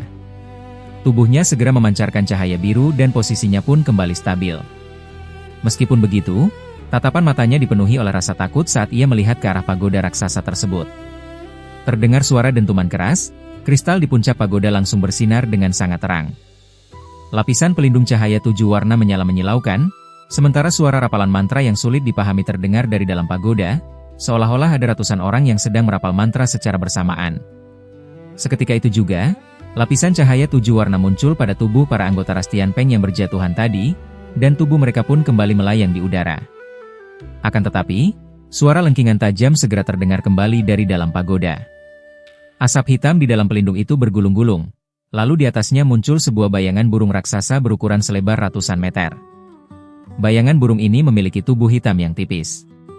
Dengan sayap yang membentang lebar, sosoknya berhasil menutupi setengah bagian pagoda batu tersebut. Setelah melontarkan satu lengkingan lagi, semua kabut hitam membesar hingga 2 kali lipat. Hal ini membuat lapisan cahaya 7 warna di sekelilingnya berubah bentuk dengan sangat hebat dan mengerikan. Kali ini, para anggota Ras Tianpeng yang telah dilindungi oleh lapisan cahaya 7 warna itu hanya bergoyang sedikit dan berhasil selamat. Namun, dalam ketakutan yang mencekam, mereka semua langsung membubarkan diri dan melarikan diri sejauh mungkin. Pada awalnya, Han Li ingin ikut terbang menjauh dari sana. Namun, saat bayangan burung raksasa itu muncul, kedua sayap di punggungnya bergetar hebat. Tiba-tiba saja, muncul sebuah bayangan burung raksasa berwarna biru dari belakang punggungnya. Bayangan itu mendongak dan ikut mengeluarkan suara lengkingan, seolah-olah sedang bersahut-sahutan dengan bayangan burung hitam di sana. Pada saat yang bersamaan, udara di sekitarnya menegang. Ia merasakan tubuhnya menjadi sangat berat hingga sama sekali tidak bisa digerakkan. Han Li sangat terkejut, kilauan cahaya keemasan menyala di tubuhnya. Sebuah kekuatan besar mengalir keluar dari keempat anggota tubuhnya saat ia mencoba meronta untuk melepaskan diri. Akan tetapi, harapannya langsung sirna. Meskipun ia telah mengerahkan kekuatan besar yang ia miliki, udara di sekelilingnya terasa membeku layaknya sebuah balok baja padat. Bahkan, ia sama sekali tidak bisa menggerakkan jari kelingkingnya sedikit pun. Han Li memutar otaknya dengan cepat. Ia mempertimbangkan apakah ia harus memanggil bayangan seni iblis sejati Brahma Suci untuk menghancurkan ikatan ini. Namun, tiba-tiba suara rapalan mantra dari dalam pagoda batu kembali berubah. Suaranya kini menjadi lebih keras dan 2 kali lipat lebih jelas. Dari balik suara mantra itu, terdengar samar-samar suara gemuruh angin dan sambaran petir. Setelah itu, karakter-karakter tulisan aneh muncul satu persatu di ruang kosong sekitar pagoda, dan semuanya melayang lurus ke arah bayangan burung hitam tersebut. Pada saat yang bersamaan, kristal besar di puncak pagoda itu juga tiba-tiba meledak dengan sendirinya. Sebuah bola cahaya yang menyerupai matahari dengan 7 warna naik secara perlahan, lalu memancarkan ribuan berkas cahaya yang menyelimuti bayangan burung tersebut. Bayangan burung raksasa itu akhirnya hancur berkeping-keping dengan menyisakan suara lengkingan aneh, usai menerima serangan larangan sihir ganda dari karakter tulisan aneh dan juga cahaya 7 warna. Di sisi lain, bayangan burung raksasa berwarna biru di punggung Han Li juga ikut menghilang dalam sekejap. Han Li merasakan cengkeraman di sekelilingnya mengendur, dan tubuhnya kembali terbebas. Akan tetapi, ia merasa sangat kebingungan di dalam hatinya. Selain ukuran fisiknya, bayangan yang muncul di pagoda batu tadi sama persis dengan bayangan burung biru di punggungnya. Kedua bayangan itu sama-sama mengambil wujud kunpeng yang sangat terkenal. Apakah mungkin ada seekor kunpeng yang disegel di dalam pagoda ini? Bagaimana mungkin hal itu bisa terjadi? Han Li memikirkan hal itu dengan perasaan ngeri. 120% dirinya sangat ingin segera kabur dari tempat ini.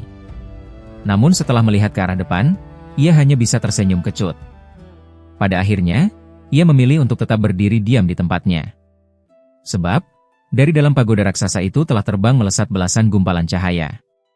Hanya dalam waktu beberapa detik, jarak gumpalan cahaya itu dengannya kini hanya tersisa puluhan meter saja. Jarak sejauh ini sudah sangat cukup bagi para anggota Ras Tianpeng di dalam gumpalan cahaya tersebut untuk bisa melihat sosoknya dengan jelas. Jika ia melarikan diri sekarang, ia justru akan terlihat seperti orang yang bersalah. Han Li memutuskan untuk menetap dan melihat terlebih dahulu apa maksud tujuan mereka. Ia segera melirik dengan cepat ke arah kelompok cahaya yang sedang terbang mendekat itu. Di dalam rombongan tersebut, terdapat 2 orang kultivator yang berada di ranah transformasi dewa tahap akhir, sementara sisa orang lainnya berada di ranah transformasi dewa tahap awal dan tahap menengah. Penuh dengan rasa waspada, ia tidak berani bertindak sembarangan yang bisa memicu kesalahpahaman. Ia pun hanya terdiam sambil melayang di udara. Terdengar beberapa suara desingan benda yang menembus udara. Belasan orang ini mengepakkan sayap mereka, dan dalam sekejap, mereka sudah berdiri di depan Han Li dan mengepungnya. Belasan pasang mata itu kini menatap lurus ke arahnya. Rombongan itu dipimpin oleh dua orang pria tua dari ras Tianpeng. Salah satu dari mereka memiliki sepasang sayap berwarna putih di punggungnya, sedangkan pria tua yang satunya lagi memiliki sayap berwarna emas pucat. Pria yang satu memiliki raut wajah yang ramah, sedangkan yang lainnya berwajah tegas dan penuh wibawa. Akan tetapi, sama seperti anggota lainnya, begitu mereka berdua tiba di hadapannya, mereka menatap tajam ke arah Han Li tanpa mengalihkan pandangan sedikit pun. Di waktu yang sama, sorot mata mereka terus berkedip penuh penilaian.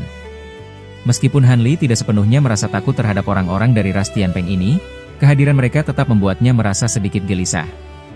Ia lalu tersenyum tipis dan bertanya, "Ada urusan apa ini? Mengapa tuan-tuan sekalian mengepung saya?" "Suatu kebetulan yang sangat bagus, saudara. Wajahmu tampak sangat asing bagiku. Apakah saudara adalah anggota suku yang baru saja memasuki kota suci?" Di luar dugaan Han Li, pria tua bersayap putih itu justru berbicara kepadanya dengan nada yang sangat ramah. "Saya bermarga Han. Selama ini saya berlatih kultivasi di wilayah luar, dan baru memasuki kota pada hari ini," jawab Han Li setelah berpikir dengan cepat. Karena pihak lawan belum menunjukkan niat buruk apapun, ia merasa tidak perlu untuk berbohong.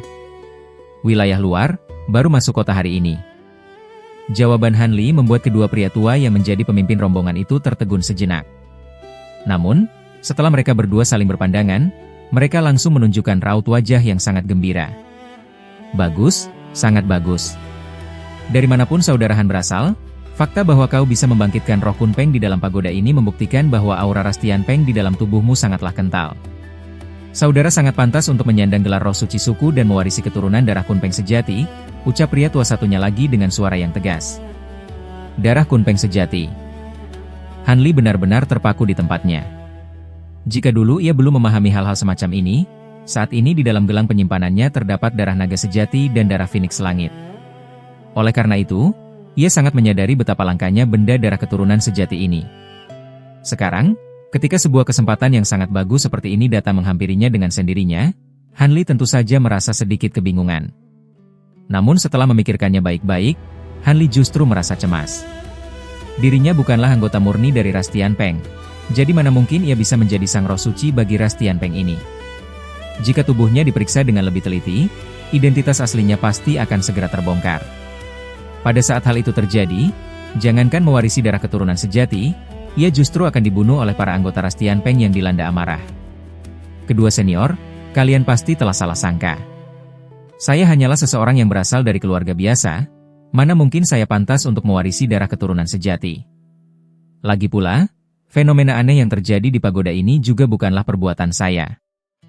Han Li tertawa dengan canggung sambil menggelengkan kepalanya. "Saudara Han, mengapa kau menolaknya? Kami semua telah melihat wujud roh sejati yang muncul dari dalam tubuhmu tadi dengan sangat jelas saat kami berada di dalam pagoda, jadi tidak mungkin kami salah orang. Saudara Han, silakan ikut bersama kami untuk menghadap para tetua. Menjadi sosok roh suci bagi suku kita adalah sebuah peristiwa besar yang sangat membanggakan." Pria tua bersayap emas itu tersenyum dan berbicara, sama sekali tidak mau mendengar bantahan dari Han Li. Han Li mengeluh secara diam-diam di dalam hatinya. Saat ia melirikkan pandangannya, ia melihat anggota ras Tianpeng lainnya juga sedang menunjukkan ekspresi kegembiraan. Sangat jelas bahwa mereka semua telah menganggap dirinya sebagai sang roh suci. "Saya benar-benar bukanlah sang roh suci. Kalian boleh percaya atau tidak, itu terserah kalian. Namun, saya ada sebuah urusan penting yang harus segera diselesaikan, jadi saya pamit terlebih dahulu." Han Li memberanikan dirinya dan dengan cepat memberikan bantahan. Setelah itu, sosok tubuhnya memburam dan ia langsung melesat terbang dengan lincah melalui celah di antara dua orang tetua ras Tianpeng tersebut. Kedua sayap di punggungnya baru saja bergerak saat ia hendak menggunakan kekuatannya untuk melarikan diri. Namun tepat pada saat itu, sebuah suara telepati dari seorang wanita tiba-tiba terdengar datar di telinganya. "Tunggu dulu, ras asing. Apakah kau benar-benar ingin pergi begitu saja dari sini? Tentu, kau boleh pergi, tetapi kau harus meninggalkan sepasang sayap di punggungmu itu di ras Tianpeng kami." Suara wanita itu tidak terlalu keras, bahkan terdengar lembut dan merdu. Akan tetapi, bagi Han Li, kalimat itu terdengar seperti sambaran petir yang langsung mengguncang kesadaran ilahi miliknya. Ekspresi wajahnya seketika menjadi sangat buruk. Tepat ketika suara telepati ini muncul, gelombang ruang di dekatnya tiba-tiba bergerak. Dari ketinggian beberapa meter di atas kepala Han Li, sesosok tubuh ramping tiba-tiba melesat keluar secara diam-diam dari ruang kosong. Sosok itu ternyata adalah seorang gadis yang mengenakan jubah putih, dengan sepasang sayap berwarna keemasan di punggungnya. Han Li menajamkan pandangannya dan seketika ia menarik napas dingin. Wajah gadis ini terlihat biasa saja, tetapi permukaan wajahnya diselimuti oleh putaran cahaya spiritual, dan ia berhasil menyembunyikan aura kekuatannya tanpa memancar sedikit pun. Han Li sama sekali tidak bisa melihat seberapa dalam tingkat kultivasinya. Gadis itu ternyata adalah sosok entitas yang setidaknya berada di atas ranah penyatuan tubuh tahap menengah. Sudut mata Han Li berkedut selama beberapa kali. Hormat kepada tetua besar. Para kultivator ras Tianpeng di tingkat ranah transformasi dewa itu bersikap sangat hormat dan segera memberikan salam penghormatan yang besar. Gadis ini ternyata adalah tetua besar dari ras Tianpeng. Han Li hanya bisa tersenyum kecut melihat situasi ini. Serahkan orang ini kepadaku. Kalian kembalilah ke pagoda, perkuat formasi larangan, dan tenangkan kembali roh suci Kunpeng itu, perintah gadis tersebut dengan raut wajah yang tenang. Siap, laksanakan. Sangat jelas terlihat bahwa gadis ini memiliki wibawa yang luar biasa besar di mata para anggota ras Tianpeng tersebut. Mereka semua menyanggupinya tanpa ragu sedikit pun, lalu mengepakkan sayap dan terbang kembali ke arah pagoda raksasa itu. Sementara itu, gadis tersebut mengalihkan pandangannya hingga akhirnya bertumpu pada diri Han Li. Ini bukan tempat yang tepat untuk bicara. Ikuti aku. Mata Jin Yu berkedip, lalu dia berbicara dengan pelan. Dia berbalik dan terbang perlahan ke suatu arah. Ekspresi wajah Han Li berubah-ubah, tetapi pada akhirnya dia menurut. Menghadapi sosok mengerikan yang berada di atas ranah penyatuan tubuh tahap menengah, dan sedang berada di dalam kota suci milik ras asing, dia tidak punya kesempatan untuk kabur. Selain itu, melihat sikap gadis tersebut, sepertinya dia tidak akan langsung bertindak kasar. Oleh karena itu, Han Li hanya bisa menurut.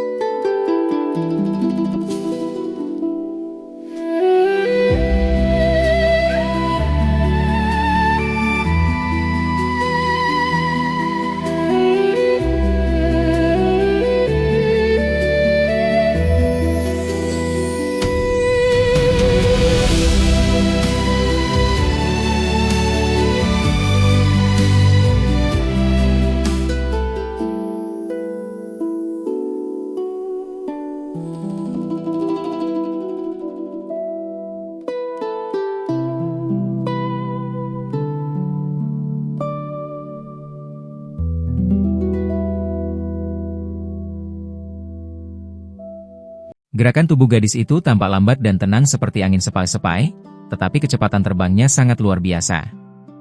Han Li harus mengerahkan 7 hingga 8/10 kekuatannya hanya untuk bisa mengikutinya. Dalam hati dia merasa ngeri, dan dia segera menekan beberapa pikiran lain di kepalanya.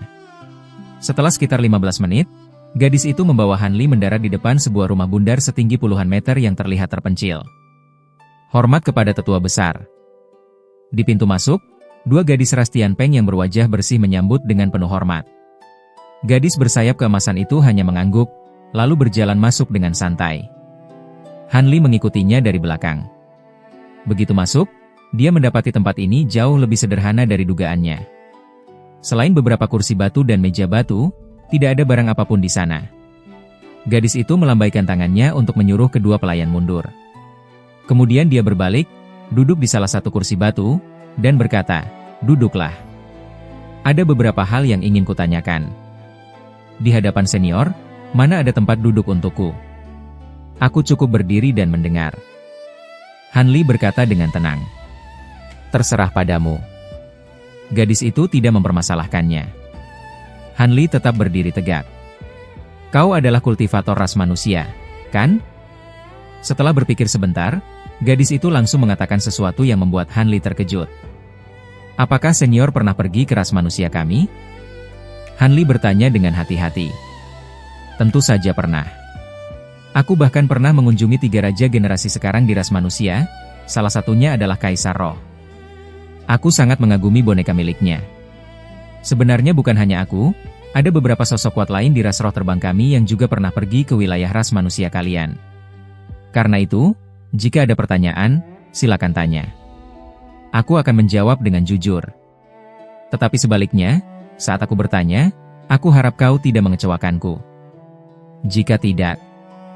Gadis itu mengucapkan kalimat-kalimat ini menggunakan bahasa ras manusia yang sangat lancar. Han Li mendengar ancaman di akhir kalimat tersebut. Wajahnya sedikit berubah, tetapi segera kembali normal. Bagaimana senior bisa mengenali identitas junior? Sejujurnya, junior merasa sayap angin petir sudah sepenuhnya dimurnikan. Ditambah dengan teknik rahasia pengubah aura untuk meniru ras Tianpeng, selama tidak disentuh oleh sosok seperti senior untuk memeriksa tenaga sejati, penyamaran ini seharusnya tidak akan terdeteksi. Jika tidak, mana berani junior masuk ke wilayah suku ini dengan terang-terangan? Han Li menatap gadis itu dan bertanya dengan suara berat. Pertanyaan ini sangat membingungkannya. Ilusimu cukup berhasil. Bahkan formasi pertahanan pelindung kota suci pun tertipu oleh aura Kunpeng di dalam tubuhmu. Jika kau bertemu tetua lain, selama mereka tidak sengaja memeriksa, 9 dari 10 orang tidak akan menyadari apapun. Tetapi aku berbeda. Sebagai tetua besar, aku bertugas memegang pusaka suci milik suku. Pusaka suci ras Tianpeng kami bisa menembus semua ilusi dan langsung memeriksa tenaga sejati di dalam tubuh. Betapapun hebatnya teknik ilusimu, hal itu sama sekali tidak berguna di hadapanku. Gadis itu tersenyum tipis, dan benar-benar menjawab dengan jujur. Han Li mulai sedikit mengerti, tetapi tentu saja dia merasa sangat kesal. Dengan begitu, jika aku pergi ke cabang ras roh terbang lain, seharusnya identitasku tidak akan mudah terdeteksi, kan? Dia tersenyum pahit. Di antara 72 cabang, pusaka suci milik suku air sunyi memiliki kemampuan yang serupa. Gadis itu tidak menjawab secara langsung, tetapi sudut bibirnya sedikit terangkat. Han Li terdiam saat mendengar hal itu. Setelah cukup lama, dia bertanya lagi, apa yang sebenarnya disegel di dalam menara Fengling? Lalu, apa yang dimaksud dengan roh suci dan darah Kunpeng sejati? Di dalam menara Fengling disegel sebagian kecil roh suci Kunpeng sejati yang berhasil dikumpulkan dengan susah payah oleh suku kami pada masa kejayaannya dulu. Dengan kekuatan roh suci inilah kami ras Tianpeng bisa bertahan hingga sekarang. Mengenai alasannya, kau tidak perlu tahu. Adapun roh suci, penjelasannya sangat sederhana. Itu adalah sebutan umum untuk anggota dari setiap cabang yang memiliki harapan untuk mewarisi darah roh suci. Jika roh suci benar-benar bisa mewarisi darah roh suci suku mereka dan lulus ujian, mereka bisa menjadi roh suci dari suatu cabang. Gadis itu menjelaskannya satu persatu. Kali ini, Han Li tidak menunjukkan ekspresi terkejut. Semua penjelasan ini sesuai dengan dugaannya. Dia bahkan merasa malas untuk bertanya lebih lanjut tentang roh suci, dan hanya menghela napas panjang. Sepertinya kau tidak punya pertanyaan lain. Sekarang giliranku untuk bertanya. Benda Kunpeng apa yang telah dimurnikan oleh pusaka sayap di punggungmu itu, sehingga roh suci Kunpeng sampai bisa melepaskan diri dari larangan di menara Fengling? Kejadian seperti ini sangat jarang terjadi sejak menara tersebut dibangun. Mata gadis itu berkedip saat dia langsung bertanya. Tidak ada apa-apa, sayap ini hanya memurnikan sehelai bulu Kunpeng yang sudah rusak. Han Li mengerutkan keningnya, lalu menjawab dengan jujur. Bulu Kunpeng? Itu tidak mungkin. Bahkan sehelai bulu Kunpeng yang masih utuh pun seharusnya tidak akan bisa membuat roh suci menjadi gelisah seperti ini. Gadis itu sepertinya tidak percaya. Kalau soal itu, aku juga tidak tahu. Han Li menggelengkan kepalanya. Dia memang ikut merasa bingung. Berikan pusaka sayapmu itu agar aku bisa melihatnya. Gadis itu berpikir sejenak, lalu berbicara dengan pelan. Hati Han Li terasa berat. Tetapi begitu dia menatap mata gadis itu yang jernih seperti kaca, dia berpikir sebentar dan menggerakkan bahunya. Sayap putih di punggungnya berkelebat dan langsung menghilang. Pada saat yang sama, di atas telapak tangan Han Li muncul sepasang sayap kecil yang bening sepanjang belasan sentimeter. Dia mengangkat tangannya dan benar-benar menyerahkan sayap itu. Tindakan Han Li yang begitu tegas membuat tetua besar ras Tianpeng ini merasa sedikit terkejut. Dia menatap wajah Han Li yang tenang itu cukup lama. Pada akhirnya, dia menunjukkan sedikit senyuman dan menerima sayap tersebut. Wajah Han Li sama sekali tidak menunjukkan reaksi yang aneh, tetapi di dalam hatinya, dia tersenyum pahit. Jika bukan karena orang di depannya adalah sosok di atas ranah penyatuan tubuh tahap menengah, dan sayap angin petir telah menyatu secara spiritual dengan hatinya, maka meskipun dia dipaksa untuk menyerahkannya, dia masih memiliki 6 hingga 7/10 peluang untuk mengaktifkan kemampuan ilahi spasial dan memanggil sayap itu kembali. Jika tidak ada kepastian seperti itu, dia tidak akan sudi menyerahkan pusaka berharga ini. Gadis itu memegang sayap angin petir dengan satu tangan dan mengamatinya dengan saksama. Beberapa saat kemudian, wajahnya menunjukkan ekspresi yang sangat aneh. Jari tangannya bergerak, dan dia langsung melemparkan sayap itu kembali ke arah Han Li. Han Li merasa lega. Kedua tangannya tidak bergerak sama sekali, tetapi sayap angin petir itu langsung lenyap. Sesaat kemudian, sayap tersebut muncul kembali di punggungnya tanpa mengeluarkan suara. Melihat hal itu, gadis tersebut tidak memberikan reaksi yang berarti. Dia hanya berkata pelan, "Aku sama sekali tidak menyangka. Pusaka milikmu ini tidak hanya mengandung bulu kunpeng sejati, tetapi juga menyatu dengan sehelai bulu phoenix langit. Sekarang sepertinya aku mulai mengerti. Tetapi aku masih ingin mendengar ceritanya. Bagaimana kau bisa mendapatkan bulu kunpeng itu?" Han Li merasa sedikit terkejut. Namun, dia merasa tidak perlu menyembunyikan masalah ini. Dia pun menceritakan secara singkat tentang pertempuran antara Kunpeng dan Rahou yang terjadi di alam lain pada saat dia masih berada di alam manusia. Setelah mendengarkan cerita tersebut, gadis itu merenung. Setelah cukup lama, dia kembali menatap Han Li dari atas ke bawah, lalu tiba-tiba mengatakan sesuatu yang membuat Han Li terpaku di tempat. "Apakah kau berminat untuk bergabung dengan ras Tianpeng kami dan menjadi roh suci suku ini?" Han Li benar-benar tertegun. "Apakah aku tidak salah dengar? Senior ingin agar junior ini bergabung dengan suku Anda?" Han Li mengedipkan matanya, dia merasa mungkin dirinya salah dengar. "Benar, aku memang memiliki niat seperti itu. Tetapi masalah ini sangat penting, detail pastinya perlu dirundingkan terlebih dahulu dengan beberapa tetua yang lain." Gadis itu menjawab tanpa menunjukkan ekspresi apapun di wajahnya. "Aku adalah orang dari ras manusia, bukan keturunan ras Tianpeng sejati." Han Li terdiam cukup lama sebelum akhirnya angkat bicara. "Ada hal yang belum kau ketahui. Bulu kunpeng biasa dan benda kunpeng lainnya merupakan peninggalan dari kunpeng yang sudah mati. Tetapi, bulu kunpeng yang telah kau murnikan adalah benda yang jatuh dari roh suci kunpeng yang masih hidup. Aura di dalam bulu milikmu itu beberapa kali lipat lebih kuat daripada bulu kunpeng biasa, dan kemungkinan besar bulu tersebut mengandung sedikit darah sejati yang belum kau sadari. Di sisi lain, suku Tianpeng kami adalah keturunan dari roh suci Kunpeng di masa lalu. Karena kau sendiri telah memurnikan benda peninggalan Kunpeng dan tubuhmu mungkin sudah mengandung darah Kunpeng, maka mengatakan bahwa kau adalah bagian dari ras Tianpeng kami sama sekali tidak salah." Gadis itu menjelaskannya dengan santai, dan penjelasan tersebut membuat mata Han Li terbelalak lebar. Setelah cukup lama, Han Li akhirnya pulih dari rasa terkejutnya. Dia menyipitkan matanya dan menatap gadis itu cukup lama, lalu tertawa pelan. Konon katanya, roh suci milik ras Tianpeng saat ini telah gugur, dan di antara anggota suku yang masih hidup, sepertinya tidak ada satupun yang berhasil mewarisi darah Kunpeng sejati. Seluruh ras Tianpeng sedang berada dalam risiko untuk dicoret dari daftar 72 cabang ras roh terbang. Apakah perkataanku ini salah? Bagaimana kau bisa mengetahui informasi ini? Ekspresi gadis itu akhirnya sedikit berubah. Di punggungnya, tiba-tiba muncul bayangan seekor burung besar berwarna keemasan. Bayangan burung tersebut hanya mengepakkan sayapnya sebanyak 2 kali, tetapi Han Li langsung merasakan sebuah kekuatan yang sangat besar menekan bahunya.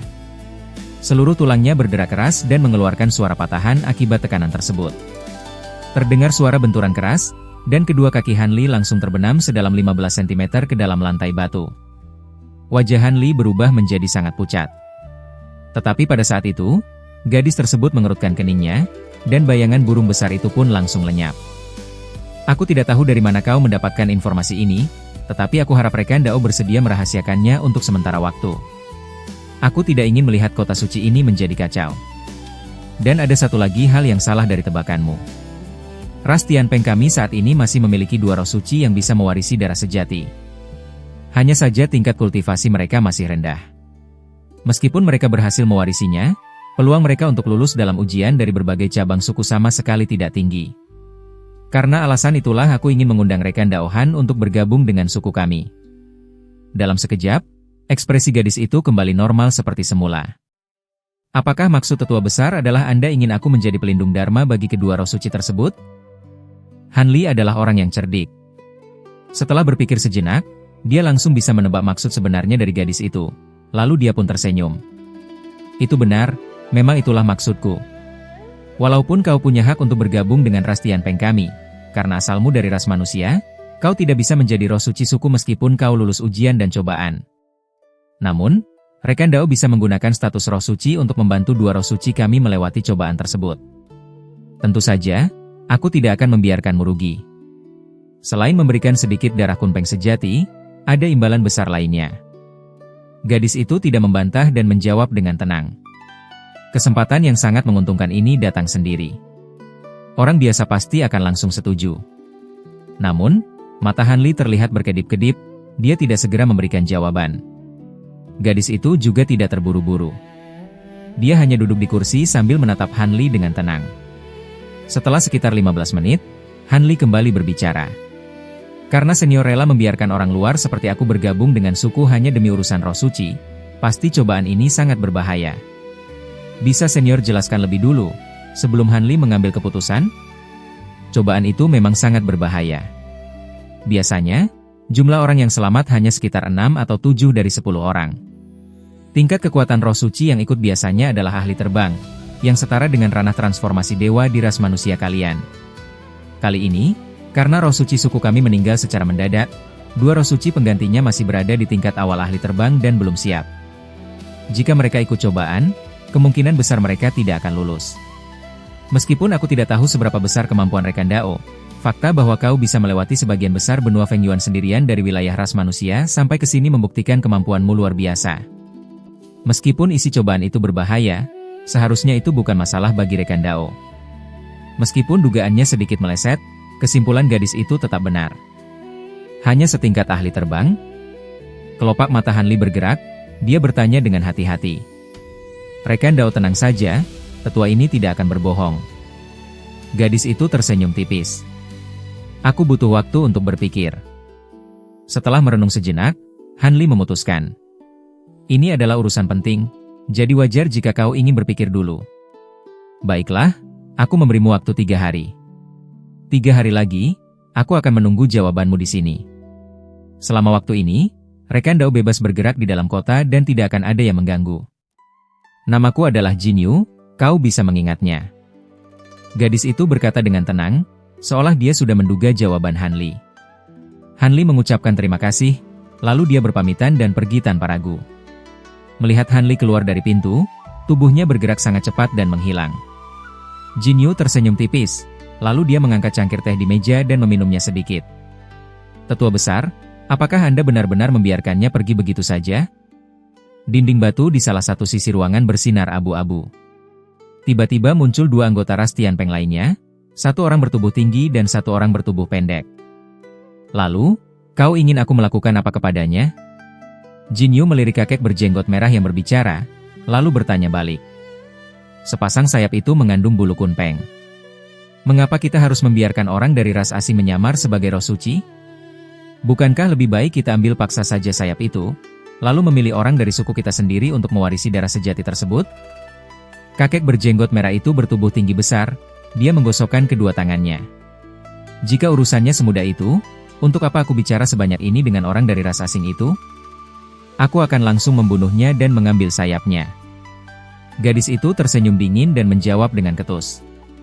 Kalau begitu, Maksud dari tetua besar adalah wanita cantik bertubuh mungil lainnya melihat kakek berjenggot merah itu hendak bicara lagi. Jadi dia segera menarik ujung bajunya dan bertanya lebih dulu dengan hormat. Mengenai pengetahuan tentang ras manusia, aku rasa tidak ada orang kedua di seluruh ras Tianpeng yang bisa menandingiku. Ras manusia berbeda dengan ras roh terbang kita. Kekuatan tubuh mereka biasa saja. Sebagian besar kemampuan mereka justru ada pada pusaka yang mereka buat.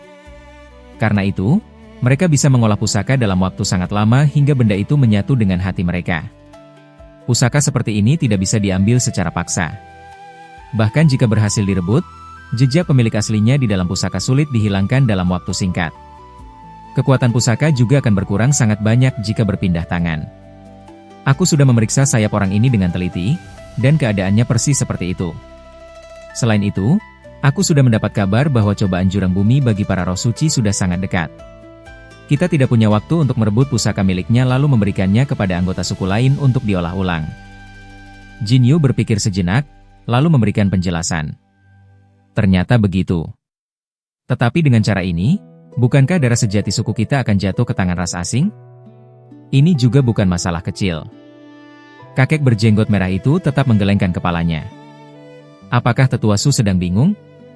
Jika kali ini suku kita tidak memiliki roh suci yang lulus cobaan, seluruh suku kita akan dikuasai oleh kelompok lain. Dibandingkan dengan hal itu, masalah darah sejati adalah urusan kecil. Lagi pula, ada cara untuk mencegah hal ini terjadi. Mata Jin Yu bersinar terang. Haha, ucapan tetua besar sangat masuk akal. Setelah orang dari ras asing ini membantu kita melewati cobaan, dia hanyalah seorang ahli terbang biasa. Saat itu, terserah kita apakah ingin membunuhnya atau membiarkannya hidup. Wanita cantik parubaya itu terdiam sejenak, lalu dia tersenyum. Membunuhnya tidak mungkin. Meskipun dia adalah orang dari ras asing, begitu dia menyatu dengan darah Kunpeng sejati, dia bisa dianggap sebagai setengah anggota suku kita. Kita juga terikat oleh sumpah ras Tianpeng. Selain itu, dia akan dianggap sebagai penyelamat suku jika kita berhasil melewati cobaan ini. Jika tidak terpaksa, sebaiknya jangan membunuhnya. Kita bisa menahannya dan tidak membiarkannya meninggalkan kota suci lagi. Jin Yu melirik wanita cantik itu dengan dingin dan berbicara tanpa perasaan. Itu juga bisa dilakukan. Apakah kita perlu memberitahu para penjaga dan mengirim orang untuk mengawasi orang dari ras asing ini secara diam-diam? Jangan sampai dia melarikan diri dalam beberapa hari ini. Kakek berjenggot merah itu tiba-tiba memberikan saran. Tetua Su tidak perlu khawatir.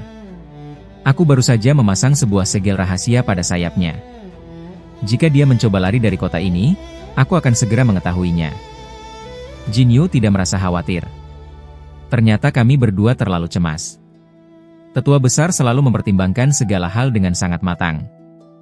Mata wanita cantik itu bersinar dan dia tersenyum.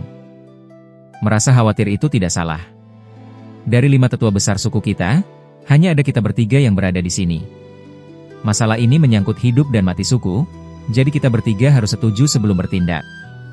Tetua Su, apakah kau punya pendapat lain? Gadis itu menatap mereka berdua dan berbicara perlahan. Tidak ada, cara yang dilakukan tetua besar sudah sangat aman. Kali ini, wanita cantik dan kakek itu setuju sepenuhnya. Gadis itu mengangguk setelah mendengarnya.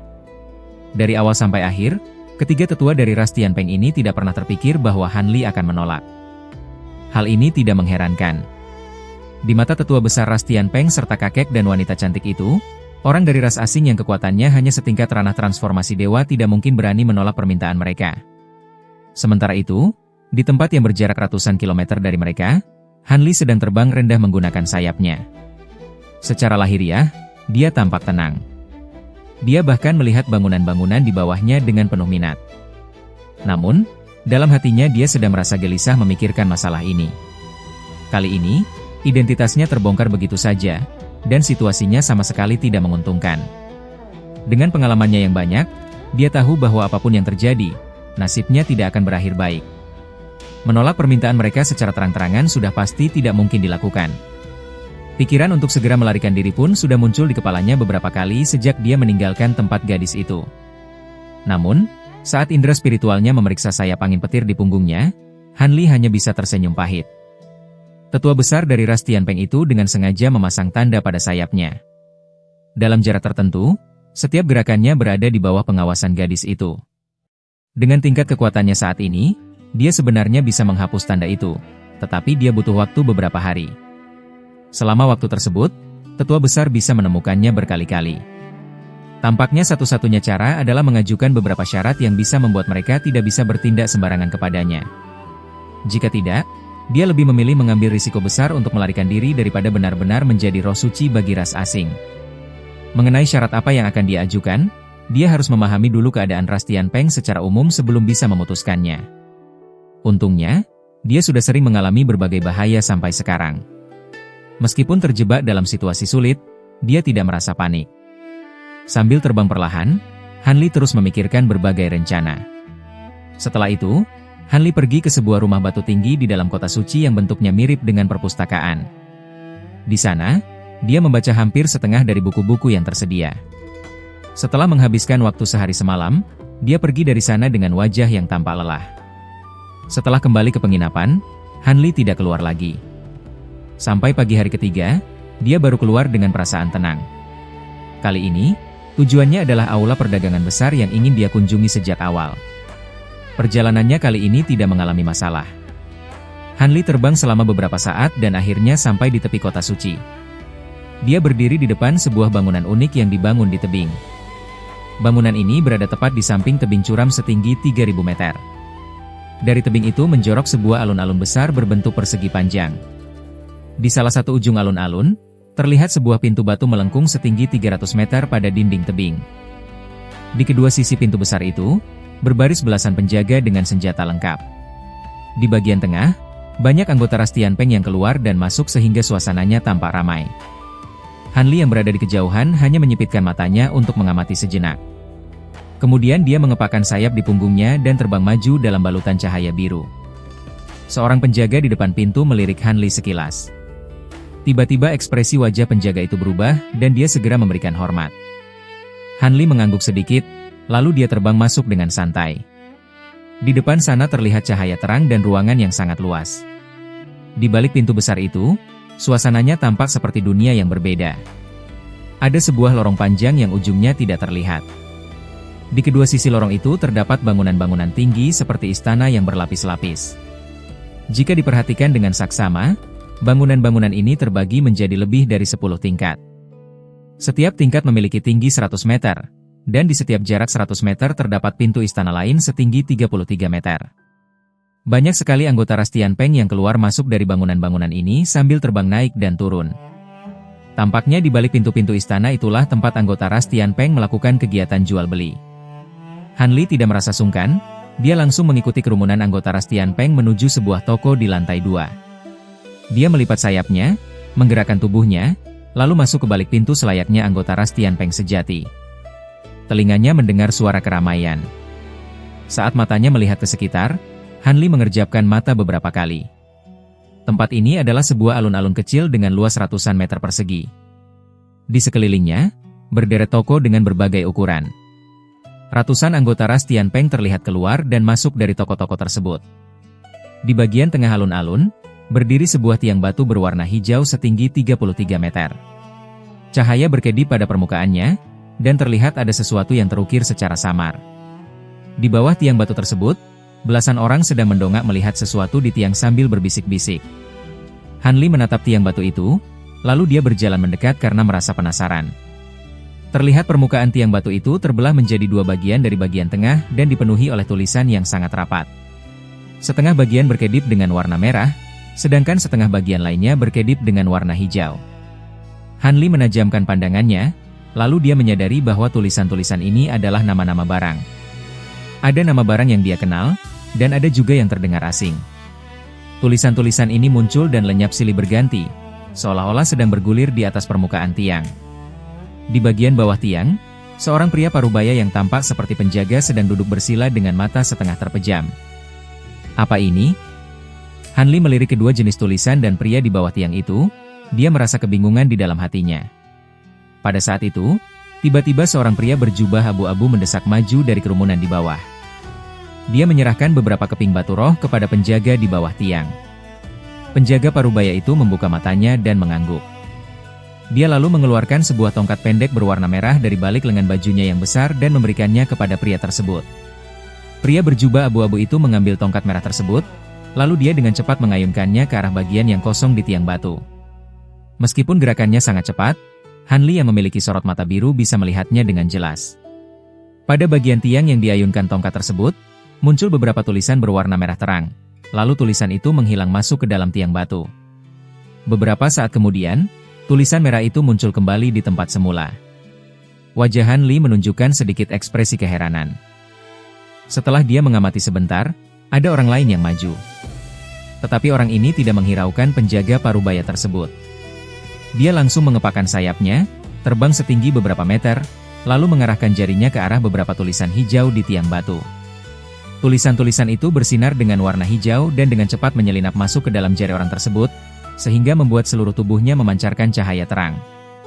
Anggota ras Tianpeng yang menyentuh tulisan itu memiringkan kepalanya, matanya menyipit seolah-olah dia sedang menerima sebuah informasi. Setelah cukup lama, dia menarik jarinya, berbalik, dan terbang menuju pintu utama. Beberapa orang di bawah juga meniru tindakan dua orang sebelumnya. Ada yang menulis sesuatu di tiang batu, dan ada juga yang langsung terbang ke arah tiang untuk menyentuh tulisan merah atau hijau tersebut. Melihat kejadian ini, Han Li mengusap dagunya dan mulai sedikit mengerti. Untuk memastikan dugaannya, dia melangkah maju tanpa ragu. Lalu dia menyentuhkan jarinya ke deretan tulisan hijau yang muncul di bagian bawah tiang. Tulisan-tulisan itu memancarkan cahaya hijau, dan sebuah hawa sejuk langsung melesat masuk ke kepalanya. Di dalam pikiran Han Li muncul sederet informasi. Dijual kayu cahaya mengalir kelas 1, jumlah tidak terbatas, harga 30.000 batu roh per meter kubik, lokasi di lantai 4, bangunan kelima, toko nomor 31.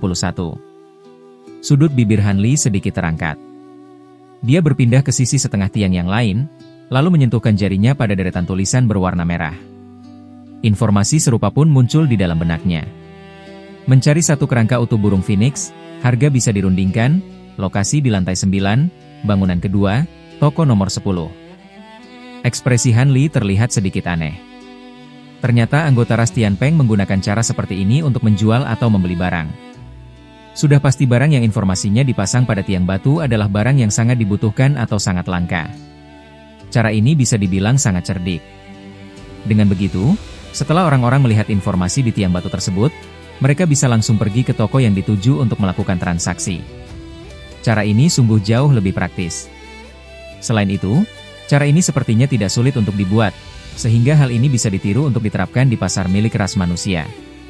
Sambil berpikir seperti itu, Han Li mundur beberapa langkah dan mulai mengamati dengan saksama tulisan hijau yang berisi daftar barang jualan. Dia berniat untuk membaca semua informasi di tiang itu, untuk melihat apakah ada barang yang menarik minatnya. Walaupun banyak nama barang yang berbeda akibat perbedaan ras, entah kenapa, sebagian besar nama barang yang langka terdengar hampir sama. Terutama untuk bahan-bahan yang memiliki nilai tinggi di mata kedua ras tersebut, nama panggilannya sama persis. Hal ini sempat membuat Han Li merasa cukup heran saat dia baru belajar bahasa milik ras roh terbang. Meskipun terasa agak aneh, dia tidak berniat untuk mencari tahu alasannya. Sekarang dia hanya mendongak dan menatap tiang batu tersebut dalam diam. Pandangan matanya tiba-tiba menajam. Han Li menatap ke arah beberapa tulisan hijau yang baru saja muncul di tiang batu, dan jantungnya langsung berdebar dengan kencang. Buah jaring hijau. Di tempat ini ternyata ada orang yang menjual benda tersebut. Wajah Han Li memerah, dan matanya tidak bisa menyembunyikan rasa gembira yang luar biasa. Buah ini merupakan bahan utama untuk membuat ramuan pusaka, pil jaring langit, yang sangat terkenal. Bagi Han Li, ini adalah salah satu buah spiritual yang paling dia inginkan. Meskipun pil spiritual ini tidak sehebat pil api hitam yang mana 3 butirnya bisa meningkatkan peluang keberhasilan untuk menembus ranah transformasi dewa tahap akhir hingga sebesar beberapa per 10, di mata sebagian besar kultivator tingkat tinggi. Bahkan bagi para monster tua yang berada di atas ranah penyatuan tubuh, nilai dari pil jaring langit jauh melebihi pil yang setingkat dengan pil api hitam. Jika pil jaring langit diminum sendirian, pil ini memang bisa membantu untuk menerobos hambatan kultivasi pada ranah transformasi dewa. Tetapi pada kenyataannya, pil spiritual ini jarang digunakan dengan cara seperti itu. Kebanyakan orang yang mendapatkannya akan menggunakan pil ini bersamaan dengan obat spiritual lainnya. Hal ini dikarenakan khasiat dari pil jaring langit sangatlah unik. Pil ini bisa menyatu dengan sempurna bersama sebagian besar jenis ramuan lain tanpa menimbulkan penolakan energi. Hal yang paling luar biasa adalah, jika pil ini diminum bersamaan dengan pil jadi lainnya, ada kemungkinan efek dari pil lain tersebut akan meningkat sebesar 3 hingga 5/10. Artinya, jika Hanli meminum sebuah pil yang bisa langsung menambah kekuatan kultivasi selama 10 tahun, lalu dia meminumnya bersamaan dengan pil jaring langit, maka ada kemungkinan kekuatan yang didapat akan bertambah menjadi 12 hingga 15 tahun. Selain pada beberapa pil dewa legendaris yang belum pernah diuji cobakan, efek peningkatan ini sebagian besar berguna untuk pil pada tingkatan apapun. Oleh karena itu, semakin tinggi nilai dan kelangkaan pil yang dimiliki oleh seorang kultivator ras manusia, mereka akan semakin ingin meminumnya bersamaan dengan sebutir pil jaring langit. Jika mereka beruntung dan efek pil tersebut meningkat hingga beberapa per 10, tentu saja mereka akan merasa sangat senang. Akan tetapi, peluang bagi pil jaring langit untuk memunculkan efek peningkatan itu benar-benar tidak bisa dipastikan.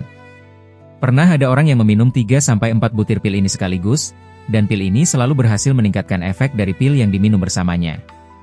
Namun, ada juga orang yang menghabiskan seluruh hartanya untuk membeli 7 hingga 8 pil jaring langit sekaligus, dengan niat untuk bertaruh habis-habisan. Hasilnya, tidak ada satu butir pun yang memberikan efek, sehingga membuat orang tersebut merasa sangat putus asa. Meskipun peluang keberhasilan efek bantuan pil jaring langit sangat tidak menentu, sejak pertama kali muncul, pil spiritual ini telah membuat banyak kultivator menjadi tergila-gila. Ketersediaan buah jaring hijau di sekitar wilayah ras manusia sudah habis dipetik hanya dalam waktu 1000 tahun lebih. Hal yang paling merepotkan adalah, buah jaring hijau ini membutuhkan waktu 5 hingga 6000 tahun untuk bisa matang. Setiap pohon hanya menghasilkan 1 buah saja. Begitu buahnya dipetik, seluruh pohon tersebut akan langsung kehilangan aura spiritualnya dan berubah menjadi pohon biasa.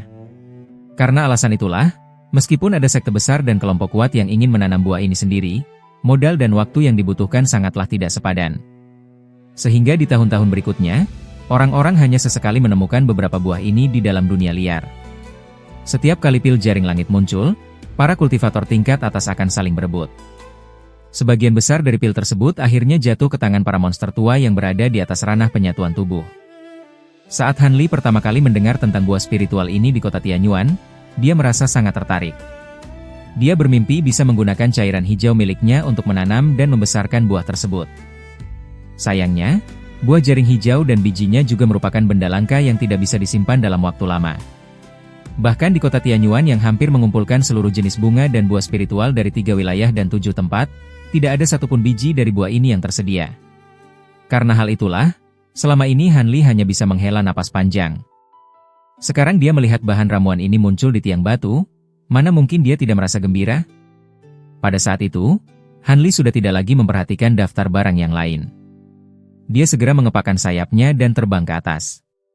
Dalam sekejap mata, dia sudah sampai di bagian tengah tiang, lalu dia menempelkan jarinya pada tulisan buah jaring hijau. Cahaya hijau menyala terang, dan sederet informasi langsung masuk ke dalam kepalanya. Tetapi begitu membaca isi pesannya, dia langsung mengerutkan keningnya. Harus berunding secara langsung, ini mungkin akan sedikit merepotkan. Gumam Hanli. Rasa gembira di wajahnya langsung berkurang setengahnya. Namun, karena ada harapan untuk mendapatkan buah jaring hijau, dia tidak akan menyerah begitu saja meskipun urusannya akan terasa sulit. Oleh karena itu, setelah berpikir sejenak di udara, tubuh Hanli berubah menjadi seberkas cahaya biru dan terbang keluar dari sana. Begitu keluar dari pintu tempat tersebut, dia langsung terbang ke lantai atas. Setelah sampai di lantai 9, dia kembali terbang menyusuri sebuah lorong ke arah depan. Tidak lama kemudian, Hanli melirik angka yang tertera di atas pintu sebuah bangunan istana, lalu dia terbang masuk ke dalamnya tanpa ragu sedikit pun. Bangunan istana itu sama persis dengan tempat sebelumnya. Baik luas maupun tata letaknya tidak ada yang berbeda. Jumlah anggota ras Tianpeng yang ada di sini juga jauh lebih sedikit daripada di lantai bawah. Hanya terlihat sekitar 20 hingga 30 orang saja. Hanli menyipitkan matanya dan melirik toko-toko yang ada di sekeliling. Sorot matanya berkedip, lalu dia berjalan diam-diam menuju sebuah toko berukuran sedang di sudut ruangan tersebut. Toko ini memiliki 2 lantai. Pintunya ditutup oleh sebuah lapisan cahaya berwarna biru. Di atas pintu tersebut tergantung sebuah papan giok berwarna merah pucat dengan tulisan, Toko Wanlei. Hanli melirik sekilas ke arah papan giok itu.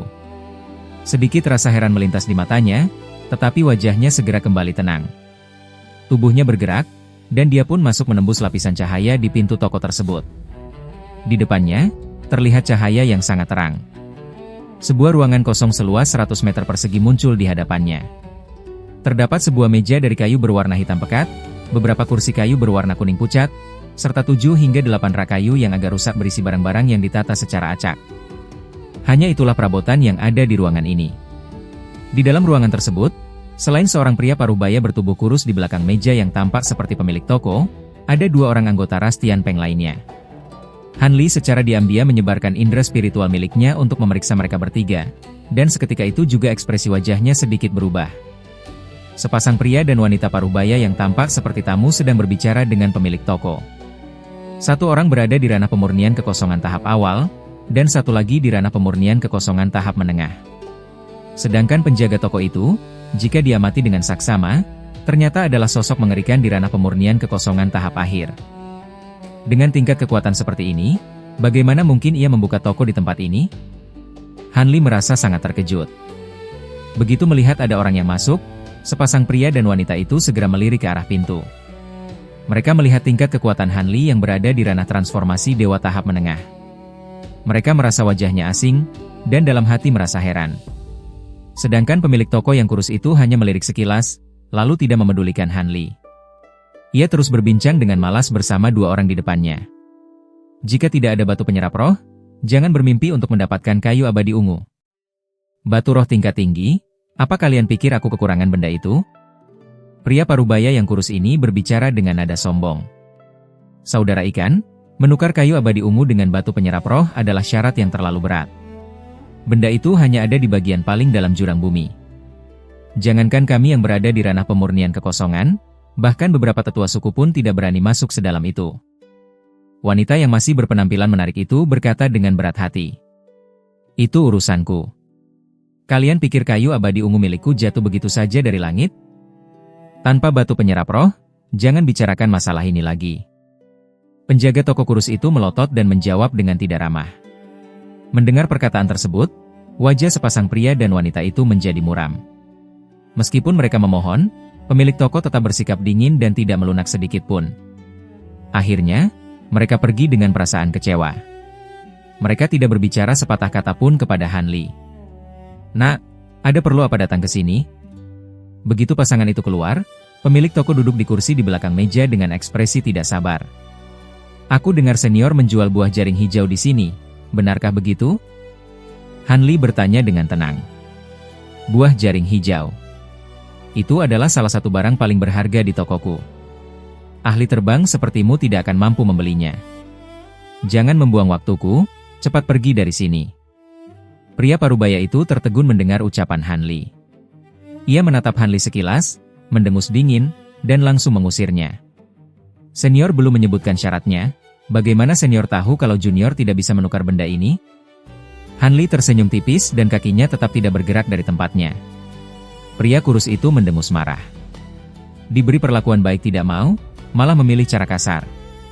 Salah satu dari sepasang sayap perak di punggungnya mengepak ke arah Han Li dari kejauhan. Terdengar suara letupan pelan, sebuah kekuatan besar yang tidak berwujud menekan Han Li. Udara di dekatnya bergetar hebat. Sudut mata Han Li berkedut. Ia tidak menghindar. Ia mengangkat satu tangannya, menggunakan jarinya seperti pedang, dan mengayunkannya dengan ringan. Cahaya keemasan berkelebat. Kekuatan besar itu terbelah menjadi 2 dan melewati sisi tubuh Han Li disertai suara gemuruh. Pemilik toko yang kurus itu berseru kaget. Pantas saja kau sedikit percaya diri, ternyata kau memang memiliki kemampuan. Ia merasa terkejut dan sorot matanya menunjukkan rasa heran. Sekarang, apakah junior sudah memenuhi syarat untuk bertransaksi dengan senior? Han Li bertanya lagi dengan tenang. Ya, kau memenuhi syarat. Tetapi tingkat kekuatanmu masih terlalu rendah untuk mengincar buah jaring hijau. Peluangmu sangat kecil. Pemilik toko menjawab dengan datar. Tanpa memberitahu junior cara menukarnya, bagaimana senior tahu kalau junior tidak bisa memberikan barang yang senior inginkan? Han Li kembali tersenyum. Karena kau sangat percaya diri, dan saat ini aku juga tidak memiliki tamu lain, tidak ada salahnya aku memberitahumu. Kelangkaan buah jaring hijau tidak perlu aku jelaskan lagi. Untuk menukarnya, aku akan memberimu 3 pilihan. Jika kau bisa memenuhi salah satunya, kau bisa membawa pergi buah jaring hijau. Pemilik toko merenung sejenak, lalu ekspresi wajahnya mulai melunak. 3 pilihan. Tampaknya buah jaring hijau memang tidak mudah untuk didapatkan. Jika mudah, mengapa senior memberikan begitu banyak pilihan? Hanli tersenyum kecut. Baguslah kalau kau sadar. Pilihan pertama, jika kau bisa memberikan teratai alam umbra atau kristal darah kegelapan yang sangat langka, aku akan langsung memberikan buah jaring hijau ini kepadamu. Pria kurus itu tertawa dingin, lalu berbicara dengan santai. Kedua benda spiritual itu hanya sekadar desas-desus. Tidak ada yang tahu apakah benda itu benar-benar ada atau tidak. Mustahil bagi junior untuk memilikinya. Hanli menggelengkan kepalanya. Pria parubaya itu terkekeh pelan. Mendengar jawaban tersebut, wajahnya menunjukkan ekspresi mengejek. Karena kau menganggap pilihan pertama tidak mungkin, aku akan menyebutkan pilihan kedua yang pasti bisa kau temukan. Jika kau memiliki 5 hingga 600 batu spiritual tingkat puncak, aku bisa memaksakan diri untuk menjual satu buah jaring hijau kepadamu. 5 hingga 600 batu spiritual tingkat puncak? Senior benar-benar menuntut harga yang sangat tinggi. Batu spiritual tingkat puncak sebanyak itu, bahkan beberapa tetua suku mungkin tidak memilikinya. Junior juga tidak bisa memenuhi pilihan ini. Ekspresi wajah Hanli berubah beberapa kali dan terlihat agak buruk. Jika pemilik toko hanya meminta sekitar 100 lebih batu spiritual tingkat puncak, Hanli mungkin masih bisa mengumpulkannya dengan menukarkan tanaman obat yang ia simpan. Namun untuk 5 hingga 600 buah, ia langsung menyerah. Pemilik toko mendengus pelan. Itu adalah barang milikku. Aku yang menentukan harga buah jaring hijau itu, jadi wajar jika aku yang menyebutkan syaratnya. Pemilik toko menjawab dengan sikap tidak peduli. Mendengar hal itu, Hanli tidak bisa berkata apa-apa. Kau tidak bisa menerima kedua syarat tersebut. Untuk pilihan ketiga, kemungkinan besar kau juga tidak akan bisa memenuhinya. Apakah kau masih ingin mendengarnya? Pria kurus itu berkata dengan nada dingin. Senior, sebutkan saja syaratnya. Hanli berkata dengan wajah muram. Mendengar jawaban Hanli, wajah pemilik toko menunjukkan ekspresi yang aneh.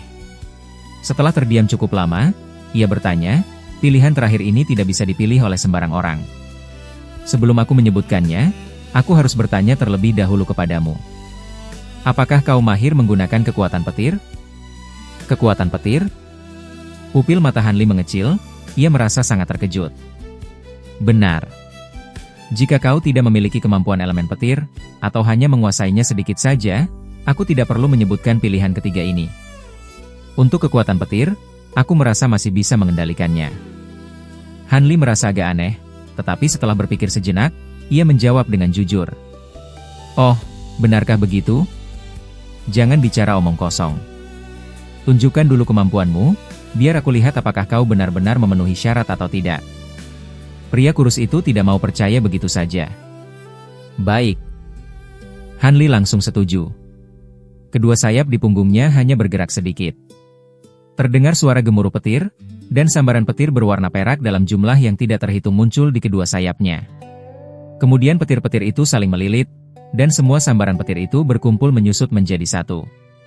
Hanya dalam sekejap mata, muncul belasan bola petir berwarna perak di sekitar tubuh Hanli.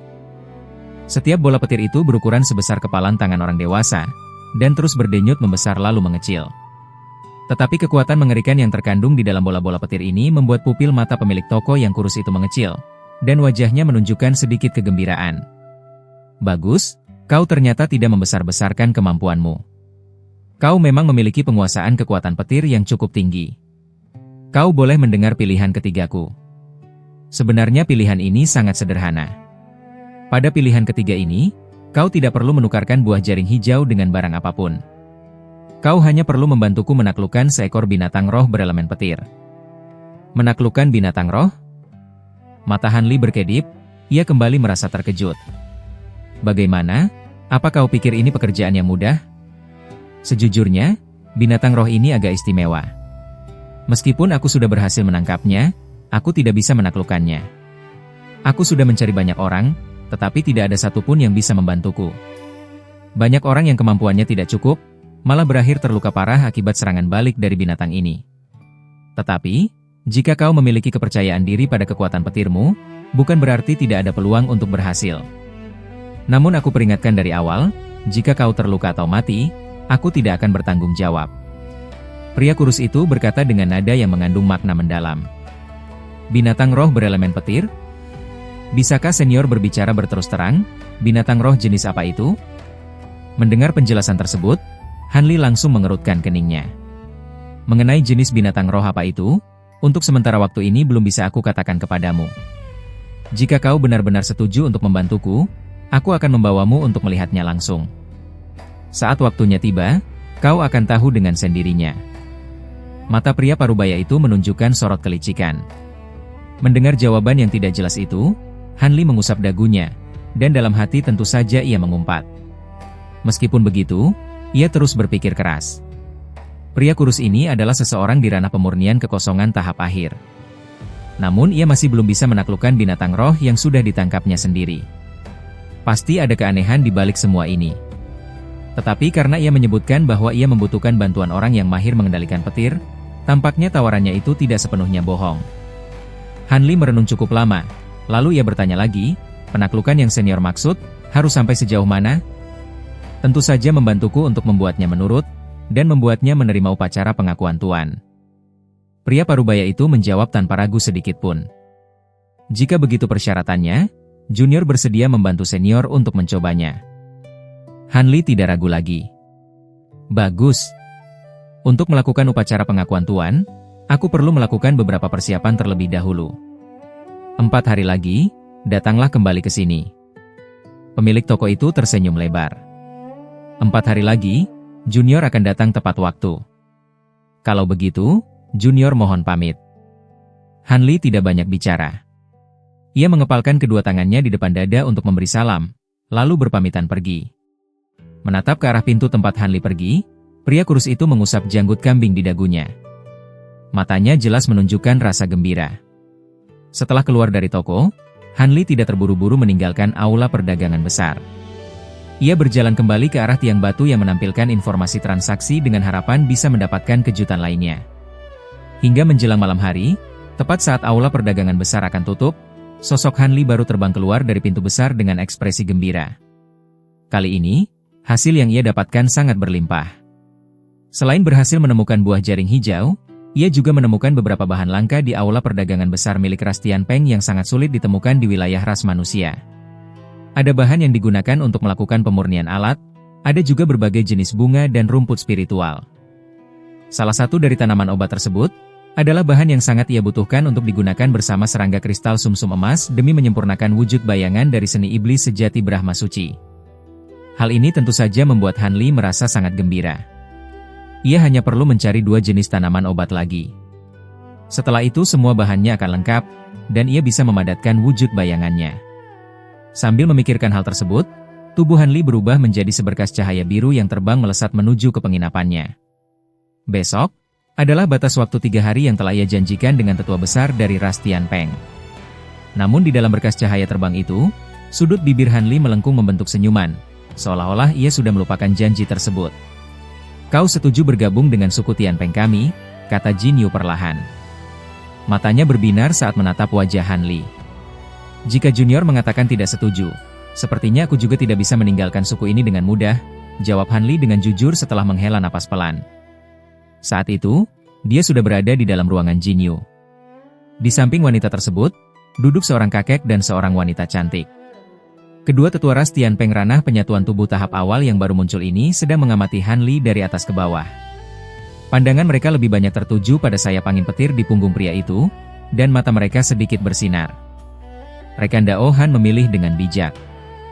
Selama roh suci suku kita bisa lulus ujian, suku ini pasti tidak akan merugikan rekan Dao. Nada bicara gadis itu terdengar gembira namun santai, seolah dia sudah menduga bahwa Hanli akan setuju. Jika ujiannya benar-benar seperti yang senior katakan, membantu kali ini tidak terlalu sulit bagiku. Namun, aku juga tidak ingin disingkirkan setelah dimanfaatkan. Karena itu, aku memiliki 2 syarat. Aku harap suku ini bisa menyetujuinya terlebih dahulu. Dengan begitu, aku tidak akan memiliki beban pikiran dan bisa membantu roh suci suku dengan sepenuh hati. Nada bicara Hanli berubah menjadi lebih serius. Syarat? Ras asing, sebutkan terlebih dahulu, tanya kakek bermargasu di sampingnya sambil mengerutkan kening. Aku meminta 1 relik Kunpeng dan hak untuk mencatat namaku di dalam kitab suci Sumpah Tianpeng, jawab Han Li sambil tersenyum. Relik Kunpeng dan kitab suci Sumpah Tianpeng? Mendengar ucapan Han Li, tidak hanya kakek bermarga Su dan wanita cantik itu yang berubah ekspresi, bahkan Jin Yu juga terlihat sedikit terkejut. Itu tidak mungkin. Suku ini hanya memiliki belasan relik Kunpeng. Setiap butirnya adalah pusaka suci dari para tetua besar suku yang telah wafat. Bagaimana mungkin kami memberikannya kepadamu? Mengenai Sumpah Tianpeng, meskipun itu hanyalah kitab tambahan, suku kami hanya memiliki 3 buah. Tidak ada tempat bagimu untuk menulis nama di sana. Kakek berjenggot merah itu terlihat muram dan langsung menolaknya. Benar, kedua benda ini adalah pusaka suci suku kami. Kami benar-benar tidak bisa menjanjikan hal itu. Saudara muda, bagaimana jika kau menggantinya dengan syarat lain? Wanita cantik di samping kakek itu menghela napas dan ikut menasihati. Gadis itu tidak berbicara. Matanya hanya berkedip beberapa kali seolah dia sedang memikirkan sesuatu. Aku membutuhkan relik Kunpeng bukan hanya untuk diriku sendiri. Setelah menelan relik tersebut, aku bisa menguasai kekuatan Kunpeng dan mengubah wujudku menjadi ras Tianpeng. Hanya dengan begitu, aku bisa menyamar sebagai roh suci suku ini tanpa ketahuan oleh suku lain. Dengan menggunakan relik, bulu Kunpeng yang sudah aku sempurnakan, serta darah Kunpeng sejati, seharusnya aku sudah memenuhi syarat untuk mencatat namaku di kitab Sumpah Tianpeng. Selain itu, hanya dengan cara inilah aku bisa yakin bahwa suku kalian tidak akan memiliki niat buruk kepadaku setelah ujian selesai, jelas Han Li dengan tenang.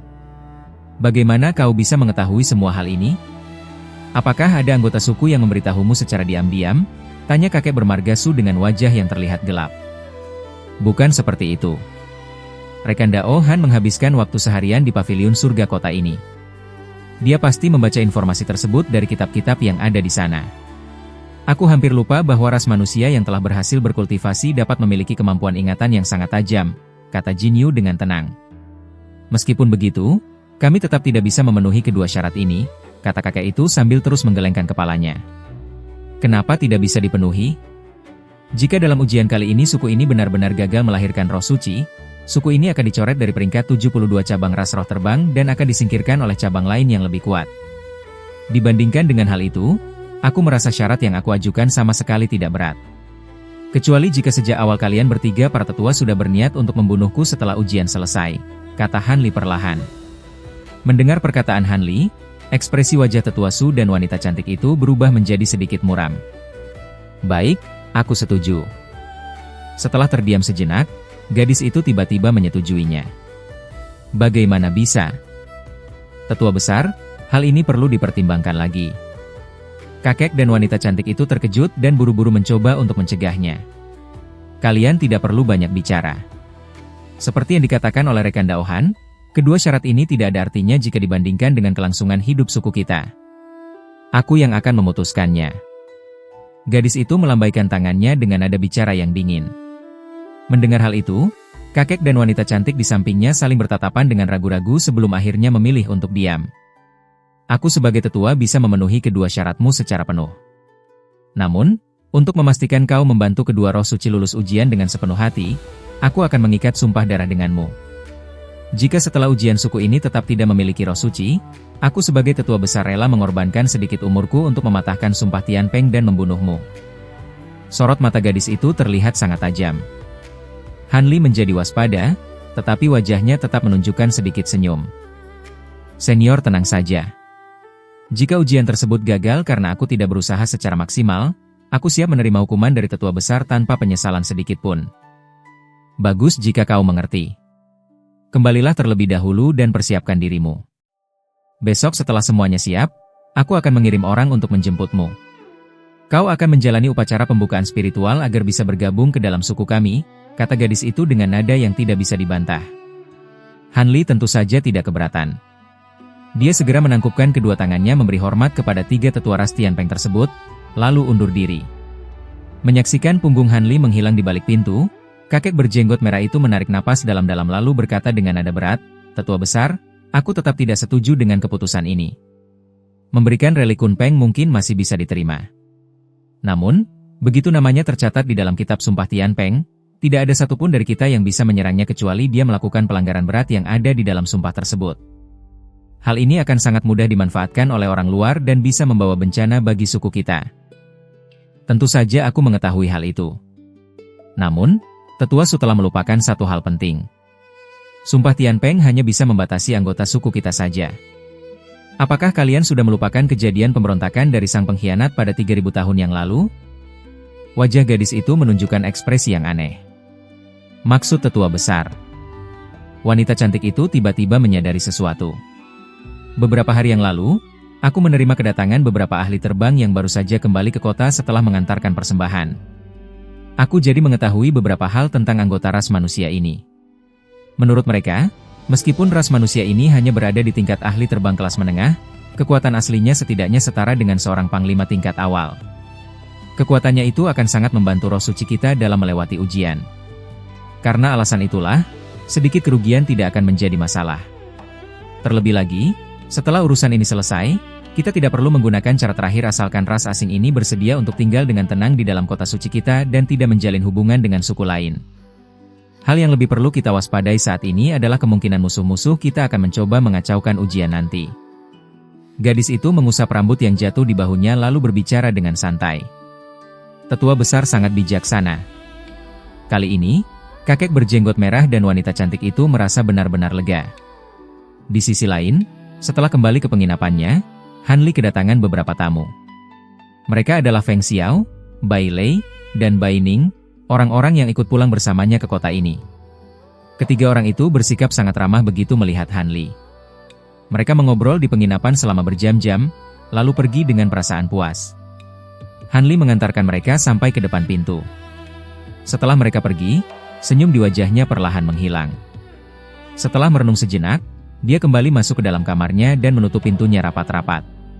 Keesokan paginya, 8 orang remaja ras Tianpeng yang terdiri dari 4 pria dan 4 wanita datang menjemputnya. Meskipun kultivasi mereka hanya berada di ranah pembangunan pondasi, mereka semua terlihat sangat muda dan memiliki bakat yang luar biasa. Han Li hanya menatap mereka sekilas dan tidak banyak bicara. Dia segera mengikuti ke-8 remaja itu untuk meninggalkan penginapan dan pergi menuju ke suatu tempat di dalam kota suci.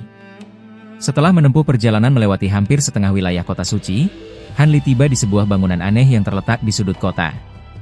Bangunan tersebut merupakan sebuah alun-alun besar yang terlihat seperti sebuah arena pertempuran. Alun-alun itu berbentuk bundar dan dikelilingi oleh dinding batu besar setinggi 300 meter, dengan luas mencapai beberapa kilometer persegi. Di atas dinding batu itu, berdiri ratusan patung batu berbentuk burung berukuran raksasa. Entah formasi larangan jenis apa yang dipasang di atasnya, seluruh patung burung itu memancarkan cahaya yang berkedip-kedip, kemudian membentuk sebuah lapisan pelindung cahaya 7 warna yang menutupi seluruh area alun-alun. Di bagian tengah alun-alun tersebut, terdapat sebuah panggung yang terlihat seperti altar persembahan. Panggung itu dibangun sepenuhnya menggunakan batu giok yang berwarna putih bersih. Saat ini, Han Li sudah berdiri di atas panggung giok tersebut. Di sekelilingnya, berdiri tegak belasan anggota ras Tianpeng yang terdiri dari pria dan wanita. Semuanya mengenakan jubah putih dan memiliki kultivasi di ranah pemurnian kekosongan. Jin Yu, kakek berjenggot merah, dan wanita cantik itu berdiri berdampingan di hadapan Han Li. Di belakang ketiga tetua ras Tianpeng tersebut, terdapat 2 orang wanita muda berpakaian pelayan yang masing-masing memegang sebuah nampan perak. Rekan Daohan, semua barang yang dibutuhkan sudah kami siapkan. Agar kau bisa menguasai kemampuan relik Kunpeng dan darah Kunpeng sebelum ujian dimulai, kami bertiga akan menggunakan kekuatan kami untuk membantumu memurnikan kedua benda ini dalam waktu yang singkat. Setelah itu, kami akan mengajarkan teknik rahasia kepadamu agar kau bisa mengubah wujudmu menjadi ras Tianpeng. Kami harap rekan Daohan tidak akan mengecewakan kami. Wajah gadis itu terlihat berseri-seri, dan matanya menatap langsung ke arah Han Li. Senior, tenang saja. Karena aku sudah setuju untuk membantu, aku pasti akan berusaha semaksimal mungkin, jawab Han Li dengan serius. Bagus. Satukan terlebih dahulu darah Kunpeng sejati tersebut ke dalam tubuhmu. Tetua Su akan mengerahkan kekuatan darah spiritualnya untuk memaksa darah sejati itu menyatu dengan aliran darahmu. Proses ini akan terasa sedikit menyakitkan, tetapi aku yakin kau bisa menahannya. Setelah itu selesai, kau bisa langsung menelan relik Kunpeng, dan aku sendiri yang akan membantumu untuk memurnikannya. Berhati-hatilah, jangan sampai iblis hati menyerang pikiranmu akibat serangan balik dari kekuatan Kunpeng yang ada di dalam relik tersebut. Karena kau bukanlah keturunan asli ras Tianpeng, proses ini akan memiliki sedikit risiko. Gadis itu memberikan beberapa pesan tambahan. Han Li tentu saja menyetujuinya. Melihat Hanli terlihat patuh, gadis itu menganggukkan kepalanya dengan puas. Dia lalu melambaikan tangan ke arah belakang. Seorang pelayan melangkah maju dengan penuh hormat dan menyodorkan nampan perak yang ada di tangannya. Jin Yu melirik nampan perak itu dengan tenang, lalu menjentikan jarinya yang putih mulus ke arah lapisan cahaya di atas nampan. Cahaya putih itu berkedip selama beberapa kali sebelum akhirnya menghilang. Di atas nampan tersebut, terlihat sebuah botol kecil berwarna hijau seukuran ibu jari. Botol itu memiliki bentuk yang kuno dan tidak terlihat terbuat dari emas maupun batu giok. Gadis itu menatap botol kecil tersebut. Cahaya perak yang tipis mulai memancar dari tubuhnya, dan ekspresi wajahnya berubah menjadi sangat sakral. Anggota ras Tianpeng lainnya yang berada di sana serempak sedikit membungkukkan badan mereka ke arah botol kecil itu begitu ia muncul. Wajah mereka semua dipenuhi dengan rasa hormat. Gadis itu merapalkan mantra dengan suara yang merdu. Salah satu tangannya menunjuk ke arah botol kecil tersebut. Seutas benang berwarna hijau melesat dari ujung jarinya dan mengenai botol kecil itu. Botol kecil itu bergetar, lalu terbang mengudara dan langsung melesat menuju Hanli. Hanli tidak berbicara. Ia segera duduk bersila di atas panggung giok. Pada saat yang sama, Tetua Su dan wanita cantik itu tiba-tiba mengulurkan tangan mereka. Keduanya masing-masing mengeluarkan sebuah benda. Satu benda berwarna merah seperti darah, sedangkan yang lainnya berwarna hijau segar. Benda-benda itu ternyata adalah sekuntum teratai darah seukuran telapak tangan dan sehelai daun pisang berwarna hijau. Teratai darah itu berputar dan membesar hingga berukuran 3 meter, lalu memancarkan aroma yang tipis. Daun pisang yang diselimuti cahaya hijau itu juga membesar hingga seukuran tubuh manusia, serta memunculkan tulisan berwarna hijau yang terlihat aneh dan berkilau. Alis Hanli sedikit bergerak. Sebelum ia sempat melihat kegunaan kedua benda itu, teratai darah tersebut jatuh tepat di atas kepalanya. Hanli awalnya merasa terkejut, lalu ia merasakan bagian bawah tubuhnya terasa lunak. Tubuhnya telah diangkat dengan ringan oleh teratai darah tersebut. Seketika, hidung dan mulutnya mencium aroma tipis dari teratai itu, sehingga membuatnya merasa sedikit pusing. Hanli tidak panik. Saat berada di tengah teratai, kedua matanya menyipit seperti setengah tertidur, tetapi ia tetap menjaga sisa kesadarannya. Tetua Su mengalirkan sedikit kekuatan sihir, dan kelopak-kelopak teratai darah itu perlahan menutup ke arah tengah. Dalam sekejap, semua kelopaknya menyusut dan berubah menjadi sebuah kuncup berwarna merah segar. Melihat hal tersebut, gadis itu menjentikan kelima jarinya ke arah botol kecil. Terdengar beberapa suara letupan pelan, lalu beberapa benang hijau melesat dan masuk ke dalam botol kecil itu. Botol kecil itu memancarkan cahaya hijau, dan tutupnya langsung menghilang. Segumpal cahaya hijau terbang keluar dari dalamnya. Terdengar suara lengkingan yang jernih. Setelah itu, gumpalan cahaya tersebut meredup dan berubah menjadi seekor burung berwarna hijau dengan ukuran sekitar 8 cm. Burung itu membentangkan sayapnya dan hendak terbang. Gadis itu sudah bersiap sejak awal. Sepasang sayap keemasan di punggungnya mengepak ke udara. Seketika, cahaya keemasan di kedua sayapnya menyala. Percikan cahaya keemasan menyembur keluar dan membungkus burung hijau tersebut. Burung itu berguling beberapa kali di dalam cahaya, lalu berubah menjadi setetes cairan berwarna hijau yang memancarkan sedikit cahaya perak. Gadis itu kemudian membentuk segel tangan dan kembali menunjuk ke arah cairan hijau di udara. Cahaya keemasan itu bergetar dan membungkus cairan hijau yang mulai jatuh ke arah kuncup teratai di bawahnya. Diiringi suara letupan pelan, cairan hijau yang terbungkus cahaya merah keemasan itu lenyap dan masuk ke dalam teratai darah. Saat itu, Tetua Su yang berada di samping tiba-tiba bergerak dan muncul tepat di sisi teratai darah tersebut. Ia mengangkat salah satu tangannya dan menekan bagian samping teratai. Diiringi suara kepakan sayap perak di punggung kakek itu membentang lebar. Cahaya sihir berwarna perak mengalir deras dari tangannya menuju ke dalam teratai darah. Wanita cantik itu juga melayang ke sisi lain dari teratai darah. Dari telapak tangannya, keluar pancaran cahaya berwarna putih. Seketika, seluruh bagian teratai darah itu mengeluarkan suara dengungan pelan, dan cahaya merah di permukaannya mulai berkedip-kedip. Pada saat itu, daun pisang hijau yang melayang di udara juga ikut jatuh. Namun, begitu menyentuh permukaan teratai darah, daun pisang itu meledak dengan sendirinya. Benang berwarna hitam kehijauan dalam jumlah yang tak terhitung memancar keluar, lalu masuk ke dalam teratai darah dan menghilang.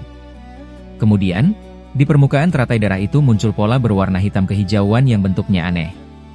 Setelah itu, cahaya merahnya meredup, dan suara dengungan pelan tersebut juga menghilang.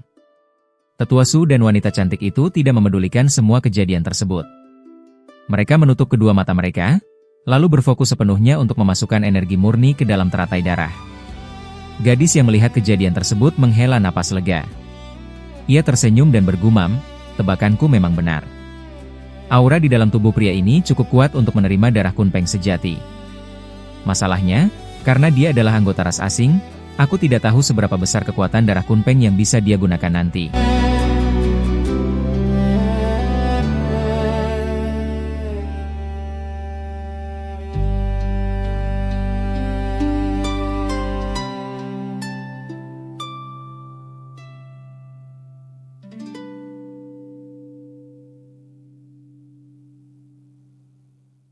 Setelah berbicara, gadis itu menatap anggota kelas atas ras Tianpeng lain yang berdiri di dekatnya.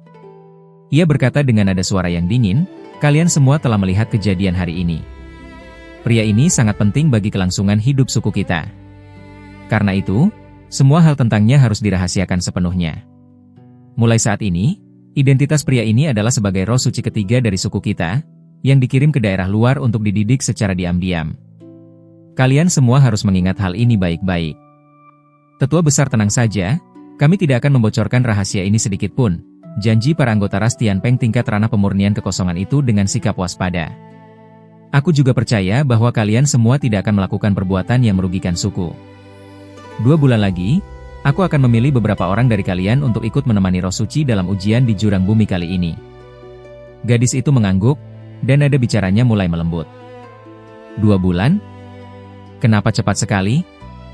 Bukankah awalnya ujian itu baru akan dilaksanakan 1 tahun lagi?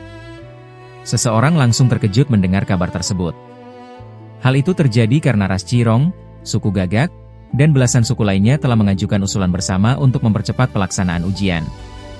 Dalam rapat bersama para tetua, meskipun para tetua dari suku kita sudah berusaha keras untuk menolak, sebagian besar peserta rapat telah menyetujuinya.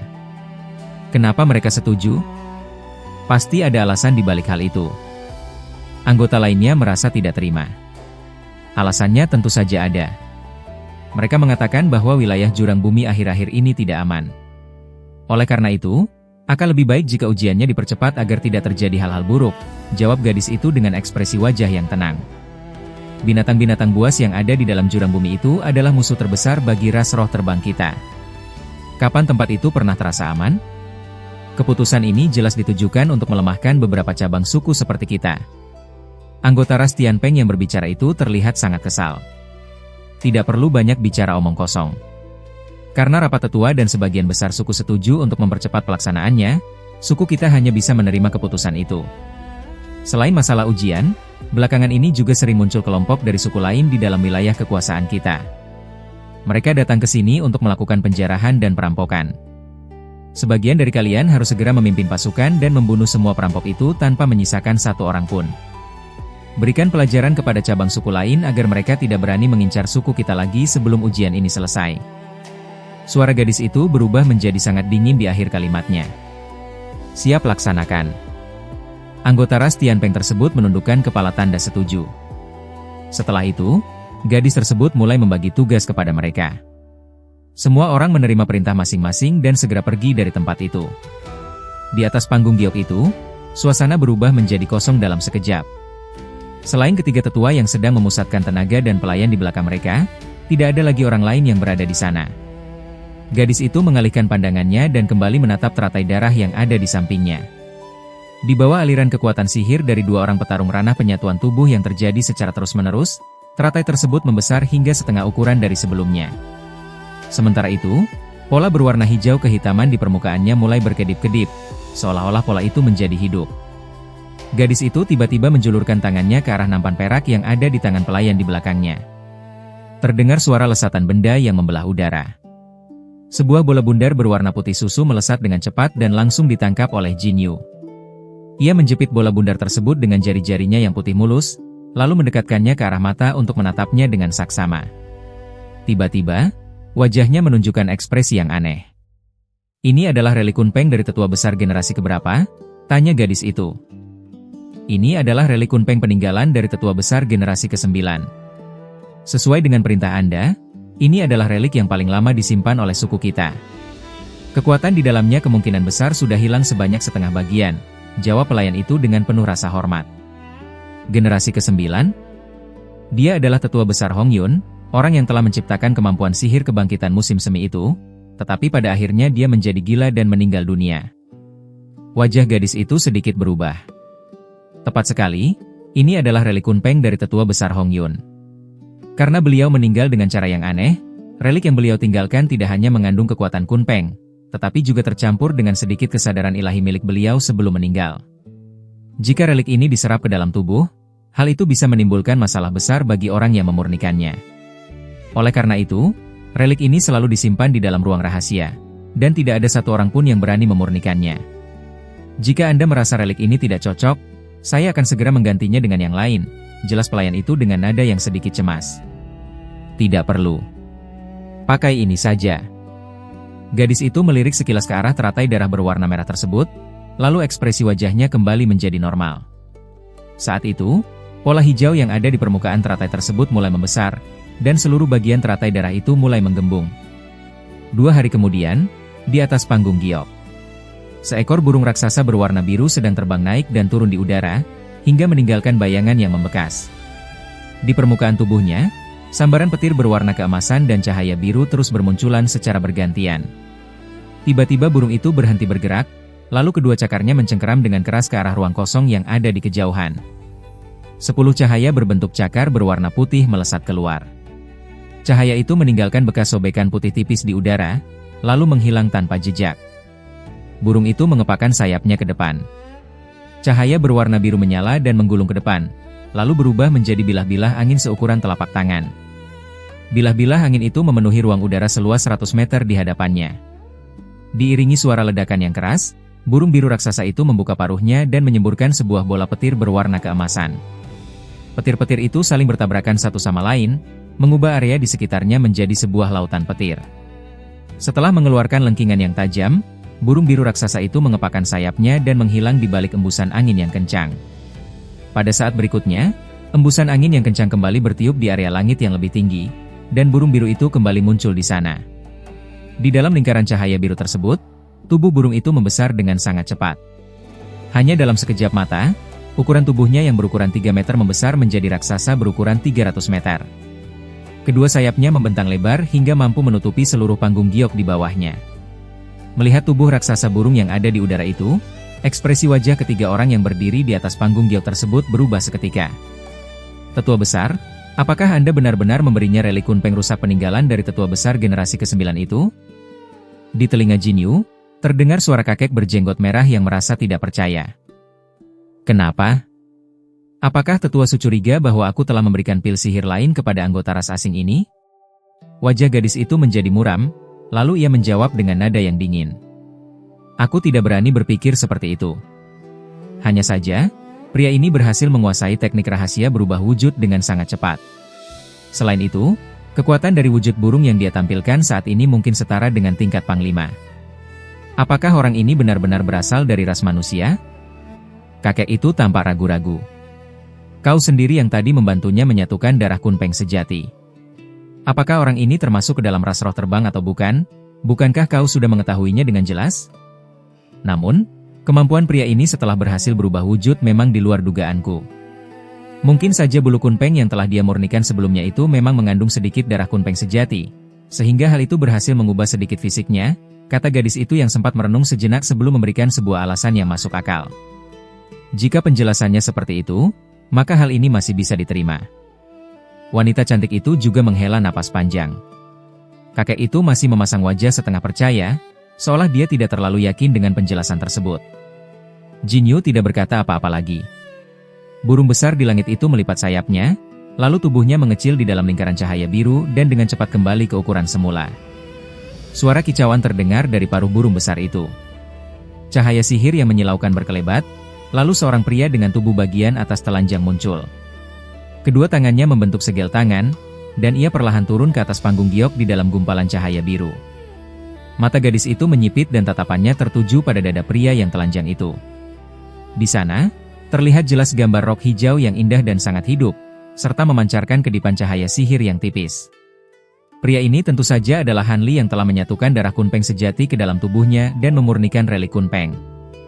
Wujud roh sejati.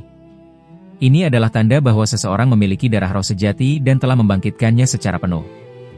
Hal ini juga merupakan pemandangan tidak biasa yang muncul pada sebagian besar roh suci.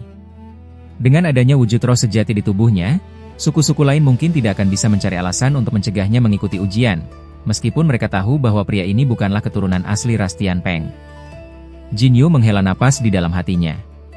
Setelah berpikir seperti itu untuk menenangkan diri, perasaannya menjadi lebih tenang. Sebaliknya, tetua Su dan wanita cantik itu semakin merasa tidak nyaman saat melihat gambar di dada Han Li. Kenyataan bahwa seorang anggota ras asing justru memiliki wujud roh sejati yang bahkan tidak dimiliki oleh sebagian besar petinggi suku mereka, tentu saja membuat keduanya merasa kesal. Cahaya berwarna keemasan dan keperakan berkelebat. Di tubuh bagian atas Han Li tiba-tiba muncul sebuah jubah panjang berwarna keemasan dan keperakan. Ia lalu mendarat di hadapan mereka bertiga, menangkupkan kedua tangannya, dan berkata, "Terima kasih kepada 3 senior yang telah membantu. Aku sudah menguasai 7 hingga 8 bagian dari teknik transformasi ilusi Tianpeng. Jika masih ada kekurangan, aku mohon petunjuk dari ketiga senior." Sikapnya terlihat sangat tulus. "Kemampuan berubah wujudmu sudah cukup bagus, jadi tidak ada lagi yang perlu kami ajarkan. Kau boleh pulang sekarang. 2 bulan lagi, sebelum aku membawamu untuk mengikuti ujian, aku akan mengeluarkan kitab Sumpah Tianpeng agar kau bisa menulis namamu di sana. Selama masa itu, kau boleh bergerak bebas asalkan tidak meninggalkan kota suci. Selain itu, ada satu hal lagi yang perlu aku katakan. Meskipun aku telah membantumu memurnikan relik Kunpeng, aura pembunuh dan beberapa hal lain di dalam relik tersebut masih belum sempat dibersihkan. Aura itu akan bersembunyi di dalam tubuhmu, tetapi hal itu tidak akan menimbulkan masalah dalam waktu dekat. Setelah kau kembali dari ujian nanti, aku akan membantumu membersihkannya," kata gadis itu dengan nada santai. Wajah Han Li sedikit berubah, tetapi ekspresinya segera kembali normal. "Senior, tenang saja. 2 bulan lagi, aku pasti akan datang untuk mengikuti ujian tepat pada waktunya." Gadis itu menganggukkan kepalanya. Han Li mengerti akan hal itu. Ia kembali memberi hormat kepada mereka bertiga, lalu tubuhnya berubah menjadi gumpalan cahaya biru dan ia langsung pergi undur diri. Ketiga orang itu menatap kepergian Han Li hingga sosoknya menghilang di ujung langit. Mereka tidak berbicara lagi, tetapi ekspresi wajah mereka terlihat berbeda-beda. Jin Yu menatap ke arah langit tanpa ekspresi, sementara wajah tetua Su dan wanita cantik itu berubah-ubah antara muram dan cerah, seolah-olah mereka berdua sedang memikirkan sesuatu dengan serius. Berjam-jam kemudian, Han Li sudah berada di dalam kamar tidurnya di lantai atas penginapan. Ia duduk bersila di atas ranjang kayu dengan mata setengah terpejam. Kedua tangannya membentuk segel tangan, dan cahaya biru di tubuhnya mulai berkedip-kedip. Otot wajahnya bergerak dan menunjukkan sedikit rasa sakit. Keringat sebesar biji kacang bermunculan di dahinya dan menetes ke bawah. Han Li menghela napas panjang. Ia melepaskan segel tangannya, dan cahaya biru di tubuhnya perlahan meredup. Ia kemudian membuka kedua matanya. Menarik.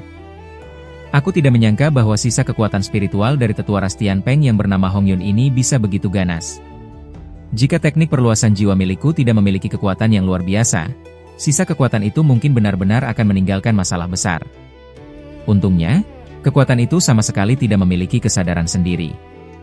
Aku bisa menekannya untuk saat ini, lalu memurnikannya sedikit demi sedikit, gumam Han Li pelan sambil mengedipkan matanya beberapa kali. Sebenarnya, meskipun hal itu hanyalah sebagian kecil kesadaran ilahi dari orang tersebut, sebagai seorang ahli ranah penyatuan tubuh, kekuatan spiritual yang tersisa itu tetap sangat luar biasa. Han Li mungkin akan membutuhkan waktu hingga ratusan tahun untuk bisa memurnikannya secara penuh. Namun karena hal itulah, efek yang didapatkannya setelah berhasil memurnikan kekuatan itu juga akan sama luar biasanya. Hal tersebut bisa meningkatkan kekuatan indera spiritualnya menjadi setengah bagian lebih kuat. Sedangkan mengenai sedikit aura pembunuh yang tersisa di dalam relik tersebut, Han Li sama sekali tidak mempermasalahkannya. Seni iblis sejati Brahma suci miliknya adalah penangkal yang sempurna untuk hal-hal semacam itu. Han Li merenung sejenak. Salah satu tangannya tiba-tiba mengelus jubah petir yang sedang dikenakannya. Diiringi suara sambaran petir, jubah itu berubah menjadi kilatan petir berwarna keemasan dan keperakan dalam jumlah yang tidak terhitung, lalu menyusut dan masuk ke dalam tubuhnya. Ia sedikit menundukkan kepala untuk melihat gambar burung raksasa berwarna biru yang ada di dadanya. Han Li mendengus pelan, Wujud Ras Tianpeng? Hal ini seharusnya disebut sebagai wujud seni kebangkitan roh. Wajah Han Li menunjukkan sedikit ekspresi yang aneh. Tiba-tiba ia mengulurkan satu jari dan menunjuk secara perlahan ke arah gambar tersebut. Sebuah pemandangan yang sangat ajaib pun muncul. Gambar rok hijau yang tipis itu tiba-tiba memancarkan sinar 5 warna, lalu berubah bentuk menjadi seekor merak 5 warna yang sedang membentangkan sayapnya lebar-lebar. Kemudian, cahaya berwarna keemasan menyala, dan gambar itu kembali berubah bentuk menjadi seekor kera keemasan yang sedang mengaum. Pada akhirnya, sebuah cahaya putih menyala, dan gambar tersebut langsung menghilang tanpa meninggalkan jejak. Jika Jin Yu dan kedua tetua ras Tianpeng lainnya melihat kejadian ini, mereka pasti akan merasa sangat terkejut. Bagaimana mungkin sebuah wujud roh sejati bisa terus berubah-ubah bentuk, dan bahkan pada akhirnya menghilang dengan sendirinya? Pada umumnya, begitu sebuah gambar yang mewakili wujud roh sejati muncul di permukaan tubuh seseorang, gambar tersebut akan terus melekat seumur hidup pada pemiliknya dan tidak akan bisa diubah dengan mudah. Han Li menatap dadanya yang kini bersih tanpa gambar, lalu wajahnya menunjukkan ekspresi puas. Mengenai 12 transformasi Jingze, saat ini aku sudah berhasil menguasai 3 macam mantra. Meskipun aku masih kekurangan darah sejati dari merak 5 warna dan kera raksasa gunung sehingga aku belum bisa benar-benar berubah menjadi penjelmaan roh sejati tersebut, kemampuan rahasia ini sungguh sangat luar biasa, gumamnya pelan. Kumpulan teknik sihir yang ia dapatkan secara kebetulan setelah memurnikan sisa kekuatan spiritual milik Hong Yun ini, secara teori memungkinkan dirinya untuk berubah menjadi 12 wujud roh sejati yang berbeda. Sungguh bisa dibayangkan betapa besarnya kekuatan yang akan ia miliki. Jika ia berhasil menguasai ke-12 wujud roh sejati tersebut secara penuh, dengan kemampuan gabungan dari banyak roh sejati di tubuhnya, bahkan seorang petarung di ranah dewa sejati pun mungkin harus mundur menjauh saat menghadapinya. Tentu saja, pemikiran itu hanyalah sebuah angan-angan belaka. Bahkan jika ia melatih teknik ini hingga mencapai tingkat yang paling tinggi, ia paling banyak hanya akan memiliki sebagian kecil dari kemampuan para roh sejati tersebut. Sayangnya, sebagai entitas yang sangat terkenal di alam roh, meskipun teknik 12 transformasi ini mencakup cara untuk berubah menjadi naga sejati dan Phoenix langit, mantra-mantranya masih tersembunyi di bagian paling dalam dari sisa kekuatan spiritual Hong Yun yang belum ia murnikan. Entah butuh waktu berapa lama lagi sampai ia bisa mendapatkannya. Jika ia sudah mendapatkannya, ditambah dengan ketersediaan sedikit darah naga sejati dan darah Phoenix langit yang saat ini ada di tangannya, ia pasti sudah bisa memiliki 2 perubahan wujud tambahan. Han Li merasa sedikit menyayangkan hal tersebut. Mengenai transformasi Kunpeng, teknik ini adalah fondasi dasar dari banyak perubahan lainnya, dan juga merupakan perubahan yang paling dikuasai oleh mendiang mantan tetua besar ras Tianpeng tersebut. Jika bukan karena alasan itu, meskipun tubuh Han Li tergolong sangat kuat, ia tetap tidak akan bisa menguasai inti dari teknik perubahan ras Tianpeng dengan begitu mudah saat ia baru pertama kali mempelajarinya. Kemudian Han Li teringat akan suatu hal, dan sudut bibirnya menunjukkan sedikit senyuman sinis. Melalui bantuan Jin Yu pada saat proses pemurnian relik Kunpeng, ia tidak bisa memurnikan banyak sisa kekuatan spiritual dalam waktu yang singkat, tetapi ia justru mendapatkan sebuah informasi yang sangat berguna. Mendiang mantan tetua besar ras Tianpeng yang bernama Hong Yun ini benar-benar seorang jenius langka yang hanya muncul dalam kurun waktu puluhan ribu tahun sekali. Dengan mempelajari teknik perubahan wujud ras Tianpeng secara tekun, ia berhasil menemukan sebuah cara untuk menyatukan berbagai macam teknik perubahan roh sejati, hingga akhirnya ia berhasil menciptakan seni kebangkitan roh. Namun sayangnya, meskipun ia adalah seorang petarung ahli ranah penyatuan tubuh tahap akhir dan telah berusaha sangat keras untuk mengumpulkan berbagai macam darah roh sejati, ia hanya berhasil menciptakan teknik sihir ini hingga mencapai 12 bentuk perubahan. Karena kekuatan kesadaran ilahi dan juga fisik tubuhnya tidak mampu mengimbangi beban yang terlalu besar, pada akhirnya ia mengalami serangan mental dari berbagai darah sejati tersebut, sehingga ia menjadi gila lalu meninggal dunia. Hal yang terasa agak aneh adalah, mantan tetua besar ras Tianpeng ini tidak pernah meninggalkan panduan cara untuk melatih teknik sihir ini kepada anggota ras Tianpeng sebelum ia menjadi gila. Han Li merasa sedikit kebingungan mengenai hal itu. Han Li tentu saja tidak mengetahui fakta bahwa saat Hong Yun masih menjabat sebagai tetua besar dahulu, ras Tianpeng sedang berada pada masa kejayaan mereka. Hong Yun menganggap bahwa dirinya memiliki bakat yang sangat luar biasa, sehingga ia berniat untuk menggunakan teknik sihir tersebut guna mengejutkan dunia dan menyatukan seluruh cabang dari ras roh terbang. Karena ambisinya itulah, ia sama sekali tidak pernah memberitahukan tentang kemampuan spesifik dari teknik sihir ciptaannya kepada siapapun. Para tetua lain pada masa itu hanya mengetahui bahwa Hong Yun telah menciptakan sebuah kemampuan sihir hebat yang bernama seni kebangkitan roh, tetapi mereka tidak mengetahui hal-hal lain di luar nama tersebut. Akibatnya, setelah Hong Yun menjadi gila akibat serangan balik dari darah sejati dan akhirnya wafat, tidak ada lagi orang yang mengetahui rincian isi dari seni kebangkitan roh tersebut. Adapun mengenai alasan mengapa reli Kunpeng peninggalannya itu mengandung kumpulan panduan teknik sihir tersebut, tidak ada seorang pun yang tahu kebenarannya. Mungkin hal itu hanyalah sebuah tindakan tanpa sadar yang dilakukan oleh Hong Yun setelah ia menjadi gila. Atau, mungkin saja secercah sisa kesadaran terakhirnya sesaat sebelum ia meninggal dunia tiba-tiba merasa ingin mewariskan teknik rahasia ini untuk sukunya, sehingga ia sengaja memasukkannya ke dalam pusaka tersebut. Han Li tidak ingin terlalu banyak memikirkan hal itu. Kumpulan mantra sihir ini sekarang sudah berada di tangannya, sehingga ia tentu saja tidak akan mengembalikannya kepada pihak Ras Tianpeng. Jika ia mengembalikannya, kemungkinan besar hal pertama yang akan dipikirkan oleh para tetua Ras Tianpeng dalam kegembiraan mereka bukanlah bagaimana cara untuk berterima kasih kepadanya, melainkan mereka pasti akan berniat untuk membunuhnya demi mencegah agar mantra rahasia ini tidak bocor kepada orang luar. Ia tentu saja tidak akan melakukan tindakan bodoh yang bisa membawa bencana bagi dirinya sendiri. Ekspresi wajah Han Li terus berubah-ubah saat ia sedang merenungkan semua hal itu. Tiba-tiba, sudut bibirnya terangkat dan menunjukkan sebuah senyuman tipis. Sebenarnya, selain berhasil mendapatkan seni kebangkitan roh, pada kesempatan kali ini ia juga telah memperoleh sebuah keuntungan besar lain yang membuatnya merasa sangat gembira. Hambatan kultivasi yang ia alami, di bawah pengaruh dari rangsangan darah Kunpeng sejati dan juga reli Kunpeng, entah bagaimana tiba-tiba berhasil ditembus hingga ia mencapai terobosan. Sekarang, Han Li sudah berada di ranah transformasi dewa tahap akhir. Dengan ditambah bantuan dari cairan katak sejati, maka perjalanan kultivasinya di masa depan akan bisa berjalan dengan jauh lebih lancar. Ketiga tetua Ras Tianpeng sebelumnya hanya merasa terkejut dengan betapa cepatnya ia berhasil menguasai teknik perubahan Ras Tianpeng, tetapi mereka tidak banyak berkomentar mengenai peningkatan kultivasinya. Entah karena mereka tidak menyadari hal itu, atau bisa juga karena peningkatan kultivasi sekecil itu dianggap tidak penting oleh ahli tingkat ranah penyatuan tubuh seperti mereka, sehingga mereka merasa malas untuk memedulikannya. Han Li menyipitkan matanya dan berpikir sejenak. Salah satu tangannya kemudian terbalik, lalu ia tiba-tiba mengeluarkan sebuah botol giok berwarna hijau dan menuangkan beberapa butir pil dari dalamnya. Setelah menelan pil-pil tersebut, ia kembali menutup mata dan duduk bersila. Karena ia baru saja naik ke ranah transformasi dewa tahap akhir, ia perlu mengokohkan fondasi kultivasinya terlebih dahulu. 1 hari kemudian, Han Li yang terlihat segar bugar meninggalkan penginapannya dan langsung melangkah pergi menuju ke aula perdagangan besar. Hari ini adalah hari janjinya dengan sang pemilik toko Wan Lei. Karena ia bertekad kuat untuk mendapatkan buah jaring hijau, ia tentu saja tidak akan mengingkari janjinya. Sepanjang perjalanan tidak ada masalah yang terjadi. Saat Han Li kembali berdiri di dalam toko yang berada di lantai 9 aula perdagangan besar tersebut, ia menatap pria parubaya bertubuh kurus di hadapannya dengan ekspresi wajah yang sedikit muram. Ada apa ini? Kenapa orang-orang ini juga berada di sini? Apakah Anda tidak hanya mengundangku saja? Pihak yang berbicara itu bukanlah Han Li, melainkan seorang pria bertubuh besar dengan janggut yang lebat. Pria itu mengenakan baju zirah berwarna hitam dan terlihat sangat gagah.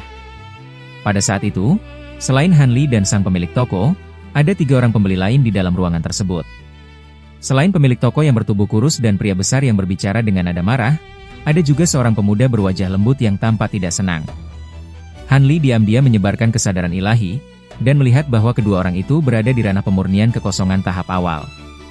Pria kurus itu melotot dan mendengus, "Aku tidak pernah bilang hanya akan membawa 1 orang untuk membantu menaklukkan binatang roh. Siapa yang tidak mau bergabung, silakan pergi. Aku tidak akan menghalangi kalian. Tetapi, jika kalian masih menginginkan kristal es hati, besi cahaya ungu, dan buah jaring hijau, lupakan saja." Pemuda dan pria besar itu saling berpandangan, sementara Han Li hanya mengerutkan kening. Pemuda itu bertanya dengan ragu, "Baik, 3 orang tidak masalah. Tetapi, jika di antara kami bertiga ada yang berhasil membantu menaklukkan binatang roh lebih dulu, apakah orang yang lain tidak akan mendapatkan apa-apa?" Pemilik toko tertawa meremehkan dan menjawab, "Tenang saja. Aku tidak pernah berpikir kalian akan bertindak sendiri. Aku butuh kalian bertiga menggunakan kemampuan petir secara bersama-sama. Jika tidak, berdasarkan pengalaman sebelumnya, kemampuan petir kalian tidak akan mempan. Asalkan binatang itu berhasil ditaklukkan, barang yang kalian minta akan kuberikan sesuai janji." Mendengar bahwa mereka tetap akan mendapatkan barang yang diminta, pria besar dan pemuda itu merasa lega dan tidak keberatan lagi. Pemilik toko melihat hal tersebut dan mengangguk puas. Namun, begitu matanya menatap Han Li, dia berseru heran. "Saudara Han, hanya dalam beberapa hari, Kau naik dari ranah ahli terbang tingkat menengah ke tingkat tinggi. Sungguh sulit dipercaya. Aku ucapkan selamat. Dengan peningkatan itu, kekuatan sihir petirmu seharusnya menjadi lebih besar. Dia bertanya dengan penuh minat. Han Li tersenyum tipis dan menjawab dengan setengah benar, junior hanya beruntung. Kekuatan petirku memang sedikit meningkat. Mendengar percakapan mereka, pria besar berbaju besi hitam dan pemuda itu menatap Han Li selama beberapa saat. Ekspresi mereka tampak sedikit heran. Pemilik toko lalu berkata, "Baik, karena tidak ada yang keberatan, ikuti aku. Aku sudah menempatkan binatang roh itu di tempat rahasia. Kalian harus ikut denganku."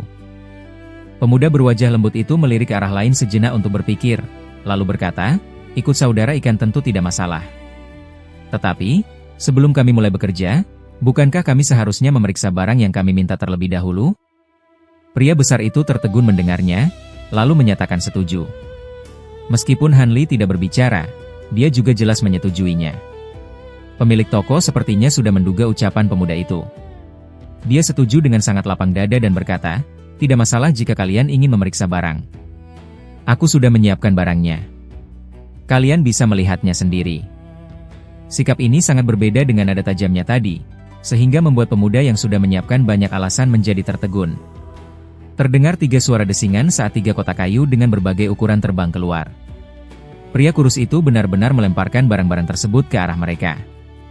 Pemuda dan pria besar itu merasa gembira.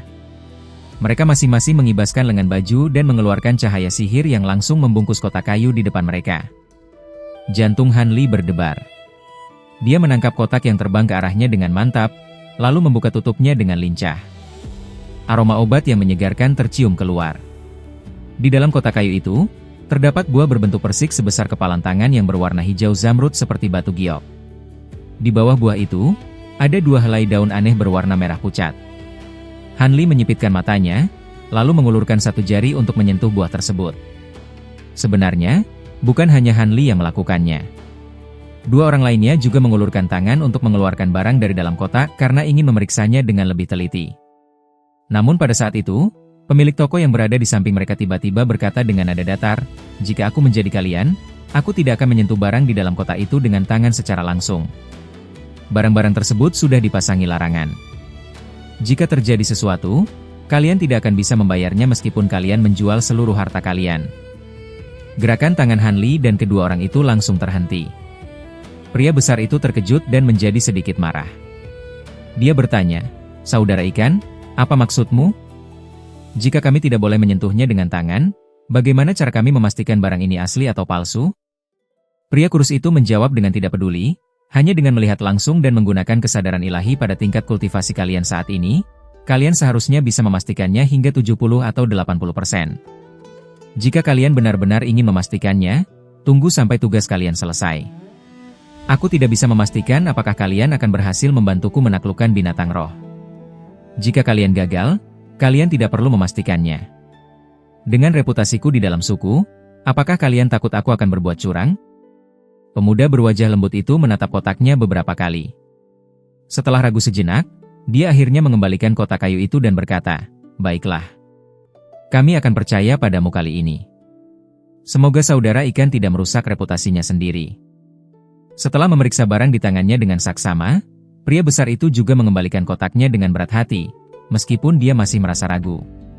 Setelah menyimpan kedua kotak kayu itu kembali, pemilik toko bermarga ikan tampak puas. Pandangannya kemudian beralih ke arah lain. Pada saat itu, Han Li sedang menatap buah berwarna hijau di dalam kotaknya. Cahaya biru berkedip secara rahasia di dalam pupil matanya, dan wajahnya tampak sedang memikirkan sesuatu dalam-dalam. Melihat reaksi Han Li yang seperti itu, pemilik toko sedikit tertegun dan bertanya dengan nada ringan, "Bagaimana, saudara Han? Apakah ada masalah dengan buah jaring hijau itu?" Han Li menggelengkan kepala dan menjawab, "Tidak ada." Dia lalu menutup kotak kayu itu dan melemparkannya kembali. Pria kurus itu menerima kotak kayu tersebut. Dia menatap Han Li lekat-lekat sekali lagi, lalu berjalan memimpin keluar dari pintu tanpa berbicara. Han Li dan kedua orang itu tentu saja mengikutinya dari belakang. Pria kurus itu terbang dengan sangat cepat. Namun, Han Li dan kedua orang itu bukanlah orang biasa. Mereka dengan mudah mengikutinya terbang keluar dari aula perdagangan besar menuju suatu arah di dalam kota suci. Setelah terbang selama 1 jam penuh, mereka tiba di sebuah sudut kota suci yang sangat terpencil. Di tempat ini, bangunan terlihat sangat jarang. Tidak banyak anggota ras Tianpeng yang berlalu lalang, sehingga suasana terasa sangat sunyi. Pemilik toko membawa mereka mendarat di depan sebuah bangunan rendah yang tidak terlihat mencolok. Bangunan berwarna abu-abu ini hanya memiliki tinggi sekitar 100 meter dan terdiri dari 2 lantai. Begitu kaki pria kurus itu menyentuh tanah, pintu besar bangunan tersebut terbuka dengan sendirinya. 2 orang pria yang tampak berusia 20-an segera keluar dari dalam. Mereka dengan cepat memberi hormat dan menyapa, "Selamat datang kembali, guru besar." Pemilik toko memberi perintah dengan ekspresi wajah yang dingin, "Kalian berdua berjaga saja di luar. Tanpa perintah dariku, tidak ada satupun orang yang boleh masuk." Kedua pria itu langsung setuju dan menjawab, "Baik." Mereka kemudian berdiri di kedua sisi pintu besar itu. Han Li menatap kedua penjaga itu sekilas. Setelah melihat bahwa mereka hanya berada di ranah pembentukan inti, dia tidak memedulikan mereka lagi. Pemilik toko memanggil mereka dan masuk ke dalam bangunan. Pemuda dan pria besar itu ragu sejenak, lalu ikut masuk ke dalam. Han Li masuk pada urutan terakhir. Luas bangunan itu tidak besar, dan semua perabotannya tampak biasa saja. 3 buah meja kayu berbentuk persegi dan lebih dari 10 kursi kayu mengisi setengah dari ruangan tersebut. Di dinding ruangan, tergantung beberapa lukisan kuno yang sudah agak menguning. Semuanya merupakan gambar binatang iblis dan pemandangan alam yang tampak sangat biasa. Pria besar itu tidak tahan untuk bertanya setelah melirik ke sekeliling ruangan. "Saudara ikan, apakah binatang roh itu benar-benar ada di sini?" Tempat ini sangat sempit dan tidak terlihat seperti tempat untuk mengurung binatang roh yang kuat. Tidak heran jika pria besar itu merasa ragu dan setengah percaya. Pemilik toko menatap pria besar itu dan berkata dengan nada yang tidak ramah, "Kita sudah sampai di sini. Apakah aku akan membohongi kalian? Ikuti aku." Dia kemudian berjalan ke arah dinding ruangan, tepat di depan sebuah lukisan pemandangan kuno yang sedang tergantung. Tiba-tiba, sebuah gulungan lukisan muncul dari dalam lengan bajunya. Dia menggoyangkan tangannya dengan ringan untuk membuka gulungan tersebut. Gulungan itu memperlihatkan gambar yang sama persis dengan lukisan yang tergantung di dinding. Melihat hal tersebut, pria besar dan Han Li merasa tertegun karena tidak mengerti maksud dari pemilik toko itu. Pemuda berwajah lembut melirik kedua gulungan itu sekilas, lalu raut wajahnya berubah drastis. Dia berseru, "Peta Gua Langit Sumi. Kau memiliki pusaka Rasu Guang." Pria besar itu merasa terkejut dan tidak percaya. Dia menimpali, "Peta Sumeru? Tidak mungkin, bukankah Rasu Guang hanya memiliki 7 salinan peta?" Meskipun Han Li merasa bingung, hatinya sedikit bergetar ketika mendengar kata Sumeru. Dia langsung menatap gulungan yang tergantung di dinding. Pada gulungan yang agak kekuningan itu, tergambar sebuah bukit berwarna hijau gelap. Terdapat beberapa bangunan di atas bukit tersebut, tetapi gambarnya terlihat buram dan tidak jelas. Pemilik toko tertawa dan berkata, "Kalian memang jeli. Ini memang peta Gua Langit Sumi. Namun, ini bukanlah bagian dari 7 salinan peta yang dianggap sebagai pusaka suku oleh Rasu Guang, melainkan peta Sumeru yang cacat." Pemuda dan pria besar itu tertegun dan bertanya, "Barang tiruan?" Pria kurus itu menunjukkan ekspresi bangga dan menjelaskan, "Benar. Bahkan tidak banyak orang di dalam Rasu Guang yang mengetahui masalah ini. Dulu, Rasu Guang menggunakan tulang spiritual dari merak 5 warna untuk membuat peta Gua Langit Sumi. Mereka sebenarnya tidak membuat 7 salinan, melainkan 10 salinan. Namun sayangnya, 3 salinan diantaranya mengalami kecacatan saat proses pembuatan, sehingga kekuatannya berkurang dengan sangat drastis. Oleh karena itu, ketiga salinan peta tersebut telah lama disembunyikan dan tidak pernah diumumkan. Karena berbagai alasan, ketiga peta Sumeru ini pada akhirnya keluar dari Rasu Guang dan jatuh ke tangan ras lain.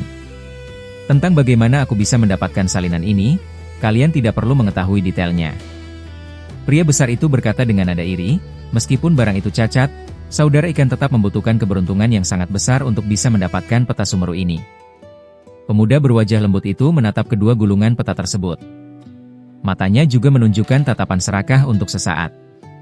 Meskipun wajah Han Li tidak menunjukkan keanehan apapun, hatinya tentu saja ikut bergejolak. Benda berbasis Sumeru adalah salah satu jenis artefak yang paling dia inginkan setelah tiba di alam roh. Benda ini berbeda dengan ruang semu yang dibuat dari retakan spasial di alam manusia, karena barang ini merupakan artefak dimensi sejati yang bisa dibawa kemana saja. Pemilik toko menyembunyikan senyumnya, lalu tiba-tiba menggoyangkan gulungan di tangannya. Dia berkata, "Baik, mari kita berangkat. Aku sudah menempatkan binatang roh itu di dalam dimensi kecil ini." Sebuah pemandangan ajaib pun terjadi. Cahaya sihir 5 warna tiba-tiba menyala pada gulungan di tangan pemilik toko. Gulungan itu kemudian bergetar dan berubah menjadi seberkas cahaya yang melesat masuk ke dalam lukisan yang tergantung di dinding. Pemilik toko mengucapkan mantra pelan, lalu menunjuk gulungan di dinding dengan salah satu tangannya. Gulungan di dinding itu juga berkelebat dengan cahaya sihir dan menyemburkan sinar yang sangat terang. Di bawah kendali pemilik toko, cahaya 5 warna itu menyapu tubuh semua orang yang ada di sana. Han Li merasa ragu sejenak, tetapi dia akhirnya tidak melawan. Dia membiarkan cahaya tersebut membungkus tubuhnya dengan rapat, sambil diam-diam menebalkan pelindung sihir di tubuhnya. Cahaya tersebut berkelebat dengan cepat. Lantai ruangan itu kini menjadi kosong dan tidak ada seorang pun yang tersisa di sana. Setelah cahaya yang menyilaukan meredup, Han Li membuka matanya kembali. Dia mendapati dirinya berada di sebuah alun-alun yang terbuat dari batu hijau. Tidak jauh di depannya, terdapat beberapa bangunan dengan berbagai ukuran. Han Li menyipitkan mata dan merasa bangunan-bangunan ini tampak tidak asing. Ternyata itu adalah bangunan di atas bukit yang ada di dalam gambar peta Gua Langit Sumi. Dia melihat ke sekeliling, lalu menghela napas. Dugaannya benar. Dia sekarang berada di atas sebuah bukit hijau kecil. Langit di sana berwarna biru dengan beberapa awan putih yang melayang. Dia memang sudah berada di dalam ruang yang sama persis dengan gambar yang ada di peta Sumeru. Ruang ini tampaknya tidak terlalu besar, hanya seluas beberapa kilometer. Seluruh area itu dikelilingi oleh dinding cahaya 5 warna. Tidak jauh dari sana, 3 orang lainnya juga muncul. Berbeda dengan pria besar dan pemuda itu yang melihat sekeliling dengan penuh rasa penasaran, pemilik toko langsung menggerakkan tubuhnya. Dia terbang melayang menuju ke arah bangunan-bangunan tersebut. Han Li dan 2 orang lainnya tidak berani lengah dan segera ikut terbang mengikuti.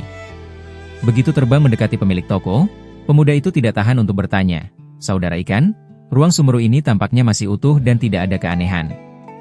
Sebenarnya, apa bagian yang cacat dari peta ini?" Pria kurus itu melotot dan menjawab dengan tidak ramah, "Apa kau pikir aku akan memberitahumu? Apa hubungannya kerusakan peta Sumeru ini dengan transaksi kita?" Mendengar hal itu, wajah pemuda tersebut berubah menjadi merah karena malu, namun dia akhirnya tertawa kecil dan mengabaikannya. "Aku hanya sedikit penasaran dan tidak ada niat jahat." Pemilik toko hanya mendengus. Karena dia akan membutuhkan tenaga pemuda ini sebentar lagi, dia tidak membalas dengan kata-kata yang lebih kasar. Setelah beberapa saat, dia tiba di depan sebuah pavilion bertingkat dan berhenti di udara dengan tangan di belakang punggung. Pavilion itu memiliki tinggi lebih dari 300 meter dan terdiri dari 3 lantai. Bentuk bangunannya terlihat kuno dengan bagian bawah yang lebar dan bagian atas yang runcing. Begitu Han Li dan yang lainnya mendekat, pria kurus itu memberi perintah dengan nada datar, "Binatang roh itu sudah aku kurung di dalam pavilion ini. Kalian ikutlah denganku untuk melihat binatang ini terlebih dahulu." Dia kemudian memimpin mereka untuk turun. Han Li dan 2 orang lainnya saling berpandangan, lalu mengikuti dari belakang. Pria kurus itu tidak mendarat di pintu masuk lantai dasar, melainkan melayang menuju ke jendela di lantai 2 dan berhenti di sana. Han Li dan yang lainnya merasa sedikit heran, tetapi tidak lama kemudian mereka juga sampai di lantai 2. Mereka melihat ke dalam jendela dan hanya melihat lapisan cahaya berwarna perak. Ternyata seluruh lantai 2 pavilion itu sudah disegel dengan larangan. Mata pemuda berwajah lembut itu berkedip. Sebelum dia sempat berbicara, tiba-tiba terdengar suara gemuruh yang keras. Lapisan cahaya di depan mereka bergoyang sedikit, dan seluruh bangunan pavilion itu juga ikut bergetar. Kemudian, suara petir yang terus-menerus terdengar seperti badai dari dalam lapisan cahaya tersebut. Telinga mereka berempat hanya dipenuhi oleh suara gemuruh petir yang sangat keras. Mereka seolah-olah berada di dunia yang sedang diamuk badai petir, sehingga kesadaran ilahi mereka sedikit terganggu. Han Li bukanlah orang biasa. Dia terkejut dan segera mengalirkan teknik Dayan di dalam tubuhnya, sehingga dia bisa segera sadar kembali dalam sekejap. Pemilik toko dan pria besar yang berada di ranah pemurnian kekosongan juga menggunakan kemampuan mereka dan segera pulih. Namun, wajah pemuda dan pria besar itu tetap terlihat agak pucat. Pria besar berbaju besi hitam menatap tajam ke arah jendela dan bertanya, "Apakah ini binatang roh yang ingin kau taklukkan, saudara ikan?" "Benar, ini binatangnya. Kalian jangan khawatir. Binatang ini masih terperangkap di dalam larangan. Sebelum dilepaskan, dia tidak akan membahayakan siapapun, jawab pemilik toko dengan tenang, meski matanya menunjukkan rasa gembira. Kemudian, pemilik toko mengeluarkan sebuah gulungan dari tangannya setelah cahaya petir berkelebat. Benda itu adalah peta gua langit Sumi. Kali ini, dia tidak membuka gulungan tersebut. Salah satu tangannya memegang ujung gulungan, sementara ujung lainnya menunjuk pelan ke arah lapisan cahaya perak tadi. Sebuah pemandangan aneh pun muncul. Lapisan cahaya di jendela itu retak seperti kaca, lalu hancur berkeping-keping. Pemilik toko segera mengepakkan sayap di punggungnya dan masuk ke dalam pavilion. Pria besar dan pemuda yang sudah tidak sabar juga langsung masuk tanpa berpikir panjang. Hanli mengusap dagunya dan merenung sejenak, lalu perlahan-lahan dia ikut terbang masuk. Terdengar suara dentuman keras dan seluruh pavilion bergetar lagi. Tekanan energi sihir dari unsur petir menyerang mereka dengan sangat kuat. Ekspresi wajah Hanli sedikit berubah saat baru masuk. Dia hampir saja menghindar karena tekanan tersebut. Namun, dia tetap melayang masuk dan menahan tekanan itu dengan cahaya pelindung di depannya. Saat itulah, dia bisa melihat semuanya dengan jelas. Lantai 2 pavilion ini ternyata jauh lebih luas daripada yang terlihat dari luar. Luasnya mencapai 600 hingga 1000 meter, sehingga tempat ini terlihat seperti sebuah alun-alun kecil. Di bagian tengahnya, berdiri 81 tiang tembaga besar berwarna kuning yang diukiri dengan gambar berbagai binatang aneh. Tiang-tiang ini mengelilingi area seluas 100 meter di tengah ruangan. Sambaran petir hitam yang aneh tampak berkilat di sana dan mengeluarkan suara gemuruh, membentuk sebuah sangkar sihir yang besar. Di dalam sangkar tersebut, terdapat gumpalan asap hitam setinggi 3 meter yang bergulung-gulung. Dari dalam asap hitam itu, sesekali memancar sambaran petir berwarna putih keperakan. Namun, setiap kali petir perak itu mengenai jaring petir hitam, petir itu langsung menghilang. Pria besar berbaju besi hitam merasa sedikit tertegun melihat asap hitam tersebut. Dia bertanya, apakah itu binatang roh unsur petir yang kau maksud? Kenapa? Apa kalian meremehkan binatang ini? Kekuatan binatang petir ini jauh lebih hebat dari yang bisa kalian bayangkan, jawab pemilik toko sambil tertawa dingin. Binatang petir? Hanli mengerutkan kening dan bergumam pelan. Benar, itu adalah nama binatang ini. Aku tidak perlu menjelaskan panjang lebar tentang asal-usulnya, tetapi di dunia ini hanya ada satu binatang seperti ini, ujar pemilik toko sambil menatap tajam ke arah asap hitam di dalam jaring petir. Wajahnya menunjukkan sedikit ambisi yang besar. Pemuda berwajah lembut itu mengerutkan kening karena tidak percaya. Dia melihat sambaran petir perak dari asap hitam itu dan berkata, kelihatannya serangannya tidak terlalu hebat. Serangan? Binatang ini bahkan belum menyerang. Cahaya petir itu hanyalah aura bawaan dari tubuhnya. Sekarang, aku akan menunjukkan wujud asli dan kekuatan serangannya kepada kalian, jawab pria kurus itu dengan nada meremehkan. Tiba-tiba dia melambaikan tangannya, dan cahaya putih melesat dari lengan bajunya. Cahaya itu berputar di udara lalu mendarat di puncak tiang tembaga yang paling besar. Ternyata, itu adalah seekor binatang kecil bersayap yang berwarna putih bersih. Seluruh tubuhnya dipenuhi duri sepanjang 7 hingga 8 cm, mirip seperti seekor landak yang bisa terbang. Sepertinya pemilik toko telah memasang sebuah sihir pengikat, karena begitu mendarat di tiang, binatang kecil itu menjadi lemas dan tidak bisa terbang. Dia hanya bisa merayap sambil gemetar ketakutan. Itu binatang Haomang. Pria besar dan pemuda itu segera mengenali wujud binatang tersebut. Itu adalah binatang buas yang sangat terkenal di ras roh terbang. Mereka hampir tidak percaya dengan apa yang mereka lihat. Binatang itu sangat ganas dan bahkan berani menyerang ahli tingkat pemurnian kekosongan. Namun sekarang, binatang itu menjadi sangat lemah setelah diletakkan di atas tiang tersebut. Baru saja mereka berpikir demikian, tiba-tiba sebuah tangan besar berwarna biru keluar dari dalam asap hitam. Tangan itu mencengkeram ke arah binatang Haomang. Sebelum jari-jarinya menyentuh binatang kecil itu, sebuah sambaran petir perak sudah muncul terlebih dahulu. Terdengar suara ledakan, dan binatang kecil itu terpental hingga berada di luar jaring petir hitam karena ketakutan. Tangan biru itu juga terpental saat mengenai jaring petir hitam tersebut. Suara lolongan aneh yang penuh kemarahan terdengar dari dalam asap hitam. Diikuti dengan suara petir, cahaya perak yang menyilaukan meledak dari dalam asap.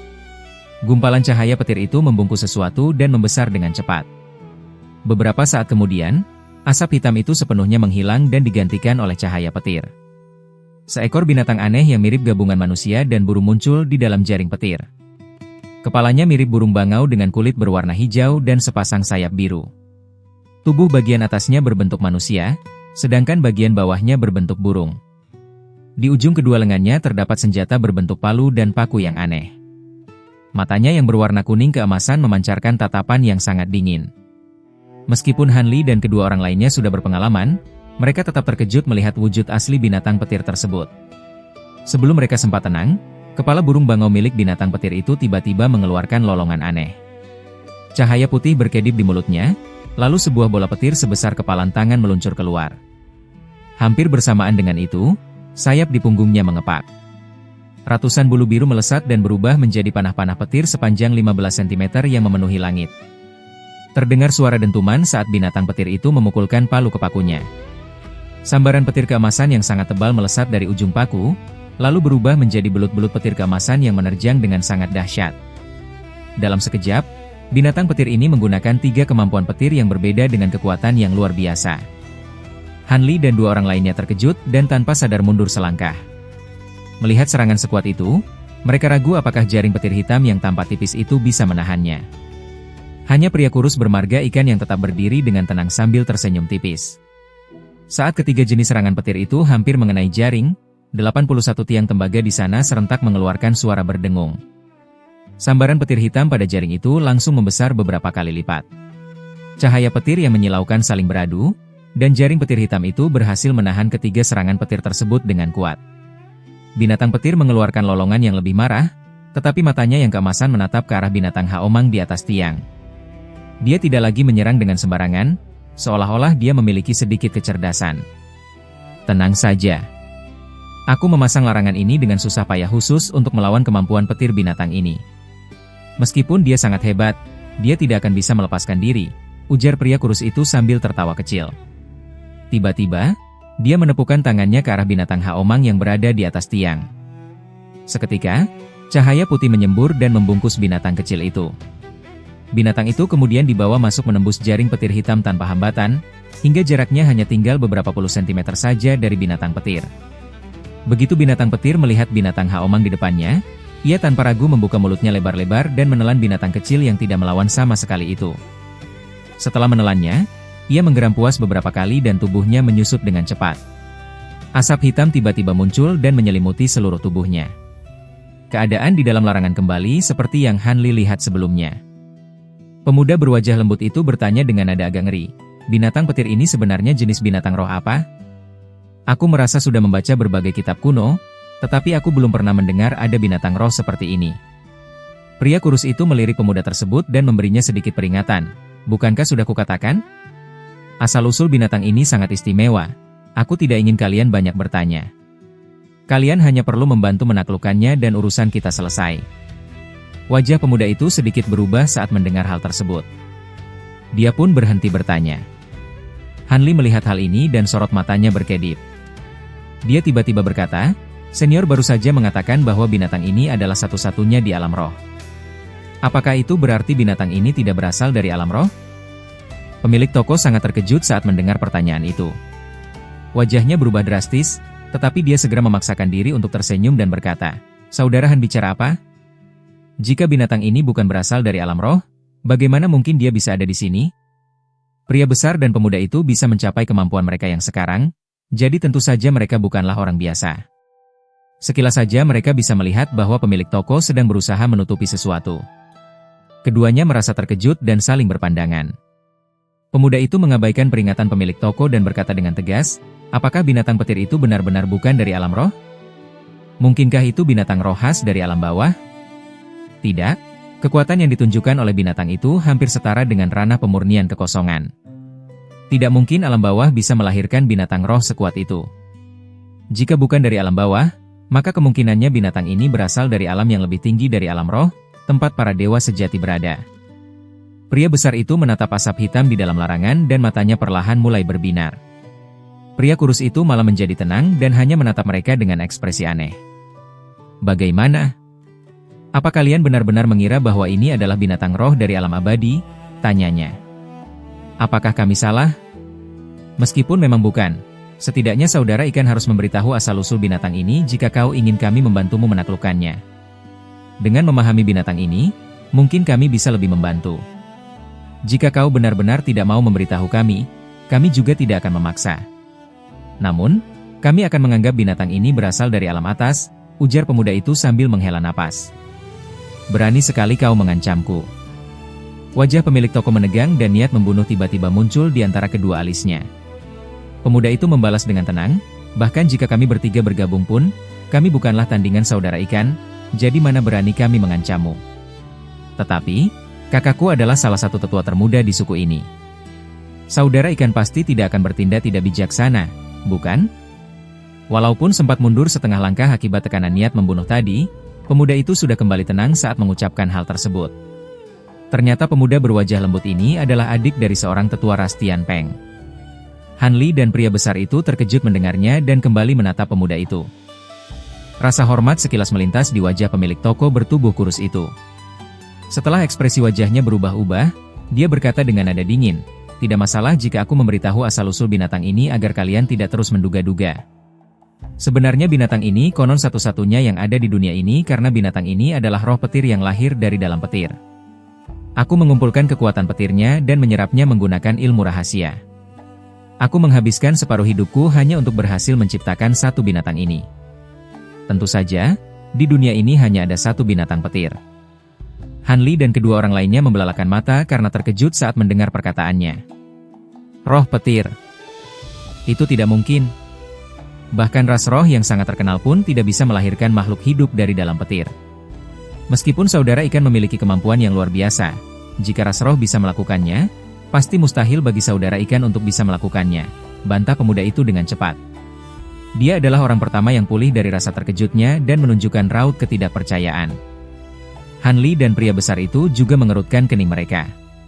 Sangat di luar dugaan Han Li dan yang lainnya, pemilik toko bermuka muram itu terdiam cukup lama sebelum mengatakan sesuatu yang membuat mereka kembali terkejut. Tentu saja, aku tidak mungkin bisa melakukannya hanya dengan usahaku sendiri. Dulu, aku pernah berkelana ke beberapa wilayah ras asing.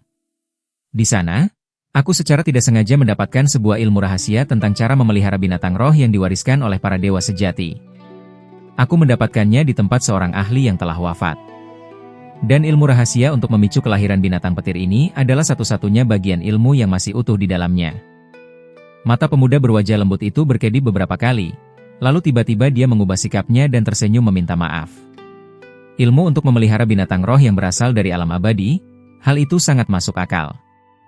Maafkan aku atas kelancanganku tadi, mohon saudara ikan jangan marah padaku.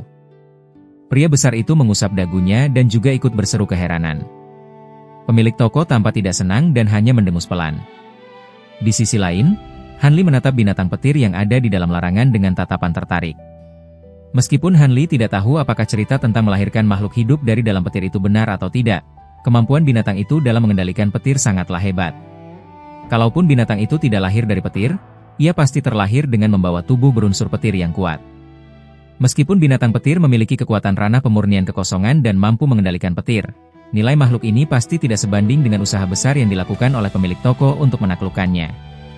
3 benda yang dijanjikan pemilik toko kepada mereka memiliki nilai yang tidak kalah dari binatang roh tingkat pemurnian kekosongan. Belum lagi jika memperhitungkan tenaga dan waktu yang telah dihabiskannya untuk memicu kelahiran binatang petir tersebut. Binatang ini pasti memiliki kemampuan luar biasa lain yang belum ia tunjukkan tadi, atau mungkin ia memiliki kegunaan besar lain yang membuat pria kurus itu rela mengeluarkan biaya sebesar ini. Sebenarnya, bukan hanya Han Li saja yang menyadari hal ini. Pria besar dan pemuda itu juga mengetahuinya. Namun, mereka semua memiliki pemikiran yang berbeda-beda, dan mereka juga takut pada kekuatan mengerikan dari pemilik toko. Karena itu, mereka semua pura-pura tidak tahu. Meskipun asal-usul dan kegunaan dari binatang roh aneh tingkat pemurnian kekosongan itu mencurigakan, mereka tidak punya alasan yang kuat untuk melawan pria kurus yang ada di depan mereka. Bahkan, jika ada di antara mereka yang memiliki niat terselubung, mereka pasti tidak akan menunjukkannya secara terang-terangan di sini. Baiklah, aku sudah mengatakan semua hal yang perlu kukatakan. Sekarang kita tidak boleh membuang-buang waktu lagi dan harus segera menyelesaikan urusan utama ini. Aku akan mengubah susunan larangan ini untuk menekan binatang ini sementara waktu. Setelah itu kalian bisa masuk dan menyalurkan kekuatan petir kalian ke dalam tubuh binatang ini. Ingat, kalian harus terus bertahan sampai aku berkata cukup. Jika tidak, rencana ini bisa gagal, tegas pemilik toko dengan nada yang tidak bisa dibantah. Kali ini, Han Li dan dua orang lainnya tidak keberatan dan langsung setuju. Pemilik toko menganggukkan kepalanya. Dia lalu mengibaskan lengan bajunya dan memunculkan peta gua langit sumi lagi di tangannya. Kali ini, dia melemparkan gulungan peta itu ke depan, dan gulungan itu terbuka secara vertikal di udara. Cahaya ajaib 5 warna langsung menyala, dan gambar peta gua langit sumi kembali terlihat jelas di depan mata mereka. Pria kurus itu mengucapkan mantranya dengan pelan dan menunjuk ke suatu tempat di dalam lukisan itu dengan cepat menggunakan satu jarinya. Cahaya biru berkelebat di dalam pupil mata Han Li, dan dia bisa melihat semua kejadian itu dengan jelas. Tempat yang ditunjuk oleh pria kurus itu adalah gambar pavilion tinggi tempat mereka berada saat ini. Pada saat berikutnya, peta Sumeru bersinar dengan warna putih terang dan tiba-tiba mengeluarkan kabut tebal berwarna putih susu. Di dalam kabut tersebut, dinding lantai 1 dan lantai 2 pavilion yang ada di dalam gambar perlahan-lahan runtuh ke segala arah dan akhirnya menghilang. Ekspresi wajah Han Li berubah. Sebelum dia sempat memikirkan arti dari semua itu, lantai di bawah kakinya tiba-tiba bergetar hebat. Bangunan pavilion asli yang mereka tempati bergoyang kuat. Dinding di sekeliling mereka memancarkan cahaya putih sebelum runtuh ke segala arah seperti pintu besar, lalu menghilang ke udara kosong. Dalam sekejap, Han Li dan orang-orang lainnya beserta binatang petir itu kini berada di alun-alun terbuka di bawah langit biru. Lantai pavilion di bawah kaki mereka berubah menjadi seperti panggung kosong. Asap hitam di dalam sangkar sihir terus bergulung-gulung. Binatang petir di dalamnya jelas merasa terganggu. Han Li mengusap dagunya, sementara pemuda dan pria besar itu saling berpandangan dan menunjukkan raut sedikit keheranan. Saat itu, pemilik toko mendesah pelan. Tiba-tiba dia menyemburkan segumpal darah segar dari mulutnya. Darah tersebut melesat dan masuk ke dalam gulungan peta Sumeru. Di atas mereka, langit yang semula cerah tiba-tiba dipenuhi dengan petir. Angin kencang mulai bertiup dan awan gelap bergulung-gulung di udara. Suara gemuruh terdengar terus-menerus sementara sambaran petir perak bermunculan dan tenggelam di balik awan gelap, seperti pertanda datangnya monster ke dunia ini. Semua petir itu berkumpul tepat di atas panggung tempat Han Li dan yang lainnya berada. Sebelum Han Li dan kedua orang lainnya sempat bertanya, pria kurus itu langsung menjelaskan, berdasarkan pengalamanku yang gagal sebelumnya, kekuatan petir dari kalian bertiga saja mungkin tidak akan cukup. Karena itulah aku memicu seluruh energi alam yang terkandung di dalam peta gua langit sumi ini agar berubah menjadi kekuatan petir langit untuk membantu kalian. Setelah urusan ini selesai, peta Sumeru ini kemungkinan besar akan hancur lebur. Jadi, aku mempertaruhkan segalanya kali ini. Aku berharap kalian semua benar-benar berusaha membantuku. Selama binatang ini berhasil ditaklukkan, aku tidak hanya akan memberikan barang-barang yang kujanjikan kepada kalian, tetapi aku juga akan memberi kalian masing-masing sejumlah besar batu roh. Ekspresi wajah pemilik toko terlihat sangat serius saat mengucapkan kalimat terakhirnya. Tentu saja, Han Li dan kedua orang lainnya merasa gembira dan menyatakan bahwa mereka akan berusaha semaksimal mungkin. Pria kurus itu mendengarkan dan mengangguk setuju. Kemudian, dia mengepakkan kedua sayap di punggungnya dengan keras ke arah gulungan di depannya. Cahaya putih bergulung keluar dan menyelimuti peta Sumeru. Peta Sumeru berputar cepat di dalam cahaya putih itu dan tiba-tiba memancarkan berbagai macam karakter berwarna. Setelah terdengar suara gemuruh keras, gulungan itu berubah menjadi seberkas cahaya 5 warna yang melesat dan menghilang ke dalam awan gelap di langit. Sebuah pemandangan yang sulit dipercaya pun terjadi. Awan gelap di udara bergulung dengan dahsyat dan tiba-tiba mengeluarkan suara petir yang sangat keras seperti langit yang akan runtuh. Setelah itu, sambaran petir 5 warna yang sangat terang dan setebal mulut mangkuk muncul di balik awan. Petir itu melesat dan berkedip dengan cepat, meliuk-liuk di udara layaknya ular raksasa berwarna 5. Pria besar berbaju besi hitam langsung melompat ketakutan seperti melihat hantu begitu dia melihat petir 5 warna itu. Apakah itu petir kesengsaraan langit 5 warna? Serunya. Pemilik toko mencoba menenangkan mereka. Tenanglah, ini bukanlah petir kesengsaraan langit 5 warna asli yang biasa dihadapi para raja terbang sejati. Aku hanya menggunakan sedikit energi alam untuk meniru wujudnya. Kekuatannya bahkan tidak mencapai 1/1000 dari petir kesengsaraan 5 warna yang asli, jadi kalian tidak perlu khawatir. Han Li dan pemuda itu, yang tadi juga sempat merasa ketakutan, akhirnya merasa lega mendengar penjelasan tersebut. Han Li menatap petir 5 warna di udara, dan sesekali kilat ngeri masih melintas di matanya. Petir langit 5 warna ini adalah petir kesengsaraan khas yang akan dihadapi oleh para kultivator tingkat Mahayana. Kekuatannya jauh melampaui petir kesengsaraan ungu keemasan milik kultivator ranah penyatuan tubuh.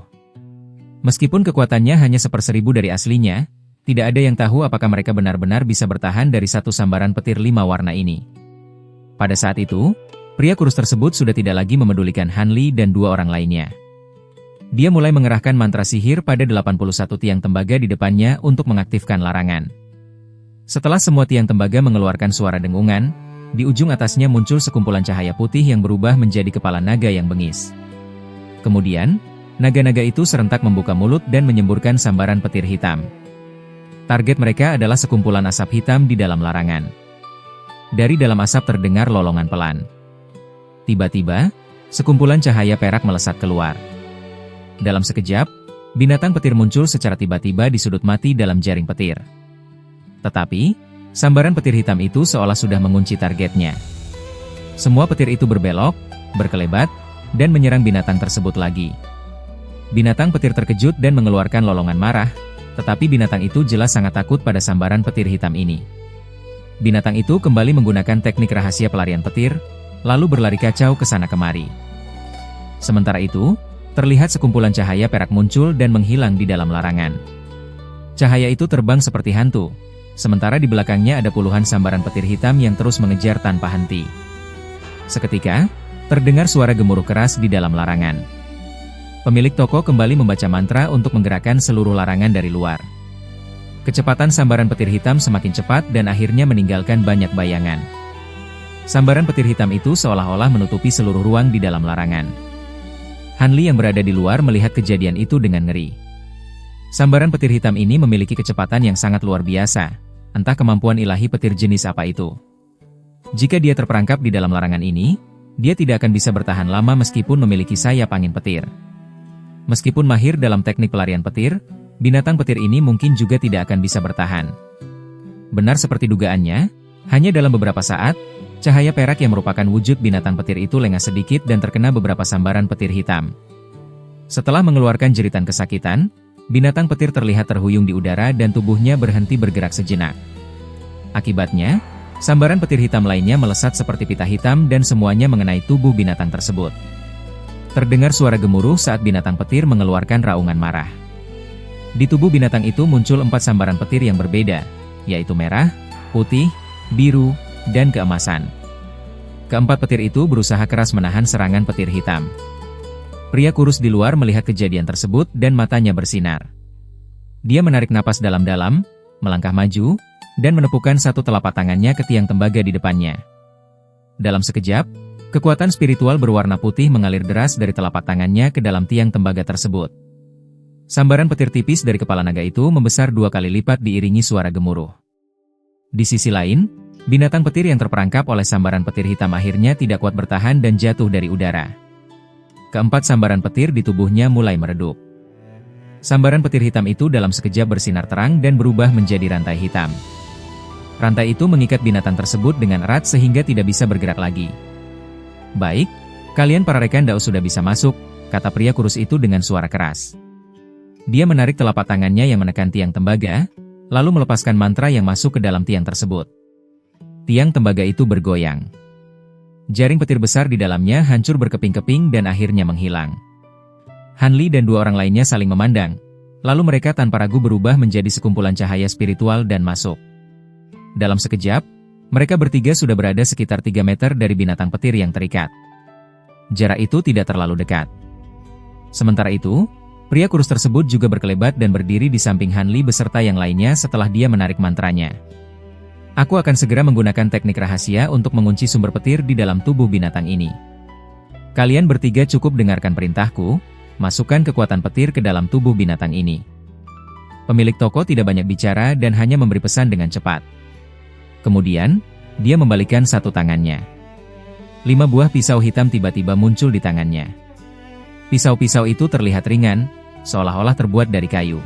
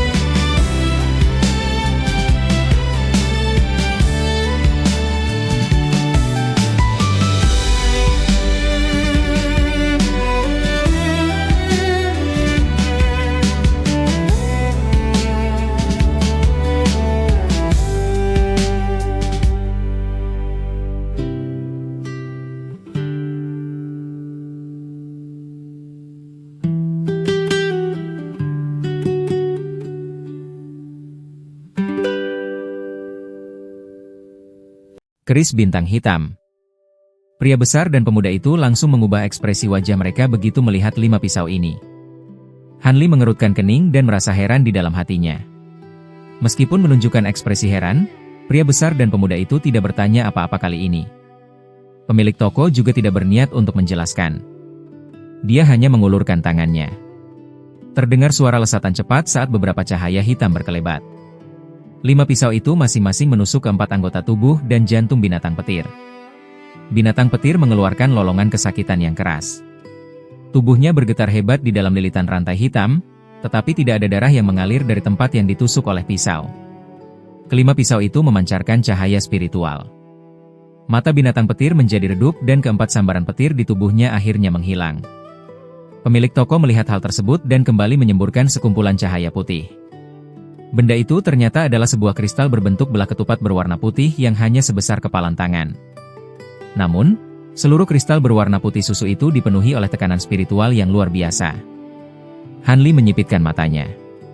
Berbeda dengan ras manusia tingkat tinggi, makhluk tingkat tinggi dari ras roh terbang tidak memiliki pembentukan inti dan nasen soul. Mereka melatih sesuatu yang disebut dengan kristal inti. Pentingnya kristal inti ini sama sekali tidak kalah dengan pembentukan inti dan nasen soul milik ras manusia. Terdengar suara semburan saat seteguk darah murni diludahkan ke arah kristal inti tersebut. Pemilik toko dengan raut wajah serius menunjuk ke arah kristal itu. Kristal itu masuk dan menghilang ke dalam kepala binatang petir. Sekarang, pria kurus itu berteriak hampir di saat yang bersamaan. Pemuda itu dan yang lainnya segera menggunakan kekuatan sihir mereka.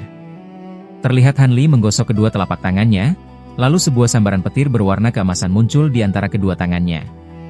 Sementara itu, pria bertubuh besar membuka mulutnya lebar-lebar dan cahaya petir putih terlihat samar-samar di dalam mulutnya. Di sisi lain, pemuda berwajah lembut itu mengepakkan sayap di punggungnya dan sambaran petir perak muncul di sayap tersebut. Terdengar suara gemuruh yang keras.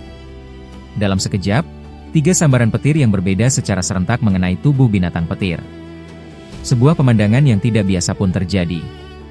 Baik petir dewa penolak iblis milik Han Li maupun 2 sambaran petir lainnya, langsung diserap oleh kelima pisau hitam itu dengan suara mendesis begitu menyentuh tubuh binatang petir. Kemudian, kelima pisau itu memancarkan cahaya redup yang berlapis-lapis. Pisau-pisau tersebut berubah menjadi sambaran petir hitam dan masuk ke dalam tubuh binatang petir tanpa suara.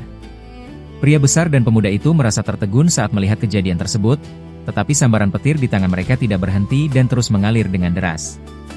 Seketika, cahaya redup berwarna hitam pada kelima pisau itu menjadi semakin terang, bahkan pisau-pisau itu mulai bergetar perlahan. Han Li menyaksikan semua ini, lalu dia melirik ke arah pemilik toko di sampingnya. Pria kurus itu terlihat sudah duduk bersila di samping sambil menutup matanya.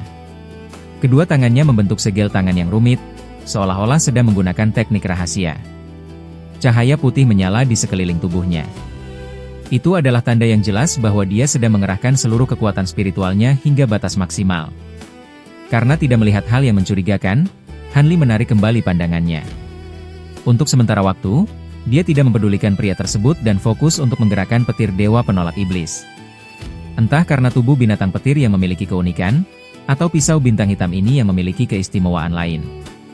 Setelah sekitar belasan menit berlalu, pisau yang telah menelan banyak sambaran petir itu hanya terus bergetar di dalam tubuh binatang petir dan tidak menunjukkan perubahan lain. Sebaliknya, pemilik toko yang duduk bersila dan mengendalikan segel itu memiliki wajah yang pucat. Entah sejak kapan, butiran keringat mulai bermunculan di dahinya. Pembuluh darah menonjol di kedua sisi dahi dan lehernya, sehingga dia terlihat sangat kelelahan. Bahkan, cahaya spiritual di tubuhnya telah meredup sekitar 30%. Entah sejak kapan, bayangan kristal putih sebesar kepalan tangan muncul di antara kedua alisnya. Benda yang berkedip-kedip itu adalah bayangan dari kristal intinya. Kalian bertiga para rekan Dao, perbesar lagi aliran petir kalian. Beberapa saat kemudian, pria yang wajahnya sudah pucat pasi itu berkata dengan suara serak. Mendengar hal itu, Han Li, pemuda tersebut, dan pria berbadan besar itu langsung mengerutkan kening. Perlu diketahui, aliran petir yang terus-menerus tadi sudah menghabiskan hampir setengah dari kekuatan petir mereka.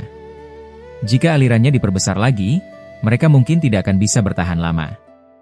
Namun, karena nada bicara pemilik toko terdengar sangat yakin, mereka tidak ragu lebih lama dan segera melakukannya. Seketika, suara petir menjadi semakin keras.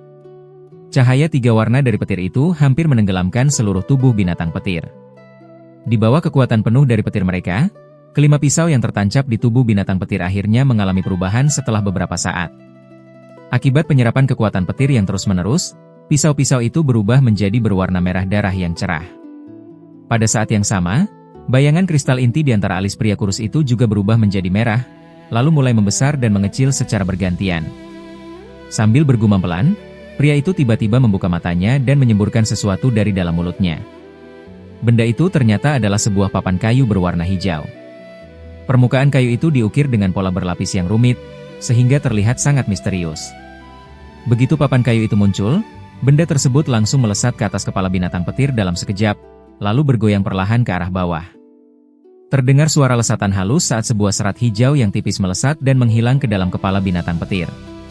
Tubuh binatang petir yang terlihat seperti sedang pingsan itu langsung bergetar.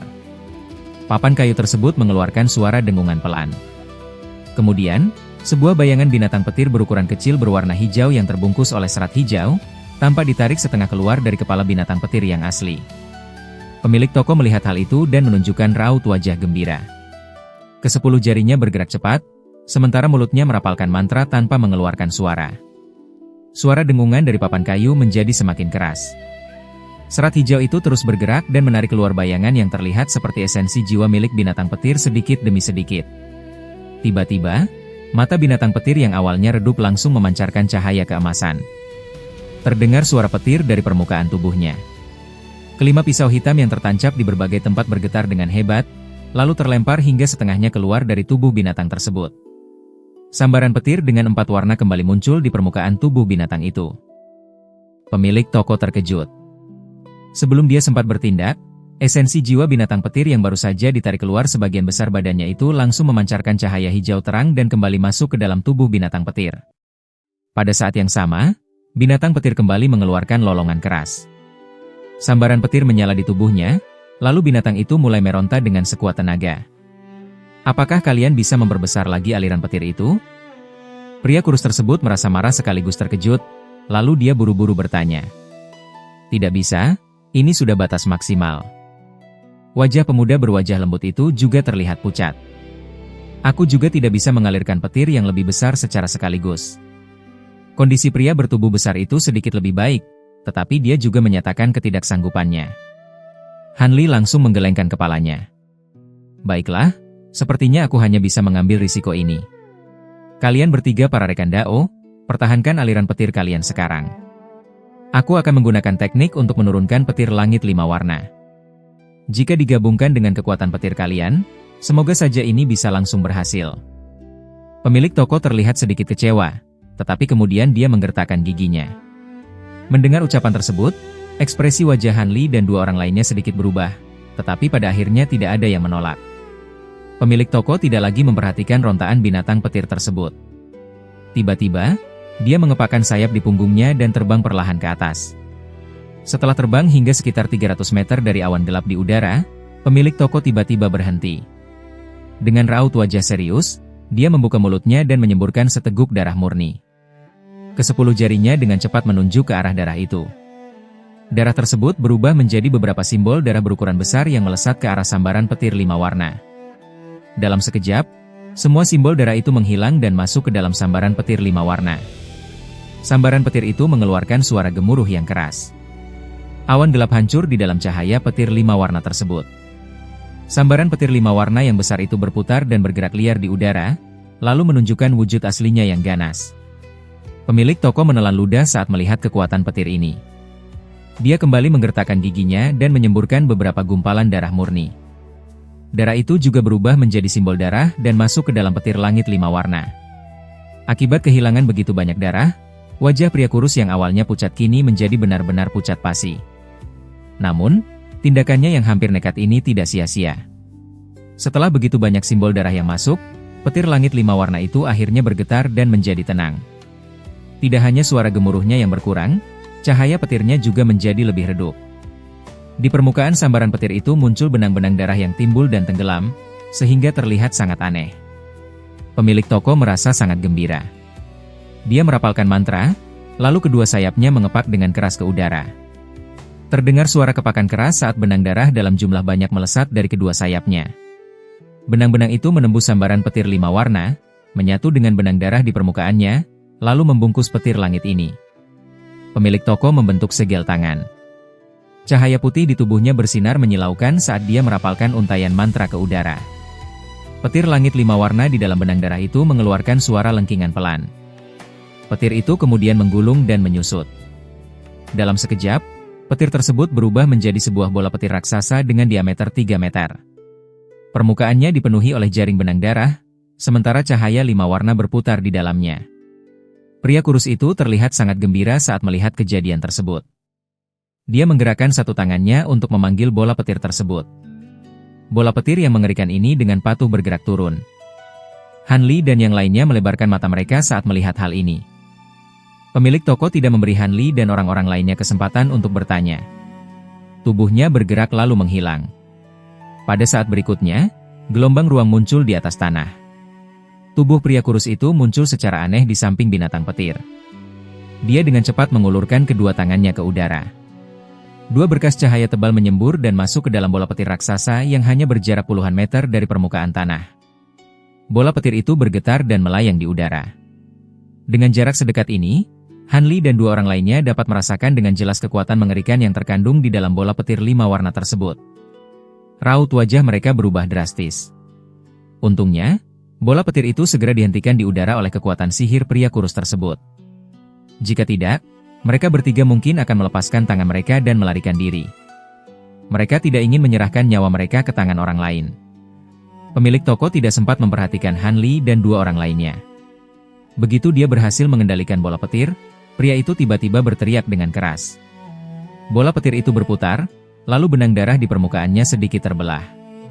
Setelah terdengar suara petir yang pelan, sebuah sambaran petir 5 warna yang tipis melesat keluar. Targetnya adalah binatang petir yang berada di bawah. Saat bola petir 5 warna itu muncul, binatang petir tersebut sepertinya menyadari adanya bahaya besar. Binatang itu mengaum dengan putus asa, berhasil melepaskan sebagian rantai hitam di tubuhnya, lalu bangkit berdiri. Namun, sebelum binatang itu sempat bergerak lebih jauh, sambaran petir 5 warna itu tepat mengenai ubun-ubunnya diiringi suara sambaran kilat. Binatang petir itu tidak mengeluarkan suara apapun. Tubuhnya menegang, lalu binatang itu kembali jatuh ke tanah. Pemilik toko merasa sangat gembira. Di satu sisi, dia menggerakkan bola petir di atas kepalanya untuk terus mengeluarkan sambaran petir. Di sisi lain, dia menggunakan teknik rahasia untuk memerintahkan papan kayu hijau yang berputar di atas kepala binatang petir agar kembali menyemburkan benang hijau. Kali ini, dengan bantuan sambaran petir 5 warna dan kekuatan petir dari Han Li beserta 2 orang lainnya, bayangan kecil binatang petir yang sedang marah itu kembali ditarik keluar dari tubuh aslinya. Bayangan itu perlahan melayang ke arah papan kayu. Meskipun esensi jiwa milik binatang petir itu meronta dengan sekuat tenaga, sebagian besar kekuatan petirnya telah dikunci oleh kelima pisau hitam. Sementara itu, tubuh aslinya ditekan oleh petir langit 5 warna serta kekuatan Han Li dan yang lainnya. Bayangan itu tidak mampu melawan lagi dan ditarik sedikit demi sedikit ke dalam papan kayu hijau. Papan kayu hijau itu memancarkan cahaya. Esensi jiwa binatang petir itu diserap ke dalam papan kayu oleh benang hijau tanpa mengeluarkan suara. Pria kurus itu buru-buru menggerakkan ke-10 jarinya. Untaian mantra terus-menerus melesat ke arah papan kayu tersebut. Dalam sekejap, papan kayu itu memancarkan berbagai warna cahaya dan menyegel esensi jiwa tersebut di dalamnya. Pria itu terlihat gembira, lalu dia mengulurkan tangannya untuk memanggil benda tersebut. Papan kayu hijau itu berubah menjadi sekumpulan cahaya dan dia tangkap dengan tangannya. Haha, akhirnya berhasil. Pemilik toko merasa sangat gembira dan tertawa dengan keras. Sorot mata Han Li berkedip. Suara petir di tangannya meredup dan sambaran petir keemasan itu pun menghilang. Apa maksudnya ini? Bukankah saudara ikan ingin menaklukkan binatang ini? Apakah sekarang sudah selesai? Pemuda berwajah lembut itu menghentikan kekuatan sihirnya. Dia menatap tubuh binatang petir yang tidak bergerak di tanah, lalu beralih menatap papan hijau di tangan pemilik toko sambil mengerutkan kening. Pertanyaan ini juga ingin ditanyakan oleh Han Li dan pria berbadan besar tersebut. Haha, asalkan esensi jiwa binatang ini berhasil dipaksa keluar, menaklukkan tubuhnya hanyalah masalah kecil. Langkah selanjutnya tidak perlu merepotkan kalian bertiga para rekan Dao lagi. Pria kurus itu dengan hati-hati menyimpan papan hijau tersebut ke dalam sebuah kotak giok. Dia tertawa kecil dan terlihat sangat gembira. Han Li dan dua orang lainnya saling memandang. Mereka semua merasa ada sesuatu yang janggal. Mereka terdiam, dan raut wajah mereka menunjukkan kewaspadaan. Kalian bertiga para rekan Dao harap tenang. Karena kalian telah membantu menyelesaikan tugas ini, aku tidak akan mengingkari janjiku. Tolong terima ini. Pemilik toko tertawa kecil, lalu dia mengibaskan lengan bajunya. Sebuah cahaya putih menyembur keluar. 3 buah kotak kayu yang pernah muncul sebelumnya melesat ke arah Han Li dan 2 orang lainnya. Meskipun awalnya merasa ragu, pemuda berwajah lembut dan pria besar berbaju besi hitam itu tentu merasa sangat gembira begitu melihat benda yang mereka idam-idamkan tiba-tiba muncul. Mereka tidak memikirkan hal lain dan langsung mengulurkan tangan untuk menangkap kotak kayu mereka masing-masing. Namun, cahaya biru menyala di mata Han Li saat dia melihat hal ini. Tubuhnya tiba-tiba berputar. Sebuah jubah panjang berwarna keemasan dan keperakan terbang dari tubuhnya. Benda itu menghilang dalam sekejap, lalu membungkus kotak kayu yang sedang terbang ke arahnya. Kemudian, kedua kakinya menjejak tanah dan dia melangkah mundur. Begitu melihat tindakan Han Li, pemuda berwajah lembut yang baru saja menangkap kotak kayunya itu merasa tertegun. Namun, dia segera menyadari bahaya. Dia berseru kaget dan hendak melemparkan benda di tangannya, tetapi semuanya sudah terlambat. Terlihat kotak kayu itu memancarkan cahaya putih yang bergoyang. Kotak itu menghilang seperti butiran pasir, lalu memperlihatkan sebuah bola bundar bening yang hanya sebesar ibu jari. Mutiara penarik petir. Pemuda itu berteriak kaget. Jarinya menjentik untuk memantulkan bola tersebut. Namun, terdengar suara ledakan petir. Bola bundar itu meledak dengan sendirinya dan sekumpulan cahaya putih yang menyilaukan pun muncul. Bola petir 5 warna di udara yang hanya tersisa sebagian kecil itu langsung berubah menjadi 3 sambaran petir dari ketinggian begitu cahaya putih tersebut muncul. Kecepatannya sangat luar biasa. Sambaran petir itu hanya berkelebat dan langsung mengenai sasarannya. Terdengar 3 suara gemuruh yang keras. Pemuda dan pria berbadan besar yang mengalami kejadian serupa itu langsung terselimuti oleh cahaya petir 5 warna dan cahaya putih. Kedua kekuatan itu menyatu. Setelah cahaya petir meredup, mereka berdua jatuh ke tanah dengan tubuh yang mengeluarkan asap. Tidak diketahui apakah mereka masih hidup atau sudah mati. Sementara itu, keadaan Han Li berbeda. Begitu mutiara penarik petir yang terbungkus jubah petir miliknya itu meledak, cahaya putih yang aneh tersebut terserap habis oleh jubahnya. Jubah itu kemudian terpental mundur. Sambaran petir 5 warna yang jatuh dari udara menjadi melenceng dan mengenai permukaan tanah beberapa meter di sampingnya. Seluruh permukaan tanah bergoyang. Di tempat yang terkena sambaran petir itu, sebagian besar tanah menghilang tanpa mengeluarkan suara. Sebuah lubang dengan diameter beberapa meter muncul di tanah. Sambaran petir ini langsung menembus hingga ke lantai 2. Sementara itu, Han Li tepat terpental ke tepi lubang. Setelah menstabilkan tubuhnya, dia menatap pria kurus di dekatnya tanpa menunjukkan ekspresi apapun. Pria kurus itu mendengus pelan dan menyembunyikan senyumnya karena merasa sedikit heran. Namun, sudut bibirnya kemudian bergerak dan menunjukkan sedikit senyum ejekan. Han Li menyipitkan matanya. Tiba-tiba tanpa ada tanda-tanda apapun, kedua sayapnya mengepak. Dalam sekejap, dia berubah menjadi sambaran petir berwarna biru dan putih, lalu menghilang ke dalam ruang kosong. Hampir di saat yang bersamaan, 2 cakar berwarna hijau kebiruan mencengkeram tempat Han Li berdiri tadi. Di ujung ke-10 jari cakar tersebut, berkilat cahaya petir merah sepanjang 6 hingga 9 cm. Benda itu ternyata adalah tubuh binatang petir yang tadinya terikat oleh rantai hitam. Entah sejak kapan binatang itu bisa bergerak, menyelinap diam-diam ke belakang Han Li, lalu menyerangnya tanpa diketahui. Namun, binatang petir saat ini memiliki sepasang mata yang hitam pekat dan dipenuhi oleh kecerdasan. Penampilannya sangat berbeda dari sebelumnya. Pemilik toko menunjukkan raut wajah terkejut saat melihat serangan binatang petir itu gagal.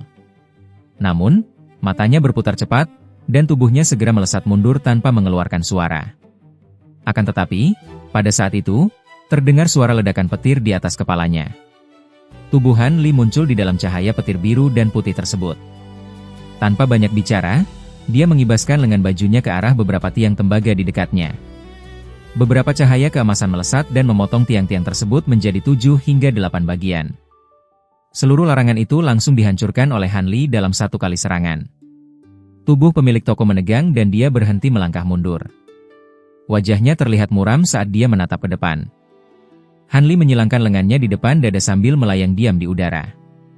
Pada saat itu, terdengar suara petir dari arah punggungnya. Binatang petir tiba-tiba muncul tanpa ekspresi di belakangnya dalam kedipan cahaya petir 4 warna. Binatang itu menjepit posisi Hanli bersama dengan pemilik toko dari arah depan dan belakang. Apapun niatmu, entah kau benar-benar ingin menaklukkan binatang petir ini atau hanya tertarik pada esensi jiwa miliknya, asalkan kau memberikan apa yang kuminta, aku akan menganggap diriku tidak melihat apapun di sini. Hanli akhirnya berbicara. Kau hanyalah seorang ahli terbang. Apakah kau merasa memiliki hak untuk melakukan tawar-menawar denganku? Kata pria kurus itu dengan nada muram. Jika senior sedang dalam kondisi puncak, aku mungkin tidak akan merasa begitu yakin. Tetapi senior baru saja terus-menerus menggunakan teknik rahasia dengan mengorbankan darah murni. Saat ini, kekuatanmu yang tersisa setengah saja sudah terbilang bagus. Apakah senior ikan benar-benar mengira bahwa seekor binatang roh yang belum dewasa bisa menahanku? Hanli tidak mempermasalahkan ancaman tersebut. Tiba-tiba, salah satu tangannya menyapu sebuah gelang yang ada di pergelangan tangannya. Seketika itu juga, sebuah cahaya hitam melesat keluar. Setelah cahaya itu berputar, seekor monyet kecil muncul di atas tanah. Monyet kecil itu kemudian memukul dadanya dengan kedua kepalan tangannya.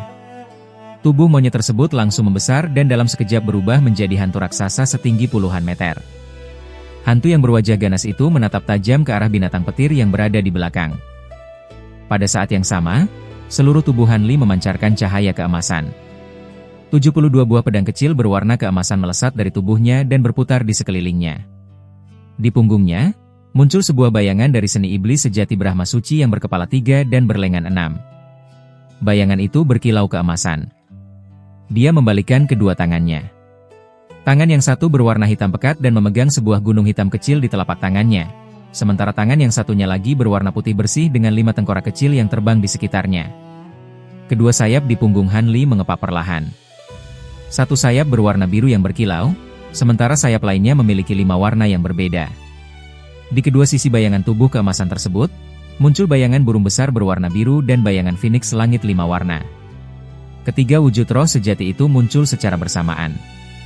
Penampilan mereka sangat megah, dengan aura spiritual yang membumbung tinggi ke udara sehingga hampir tidak bisa ditatap secara langsung. Wajah pemilik toko yang tadinya masih tersenyum dingin kini berubah drastis. Dengan kemampuannya, dia bisa merasakan kekuatan besar yang terkandung di dalam wujud roh sejati pada punggung Hanli dan ketajaman pusaka yang ditampilkan. Sementara itu, hantu yang berubah dari binatang tihun terlihat sangat beringas dan besar, jelas bukan sesuatu yang bisa diremehkan. Siapa kau? Aku seharusnya tahu sedikit tentang orang-orang berbakat dari ras Tianpeng. Tidak ada orang sepertimu di sana, teriak pria kurus itu setelah terdiam sejenak.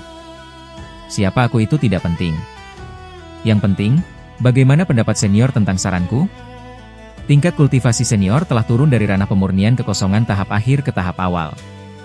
Meskipun senior mungkin masih menyembunyikan trik lain, aku memiliki setengah peluang untuk mengalahkanmu. Namun, aku tidak ingin melakukan pertarungan yang merugikan kita berdua. Asalkan kau memberikan barang yang kuminta, aku akan langsung pergi, kata Hanli dengan nada datar sambil menatap pemilik toko. Mendengar perkataan tersebut, pria kurus itu memutar bola matanya ke arah Hanli. Setelah ragu sejenak, pria kurus itu tersenyum kecut. Baik, bagus. Dengan kekuatan yang kau tunjukkan, kau memang berhak berbicara seperti itu. Namun sayangnya, meskipun aku ingin menyetujui permintaanmu, aku sama sekali tidak punya buah jaring hijau untuk diberikan. Benda yang kalian lihat di dalam kotak sebelumnya hanyalah ilusi yang kubuat menggunakan teknik rahasia khas ras Wu Guang. Kau pasti sudah curiga sebelumnya, bukan? Tanya pemilik toko sambil menjilat bibirnya. Hanli tertawa pelan. Ilusi dari teknik rahasia. Teknik yang kukuasai memang bisa menembus ilusi tertentu. Namun, benda yang kuminta adalah benda di dalam kotak itu. Meskipun teknik ilusimu hebat, jika kau tidak menggunakan benda aslinya, bagaimana kau bisa menciptakan ilusi buah jaring hijau yang sangat sulit dibedakan dari aslinya? Kata Hanli dengan penuh arti. Kau mau benda itu? Pemilik toko terlihat terkejut. Benar. Syarat ini tidak berlebihan, bukan? Hanli tertawa kecil. Jika kau menginginkan benda itu, tentu saja bisa. Kali ini pemilik toko menjawab tanpa berpikir panjang. Dia membalikkan salah satu tangannya, memunculkan sebuah kotak kayu, lalu melemparkan kotak kayu itu. Cahaya biru berkedip tipis di mata Han Li. Dia mengulurkan satu tangannya ke udara. Cahaya biru memancar keluar, membungkus kotak kayu tersebut, lalu berputar di depan Han Li. Kesadaran ilahi Han Li memeriksa kotak kayu itu, dan wajahnya menunjukkan sedikit kegembiraan. Han Li kemudian membuka tutup kotak tersebut. Aroma pil yang menyegarkan langsung tercium. Benda di dalam kotak kayu itu ternyata adalah buah jaring langit yang pernah Han Li lihat sebelumnya.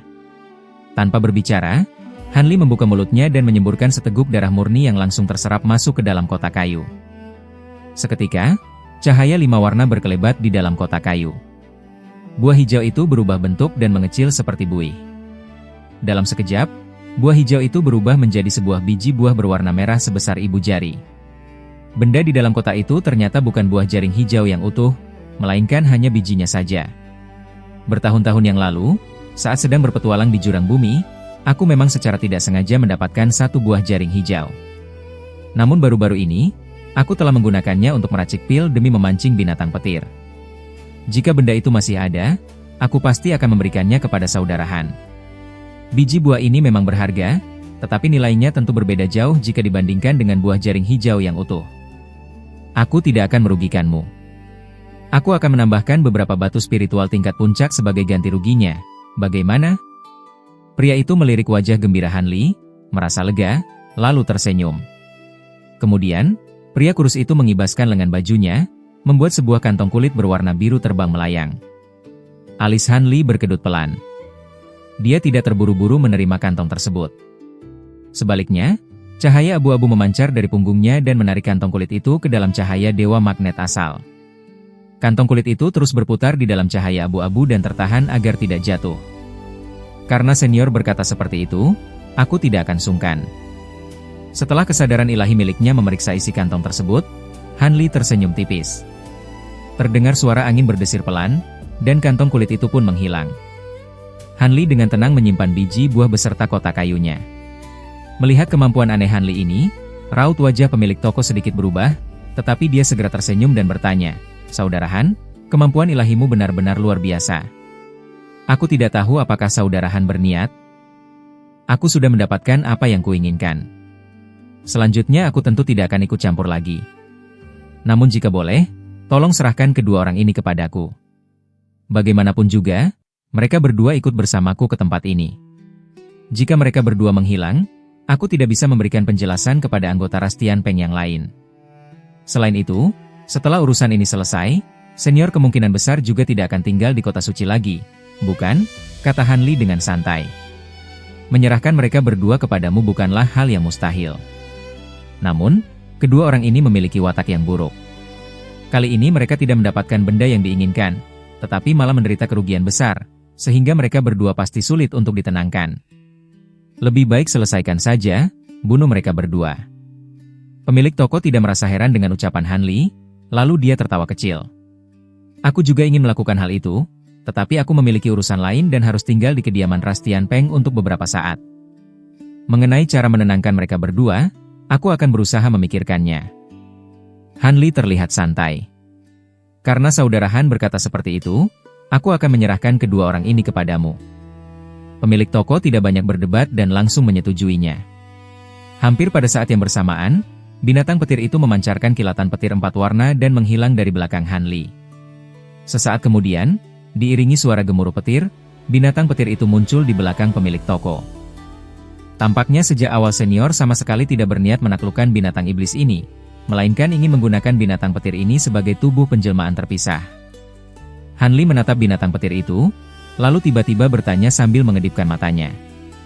Saudara Han ternyata bisa melihatnya. Pemilik toko tertawa kecil, memberikan jawaban yang tidak terlalu jelas. Sudut bibir Han Li berkedut. Baru saja dia hendak bertanya lagi, tiba-tiba terdengar suara getaran keras dari udara. Awan gelap yang dipanggil oleh pemilik toko menggunakan teknik sihir langsung buyar tertiup angin. Seluruh langit memancarkan cahaya aneh berwarna kuning pucat, sambil mengeluarkan suara getaran rendah yang aneh. Di beberapa titik, ruang di sekitar mereka mulai sedikit berubah bentuk. Pupil mata Han Li mengecil melihat hal itu. Energi alam dari gua surga Sumi ini sudah kuhabiskan, dan tempat ini akan segera runtuh. Kita harus cepat keluar. Pria kurus itu melihat ke sekeliling sambil mengerutkan kening. Baik, tolong Senior Yu bukakan jalannya. Han Li menyetujui. Pemilik toko tertawa hambar. Baiklah, katanya dengan nada tidak tulus sambil melirik wujud Phoenix langit 5 warna di punggung Han Li. Pria kurus itu kemudian menggumamkan mantra dan mengulurkan tangannya ke udara. Cahaya 5 warna berkelebat, dan sebuah gulungan lukisan yang sebelumnya telah menghilang kini muncul kembali di dalam cahaya tersebut. Gulungan itu terbuka, lalu berkas cahaya memancar keluar dari lukisan.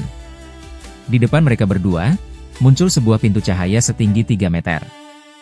Bagian dalam pintu itu tampak putih bersih, yang menjadi jalur langsung untuk keluar dari alam ini tersebut. Ekspresi Han Li berubah. Bahunya bergerak, dan 2 aliran cahaya abu-abu terbang dari punggungnya. Cahaya itu membungkus tubuh pria besar dan pemuda yang sedang pingsan di atas tanah, lalu membawa mereka ke belakang Han Li. Sementara itu, binatang tihun di belakangnya mengecil, berubah menjadi seekor kera hitam setinggi manusia dewasa dalam sekejap, lalu melesat mengikuti di belakang Han Li. Saudara Han, ayo kita pergi. Saat Han Li membawa pria besar dan pemuda itu, sorot mata pemilik toko memancarkan niat membunuh sekilas. Namun pada akhirnya, dia tidak melakukan tindakan apapun dan hanya memanggil Han Li. Mereka berdua melesat secara bergantian, satu di depan dan satu di belakang, keluar dari pintu cahaya. Pemandangan di depan Han Li menjadi terang. Tempat itu ternyata adalah kediaman pria kurus tersebut. Semuanya terlihat tenang tanpa ada keanehan apapun.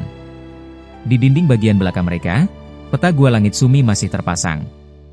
Han Li merasa sedikit lega melihatnya. Meskipun Han Li belum tentu merasa takut jika harus bertarung menggunakan kemampuannya, tetapi lawannya itu bukanlah seorang kultivator ranah pemurnian kekosongan biasa. Mengingat lawannya memiliki berbagai teknik rahasia yang aneh, Han Li juga tidak ingin bertarung mati-matian melawannya. Terdengar suara letupan pelan. Lukisan kuno di dinding itu bergetar sedikit, kemudian hancur menjadi debu. Han Li merasa terkejut, dan raut wajahnya sedikit berubah. Pria kurus di sampingnya melihat lukisan yang hancur itu dengan raut wajah sangat sakit hati. Dia jelas merasa sangat sayang karena pusaka sumur miliknya telah hancur. Melihat tingkah laku saudara Han, kau sepertinya bukanlah orang yang suka mencampuri urusan orang lain. Aku menyerahkan kedua orang ini kepadamu.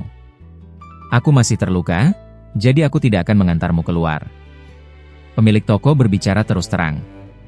Begitu mereka kembali ke kediamannya, dia langsung mengusir Han Li. Han Li tidak berniat tinggal lebih lama. Dia sedikit mengangkat tinjunya sebagai tanda hormat, lalu mengibaskan lengan bajunya untuk menyimpan binatang tihun, kemudian berjalan keluar melewati pintu. Di belakangnya, 2 gumpalan cahaya abu-abu membungkus tubuh pemuda berwajah lembut dan pria besar berbaju zirah hitam. Jika dilihat dari kejauhan, pemuda berwajah lembut dan pria besar berbaju zirah hitam itu seolah-olah terbang sendiri untuk mengikuti Han Li. Begitu Han Li menghilang dari balik pintu, pria kurus tua itu menyembunyikan senyumnya. Pada saat itu, 2 orang anak buahnya yang berjaga di pintu masuk berdiri berdampingan dengan penuh hormat. Guru besar, apakah Anda benar-benar melepaskan mereka bertiga pergi begitu saja? Apakah ini tidak akan menjadi masalah? Tanya salah satu anak buahnya dengan hati-hati. Pemilik toko mendengus dingin. Masalah apa? Sekalipun nanti dia membawa orang lain kemari, kita sudah tidak ada di tempat ini lagi. Bereskan semua barang, gunakan formasi teleportasi di bawah tanah, dan kita akan segera meninggalkan kota suci. Kita sudah tidak bisa tinggal di kediaman Ras Tianpeng lagi. Kita akan pergi ke wilayah Ras Wuguang. Aku sudah menyiapkan identitas lain di Ras Wuguang. Tidak akan ada seorang pun yang bisa menemukan kita, perintah pemilik toko dengan nada dingin. Baik, guru besar. Kedua anggota Ras Tianpeng itu sama sekali tidak meragukan perintah pria kurus tersebut, dan mereka segera mematuhinya.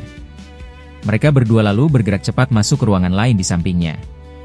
Pria kurus itu tetap berdiri di tempatnya sambil menatap ke arah pintu. Wajahnya menunjukkan ekspresi buas dalam sekejap. Jika bukan karena mempertimbangkan urusan yang jauh lebih besar dan aku tidak mau mengambil risiko, dengan watakku di masa lalu, aku pasti sudah menahan kalian semua di sini, gumamnya. Dia kemudian mengeluarkan sebuah botol pil dari sakunya dan menelan 2 butir pil berwarna hijau. Pria kurus itu lalu mengusap wajah dengan salah satu tangannya. Cahaya putih yang menyilaukan memancar dari wajah dan tubuhnya. Ketika cahaya itu meredup, sosoknya telah berubah menjadi seorang pria paruh baya yang bertubuh ramping dan memiliki wajah yang halus. Wajah dan tingkah laku pria ini sangat berbeda dari sebelumnya. Dia benar-benar terlihat seperti orang lain. Pria parubaya itu lalu berjalan ke sudut ruangan. Dia menepuk dinding dengan salah satu tangannya, dan sebuah lorong yang mengarah ke bawah tanah pun muncul. Pria parubaya itu kemudian langsung berjalan masuk ke dalam lorong tersebut. Pada saat yang sama, Hanli membawa pria besar dan pemuda itu ke belakang sebuah bangunan yang berada di dekat sana.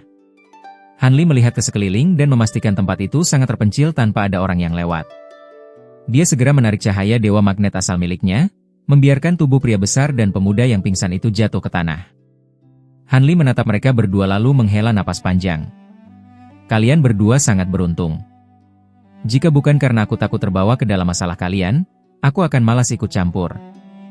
Sambil berbicara, Hanli membalikan satu tangannya, dan puluhan jarum perak muncul di tangannya. Terdengar suara mendesing di udara saat puluhan jarum perak itu melesat dan masuk ke dalam tubuh pria besar dan pemuda tersebut. Entah berapa lama kemudian, pemuda berwajah lembut itu merasa kepalanya sangat sakit, lalu tiba-tiba dia sadar. Begitu membuka mata, dia segera melompat bangun dengan waspada. Di sampingnya, terlihat pria besar berbaju zirah hitam dan Hanli yang juga tampak baru saja sadar. Apa yang terjadi? Seingatku, si Tuayu itu pada akhirnya tidak memberikan barang yang dijanjikan. Dia malah menjebak kita dengan mutiara penarik petir, kata pemuda itu dengan sangat marah setelah mengingat kejadian sebelum dia jatuh pingsan. Sementara itu, pria besar berbaju zirah hitam menggelengkan kepalanya yang masih terasa pusing, lalu duduk bersila. Dia menggunakan kesadaran ilahi untuk memeriksa kondisi tubuhnya. Beberapa saat kemudian, pria besar itu menghela napas lega. Untung saja, hanya tenagaku yang sedikit terguncang, jadi lukaku tidak terlalu parah. Hanli menunduk diam, tetapi matanya berkedip, seolah-olah dia juga sedang memikirkan kejadian tersebut. Apakah kedua rekan Dao tahu apa yang terjadi setelahnya? Tanya pemuda berwajah lembut itu sambil melirik ke arah Hanli dan pria besar berbaju zirah hitam. Aku tidak tahu. Aku terkena sambaran petir 5 warna, dan jiwa utama milikku langsung terguncang sehingga aku jatuh pingsan, jawab pria besar itu sambil tersenyum kecut.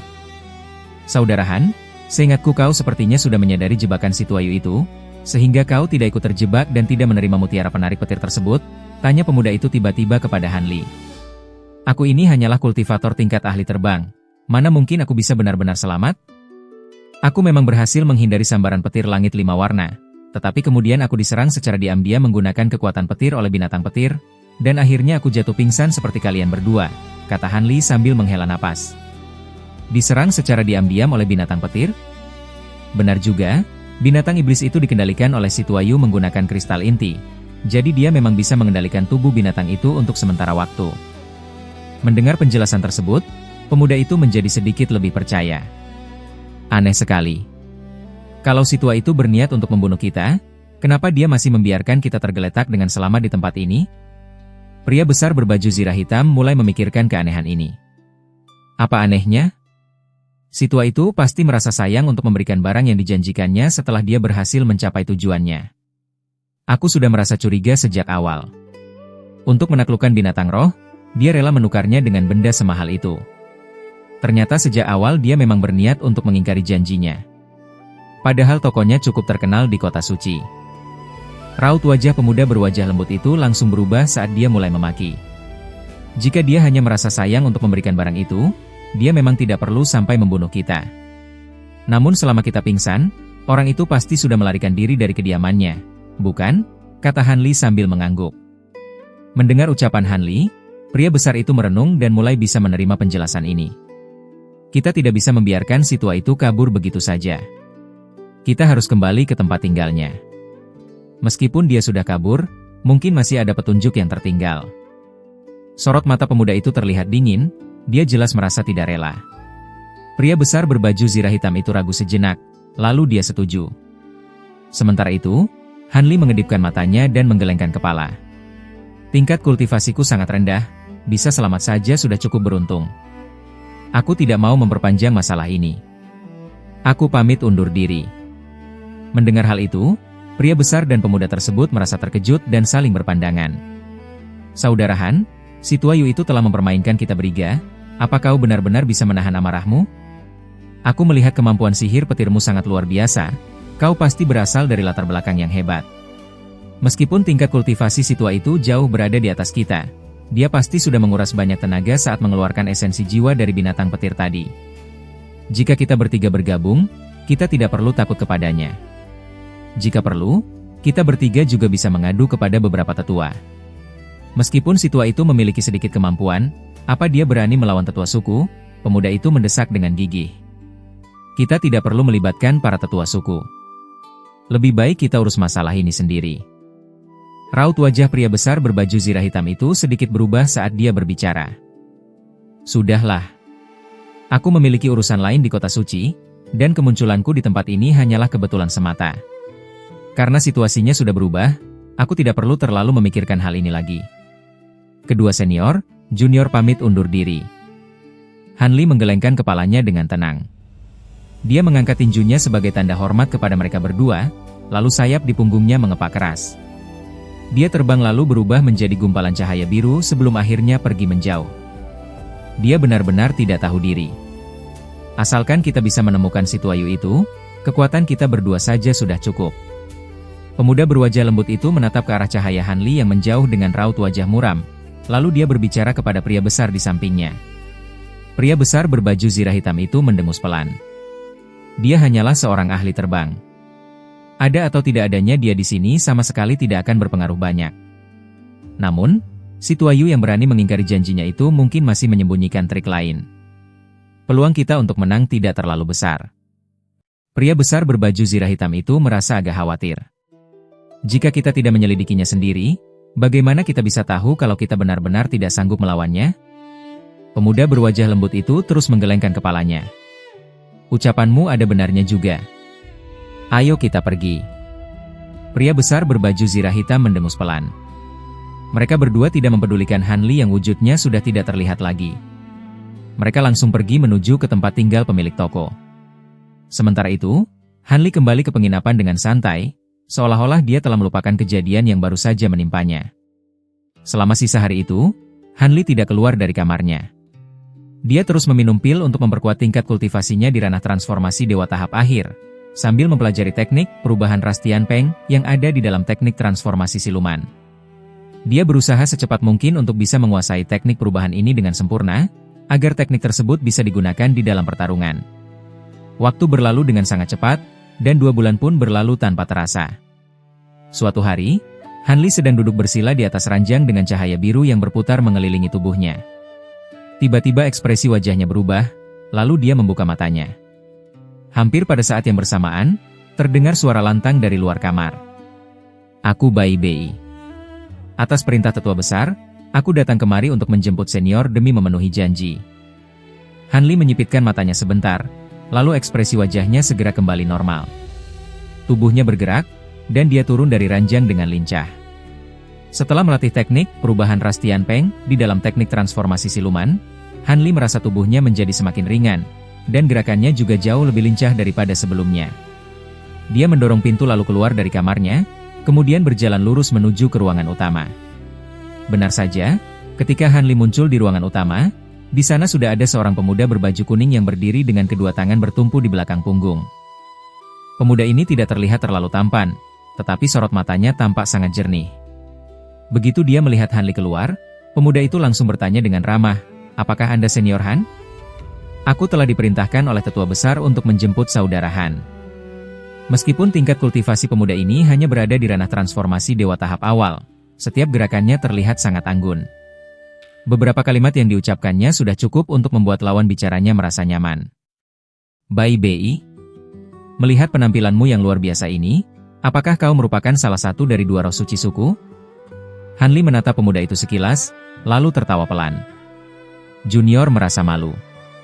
"Aku merasa tidak pantas menerima kasih sayang dari beberapa tetua. Namun aku memang merupakan roh suci yang masih ada di dalam suku ini. Mengenai senior Han, sebenarnya aku sudah mendengar sedikit cerita tentangmu dari paman dan bibiku. Aku belum sempat mengucapkan terima kasih atas bantuan senior Han. Jika tidak ada Anda, paman dan bibiku pasti akan berada dalam bahaya." Bai Bei tersenyum ramah sambil mengangkat tinjunya sebagai tanda hormat. "Paman? Apakah maksudmu?" Han Li menunjukkan sedikit keterkejutan di wajahnya. "Pamanku adalah Bai Lei, dan bibiku adalah Bai Ning," kata pemuda itu sambil tersenyum. Ternyata kau adalah keponakan dari saudara Bai Lei. Hanli melirik sepasang sayap berwarna keemasan di punggung pemuda itu, dan wajahnya menunjukkan sedikit keanehan. Senior Han tidak perlu merasa heran. Setelah beranjak dewasa, Junior baru berhasil memicu garis keturunan darah roh suci Kunpeng yang sebelumnya terpendam, sehingga sayapku berubah bentuk menjadi seperti ini. Karena menyadari kebingungan Hanli, Bai Bei tersenyum dan memberikan penjelasan. Ternyata begitu. Sepertinya kau juga memiliki nasib yang sangat baik, kata Hanli dengan senyuman tipis. Kemudian, Hanli mengikuti roh suci Tianpeng itu dan pergi meninggalkan penginapan. Beberapa jam kemudian, Hanli tiba di sebuah aula megah yang dibangun dari batuan putih kuno. Aula itu terasa sangat hikmat. Di tengah ruangan, terdapat sebuah meja batu putih yang menyerupai meja persembahan. Di kedua sisi meja tersebut, masing-masing terdapat 5 buah kursi batu. Pada saat itu, selain Jin Yu, kakek berjenggot merah, dan wanita cantik itu, ada juga seorang pria bertubuh tinggi kurus dan mengenakan baju hitam di dalam aula tersebut. Seluruh tubuh pria berbaju hitam itu memancarkan kepulan asap hitam tipis, dan wajahnya tertutup rapat sehingga tidak bisa dilihat. Namun, sepasang sayap di punggungnya terlihat berwarna hitam pekat. Di atas meja batu, terdapat sebuah kotak berwarna merah menyala yang menyerupai api. Pada permukaan kotak tersebut, menempel dedaunan aneh berwarna hijau yang saling bersilangan. Dedaunan itu memancarkan cahaya hijau yang sangat kontras dengan warna kotaknya. Hanli berdiri di hadapan keempat orang itu, sementara Bai Bei berdiri di sisi lain. Suasana di dalam aula itu terasa sangat tegang. Mereka semua hanya terdiam, seolah-olah sedang menunggu kedatangan seseorang. Sementara itu, pria berbaju hitam yang baru saja muncul tersebut terus menatap Hanli dari atas ke bawah. Dia tampak merasa tertarik kepadanya. Beberapa saat kemudian, tiba-tiba terdengar suara langkah kaki dari luar aula. Seorang wanita berbaju perak yang memiliki sayap putih masuk ke dalam aula tersebut. Wanita itu memancarkan aura yang lincah. Kulit wanita ini tampak putih bersih seperti batu giok, matanya terlihat seperti genangan air di musim gugur, dan tubuhnya terlihat sangat bersih tanpa adanya noda debu sedikit pun. Leilan, kau datang terlambat. Jin Yu menatap wanita itu sambil mengerutkan kening. Lapor tetua besar, sebelumnya aku sedang merenungkan beberapa teknik sihir dan tiba-tiba saja aku mendapatkan pencerahan, sehingga aku datang terlambat. Aku mohon maaf yang sebesar-besarnya. Wanita itu sedikit membungkukkan badannya ke arah Jin Yu dan orang-orang lainnya. Suara wanita itu terdengar agak serak. Karena kau sedang merenungkan teknik sihir dan mendapatkan pencerahan, ya sudahlah. Ekspresi di wajah Jin Yu langsung melunak setelah mendengar penjelasan tersebut. Wanita itu mengucapkan terima kasih, lalu pergi dan berdiri di sudut ruangan. Aku memanggil kalian berdua untuk berkumpul di sini, dan tujuannya pasti sudah kalian ketahui. Ujian jurang bumi kali ini sangat menentukan kelangsungan hidup suku kita. Oleh karena itu, apapun yang terjadi, salah satu dari kalian berdua harus berhasil lulus dalam ujian tersebut agar bisa mewarisi posisi roh suci suku. Namun, kami telah mendapatkan kabar bahwa cabang-cabang yang bermusuhan dengan ras Tianpeng, seperti ras Qirong, sangat tidak menginginkan suku kita selamat. Mereka kemungkinan besar akan menyuruh peserta ujian untuk menyerang kalian secara diam-diam. Kalian berdua baru saja menjadi roh suci dalam waktu yang sangat singkat. Jika ada roh suci dari suku lain yang berniat menghalangi kalian, kalian pasti akan gagal dalam ujian kali ini. Untuk mengatasi hal itu, aku telah mengundang rekan Daohan untuk bergabung dengan ras Tianpeng kita sebagai roh suci ketiga untuk sementara waktu guna membantu kalian berdua. Gadis itu menatap ke arah Hanli dan kedua orang tersebut sambil berbicara perlahan. Suaranya yang merdu menggema di seluruh ruangan aula. Setelah mendengar hal itu, Bai Bei dan wanita yang baru masuk tersebut mendongak lalu menatap Hanli sekilas. Pemuda itu memiliki tatapan mata yang ramah, sementara wanita berbaju perak itu memiliki tatapan mata yang jernih seperti air. Hanli hanya membalas tatapan mereka dengan senyuman tipis. Rekan Daohan sendiri telah memurnikan sehelai bulu Kunpeng, ditambah kami membantunya menyatu dengan darah Kunpeng sejati dan relik Kunpeng. Jika kita mengatakan ia adalah anggota ras Tianpeng, suku lain tentu tidak punya alasan untuk membantah. Tetapi, lebih baik kita menghindari masalah yang tidak perlu. Tentang hal-hal yang berkaitan dengan rekan Daohan, kalian berdua jangan pernah menceritakannya kepada orang luar. Katakan saja ia adalah anggota suku yang dibesarkan di luar daerah. Mengerti?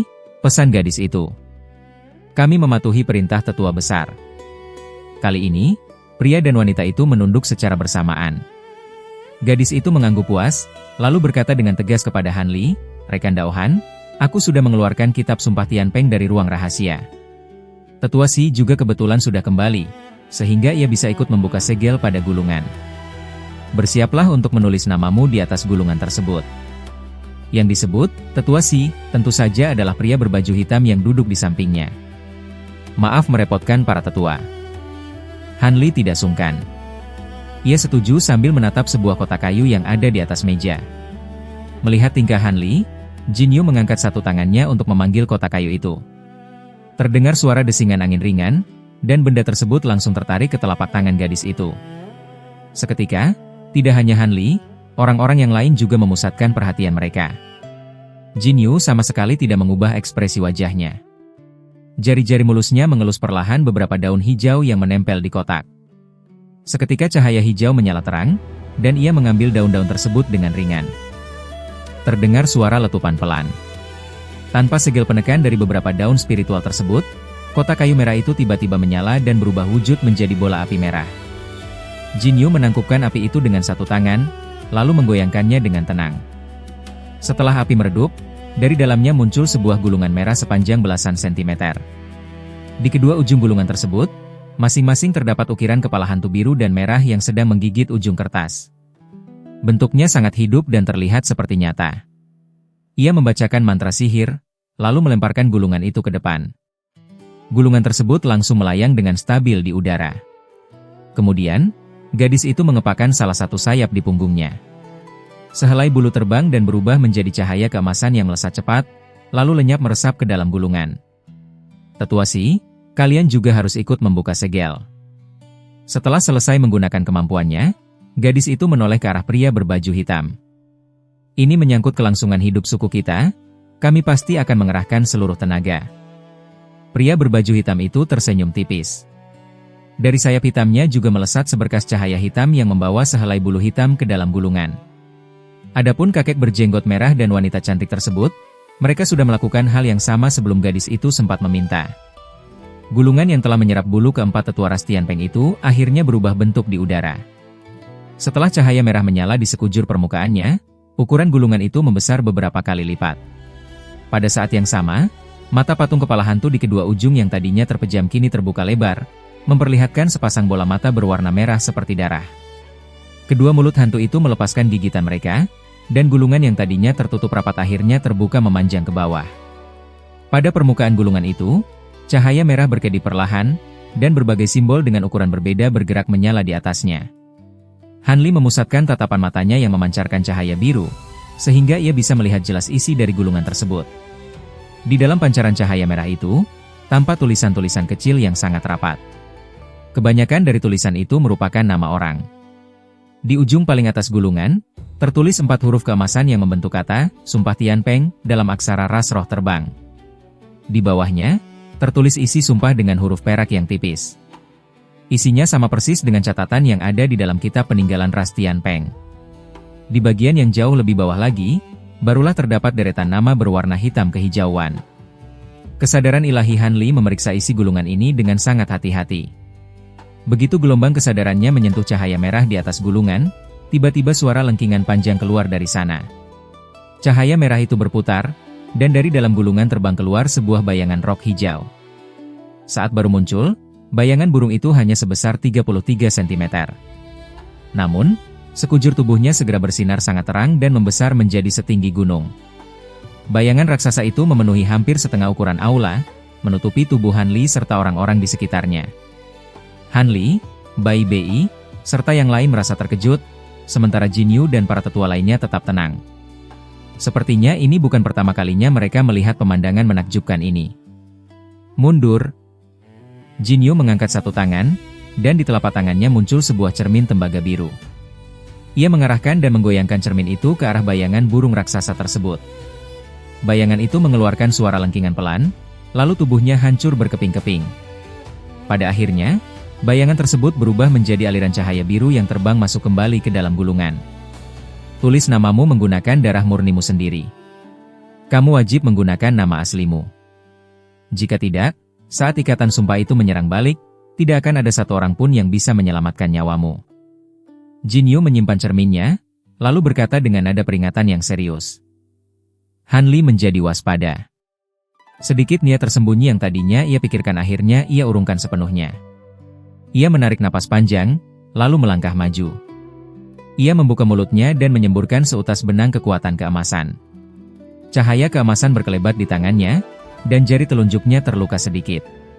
Dengan dorongan seluruh kekuatan spiritual di tubuhnya, setetes darah murni berwarna keemasan pucat perlahan keluar dari luka tersebut. Terdengar suara gumaman pelan karena terkejut. Mata tetua Si yang sedari tadi duduk dengan tenang kini memancarkan tatapan aneh. Ada apa? Apakah tetua Si menemukan sesuatu yang tidak beres? Kakek berjenggot merah itu memegang janggutnya dan langsung bertanya.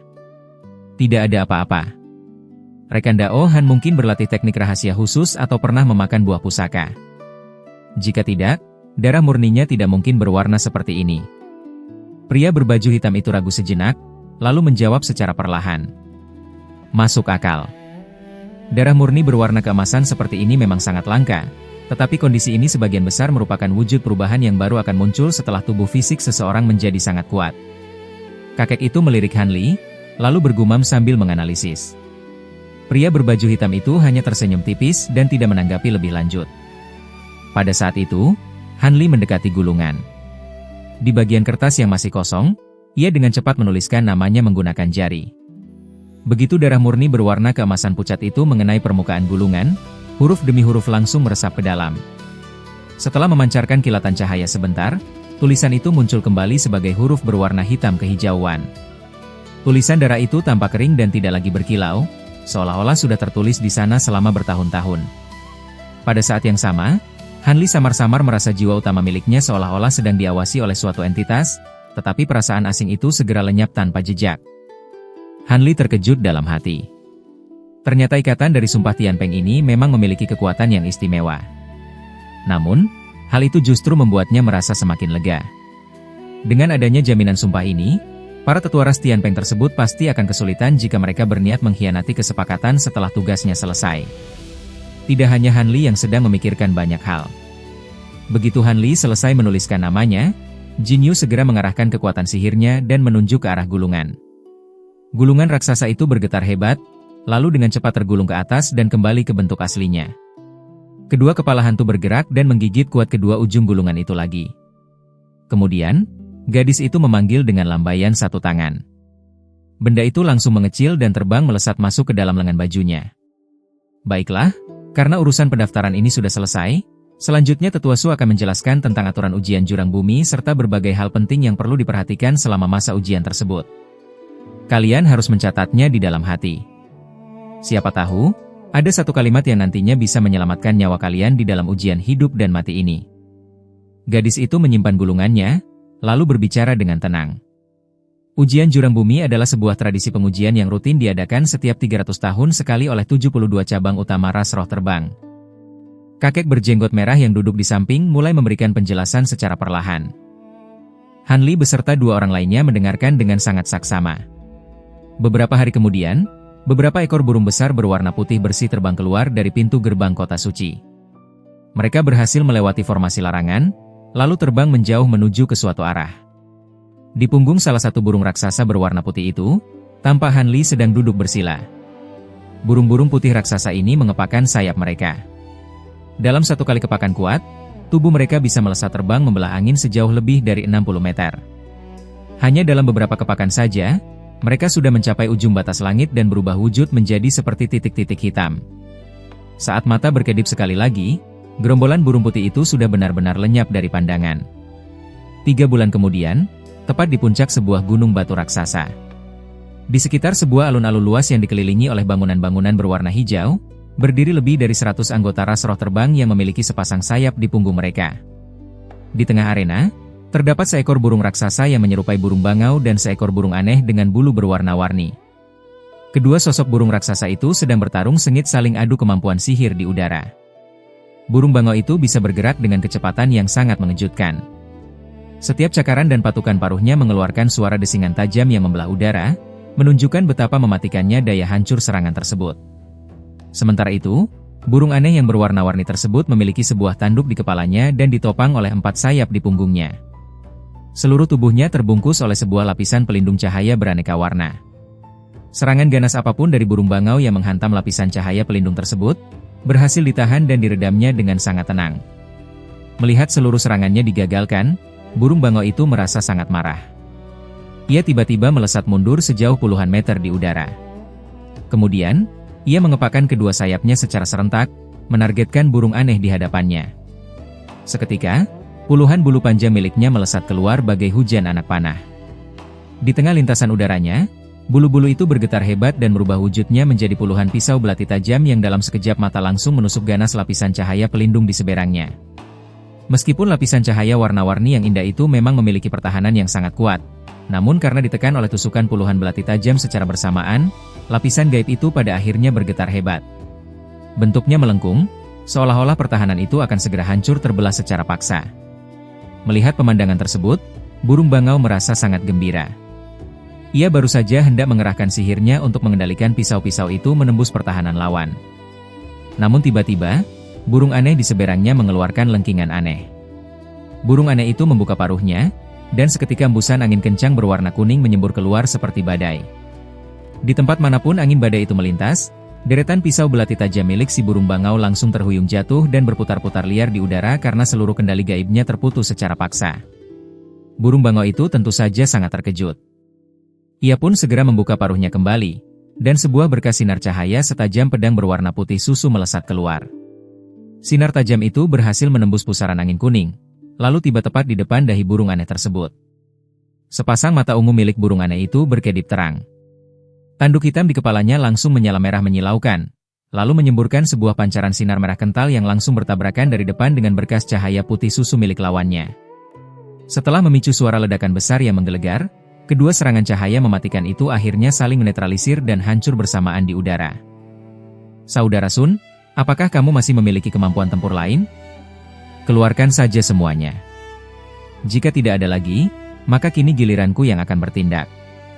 Tiba-tiba, dari mulut burung aneh itu terdengar suara serak seorang pria dewasa. Mendengar provokasi itu, burung bangau mendengus remeh, lalu membalas dengan nada yang tak kalah dingin. Kalian para bawahan ras Nasar bertanduk memang hanya memiliki kemampuan sebatas ini, apa yang bisa kamu lakukan padaku? Baiklah, aku akan membuatmu merasakan kemampuan baruku, ancam burung aneh itu dengan nada yang sangat tidak ramah. Kemudian, keempat sayap gaib di punggungnya mengepak serentak. Di tengah pancaran cahaya yang mengaburkan pandangan, tubuh raksasa burung itu berubah wujud menjadi sebuah lonceng kuning kuno raksasa yang tingginya mencapai 3 meter. Gawat!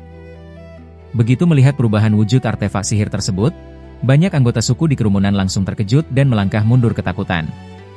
Hanya beberapa sosok yang merasa memiliki tingkat kekuatan mumpuni sajalah yang berani tetap berdiri diam di posisinya.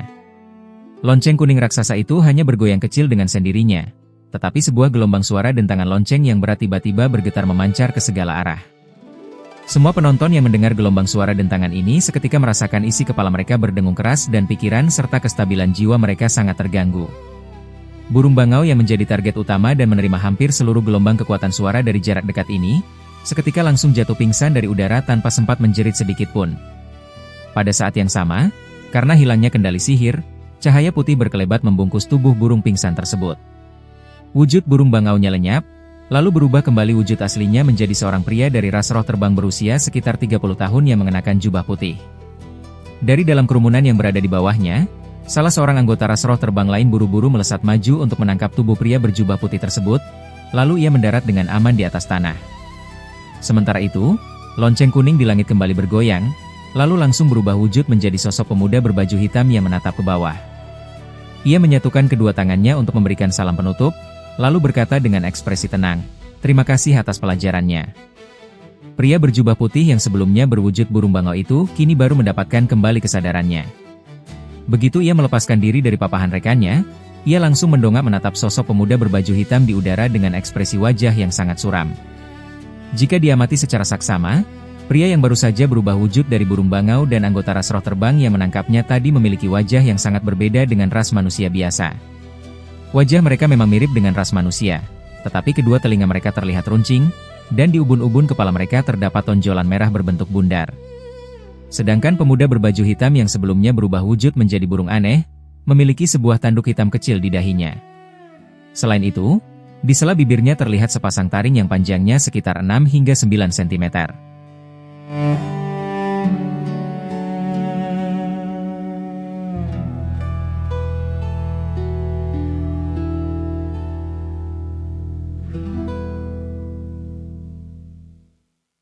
Adapun bagi lebih dari 100 anggota ras roh terbang yang sedang menonton pertarungan tadi, kebanyakan dari mereka juga memiliki perbedaan fisik jika dibandingkan dengan ras manusia. Ada yang memiliki banyak perbedaan fisik, dan ada juga yang hanya sedikit. Namun, mereka semua memiliki sepasang sayap di punggung. Ada sayap yang berukuran panjang, ada yang pendek, berwarna abu-abu, merah, dan sebagainya. Mereka semua adalah anggota ras roh terbang. Kemampuan ilahi lonceng surga penakluk iblis milik ras Nasar bertanduk memang sangat luar biasa. Aku menerima kekalahan ini, ucap pria yang kala itu dengan nada tidak rela. Ia lalu melangkah mundur kembali ke dalam kerumunan bersama rekannya. Apakah ada rekan sejalan lain yang ingin mengujiku?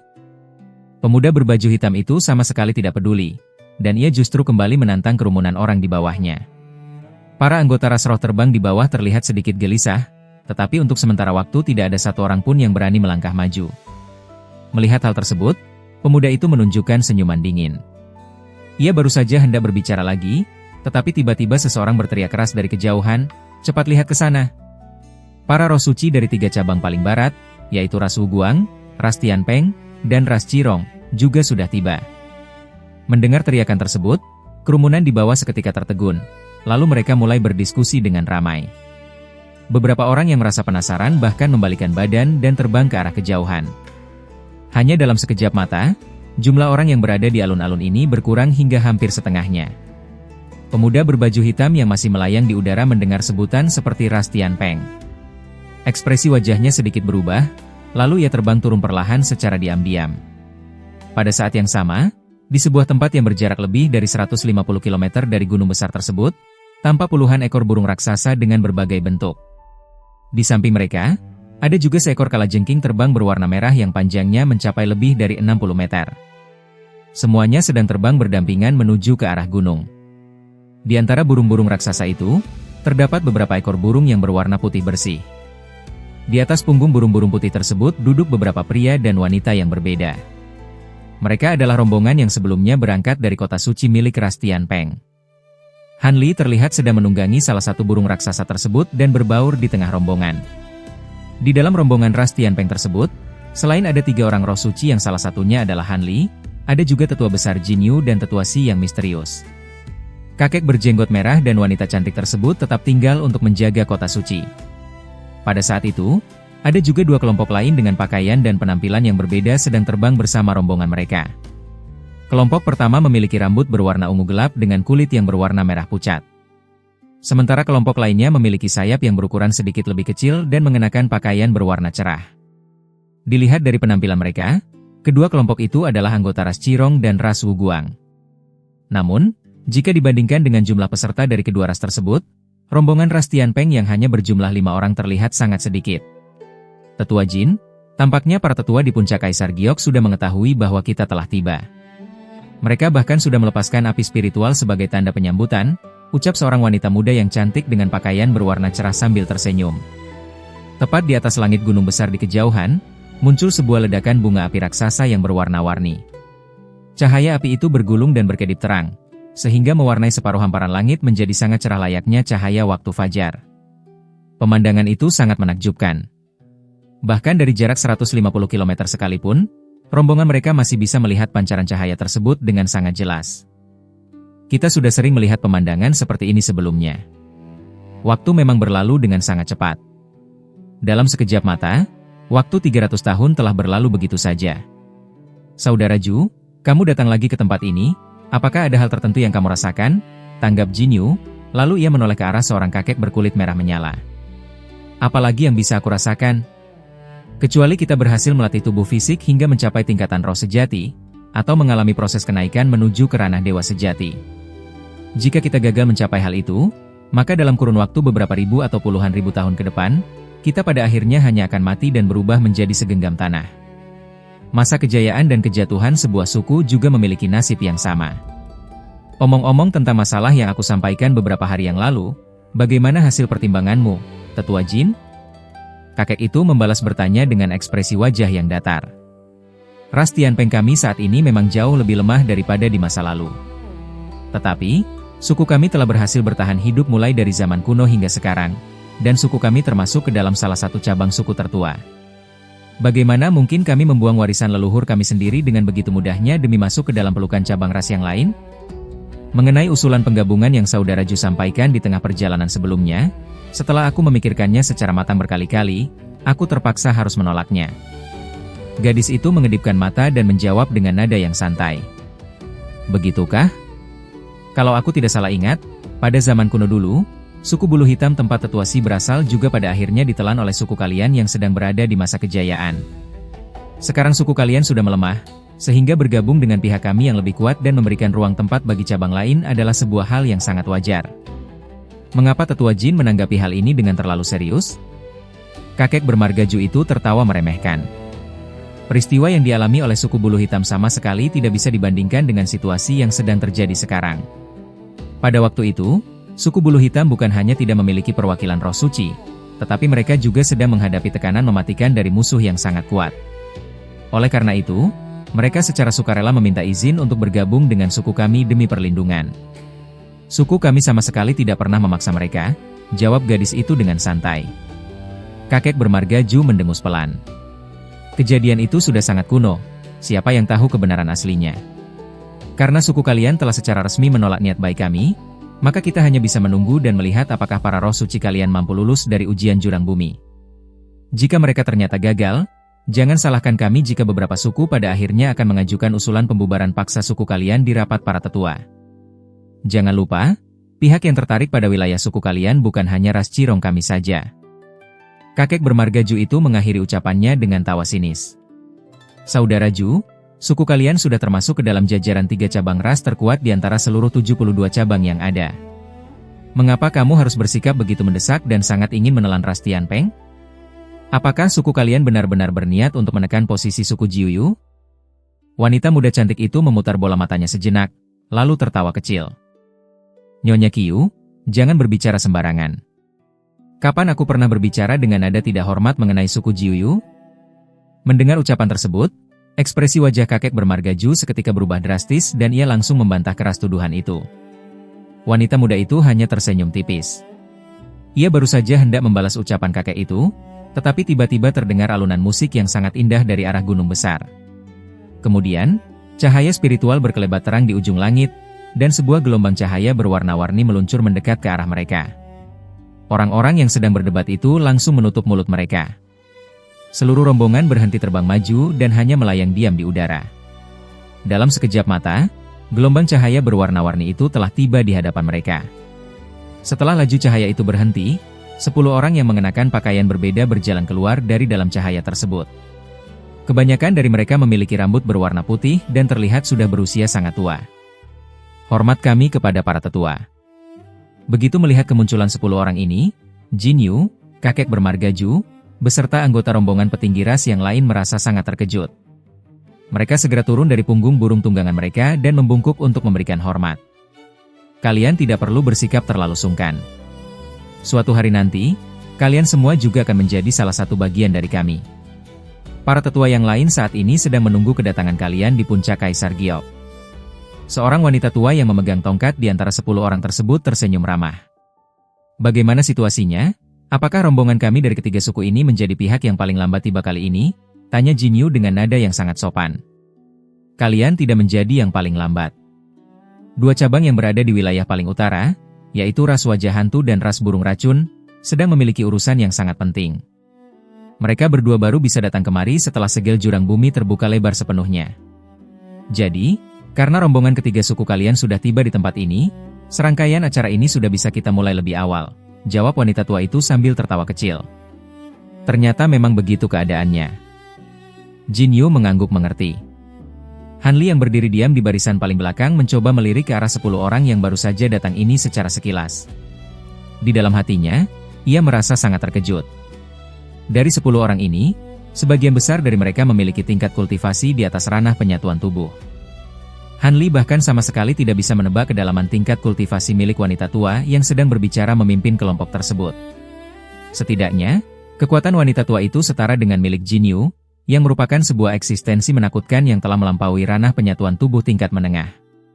Mereka merupakan para anggota rapat Dewan Tetua yang sangat terkenal. Menurut kabar yang beredar luas, mereka semua pada awalnya merupakan para tetua yang berasal dari berbagai macam suku yang berbeda. Setelah jatah umur hidup mereka tinggal tersisa sedikit, mereka bisa memilih untuk bergabung secara resmi dengan Dewan Tetua tingkat tinggi ini. Sejak hari pertama mereka bergabung, mereka akan langsung melepaskan seluruh status serta jabatan yang mereka miliki di suku asal mereka, dan mereka hanya akan bertanggung jawab secara penuh untuk melindungi seluruh kelangsungan hidup dan keselamatan ras roh terbang. Pada saat itu, kakek bermarga Ju dan wanita muda tersebut juga berjalan mendekat untuk menyapa wanita tua itu.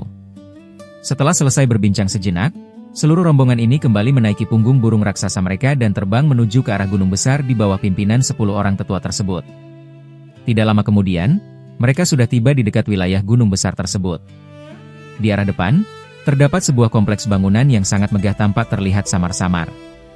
Sementara itu, di udara bagian atas gunung, terlihat banyak titik hitam dengan berbagai ukuran sedang terbang berputar-putar. Han Li mengamati titik-titik hitam tersebut dengan lebih saksama. Ia akhirnya bisa melihat dengan jelas bahwa bayangan itu adalah wujud dari ratusan burung raksasa dari berbagai jenis yang sedang terbang mengelilingi udara. Di antara kerumunan burung tersebut, terdapat juga beberapa serangga terbang raksasa yang memiliki sayap lebar. Setiap makhluk itu memiliki bentuk fisik yang terlihat sangat ganas dan mematikan. Saat jarak rombongan terbang itu dengan puncak gunung tinggal tersisa beberapa kilometer saja, terdengar sebuah suara letupan yang pelan. Dari salah satu bangunan yang ada di puncak gunung, melesat sebuah jembatan cahaya pelangi yang memancarkan 7 warna terang. Hanya dalam satu kali kedipan mata, jembatan cahaya itu langsung melintasi jarak yang sangat jauh dan tiba tepat di depan hadapan mereka. Kemudian, wujud dari sebuah jembatan lengkung berukuran besar yang sangat indah benar-benar muncul dengan kokoh di depan mata. Wanita tua beserta 9 orang tetua lainnya hanya menggerakkan tubuh mereka sedikit, dan mereka sudah mendarat lebih dulu di atas permukaan jembatan lengkung tersebut. Kemudian, wanita tua itu tersenyum ramah dan melambaikan tangan ke arah rombongan yang masih menunggu di belakang. "Kita semua juga naik ke sana," perintah Jin Yu kepada rombongannya. Ia segera turun melompat dari punggung burung raksasanya dan melangkah berjalan mengikuti di belakang kelompok wanita tua itu. Wanita muda dari ras Wu Guang, pihak ras Cirong, beserta orang-orang yang lain tentu saja tidak mau ketinggalan langkah. Saat Han Li mulai melangkahkan kaki dan menginjak lantai jembatan tersebut, ia merasa permukaan tempat yang diinjaknya sangat lembut dan kenyal. Rasanya persis seperti sedang menginjak sebuah bantalan empuk yang sangat tebal. Karena merasa penasaran, ia menundukkan kepalanya untuk mengamati permukaan jembatan itu. Ia baru saja berniat akan melepaskan gelombang kesadaran ilahi miliknya untuk memeriksa struktur ajaib dari jembatan tersebut. Namun secara tiba-tiba, permukaan di bawah telapak kakinya bergetar pelan. Di sekeliling tubuhnya mendadak muncul sebuah pancaran cahaya berwarna-warni yang langsung membungkus tubuh semua orang. Setelah cahaya itu berkedip beberapa kali, mereka semua tiba-tiba sudah diteleportasi hingga sampai di ujung jembatan sisi yang lain. Proses perpindahan ini terasa sangat ajaib. Pada saat itu, Han Li tidak punya kesempatan lagi untuk terus memeriksa keanehan dari jembatan lengkung yang ada di bawah kakinya. Hal itu dikarenakan, di area ujung depan jembatan tersebut telah berdiri lebih dari 20 orang anggota ras roh terbang yang sedang menatap lurus ke arah kedatangan mereka. Di belakang barisan 20 orang tersebut, terlihat sebuah istana besar berwarna hijau yang kemunculannya terhalang oleh selubung kabut putih yang tebal, sehingga wujud bangunan besar itu terlihat muncul dan menghilang secara bergantian di balik kabut. Pihak yang sedang berdiri menyambut tepat di depan barisan depan hanyalah 2 orang, yaitu seorang pria parubaya berambut putih yang memiliki hidung mancung, serta seorang kakek berwajah penuh keriput yang memiliki pipi panjang. Di sekitar leher kakek itu, terdapat sebuah tato berwarna hitam yang terlihat sangat pucat. Begitu wanita tua itu melihat kehadiran mereka berdua, ia langsung tertawa kecil. Ia lalu mengibaskan lengan bajunya dan berjalan mendekat ke samping kedua orang tersebut. Sementara itu, 9 orang tetua yang lain melangkah masuk dan membaur ke dalam kerumunan 20 orang di belakangnya. Para tetua dan para roh suci sekalian telah menempuh perjalanan datang dari tempat yang sangat jauh, perjalanan kalian pasti terasa sangat melelahkan. Para roh suci bisa pergi beristirahat di bangunan istana samping terlebih dahulu. Sementara itu, para tetua yang hadir mohon bersedia untuk menemani kami orang-orang tua ini berjalan masuk ke aula istana utama sebentar. Saat ini, para tetua dari cabang suku yang lain juga sudah berkumpul di dalam istana utama, dan mereka sedang ditemani oleh para tetua yang lainnya, ucap kakek bertato tersebut sambil mengangkat tangannya untuk memberi salam kehormatan dan tersenyum ramah. Tetua Ming bersikap terlalu sopan kepada kami. Tentu saja kami akan mematuhi arahan tersebut, jawab tetua Ju dari pihak ras Cirong yang sengaja berbicara mendahului yang lainnya. Ia menyetujui ajakan tersebut dengan wajah yang penuh dengan senyuman. Meskipun Jin Yu dan wanita muda dari kelompok ras Wu Guang tidak memiliki hubungan yang akur dengan kelompok ras Cirong, kali ini mereka berdua sama sekali tidak memiliki pendapat bantahan yang lain. Maka dari itu, para pemimpin kelompok tersebut segera memberikan perintah kepada Han Li dan para roh suci lainnya untuk membubarkan diri ke tempat istirahat. Setelah itu, dengan dipandu oleh orang-orang penyambut ini, kelompok para petinggi ras berjalan melangkah masuk menembus ke dalam selubung kabut putih tebal yang menyelimuti istana. Para roh suci sekalian, silakan ikuti arahanku. Aku akan memandu dan mengatur tempat tinggal untuk tempat istirahat kalian. Entah sejak kapan, seorang pelayan gadis kecil yang mengenakan baju berwarna putih tiba-tiba saja sudah muncul berdiri di depan hadapan Han Li dan belasan orang lainnya sambil tersenyum manis. Terima kasih atas bantuanmu, rekan Dao. Meskipun tingkat kultivasi pelayan gadis itu tidak tinggi, seorang roh suci dari ras Cirong tetap tidak berani meremehkannya. Dari ketiga suku yang datang, jumlah rombongan ras Cirong adalah yang paling banyak. Mereka mengirimkan 7 orang roh suci sekaligus. Berikutnya adalah ras Wu Guang yang mengirim 5 orang. Yang jumlahnya paling sedikit adalah ras Tianpeng. Bahkan setelah dihitung bersama dengan Han Li, mereka hanya berjumlah 3 orang. Jumlah ini pun sudah mencakup seluruh kandidat roh suci yang dimiliki oleh ras Tianpeng tanpa menyembunyikan siapapun. Berbeda halnya dengan suku-suku lain yang pastinya masih menyembunyikan beberapa roh suci rahasia yang sengaja tidak mereka kirimkan. Selain itu, para roh suci dari kedua suku besar tersebut kebanyakan berada di ranah transformasi dewa tingkat menengah ke atas. Jika dibandingkan dengan tingkat kultivasi Bai Bei dan Leilan, kekuatan rombongan mereka jelas jauh lebih kuat. Dari kenyataan ini, terlihat sangat jelas bahwa posisi ras Tianpeng memang sudah sangat melemah di dalam jajaran ras roh terbang. Pantas saja para petinggi ras Tianpeng sampai rela bersusah payah untuk membujuk Han Li agar mau meminjamkan kekuatannya. Keinginan cabang suku kuat lainnya untuk menelan mereka hidup-hidup adalah hal yang sangat biasa. Hukum rimba di mana yang kuat memangsa yang lemah akan selalu berlaku mutlak untuk semua ras yang ada di alam roh. Sambil memikirkan berbagai hal tersebut, Han Li berjalan berjajar bersama Bai Bei, Leilan, serta beberapa anggota ras Wu Guang di belakang kelompok ras Cirong. Secara naluriah, kelompok-kelompok yang berbeda ini saling menjaga jarak yang cukup jauh satu sama lain. Di antara para roh suci dari ras Cirong, sosok yang paling diperhatikan oleh Han Li adalah seorang pria dengan garis wajah tajam yang sorot matanya selalu memancarkan niat membunuh yang pekat. Ada beberapa roh suci dari ras Cirong lain yang tingkat kultivasinya sebenarnya setara dengan pria itu, tetapi hanya pria dengan wajah tajam inilah yang langsung memberikan perasaan berbahaya saat Han Li pertama kali melihatnya. Sambil berpikir demikian, Han Li menatap punggung pria tersebut dengan menyipitkan mata. Bagaimana? Apakah saudara Han merasa tertarik pada Ju Yinzi? Dari barisan rombongan ras Wu Guang, seorang wanita muda yang tampak berusia 20-an tiba-tiba menoleh dan tersenyum ke arah Han Li. Di dalam kelompok rombongan ras Tianpeng, meskipun status Han Li merupakan seorang roh suci palsu, tetapi tingkat kultivasinya yang telah mencapai ranah ahli terbang tingkat tinggi sama sekali bukanlah hal yang palsu. Oleh karena itu, baik pihak ras Wu Guang maupun ras Cirong, mereka semua menganggap Han Li sebagai sosok pemimpin utama dari kelompok roh suci ras Tianpeng. Ditambah lagi dengan wajahnya yang masih asing, serta kemunculannya yang tak terduga sebagai kartu rahasia milik ras Tianpeng, hal itu membuat rombongan dari dua suku lainnya merasa cukup waspada dan sangat memperhatikan gerak-gerik Han Li. Selama di perjalanan tadi, karena kehadiran Jin Yu dan para tetua lainnya di samping mereka, orang-orang ini sama sekali tidak memiliki kesempatan untuk saling berbicara. Begitu mereka berpisah dari pengawasan para tetua suku masing-masing, wanita muda dari ras Wu Guang inilah yang mengambil inisiatif untuk langsung menyapa dan berbicara lebih dulu. Tentu saja, hal ini juga dipengaruhi oleh sejarah hubungan ras Tianpeng dan ras Wu Guang yang selama ini selalu bersahabat. Di sisi lain, para roh suci dari ras Cirong tentu tidak akan sudi untuk menyapa mereka secara sukarela. Tidak ada apa-apa. Hanya saja, saudara Ju ini memiliki aura membunuh yang sangat pekat di tubuhnya. Sepertinya pengalaman bertarungnya sama sekali tidak sedikit, jawab Han Li dengan santai. Ternyata rumor yang mengatakan bahwa saudara Han selama ini berkultivasi di luar wilayah kita memanglah benar. Jika tidak, kamu pasti akan mengenali orang itu. Ju Yinzi itu memiliki reputasi yang cukup terkenal di kalangan generasi muda ras kita. Dia pernah 7 kali masuk seorang diri ke dalam area jurang bumi. Meskipun ia tidak pernah masuk terlalu dalam, tetapi ia telah berhasil membunuh banyak binatang buas tingkat tinggi yang terkenal ganas. Kekuatannya diperkirakan berada di tingkat yang sama dengan Ao King dari ras Qiwei dan Fei Ye dari ras Nanlong. Menurut kabar yang beredar, Kemampuan tempurnya bahkan dikabarkan tidak kalah jika dibandingkan dengan seorang ahli di ranah panglima tingkat menengah. Jawab wanita muda dari ras Wuguang itu sambil tersenyum ramah. Ia sama sekali tidak merasa takut jika ucapannya didengar oleh rombongan ras Cirong yang berjalan di depan. Ternyata begitu sosoknya, tanggap Han Li sambil mengangguk tanpa ekspresi. Ia tidak berbicara apa-apa lagi. Melihat Han Li yang bersikap begitu tenang saat mendengar reputasi mematikan lawan, wanita muda dari ras Wuguang tersebut justru merasa semakin tertarik padanya. Tetapi sebelum wanita itu sempat berbicara lagi, rombongan mereka telah tiba di tempat tujuan.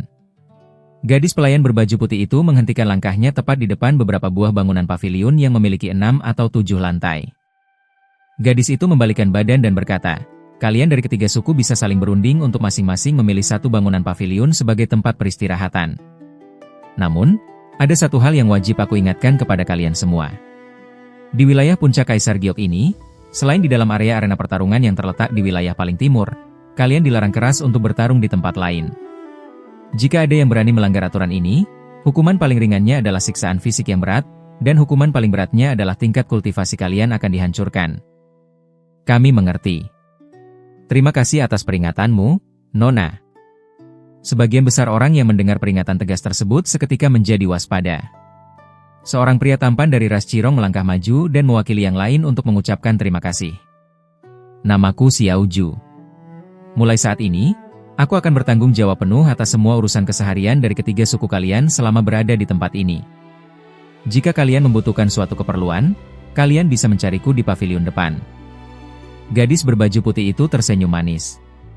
Ia menunduk sopan untuk memberi hormat kepada Han Li dan orang-orang lainnya, lalu mohon diri untuk pergi melangkah menjauh. Setelah kepergian pelayan itu, mereka semua tidak saling berbicara lagi. Ketiga kelompok suku tersebut langsung masing-masing memilih sebuah bangunan paviliun dan melangkah masuk untuk beristirahat. Han Li langsung memilih sebuah kamar di lantai paling atas paviliun tersebut, sementara Bai Bei dan Leilan masing-masing memilih untuk menempati kamar yang berada di 2 lantai di bawahnya. Setelah melakukan perjalanan yang sangat menguras tenaga hampir terus-menerus selama berbulan-bulan, pada akhirnya bahkan Han Li pun merasa sangat lelah.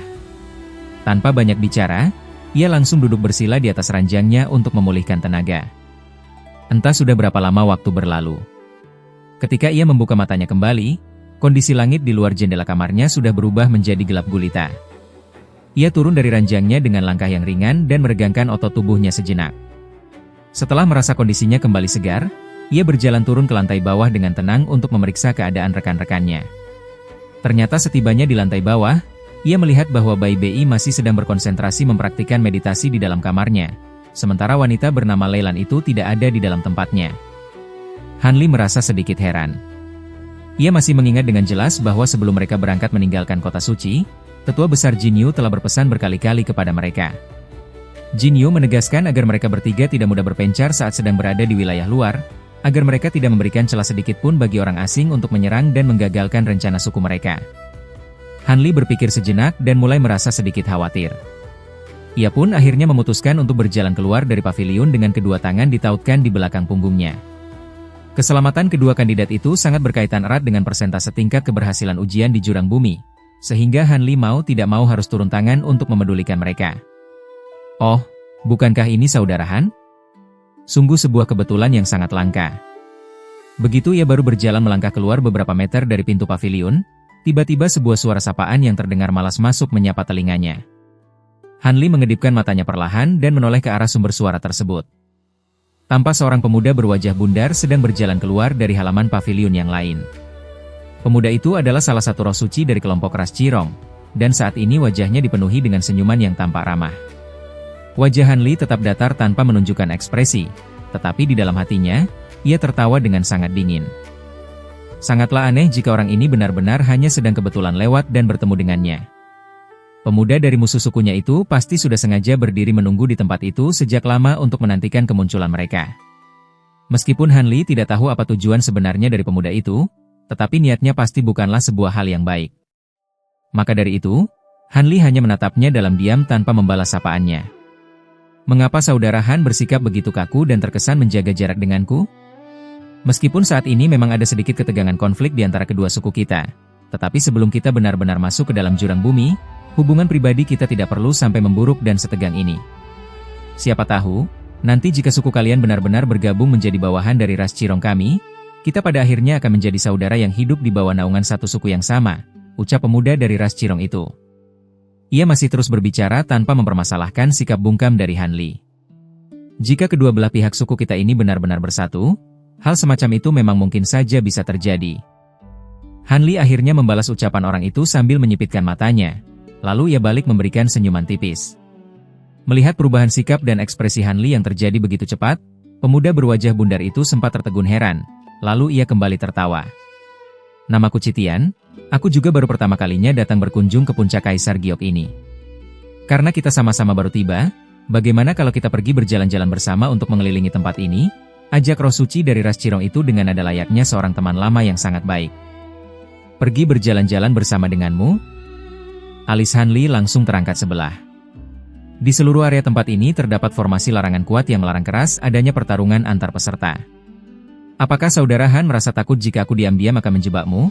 Tanya Citian sambil tertawa kecil seolah-olah ia merasa geli dengan kecurigaan Han Li.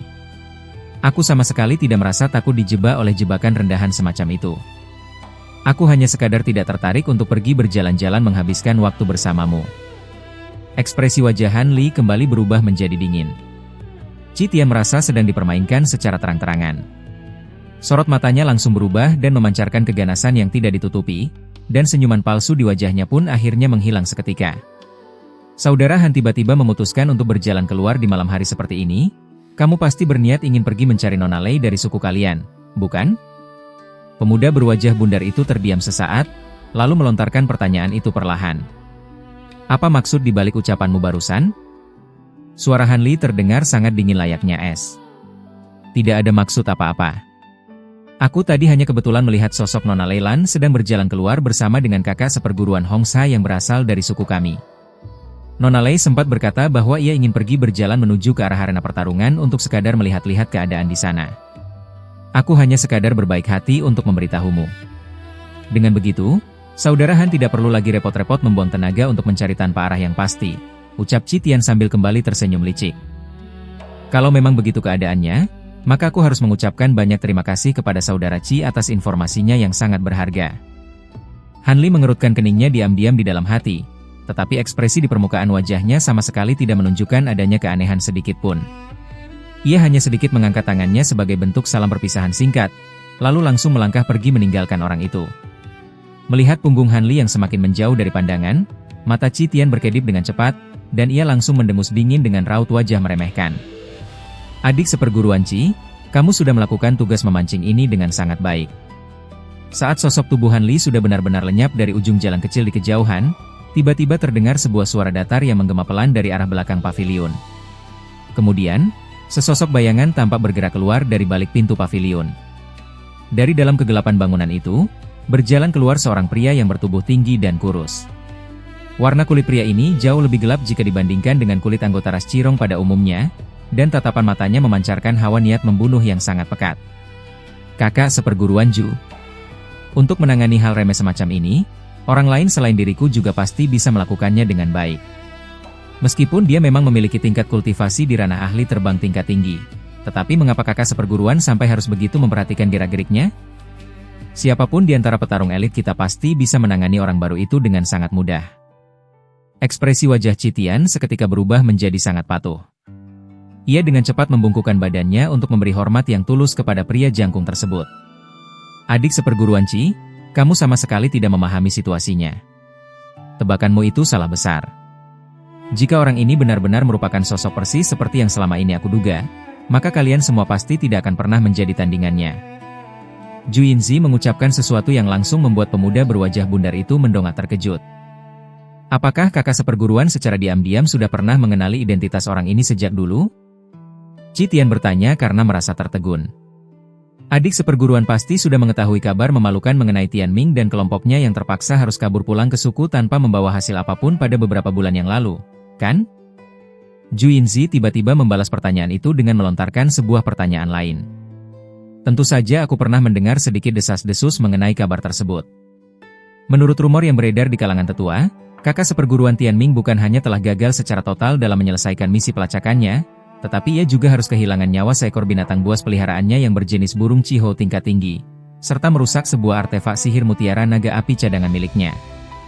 Qi Tian ragu sejenak saat hendak menjawab, lalu akhirnya ia memutuskan untuk menjawab informasi tersebut dengan jujur. Orang misterius yang pada waktu itu berhasil mengusir seluruh kelompok petarung Tianming dan membunuh burung Qi Hou Tangguh itu seorang diri tanpa bantuan siapapun, seharusnya adalah roh suci bermargahan ini. Zhu Yinzi menjilat bibirnya sendiri, dan wajahnya menunjukkan ekspresi ganas yang sangat aneh. Bagaimana mungkin hal gila seperti itu bisa terjadi? Kakak seperguruan Tianming merupakan seorang kultivator tangguh di ranah ahli terbang tingkat menengah, sementara seluruh anggota elit di kelompoknya yang lain juga dipastikan berada di ranah ahli terbang. Belum lagi ditambah dengan kemampuan tempur yang dimiliki oleh siluman burung Qi Hou tersebut, kekuatannya bahkan tidak kalah kuat jika dibandingkan dengan seorang kultivator ahli di ranah ahli terbang tingkat menengah. Ekspresi wajah Qi Tian kembali berubah pucat karena ia merasa sangat sulit untuk mempercayai informasi mengejutkan tersebut. Tianming sebelumnya pernah mendeskripsikan secara detail tentang ciri-ciri fisik musuh yang mengalahkannya kepadaku. Ditambah lagi dengan fakta bahwa orang ini merupakan roh suci ras Tianpeng yang baru saja sengaja dipanggil kembali secara mendadak dari wilayah luar suku. Jika menghubungkan kedua petunjuk penting itu, seharusnya tebakanku mengenai identitas asli dari orang ini tidak mungkin salah sasaran.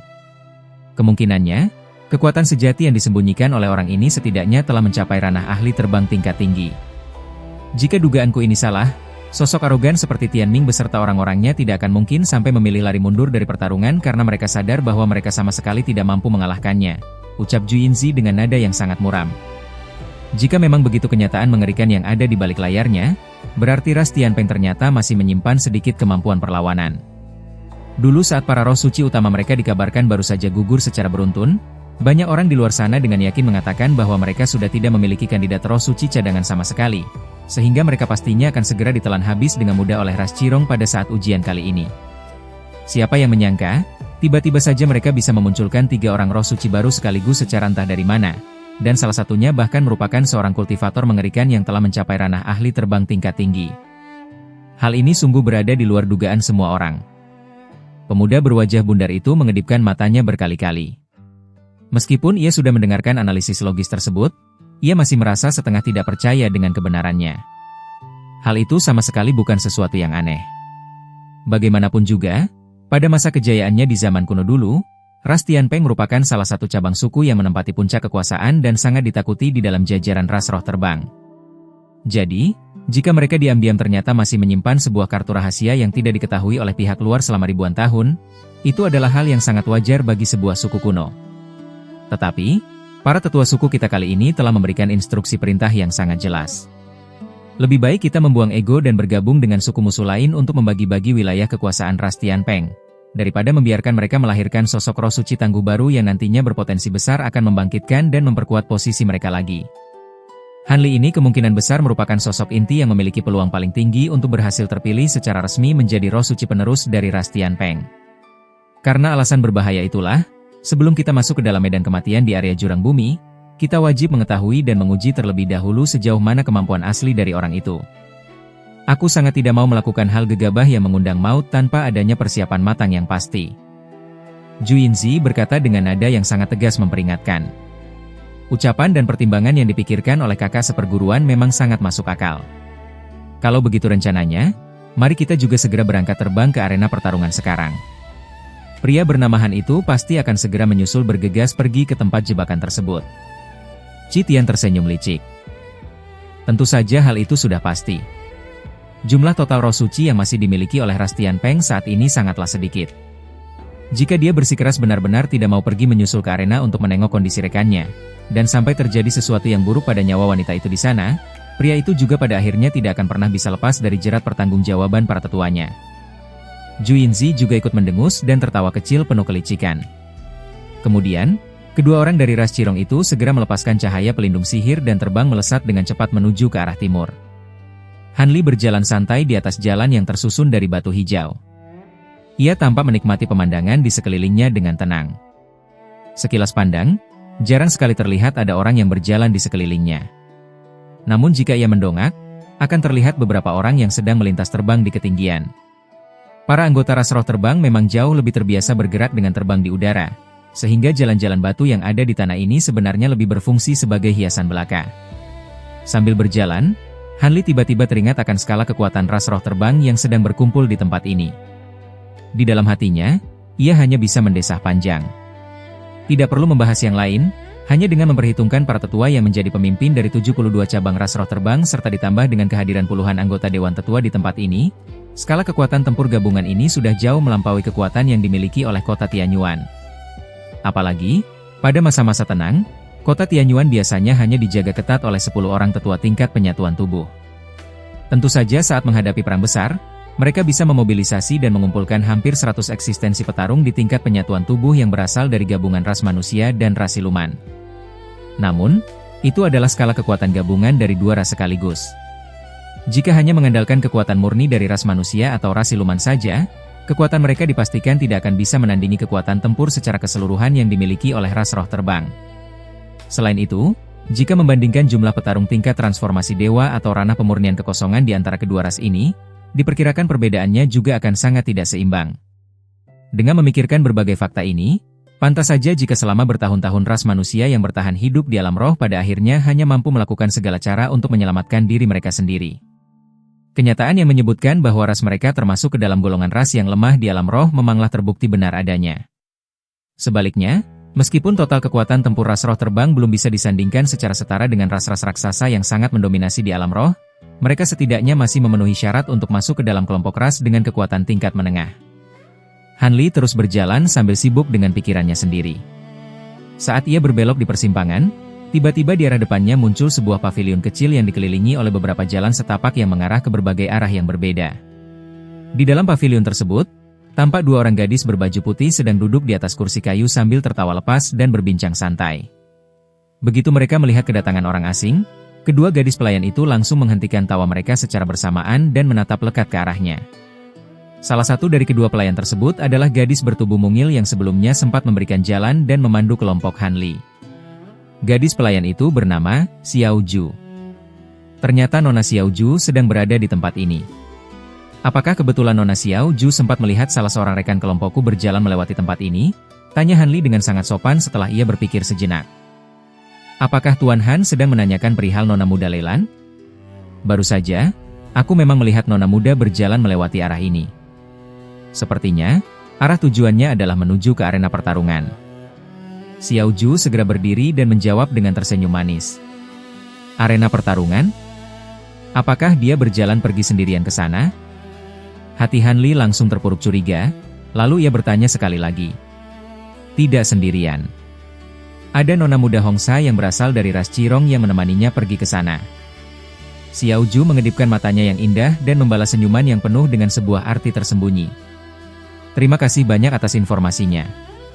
Permukaan wajah Han Li sama sekali tidak menunjukkan adanya perubahan ekspresi keterkejutan. Ia hanya tersenyum tipis, lalu berbalik arah dan menyusuri jalan setapak yang mengarah lurus ke lokasi arena pertarungan. Melihat reaksi tenang dari Han Li, kedua gadis pelayan berbaju putih itu saling bertatapan dan mereka melihat raut keheranan yang sangat jelas di mata satu sama lain. Menurut pandangan mereka, ketenangan luar biasa yang ditunjukkan oleh roh suci dari ras Tianpeng ini sangatlah tidak masuk akal. Padahal, pria itu baru saja mendengar fakta bahwa rekan wanitanya telah dipancing dan dibawa pergi oleh anggota musuh sukunya menuju ke tempat berbahaya seperti arena pertarungan. Bisa mempertahankan sikap ketenangan hingga tingkat sejauh ini di situasi semacam itu adalah sebuah hal yang sangat luar biasa. Tentu saja, kedua gadis pelayan itu sama sekali tidak mengetahui fakta aslinya. Han Li saat ini memang sengaja mempertahankan ketenangan fisiknya di luar, tetapi di dalam hatinya, ia benar-benar merasa sangat kesal dengan kelakuan bodoh rekan wanitanya itu. Ia tidak habis pikir, bagaimana bisa wanita dari ras Tianpeng yang bernama Leilan itu bersikap sebodoh ini dan sama sekali tidak bisa membaca situasi yang sedang dihadapinya. Meskipun Han Li tidak tahu taktik tipuan macam apa yang digunakan oleh wanita dari ras Cirong itu untuk membujuknya pergi ke arena pertarungan, sudah sangat jelas bahwa tindakan semacam itu sama sekali tidak didasari oleh sebuah niat baik. Mustahil wanita sebodoh Leilan tidak bisa melihat celah bahaya yang begitu jelas ini. Jika pihak lawan ternyata sudah merencanakan jebakan rapi di sana dan berpura-pura melukainya secara fatal di tengah arena dengan dalih bahwa hal itu tidak sengaja terjadi, maka harapan ras Tianpeng untuk bisa lulus secara mutlak dari ujian mematikan ini akan semakin menipis. Jika hal itu benar-benar terjadi, Han Li tentu tidak akan bisa tinggal diam melihatnya begitu saja. Pasalnya, setelah namanya resmi tercatat secara mengikat di dalam kitab Sumpah Tianpeng, Han Li juga telah menyepakati sebuah perjanjian tertutup tambahan dengan Jin Yu. Jika akibat kelalaiannya sampai membuat ras Tianpeng pada akhirnya gagal melahirkan seorang penerus roh suci, maka hal itu akan menjadi sebuah masalah besar yang akan mengancam keselamatan nyawanya. Han Li sangat percaya bahwa, sebelum nasib malang menimpa suku mereka dan membuat wilayah mereka benar-benar ditelan habis oleh pihak luar, para tetua dari ras Tianpeng pastinya sama sekali tidak akan merasa keberatan untuk melampiaskan segala kekesalan dan keputusasaan mereka pada orang asing seperti dirinya yang dianggap telah gagal dalam menyelesaikan tugas maha penting ini. Setiap kali ia memikirkan kembali secara mendalam mengenai segala detail mengerikan mengenai ujian hidup dan mati di jurang bumi tersebut, Han Li tanpa sadar selalu menghela napas panjang berulang kali. Dalam misi kesepakatan ini, meskipun Han Li diakui memang mendapatkan banyak keuntungan materi dan manfaat spiritual dari dukungan penuh ras Tianpeng, ia juga pada akhirnya harus ikut terseret ke dalam sebuah badai masalah mematikan yang skalanya sama sekali tidak kecil. Meskipun pada akhirnya nanti ia benar-benar bisa memenuhi janjinya dan berhasil membantu seluruh pihak ras Tianpeng untuk melepaskan diri dari kesulitan besar ini, ia tetap harus merencanakan dengan sangat matang mengenai bagaimana caranya agar ia bisa sepenuhnya melarikan diri dari wilayah ini dengan selamat tanpa halangan suatu apapun. Setelah pikirannya menjadi mantap dan memutuskan berbagai strategi darurat untuk menghadapi berbagai kemungkinan terburuk, langkah Han Li terlihat semakin tenang, tetapi pergerakan tubuhnya tiba-tiba berubah menjadi sangat gesit melesat maju bagaikan aliran air deras. Tubuhnya bergerak berpindah dengan sangat cepat dari satu ujung jalan ke ujung jalan lainnya. Hanya dalam hitungan beberapa kedipan mata saja, sosok tubuh pria itu telah lenyap dan menghilang sepenuhnya dari pandangan mata orang biasa. Letak arena pertarungan itu ternyata sangat mudah ditemukan, dan jarak aslinya dari tempat tinggal pavilion Han Li pun tidak sejauh yang ia bayangkan sebelumnya. Hanya dengan mengerahkan kemampuan rahasia langkah 1000 li miliknya dalam durasi sekitar waktu minum teh, Han Li sudah bisa melihat wujud dari lapisan cahaya pelindung raksasa yang tingginya menjulang mencapai 3 km. Sayup-sayup dari arah bangunan itu, ia mulai bisa mendengar serangkaian suara ledakan dahsyat beserta keributan sorak-sorai penonton yang menggema kencang. Ekspresi Han Li langsung berubah menjadi serius. Ia segera mematikan aliran kemampuannya dan mengubah langkah gesitnya menjadi ayunan langkah kaki biasa yang lambat. Tujuan utama Citian dari ras Cirong yang dengan sengaja memberitahukan lokasi keberadaan Leilan secara cuma-cuma sebelumnya sudah sangat jelas. Pemuda itu memiliki rencana untuk memancing dan menargetkan kedatangannya. Selama Han Li bisa menahan diri dan tidak muncul secara terang-terangan di tempat tersebut, pihak ras Cirong seharusnya belum akan mengambil tindakan nekat dalam waktu dekat. Jika mereka pada akhirnya benar-benar kehilangan kesabaran dan mulai melancarkan aksi mereka, maka saat ini segalanya sudah terlambat, dan ketergesa-gesaannya hanya akan membuahkan hasil yang sia-sia belaka. Sambil menyusun berbagai strategi pertahanan di dalam pikirannya dengan tenang, sepasang mata Han Li memancarkan kedipan cahaya biru yang terang. Ia menatap tajam untuk menembus lapisan pelindung cahaya raksasa di depannya dan mengamati pergerakan orang-orang yang ada di dalamnya secara saksama. Di arah langit arena, tampaknya ada sepasang kultivator yang sedang bertarung habis-habisan menggunakan berbagai jurus di udara. Syukurlah. Dua orang yang sedang bertarung di dalam sana tampaknya sama-sama tidak sedang menggunakan kemampuan khusus untuk berubah wujud. Petarung pertama terlihat sangat menguasai elemen api, sementara musuh di seberangnya tampak sedang menyemburkan hawa dingin yang memancarkan cahaya berwarna biru. Namun yang paling melegakan hatinya adalah, tidak ada sosok Leilan di antara kedua petarung yang sedang berhadapan di udara itu. Hal ini berhasil membuat perasaan tegang Han Li menjadi sedikit berkurang. Tetapi, ketika ia mengamati dengan lebih jelas sosok wanita yang mengendalikan elemen api itu, sangat jelas bahwa wanita itu merupakan salah satu dari kandidat roh suci milik ras Cirong yang memiliki nama Hong Sa. Saat pikiran Han Li sedang dipenuhi oleh tanda tanya mengenai apa yang sebenarnya sedang terjadi, ia tiba-tiba merasakan adanya sepasang mata misterius dari dalam kerumunan yang sedang menatapnya lekat dari kejauhan. Tatapan mata orang itu terasa sangat dingin membekukan, dan sorotnya tidak menunjukkan adanya sedikit pun niat baik. Insting bertahan hidupnya yang sangat tajam langsung bereaksi. Han Li segera melirik tajam ke arah sumber arah pandangan tersebut dan berusaha melacak posisi orang misterius yang mengawasinya itu. Namun hal yang membuatnya merasa sangat waspada adalah, keberadaan orang asing yang menatapnya itu lenyap dalam hitungan sekejap. Meskipun Han Li telah memusatkan seluruh perhatiannya untuk mencari sosok orang itu di tengah kerumunan yang ramai dengan sangat saksama, tetapi ia sama sekali tidak berhasil menemukan jejak sekecil apapun dari orang tersebut. Wajah Han Li langsung berubah menjadi suram. Setelah merenungkan kejanggalan ini sejenak, ia akhirnya menyerah untuk mencari sosok itu dan langsung mempercepat langkah kakinya. Tidak lama kemudian, ia sudah tiba mendekati batas luar arena pertarungan tersebut. Sebelum Han Li sempat menempatkan dirinya di posisi pengamatan yang pas, pertarungan antara kedua orang yang sedang berada di udara itu telah memasuki babak akhir. Setelah serangan gelombang api ganas dan serangan hawa dingin membekukan itu saling melilit dan bertabrakan dengan sangat hebat di udara, mereka berhasil menentukan pihak mana yang memenangkan pertarungan itu hanya dalam sekejap mata. Pria yang memiliki sepasang sayap biru di punggungnya itu tampak terdesak hebat karena harus terus-menerus melangkah mundur untuk menghindari serbuan kobaran api yang kian membesar menyelimutinya. Pada akhirnya, karena ia tidak mampu lagi menahan serangan panas yang mencekik itu, ia terpaksa menyerah kalah kepada Hongsa dan mendarat turun ke tanah. Adik Lei, aku baru saja memenangkan pertarungan ini dan mengalahkan lawanku dengan telak. Jika kamu masih menginginkan batu bintang petir yang ada padaku itu, silakan saja kamu naik ke arena ini dan kalahkan aku. Jika kamu berhasil, maka kakak pasti akan segera memberikannya secara cuma-cuma kepadamu tanpa akan mengingkari janji sedikit pun. Wanita ini memang memiliki wajah yang sangat cantik jelita. Saat ia tersenyum dengan sangat manis, raut wajahnya itu benar-benar memancarkan pesona rayuan yang sulit untuk ditolak. Tingkah manis wanita itu kontan langsung memancing hawa nafsu dan membakar hati banyak pria hidung belang dari kalangan ras roh terbang yang sedang ikut menonton pertarungan tersebut. Begitu Han Li mendengar sayembara konyol tersebut, di dalam hatinya ia langsung berteriak merutuki hal ini. Ia merasa situasi ini pasti akan berjalan dengan sangat buruk. Ia baru saja berniat meneriakkan seruan peringatan keras dari kejauhan untuk mencegah rekan sebodohnya itu, tetapi semuanya sudah terlambat. Segumpal cahaya putih yang menyilaukan seketika melesat terbang naik dari arah tanah. Di dalam pusaran cahaya tersebut, tampak sosok seseorang dengan postur tubuh yang langsing sedang mengepakkan sepasang sayap berwarna perak di punggungnya. Bukankah wujud tubuh itu tidak lain merupakan sosok Lei Lan? Raut wajah Han Li seketika berubah menjadi sangat muram. Momen kemenangan dan tantangan dari wanita anggota ras Cirong itu terjadi tepat dan sangat bertepatan dengan momen kedatangannya di arena ini. Sudah sangat jelas bahwa kejadian yang tersusun sangat rapi ini bukanlah sebuah kebetulan yang tidak disengaja.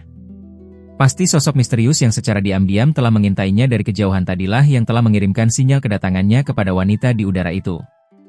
Sehingga wanita itu pun akhirnya melancarkan rencana jahat yang sudah mereka susun khusus untuk menyasar dan memancing reaksi dari dirinya. Tetapi setelah menghela napas panjang dan berusaha menenangkan pikirannya beberapa kali, ketegangan pada wajahnya pun perlahan kembali normal. Ia kembali mempercepat langkah kakinya dan berjalan perlahan menuju ke pinggir area arena pertempuran, lalu berdiri mengamati dengan ekspresi santai di dekat tempat itu. Rencana aslimu memancing dan membawaku keluar dari tempat peristirahatan menuju ke sini dengan menggunakan umpan pameran batu bintang petir pasti bertujuan semata-mata untuk bertarung secara langsung denganku. Apapun niat busukmu, karena kamu sebelumnya sudah membuat pernyataan publik bahwa aku akan bisa mendapatkan batu bintang petir jika aku berhasil mengalahkanmu, aku peringatkan bahwa aku sama sekali tidak akan menahan diri sedikit pun untuk memberikan ampunan padamu. Lei Lan berbicara dengan ekspresi yang sangat dingin dan tidak menunjukkan keraguan sedikit pun. Sayap perak yang ada di punggungnya mulai terbuka lebar secara perlahan. Saat sayap itu terbentang dengan sempurna, deretan kilatan sambaran petir yang menyilaukan mata tiba-tiba bermunculan dan dengan cepat menjalar menyebar ke seluruh permukaan tubuh wanita itu. Kekuatan petir itu membuat wujud Lei Lan berubah dan membuatnya tampak persis seperti Dewi Roh Petir yang siap menyambar lawannya tanpa ampun. KKK. Jika adik Lei memang merasa memiliki kekuatan yang lebih dari cukup, maka kamu silakan saja mencobanya. Jika kamu berhasil, aku pastinya akan dengan sangat senang hati memberikan harta batu bintang petir ini sebagai hadiahmu. Hongsa tertawarnya, seolah ia sama sekali tidak memedulikan gertakan tersebut. Ia hanya melirik sinis ke arah posisi berdirinya Han Li secara sekilas, lalu ia kembali tertawa mengejek untuk memancing emosi lawannya. Banyaknya perwakilan suku-suku lain yang juga hadir berkumpul di bawah area pertarungan ini tentunya tidaklah buta. Mereka pastinya telah mendengar berbagai desas-desus mengenai ketegangan konflik memanas antara kubu ras Cirong dan ras Tianpeng. Oleh karena itu, para penonton di bawah mulai saling berbisik membicarakan perselisihan ini dengan antusias, karena mereka sangat ingin menyaksikan pertarungan seru di antara dua musuh bebuyutan tersebut. Para penonton bisa melihat dengan jelas sosok Han Li yang hanya berdiri mematung di luar arena dengan kedua tangan dilipat santai di depan dadanya. Pria itu sama sekali tidak menunjukkan adanya sedikit pun tanda-tanda keinginan untuk campur tangan atau mencegah rekannya untuk bertarung mempertaruhkan nyawa. Meskipun Hongsa masih memamerkan senyuman meremehkan di permukaan wajahnya, tetapi di dalam hatinya ia mulai merasa sedikit cemas. Jika kenyataannya Han Li pada akhirnya sama sekali tidak muncul dan naik ke arena ini untuk mencegah pertarungan ini terjadi, hal itu berarti beberapa rencana licik cadangan yang sebelumnya sudah mereka bicarakan dan susun rapi menjadi gagal total dan tidak bisa digunakan. Tampaknya, ia harus terpaksa mengandalkan dan menggunakan strategi rencana lain yang telah dipersiapkan sebelumnya. Wanita licik itu segera memikirkannya di dalam hati dan akhirnya langsung mengambil keputusan tanpa ada keraguan sedikit pun. Kedua tangannya dengan gesit membentuk simpul mudra yang rumit. Tubuhnya pun langsung memancarkan kobaran cahaya merah menyala yang sangat terang. Serangkaian bola-bola api mematikan yang ukurannya sebesar mangkuk raksasa mulai bermunculan dan beterbangan mengelilingi posisi tubuhnya dari segala arah. Kobaran cahayanya sangat besar dan panas hingga hampir memantulkan warna merah cemerlang pada separuh bagian langit dari pantulan cahayanya. Panas mematikan yang terpancar dari serangkaian bola api itu dalam sekejap menyelimuti seluruh area arena pertarungan dengan udara yang membakar bagaikan neraka. Beberapa penonton yang tingkat kultivasinya relatif rendah bahkan terpaksa harus terus mundur sejauh puluhan langkah ke belakang agar mereka tidak ikut terpanggang oleh hawa panas yang tidak tertahankan tersebut. Melihat serangan pemanasan tersebut, alis Hanli kembali bergerak sedikit, namun ia tetap memilih untuk hanya diam memperhatikan. Sementara itu, begitu Leilan melihat kemunculan serangkaian bola api mematikan itu, tanpa berbicara sedikit pun, ia segera mengepakkan sayapnya secara berulang kali dan mengaktifkan kemampuan mantra perlindungannya di dalam hati. Terdengar suara gemuruh guntur yang menggelegar dahsyat. Cahaya dari kilatan petir yang menyambar-nyambar di sekeliling tubuh wanita itu segera membesar hingga mencapai 2 kali lipat dari ukuran sebelumnya. Dari kejauhan, wujud kilatan petir raksasa tersebut terlihat menyerupai wujud beberapa ekor ular piton raksasa berwarna perak yang sedang melilit tubuhnya. Namun tidak lama setelah wujudnya terbentuk, sekumpulan ular petir tersebut berubah wujudnya menjadi lautan benang perak berjumlah tak terhingga yang langsung ditembakkan melesat secepat kilat ke arah pertahanan musuh di seberang arena. Dalam hitungan sekejap yang hanya berlangsung sedetik saja saat benang petir perak itu melesat, hampir semua helai benang petir tajam tersebut berhasil menembus memotong tepat ke dalam inti kekuatan setiap bola api yang menghadangnya. Diiringi oleh suara derak hantaman petir yang meledak beruntun tanpa henti, ratusan bola api raksasa tersebut meledak secara bersamaan. Sisa-sisa ledakan dari bola api itu hancur berserakan dan berubah menjadi serpihan percikan api yang berterbangan liar di sekeliling arena. Tingkat kemampuan tingkat tinggi dan penguasaan teknik luar biasa yang dimiliki oleh Leilan dalam mengendalikan elemen petir yang liar untuk bisa bertransformasi menjadi wujud sekecil benang ini, tidak hanya berhasil membuat Hanli tertegun kagum, namun hal tersebut juga berhasil membuat para petarung lain dari ras roh terbang yang sedang menonton di bawah arena menjadi sangat gelisah. Mereka akhirnya mulai menyadari betapa kuat dan menakutkannya kemampuan wanita itu. Melihat kemampuannya dihancurkan dengan mudah, Hongsa yang berada di seberang arena juga merasa sedikit terkejut. Namun dengan cepat ia kembali tertawa mengejek dengan sangat dingin. Ia lalu menyentakkan lengan bajunya dengan cepat, dan seberkas cahaya merah mematikan langsung melesat keluar dan berputar mengelilingi seluruh tubuhnya. Di titik manapun lintasan cahaya merah ini berhasil melewatinya, serpihan percikan sisa bola api yang berterbangan tersebut seketika berubah wujud menjadi sekumpulan kabut merah kental yang berkumpul secara masif ke arah posisi berdirinya Hongsa. Hanya dalam waktu sekejap, gumpalan awan berapi raksasa seketika tercipta di atas arena dan secara perlahan mulai menenggelamkan sosok Hongsa di dalamnya. Awan berapi itu terus bergulung menelan udara sekitarnya, lalu ia meledak menyemburkan gelombang-gelombang panas yang mematikan ke sekeliling arena. Kemudian, secara perlahan bentuk fisik dari awan berapi itu berubah mengeras di dalam selubung cahaya merah yang menyilaukan mata, hingga akhirnya ia berubah wujud menjadi sebongkah bola api raksasa dengan ukuran diameter yang mencapai 30 meter. Bongkahan bola api raksasa tersebut mulai berputar liar hingga mengeluarkan dengungan udara menakutkan.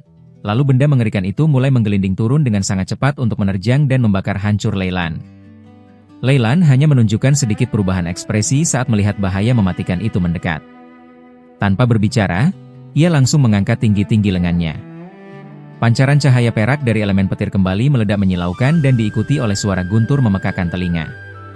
Seluruh permukaan dari kedua lengannya mulai diselimuti secara rapat oleh serangkaian sambaran petir perak tajam. Saat kilatan cahaya perak tersebut berkelebat menerangi langit, seluruh sambaran energi petir itu langsung melebur memadat menjadi sebuah entitas baru. Hanya dengan satu kali suara ledakan mematikan yang terdengar sangat keras, sebuah sambaran serangan petir berukuran raksasa sebesar ukuran tong air melesat menghancurkan udara dari arah lengannya. Serangan elemen petir mengerikan itu melesat lurus menyambut hantaman bongkahan bola api raksasa yang berada di seberang udara tanpa merasa takut sedikit pun. Setelah suara petir menyambar, kilatan petir perak besar masuk ke dalam bola api raksasa. Saat hampir semua orang mengira kilatan petir perak itu pasti akan menembus bola api, kilatan petir itu lenyap di permukaan bola api dan tidak terlihat, seolah-olah telah ditelan. Leilan terkejut. Bola api itu langsung sampai di depannya dengan sangat dahsyat. Setelah ragu sejenak, wanita itu mundur sedikit, lalu kedua sayapnya mengepak dan membungkus dirinya sendiri. Seketika, lapisan cahaya petir muncul. Di dalam cahaya petir itu, seekor burung besar berwarna putih keperakan menjelma. Seluruh tubuh burung besar putih keperakan itu dipenuhi kilatan petir perak. Di lehernya tergantung sebuah kalung aneh dengan labu keemasan seukuran 9 cm. Wanita itu akhirnya memutuskan untuk menggunakan kemampuan sihir berubah wujud yang paling dikuasainya untuk mengalahkan lawan. Begitu melihat burung besar itu, bola api raksasa berhenti bergulung. Suara gemuruh pelan terdengar, lalu bola api itu berubah bentuk menjadi burung api merah. Ukuran burung api itu beberapa kali lipat lebih besar dari burung besar di seberangnya. Tetapi, burung besar itu tidak merasa takut. Setelah mengeluarkan suara lengkingan yang jernih, tubuhnya membesar dengan cepat menjadi hanya sedikit lebih kecil dari burung api itu. Lalu dengan membawa banyak cahaya petir, burung besar itu menerjang ke seberang. Hongsa yang berubah menjadi burung api juga tidak takut. Api di tubuhnya menyala, lalu sepasang cakarnya menekan ke udara. 10 cahaya cakar merah memancar ke bawah. Kedua burung besar itu serentak mengayunkan sayap, hingga hampir menutupi setengah ruang di dalam lapisan cahaya. Karena hal itu, pertarungan mereka menjadi semakin sengit. Darah dan bulu sesekali jatuh dari ketinggian. Tetapi sesaat sebelum jatuh ke tanah, benda-benda ini hancur tanpa jejak. Sangat di luar dugaan semua orang, Leyland yang berada di ranah ahli terbang tahap awal, setelah berubah menjadi burung besar, tidak terdesak dalam pertarungan jarak dekat.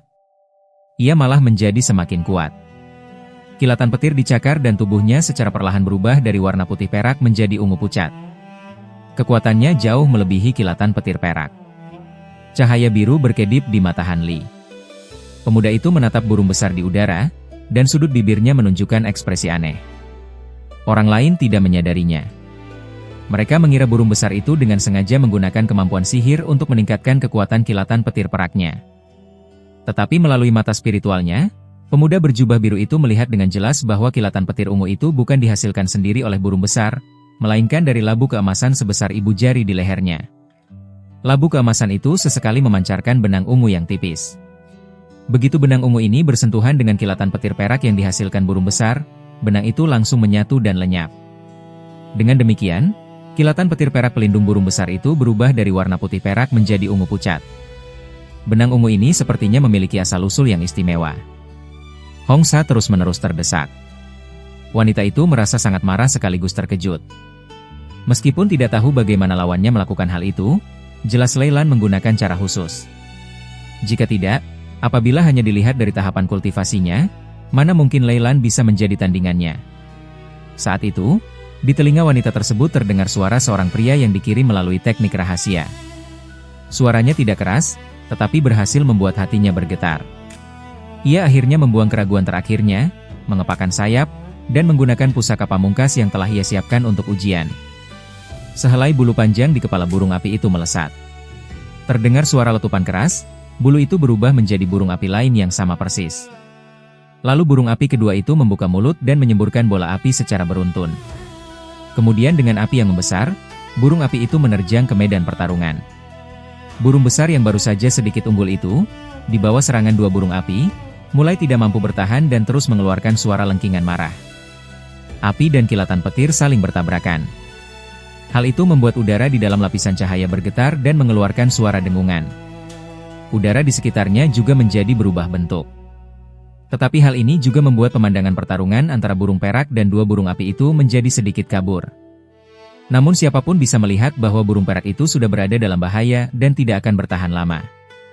Mungkin pada saat berikutnya, burung perak itu akan terluka parah dan jatuh ke tanah. Kali ini, Han Li hanya menonton dalam diam sebentar, lalu ia tiba-tiba mengepakkan sayap di punggungnya. Setelah suara petir menyambar, ia berubah menjadi kilatan petir berwarna biru putih dan lenyap dari tempatnya. Hampir bersamaan, di dalam kerumunan, sesosok bayangan hitam lain juga berkelebat dan lenyap. Terdengar suara retakan keras di udara. Cahaya pedang keemasan sepanjang 33 meter melesat dari ruang kosong, lalu menebas dengan ganas ke medan pertarungan yang dipenuhi api dan kilatan petir. Sebelum cahaya pedang itu mendekati medan pertarungan, sebuah bekas putih yang tipis muncul di udara, lalu mengeluarkan suara lengkingan yang menyayat hati. Api dan kilatan petir yang bersentuhan dengan bekas putih itu langsung hancur seketika. Dua burung api dan burung perak besar di medan pertarungan hanya merasakan cahaya keemasan berkelebat. Sesuatu yang sangat tajam sudah sampai di atas kepala mereka, dan bersiap untuk menebas tubuh mereka.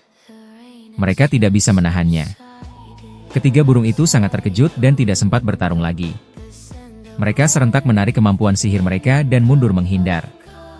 Cahaya pedang besar itu menebas tepat di antara mereka dan meninggalkan bekas putih di udara.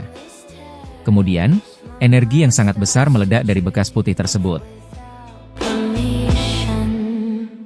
On the radio, a song we used to love, a melody that brings back an older season when we used to laugh without a care for the world, when promises felt like they would last forever. There's a part of my heart that still holds your name, an old photograph covered in the little dust. I miss it, but I don't wanna go back there. A beautiful season, but one that is past. Now there's another hand that fits right in mine, a voice that calms every doubt I have. They don't replace, they build something new, a sheltered home for my heart.